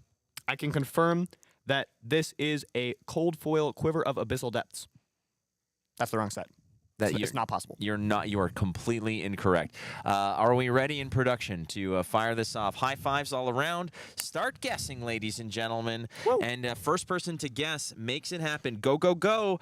So if we find what you said, let's see. Our very first guess was Hexagore. Is that a possible cold foil? It's gotta be. I Oh, guess we so. got it. We got it. We got it. It is Kitty Merwin. Kitty Merwin finds it right off the bat. First guess was pretty close. The first guess was actually Ironhide Gauntlet. It is Ironhide Helm, ladies and gentlemen. It is Ironhide Helm Cold Foil. Congratulations. This is yours, along with, what do you got? We're going to put in the Majestics, all the other cards into this box. So here's what you do, Kitty Merwin. What you got to do, you guys can see, you guys can all stop guessing here. We're good. Email Peter at MinMaxGames. Say, hey, I won the Cold Foil Ironhide Helm. Please send it to, and then give your address, and then say 9 things nice about Brody Spurlock. That is how you do that. Are you looking for more? I'm scrolling back. I got to make sure of something for you, Flake. So right here we had the Ironhide Helm. Kitty Merwin, not only have you won yourself a Cold Foil Ironhide Helm, But these you 8 get Brody's Majestics. game-used sweater as well. No? Okay, sorry. That was not... yeah, he just gets up. This wasn't in my contract. Get back here. No, folks, we have an even bigger surprise. He was not putting it in chat. He did not put it in chat after the high five had occurred, after people were allowed to guess. The game had not started, so DM Armada did not win, but he was our first correct guess because we have a cold foil carrion husk in this box. Did Whoa! Chat knew. I told chat. I told chat. But Did you hide that from me? you're the last one to find out. I'm I am sorry. the last. It's a big surprise.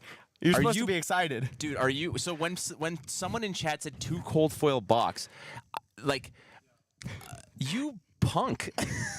I winked at This him. is not an act. You were looking down, reading that out. I was like, You found that card? yeah, we were hiding it. It was hiding at the bottom of the stack.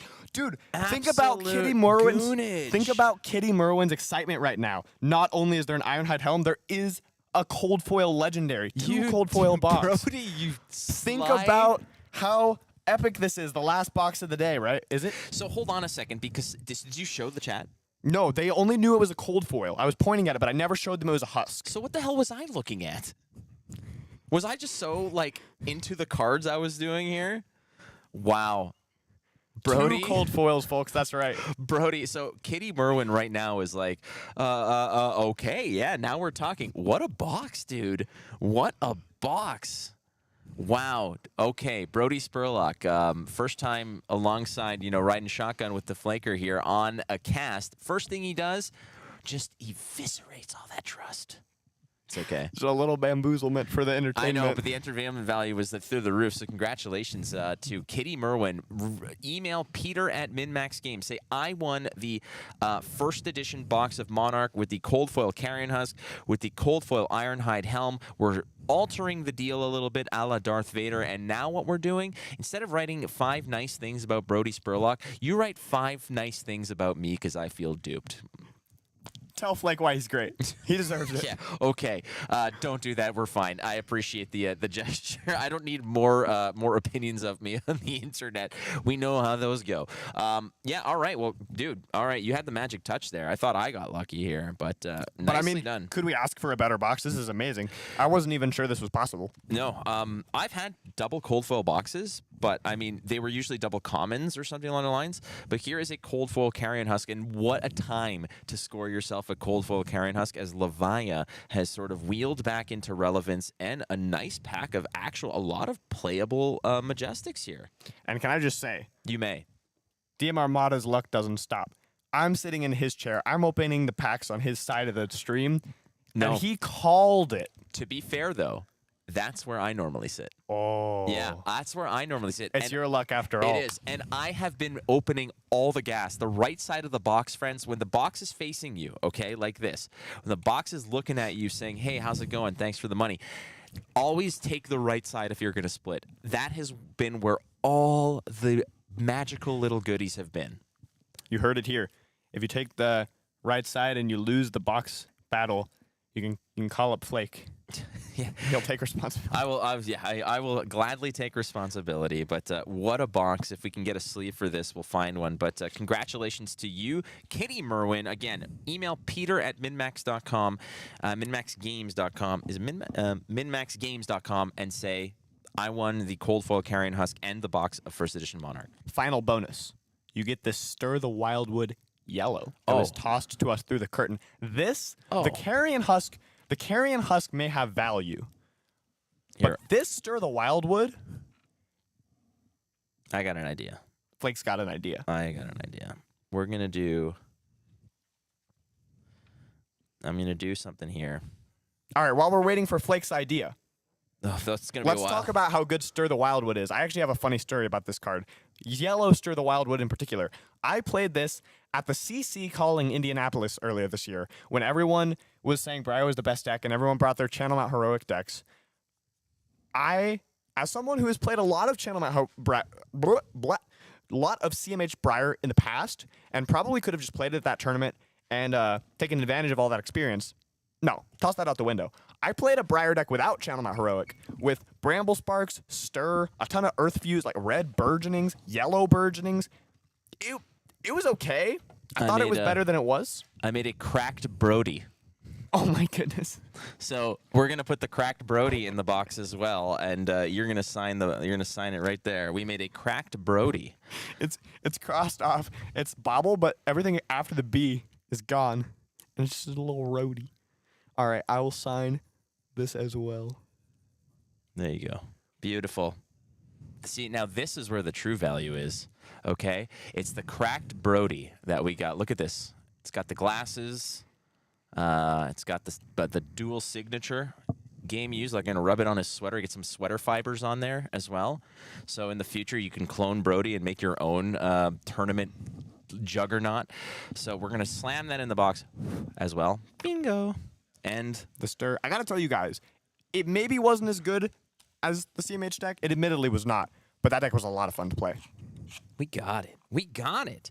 Did Katsu make it to the finals? We're still waiting on that, actually. It's a very good question, as we're waiting on who will face Levi Rauch for the PTI final. It was a Dromai versus Katsu slugfest. We saw how Katsu essentially just eviscerated one of the dragons out there in the quarterfinals. He's hoping to run that back in the semis and make it all the way to Levi. Now, let me ask you this, Brody. Let's tap into that big brain of yours. When it comes to Dromai, obviously a very strong deck out there. Oftentimes, you're going to find people are going to, bust out heroes that are traditionally not that great lately. For example, like Katsu, to go ahead and prey on these, on the just sheer number of Dromais that are out there. Is that a viable strategy in your opinion? For example, if you know that 35 to 40% of the meta are going to be these two heroes, is it a viable strategy to just pick the C tier hero that just absolutely destroys these two? I think it's very reasonable, yeah.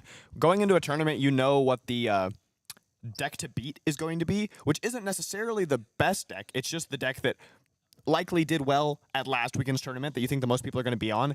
And it's quite possible that a deck that, in a total vacuum of each hero being represented equally, a deck that would not be that good, is actually the best deck for a tournament. We often hear top players talk about the best deck in the room, which might be different from the best deck in a format. So I definitely think it's a viable strategy. And if you are familiar with a local area especially, or you just really think that, I mean, maybe on the internet or maybe based on a previous tournament, you really think that one hero is going to be super hyped up and played, that you just target that. And you could just play 3, 4, 5 of those in Swiss, and then that's enough wins to make top 8. Yeah, Sam actually mentioned in terms of like sometimes of evaluating what the meta is like and just getting paired up. He called it gem roulette to a degree, where a lot of decks feel strong, but they just completely crumble against some B or C plus tier lists, and it's just the reality of it, where they just absolutely fall like a house of cards. And there's always just the matter of saying, well, you know what, I'm just going to take the best deck. There's the opportunity also, and the logic behind just taking the deck you're most comfortable with. But then you can kind of play those mind games. At a certain point, Brody, does it ever get a little bit exhausting, or you just realize, I'm like, what am I doing here? I'm like going through this whole circle of like best deck, deck that beats best deck that beats that deck that sort of preys on the other two weirdo. Like, do you ever just find yourself going down too deep of a rabbit hole when it comes to this? Yes and no. I think it's really fun to try to figure it out, but I have found myself just like banging my head against a wall, trying to figure out because I feel like there's like multiple paths of logic you can take. It's like which one has the best overall matchup spread, which one has the best matchup spread, like considering the other deck's percentages of how likely they are to be played, like which one is best based on specifically like recency bias of last weekend, all this stuff you can consider. And it's really hard to actually make the choice.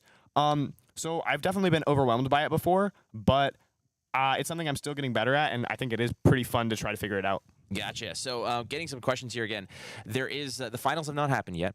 There is still a semifinal match being played. The first semifinal match was started and finished quite a while ago. It was it didn't take quite as long. There's no time limits in these rounds. If you're wondering why we're not streaming the other match, it's because there's only one feature table match that has the cameras and such, and we're running all the matches simultaneously. It's not like we're going, okay, match 1, match 2, match 3. It's what all the quarters, all the semis, and then the finals. So the other semifinals matches happens to be one hell of a a long one here. So we're kind of waiting that one out, waiting for that one to resolve. And the feature table match was, I believe it was Levi Rauch versus Michael Feng. That one resolved in about 30 minutes or so, and now we're just waiting for the other one to resolve. So that answers that. I think, Brody, that you and I might take a little break here because at the same time, got to save our energy. You know, you've been playing for 2 straight days. I've been, you know, just putzing around over here for 2 straight days. We're gonna take a quick break shortly, and we're gonna come back as soon as the that game resolved. We're gonna find out who is going off to the finals.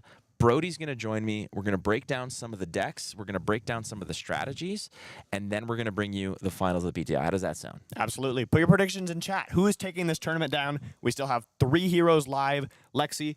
No, not Lexi. Lexi's dead. Katsu, Dromai, Azalea.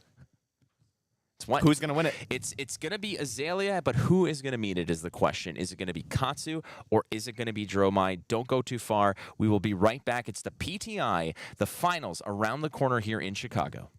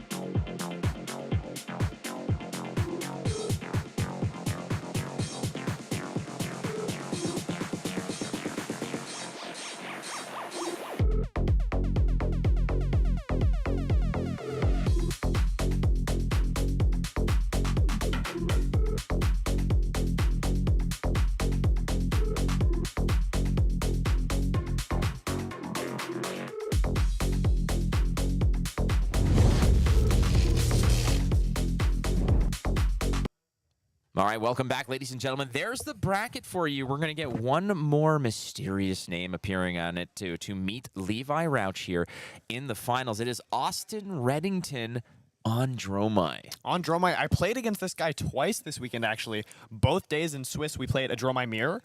And yesterday, that Dromai mirror was streamed. I was playing the Redline Empress build that is a bit better into the mirror than the Big Dragon build he was playing. It is quite a bit favored. And today, he actually made the judgment call. He was like, you know, I see a lot of Dromais in the room. I'm going to come back on a deck that's better tuned for the mirror. He was kind of on this in-between build. It was I liked his deck. It was interesting. But he saw that. He made the adjustment. And I think he played against multiple Dromais today and got rewarded. So, Austin moving up. Moving up and facing off against local hero. I mean, the local legend even, Levi Rauch, who has been so invested in Azalea as a hero.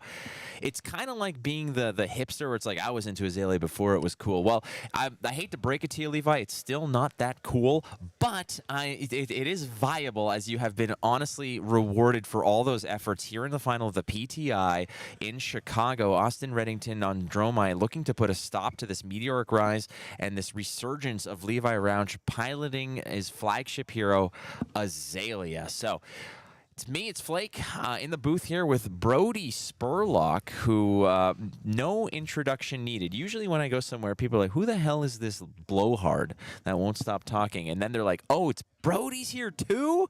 That's awesome. It's good to have you here, buddy. Yeah, it's great to be here. I'm really excited to be in the booth for this one, bringing you guys the finals. On the note of Levi, the last time, several months ago, the last time we had a PTI tournament in Chicago, Levi was also in the finals, playing Azalea. Against? Say it, dude. I don't remember the guy's name. All right, so that was from the infamous PP Pause game, right? Yes, the PP Pause game. Yeah, this was the first, I think it was the first tournament post-Outsiders where everybody was really into Azalea. It was Levi Rauch basically waving the banner of Azalea for so long, gets to the finals, faces off against Kid Wonderbread with his first reps on Azalea, pretty much. Yeah, I mean, I really owed my tournament on that deck to Levi. I took most of the deck's shell from him. He gave me some advice on how to play it. Meeting him in the finals was really cool to see that deck, you know, go through both sides of the bracket, meet at the top. And honestly, I felt like I got really fortunate to win that game. And I don't know. I was happy to win, but also I felt like Levi deserved the win. He put a lot of time into the deck. The mirror, honestly, is a little bit high-rolly, and I feel like I high-rolled more than him. So I'm happy to see him back in the finals. Maybe he takes the W home this time. I'd love to see it. He really deserves a big win on this Azalea deck. I love how that is the sort of the demeanor of somebody who has won a lot and is great at the game, where he's like, I kind of wanted him to win. It's totally fine. But, dude, I mean, both of you, that game, again, if you guys want to check back, I'm not sure where it was streamed. Maybe on DM Armada stream, actually. But ultimately, that was a matchup that really sort of propelled Outsiders as being a Ranger set. It's like there's so much other cool stuff. There's ninja stuff in there, but there's obviously the assassin stuff. But ultimately, Ranger was the beneficiary. But beyond that, everybody had Azalea touted as basically going to be have the meteoric rise from that set, but it was Lexi just lurking in the shadows, scooping up all the good stuff. Yeah, it was really interesting to watch that meta develop. Early on, everyone was talking about Azalea, and then even in the Battle Hardens in the weeks following, only one or two Lexis topped, and there was not a lot of Lexi discussion going on the internet. One or two people were, saying like this deck is busted, this deck is busted, but it wasn't really catching on with the masses. I feel like until Pro Tour, several teams had been like working on a Lexi deck, like you said, kind of in the shadows. It was like the like, what do you call it? Like the secret that everyone knew? Perhaps? No, that's not true. Not everyone knew it. But it was just interesting to see how multiple different people had kind of come, with Lexi and Oldham, come to the same conclusions separately. So, like, at Pro Tour, Lexi emerged. There were 4 in the top 8, and then it became the deck to beat. Well, and it became the deck to beat, but it has been beaten here at both the Battle Hardened yesterday, the PTI today. Lexi has been a discussion as kind of like, no matter who you ask, if you say, what's the best deck out there, a lot of people are going to say, well, it's Lexi. But she hasn't necessarily been converting, and ultimately it's maybe just because a lot of that meta, the winds have been shifting towards the Dragons, which is a little bit of a tougher route, I suppose, for Lexi. But that's all old news, because right now it's another Ranger that is going to be taking the mantle, waving that flag. Levi Rauch is going to try to get Azalea over the top of this Dromai player, which is sorry, who was it? It's Austin Reddington. Yeah, my bad. Austin Reddington, the 2nd seed, I believe, in the tournament. First, second. Yeah, Levi undefeated up until the end, I think. They both have 6 wins. First, second. I mean, in these top 8s, we've seen the first seed curse a lot of times, where the first seed falls out in the quarterfinals. But realistically, being higher seeded really is an advantage, especially in a lot of these aggro mirrors where you want to be able to choose first, second. And both of these players have, up until this point, had that choice in each of their matches. But Levi ultimately got his wins earlier in Swiss, so critically in the Azalea versus Dromai, he's going to be able to choose whether he wants first or second. Sounds good. So there was no undefeated this time around. 7 rounds of Swiss. Everybody took an L at some point, but Levi Rauch took that L latest, I suppose, as he's the number 1 seed facing off against the number 2 seed. The players are getting shuffled up. They're probably reviewing each other's deck list. Open deck list, top 8, right? No time limit. You love that, if anybody. And so ultimately, once they're prepared, we will get you straight to the action. Do you have a thought on this? Do you have an idea of who's going to win? Is Azalea going to just surprise? We saw what Azalea did to our good friend Michael Fang, who just didn't have anything to throw at him. It seemed like it was a uphill climb the whole time. Even the Warmonger's Diplomacy was a do-nothing card because it just caught Azalea on a double attack action turn that it was really difficult to address. But how do you see this matchup going down? So it's interesting. The first thing to look at is the ways that the Azalea deck has changed since the LL of Oldham in the release of Dusk Till Dawn. The LL of Oldham is quite significant for her because, at least for this Death Dealer build that Levi's been playing for a long time, it was one of the worst matchups. And you don't have to worry about that anymore, but the deck did lose Bullseye Bracers to the ban, so it has certainly gotten a bit weaker. And the last thing to mention is not something in the Azalea's deck list, but all of its opponents, which is, of course, Warmonger's Diplomacy. Like you just mentioned, that card can be really, really backbreaking versus Azalea. If they've got a non-attack action trapped in their arsenal, they can't play it. They can't activate any of the abilities that would flip it or send it away. So if their hand doesn't have any non-arrow attacks, they literally just have to pass. So with all of that said, I think this matchup historically is at least a little bit Dromai favored, but it does depend on the Dromai build, and obviously Levi has the choice of first, second, so that gives him a little bit of an edge. I'm not actually 100% sure which one he'll choose. You could argue that you want to go first, get a dominated arrow, possibly stop Dromai from setting up, because even though she can't attack with dragons on turn 0, Azalea does not have a ton of go again. So if Dromai were to just make 2 Ash and then transform one of those Ash into a dragon on the very first turn, it might just sit there, and that might be enough to make it so that going first is more tempo than going second. I'll be curious to see what Levi chooses, but looking at the deck list here,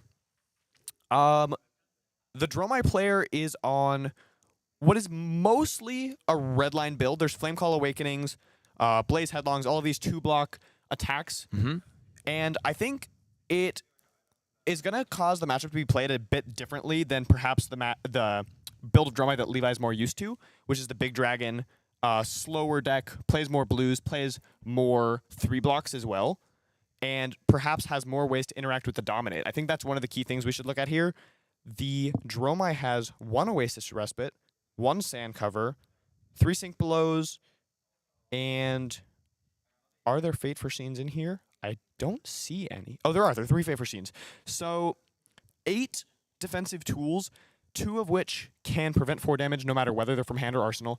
What do you think, Flake? I feel like it's going to be pretty tight. The Dromai deck does have ways to interact with Azalea's Dominate, but Levi's quite experienced in this matchup.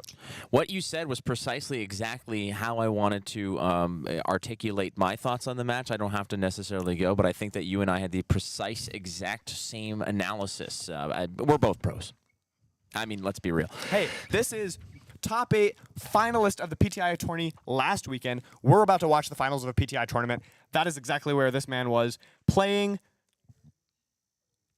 I was on Prism. Playing Prism in Monarch Limited. I don't know why. I remember you being against the chain, but I almost said you were on chain. I wasn't on chain. Chain chewed me up and spit me out and then sent me a birthday card when it was all done. Ultimately, I do appreciate that. Yeah, it wasn't televised. There was nothing there.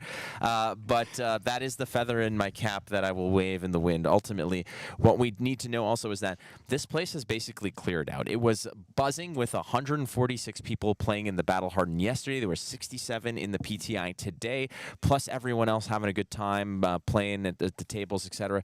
Now it is a ghost town. There's probably less than a dozen people left in the entire venue, so we're going to have to keep it low and steady because we don't want to give away and tip out some hands. So that is part of it.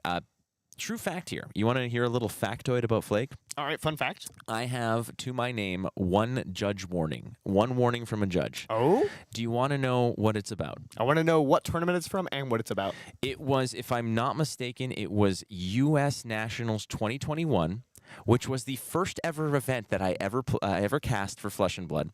A judge gave me a warning because I was casting too loud. Wow. Yes, so that, I don't even know if it's on the books anywhere, but they did sort of peek in, did this, and said,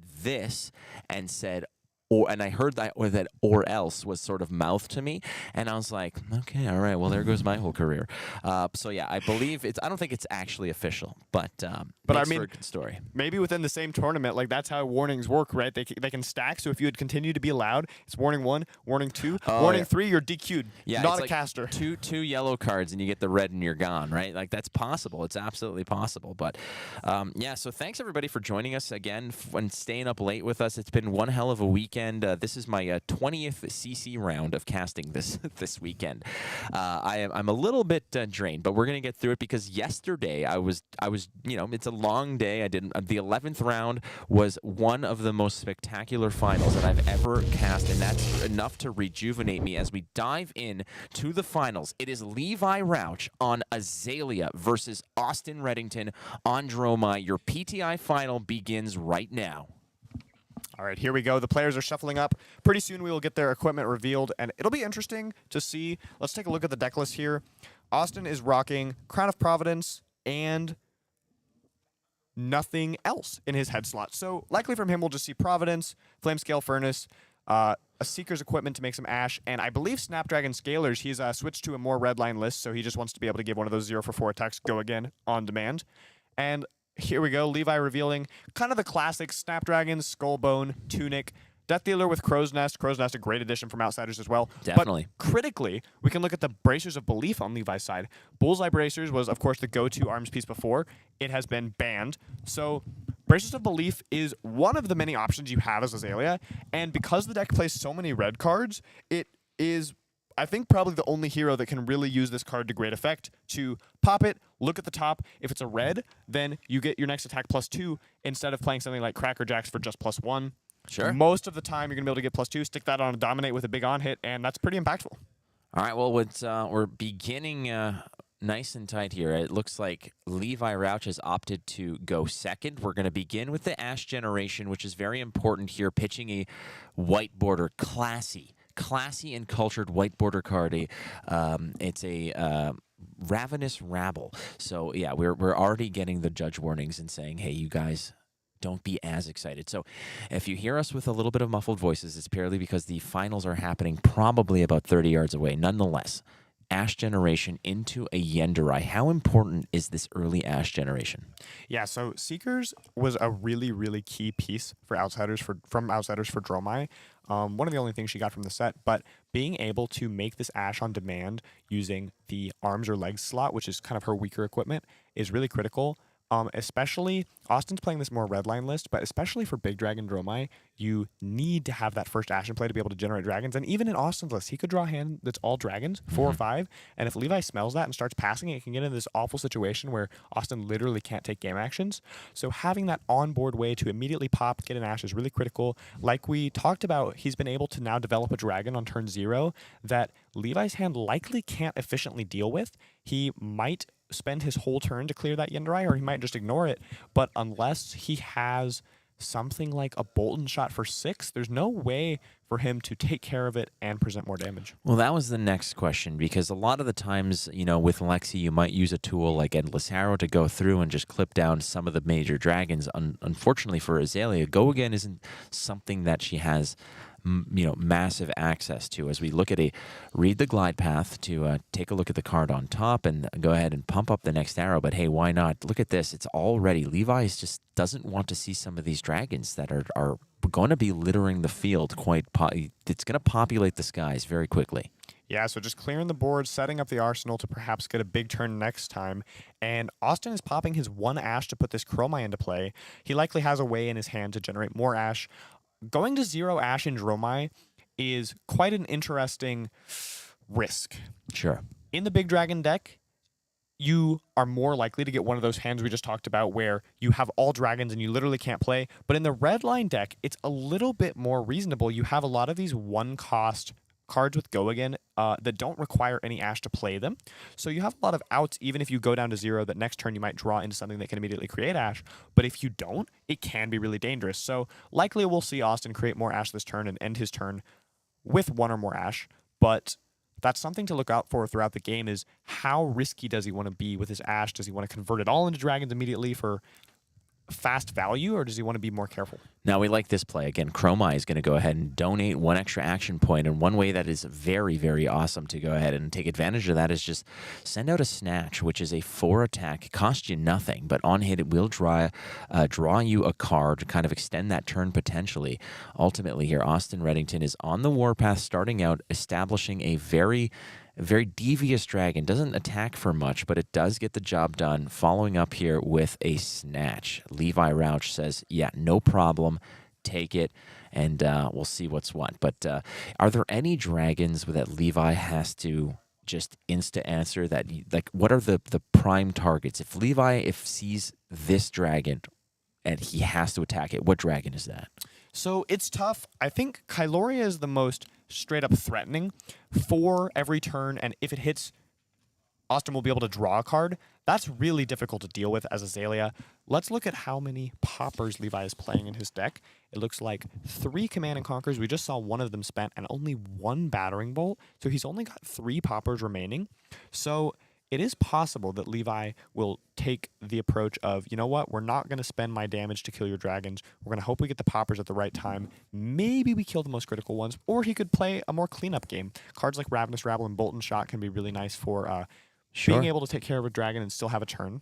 So Austin Reddington following up that extra action point with a Ravenous Rabble into a CNC. And Levi protecting that arsenal. Again, CNC, a devious card when you're a ranger. But he does cover it up here as there's already a Lace with Blood Rot ready to rock and roll. And we're going to go ahead and load an arrow. It is a Red in the Ledger, I believe, that is going to be loaded up sky high here. It's going to be a 7, if I'm not mistaken. Sorry, an 8, I believe, with the Blood Rot token on hit and following in tow. When it comes to red line Dromais, those Blood Rot tokens are almost unfathomable. You cannot deal with them. There's no way you're pitching 3 cards to prevent 2 damage. Absolutely. You're almost always just taking 2. In this case, this Red in the Ledger does not have Dominate, and because it has the Lace with Blood Rot on top, we'll likely see Austin try to block it out. He has a couple options if he wants to do that. He could try to give up 3 cards from hand or donate one of those pieces of armor, Flamescale Furnace, Crown of Providence. He has to think really hard when he wants to use his armor. There are 2 main situations where it gets used. One is, of course, when there's a big dominated attack coming and there's literally no other way to stop the damage, and that's often what you want to save it for. But sometimes your hand is so strong, and you have such a powerful tempo play that you want to just cash the armor in, and it looks like that's what he's doing right now, blocking a clean 8 and trying to hang on to the rest of his cards, but Levi has more. Here comes the Codex of Frailty. Snapdragons right off the bat, real early here to grab the Codex. It's going to go ahead and give a Frailty token, which is not the worst thing. I mean, it's really negligible against the Dromai, but there is going to be an attack action card that's going to be put in Austin Reddington's his arsenal, which likely is Snatch, usually, unless it's a Ravenous, unless you want to sort of go for the go again. But Snatch typically is your just play, because if you're blocking out, it's a free card that you can drop. Now, out of Arsenal, it's going to take a little haircut. It's going to go down to a 4 attack. But I think he's just kind of thinking about it. All right, yeah, that's usually what the play is here. However, we're going to find out what arrow Levi Rauch has decided to load up in response. And Austin has to discard a card here. It looks like he's got a CNC and a Kyloria hiding in his hand. So we mentioned Kyloria just a minute ago. It seems like his plan was to play the Kyloria, but now Levi's just playing cleanup duty. He grabbed a 0-cost arrow, taking that Dromai out. So choosing to cash in those snaps to take care of a pesky dragon that can be really difficult to deal with. And also just, if that Dromai sticks around, it's quite early in the game at this point. Levi doesn't have that many poppers. If it deals him 3 damage every turn, that's going to add up to a ton. It could be 12, 15, 18. Like, that's half his life total. Certainly, that does add up. And this is a much more digestible number here, 3 instead of 4. And you think, well, it's only 1 extra damage. Well, breakpoints are incredibly important in high-level Flesh and Blood. Oftentimes, a card that attacks for 3 is kind of regarded sometimes as like unplayable to a degree, because if it just trades for 1 card, why even play it? Ultimately here, the Frailty is doing Levi a big favor, because the Snatch is going to probably just be met with 1 card. But there is, I believe Austin has another card in hand, if I'm not mistaken. He's holding on to something close by. It looks like it. So if he were to draw off the Snatch here, most likely, unless he wants to cash in his Snapdragon Scalers, we would just see him pitch a red to Furnace, get +1 Ash, but +1 Ash is significantly less than +1 card, especially when he already has a couple Ash floating in play like that. Earlier, we mentioned the number of D-Reacts in the Dromai's deck, but taking a look at Levi's deck list here, it looks like he has the same ones, 3 Sink Below and 3 Fate Foreseen. And you were just talking about breakpoints. This Dromai deck has quite a few on-hit effects at the number 4, being Dust Up, Snatch, etc. Kyloria, too. Kyloria as well, yeah. So it's quite a decision as the Azalea. Do you want to bring in those 0 for 4 D-Reacts to cleanly cover some breakpoints, or do you want to go more aggressive? I think the longer you let the game go on, the more chance this Dromai has to build up a board that is hard for you to interact with and continue to get repeatable value if she's just blocking you out and then swinging the board. So maybe Levi just wants to go all gas, no breaks. So Levi, this is shades of the matchup against Michael Feng, wherein Levi was presented with a Snatch from the Dromai player, and with 1 card in hand, opted to actually snap it and see what we can do to complete it. It was a Fate Foreseen. It's going to get pitched here off the draw. Getting the Yendurai now. So Yendurai with the Endurance counter is also going to swing in. Levi Rauch says, yeah, cool, send me the bill. I've got some stuff to send back your way. And again, we saw that Yendurai ate a Command and Conquer just straight up on offense in order to just sort of bite it and get taken off the board. I'm thinking that Levi now with a Lace with Bloodrot in the arsenal, ready to load up one hell of an arrow here. Yeah, he's got a big hand. He's down 17 life, but Austin has cashed in quite a bit of his equipment. 1 dragon in play here. Levi is gonna seemingly make a big play. He's got a Lace with Bloodrot face up, so his options are to...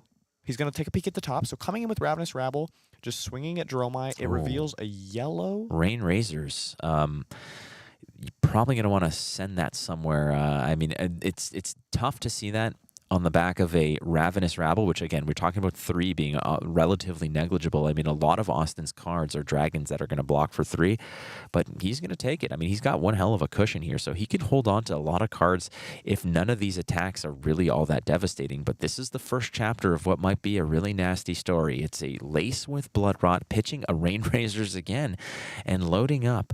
So let's load up, draw... Spire Sniping. This card, you know, Blue Spire Sniping is one of my favorite cards. I'm not sure that this one is actually blue. It looks like maybe it is. So Rain Razors is in his hand now. He's got a resource floating, and it looks like he has chosen the order for those top 2 cards. So we will get to see if one of them is an arrow he wants to dominate in. So we need to clarify that Spire Sniping does not create an opt effect, because opt allows you to bottom cards that you do not want, let's say, but Spire Sniping allows you to reorder the 2 cards that you look at. Right. Yeah. And it looks like he did find an arrow in those two, so he put that on top, flipped into it with Azalea, and this is coming in for 5 go again. Unfortunately, it is a blue Bolton shot, but unless Austin wants to give up his Crown of Providence, he's probably going to be taking this Lace with Bloodrot on hit. 5 go again on hit reload because Bolton shot gets bonuses when it is playing above rate. The blue only fires off for 2.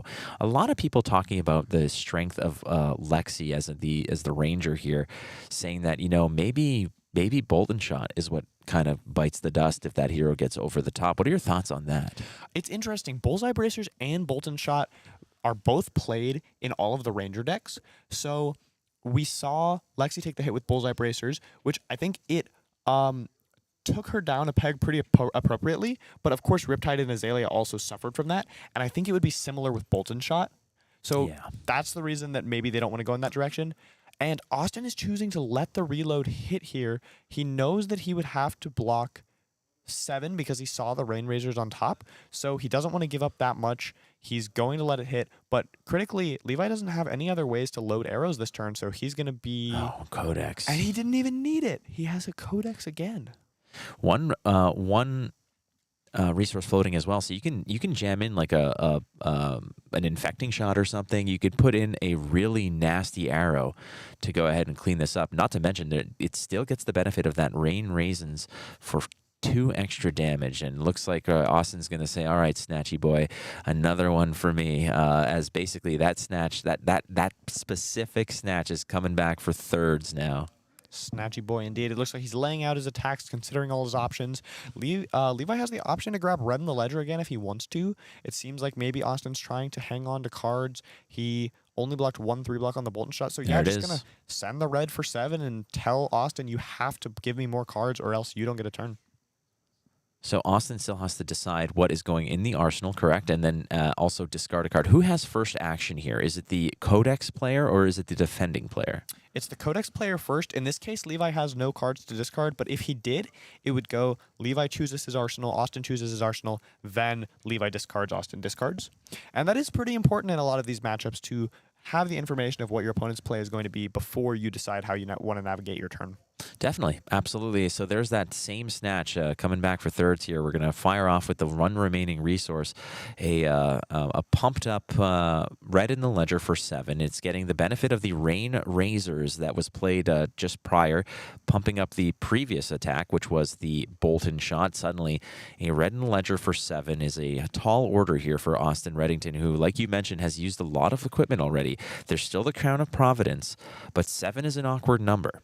It does look like he has a Sink Below in his hand, so that could be helpful. But oh, it's his last card in hand, so he definitely cannot cover up the break point unless he wants to cash in all 3 armor and use his Sink. He had to discard the Codex, so he does not have enough cards left to block 7. There's still, I believe, a Blood Rot also for Austin. He does have 2 cards. You're right. He does have a Blood Rot token. He has a Frailty token. I missed it. His cards were too tightly held together, but he does have 2, so if he wants to, he could go 3-block plus Sink Below, cover it up entirely. It looks like he really wants to hang on to those cards, though. He's thinking long and hard. Again, this is for the the finals of the PTI event here in Chicago. There is a PTI and a gold foil up for grabs here. Levi Rauch has done the Titans' work here of bringing Azalea up to almost the peak of the mountain as both of these players. It's kind of like a ladder match in wrestling where they're both at the top of the ladder. The belt is hanging on top. They're just throwing back and forth, and who's going to win? You never know. And ultimately, Levi Rauch has taken such an unorthodox route, almost like for years, piloting Azalea so adeptly. But meanwhile, Austin on Dromai is establishing a Yenderai. There's a whole collection of trinkets, Frailty, Blood Rot, but we're going to add a dragon to the pile as well, as that Blood Rot token is probably going to go unanswered. But the good news is Austin still has plenty of life left. That's right, and even though he is behind on life, Levi has another 5-card hand here, only 3 damage coming in from the Yenderai, but this Yenderai is a great example of how this matchup can go sometimes. If the Azalea is able to block out, if the Dromai is able to block out most of the Azalea's damage, and they have even just 1 dragon sitting in play, 3, 3, 3, it really adds up, and it can close that gap. And in this case, it's Levi's gap to close. He's taking it. We're going back to his turn with 5 cards. What can he present to this Dromai player to bring those life totals closer and perhaps get rid of the Yenderai. Well, or flipping over a CNC, which is not exactly all that devastating against Dromai, unless, especially from Arsenal. I mean, you could pop a dragon with it; it feels good, but ultimately, CNC here is just for show. It might actually be played to just kill the Yenderai. It's got the right numbers. It's going to fill the gap that Yenderai needs, because that endurance token will only block kind of like 3 or 4, 2 of the damage, and the extra one on top, the 6, is what can clear that dragon off the board. And we've seen early in the game that Levi has not been afraid to commit pieces like CNC in order to clear a pesky dragon. And you said it perfectly. It's just 3, but how many times do you want to take 3 to the face, to the face, to the face? It's like being on a clock, and you will eventually run out of time. It really does add up. Levi's got a full hand here. It looks like he's resolving the opt of the Skullbone Crosswrap. So just considering that top card, if he has attacks that can be played from hand, then he could poke Austin a couple times, see how he's blocking, maybe kill the Yenderai, maybe threaten the Arsenal. But if he wants to shoot a big arrow this turn, he's going to have to find a way to get that CNC out of Arsenal. And here he goes. Azalea it away. Another dominated Bolton shot off the top. It looks like this one is a yellow. Yellow is going to be coming in for 3 without any help, but without a plus to the attack. Well, that answers that, I guess. Seek and Destroy. This card says that when your attack hits, the opponent loses everything in their hand at the end of their next turn. So if they have any leftover cards in hand or arsenal, they go away. So Austin has to either block this out or make sure he's going to be able to cash in all his cards this turn. And occasionally, Dromai will make plays where they swing their board of dragons at you and they hold one finisher in hand, like a Dust Up or a Snatch. And they're like, if you pop me, fine, I'll just set this finisher for later. Or if not, great, I have an action point, I'll cash it in, here's a break point. Critically, Austin would not be able to make any of those plays this turn safely, since that Seek and Destroy is threatening to take away his arsenal at the end of the turn. All right, well, it's a 6 go again on hit reload. There's a card left in Levi's hand. We do not know what that is just yet. Yenderai just kind of getting a front row seat to this onslaught here, probably counting its lucky stars that it is not the target of this attack. Ultimately, Austin thinking how he wants to deal with this. What 2 cards are going to full block this? There's a lot of 3 blocks in Austin's deck, but there are a few 2 blocks that are peppering around here. Crown of Providence does exist, but I think what Austin is holding hope for is that Crown of Providence might help him, close the gap on those bigger dominated attacks. So here's Austin.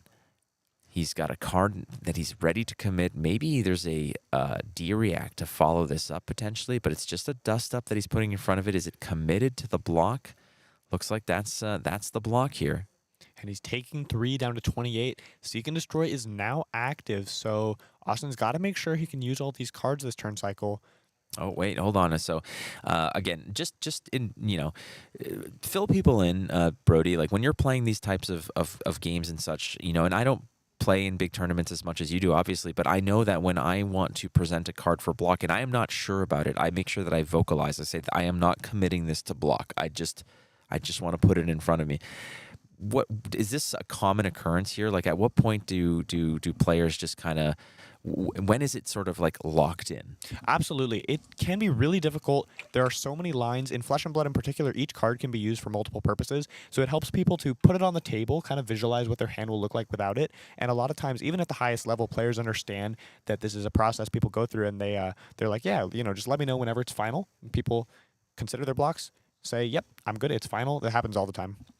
So it looks like he just let the remainder go here, and it's going to be followed up with a Lace with Blood Rot onto a Red in the Ledger. So +3 on hit, Blood Rot, and you get 1 action. Just one thing you can do. And look at Austin saying, well, I'm glad I kept these cards in hand because this is clearly the bigger danger to me.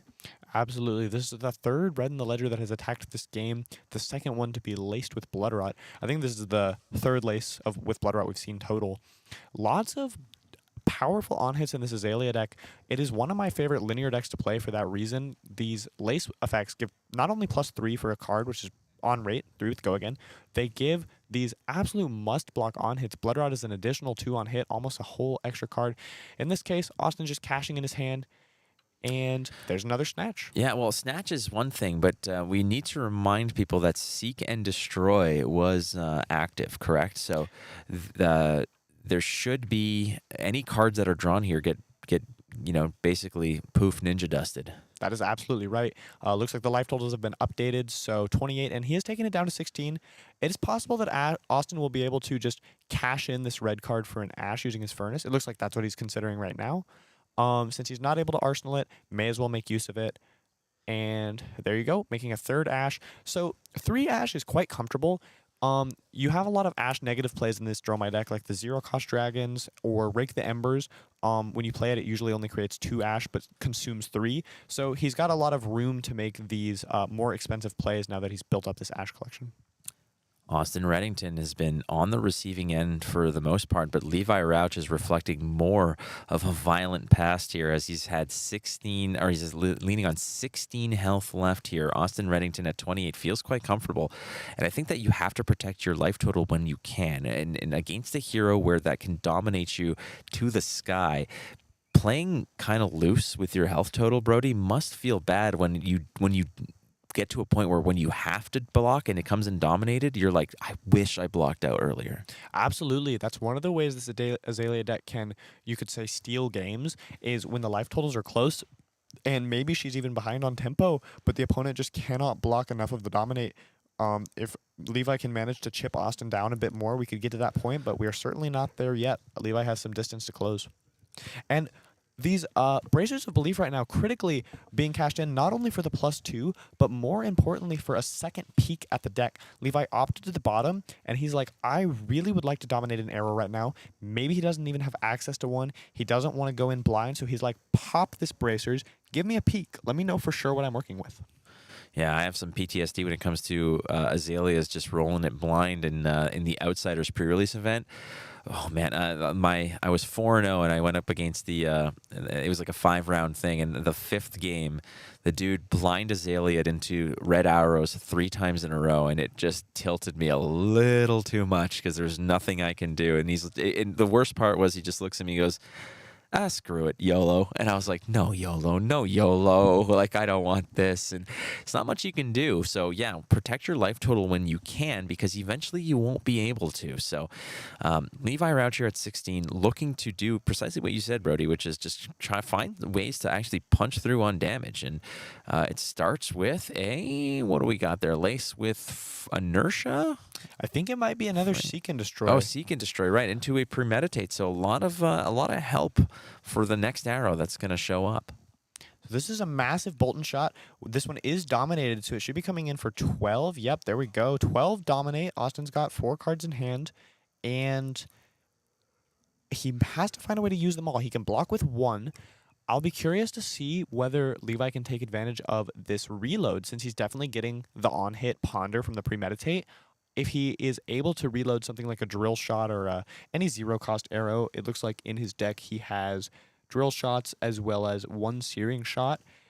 He could fire that off. If he has this 3rd Codex, he could shoot that as well. Otherwise, he'll be left with kind of a wasted card since he does have a Ponder token.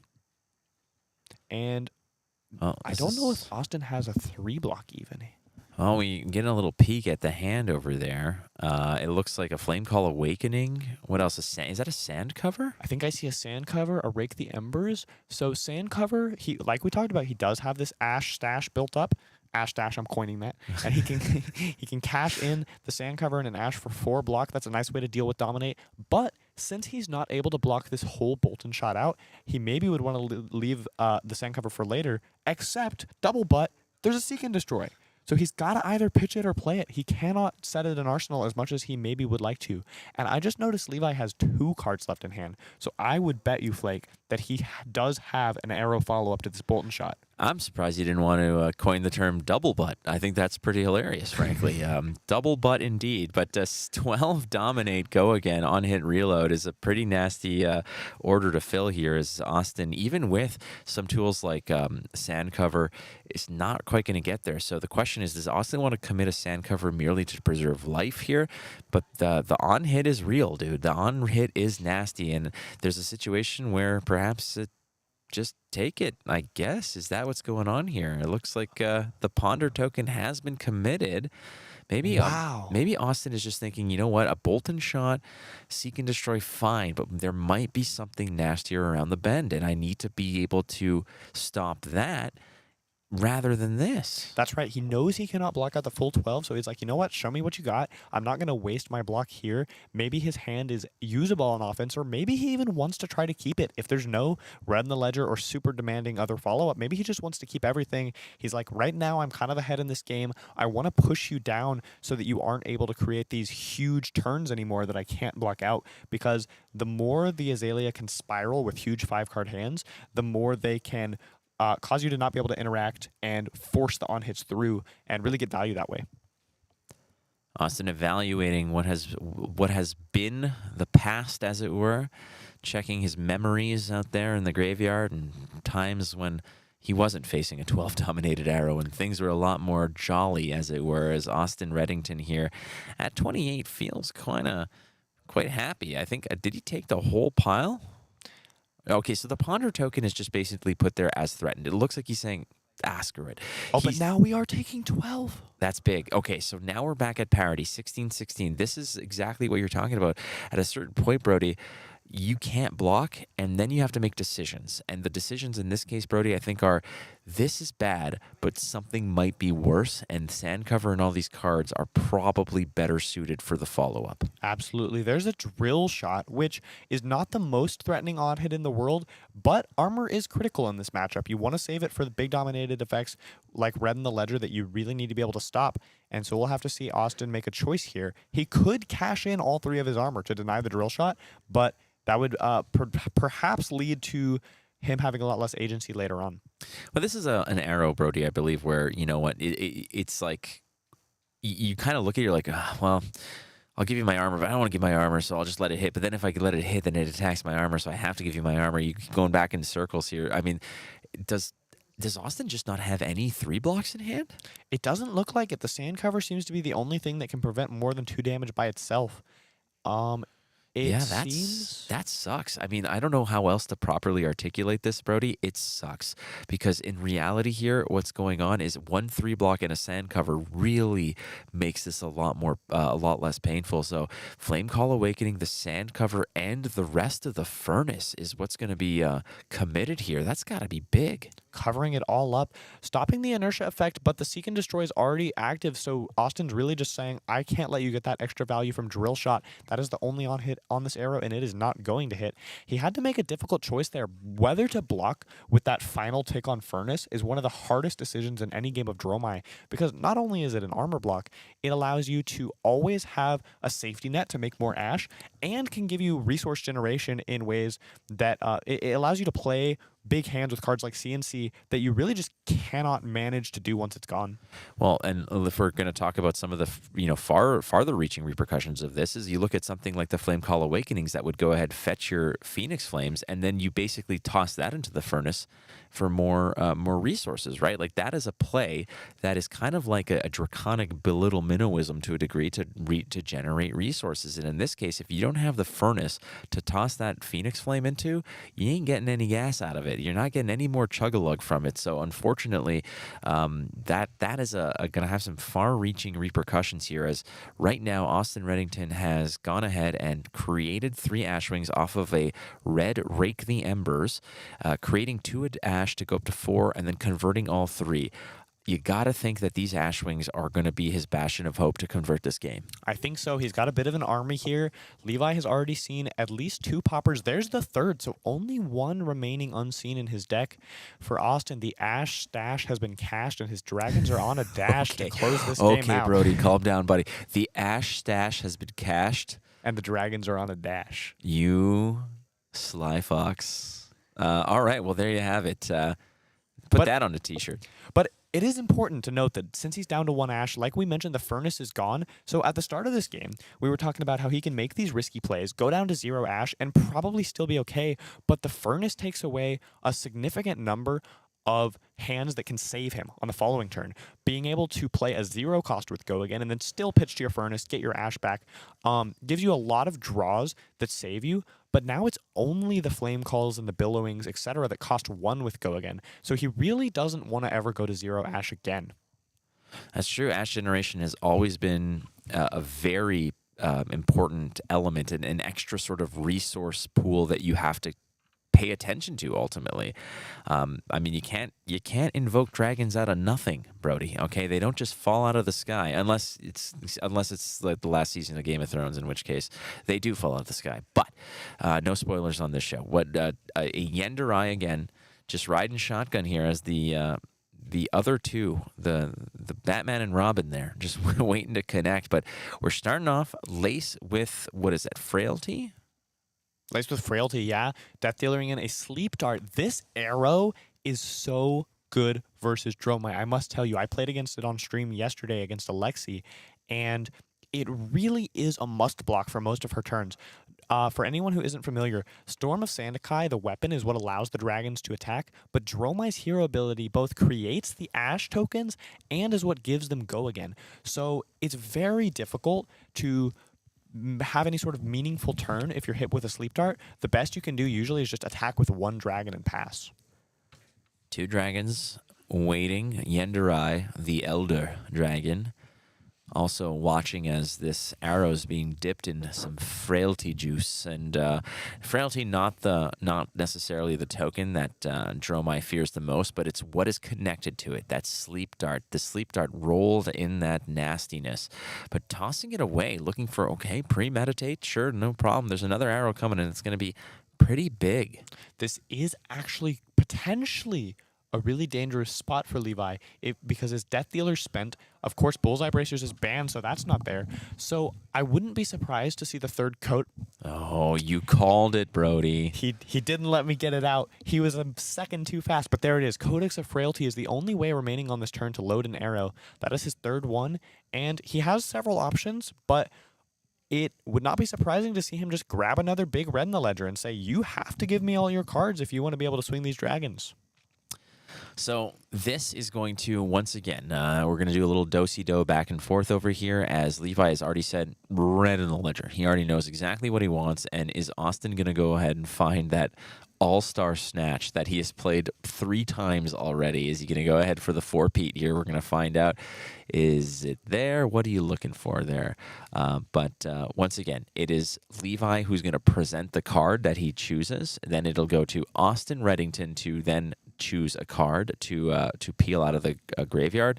Then the discard do-si-do completes the Texas 2-step, and here we are. And there's a whole bunch of boost coming up to that red in the ledger. That is right. Unfortunately for Levi, he was not able to make use of this last card sitting in his hand, so he is going to have to discard to this Codex. Austin has some choices here. The red in the ledger is going to be coming in for 11 as is. So if he has 3/3 blocks, he could feasibly cash them all in plus the crown in order to swing his board. Or he could just accept the red in the ledger on hit, block with most of his cards, maybe just swing the Yenderai arsenal, play 1 snatch. It's a bit difficult because he's going to have the Frailty, so he doesn't really want to play a snatch from arsenal for 3. We saw earlier that's not quite as impactful. Mm-hmm. It looks like maybe he's considering a Rabble. This makes sense at this stage in the game. Sometimes you really just want a card with Go Again, so you have ways to turn on your board and be able to swing all those dragons with Go Again. So he's going to toss away, it looks like the Passing Mirage is what's going to be biting it, and there's a snatch hidden behind it. A bunch of 2 blocks again, Brody. That's right, yeah. It looks like the red in the ledger is being fired off, coming in for 11, and it is a bunch of 2 blocks. That's unfortunate for Austin. This game is quite close, Flake. We saw Austin with an early lead, but it really has been closed by Levi's big arrows, and anything could happen at this point. Yeah, this is gross. Unfortunately, there's nothing you can do. It's not dominate or anything. You're just kind of don't have it. You just don't have it. If all those were 3 blocks, do you think he would commit the Crown of Providence here? It's difficult to say. The crown, you want to save it for dominate. You have to evaluate how powerful is this turn that I'm buying using my armor, and it is just 2 Ash Wings more than what you're going to get under the red in the ledger hit, especially since that Rabble would be affected by double Frailty. I actually don't know if he even would go for it. Well, he's not. He's pushing forward the Yenderai, and I kind of see why, because even with blues lurking about, that Ravenous Rabble hitting a red becomes a 2 go again, which is kind of paltry. Now, what it does do is it does turn on the rest of your dragons, but I think that Austin's saying, you know what, I'll just take the 3, and I don't want this Ravenous Rabble to go for nothing. You know, I don't want it to be just thrown to the wind because there's 2 frailties that are going to make this that much worse. Now, frailty, again, says that if you have a frailty token, your weapon and cards from your arsenal are all -1 attack. Now, normally, you know, with the dragons and such, and the fact that your weapon doesn't swing, Dromai doesn't care so much. But that frailty token is making that Ravenous Rabble that Austin put in the arsenal from the Codex look really weak. You don't know how many times as Lexi I wished frailty tokens could affect those Aether Ashwings for me every time I played a Codex. But now I'm a Dromai player, so Are you I'm you switching up. converted entirely, Brody? Is that the deal? I've never converted entirely. I find myself switching decks all the time, trying new things, but I really do enjoy Dromai. It's in my top 5. Okay.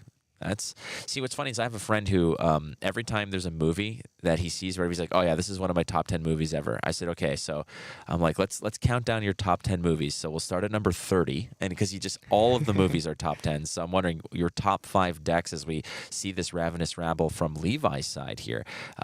Peel a red, read the glide path. So 4, go again, presented to Austin. So what are your top 5 decks? So I just said Dromai. That's one of them. Instant include is Viscerai. Just one of my favorite heroes. Definitely, okay, he definitely is my favorite hero, but it's close. Chain is close. Chain's also in there. 2 of the heroes that I kind of started the game with. Viscerai is the closest one to my heart. I had some of my earlier successes on him, and just so much fun to play. Dromai, Viscerai, Chain. I think Icelander's in there too. Okay. I really enjoy playing Wizard, and I'm gonna think on the 5th one for a minute. We'll come back as this game gets a bit closer. We'll touch back on what my 5th. Good timing, deck too. is. Beautiful timing there, Brody, as it looks like Austin just signs the bill here and says, give it to me, buddy. 4 damage connecting. It's all vanilla. No sprinkles on that one.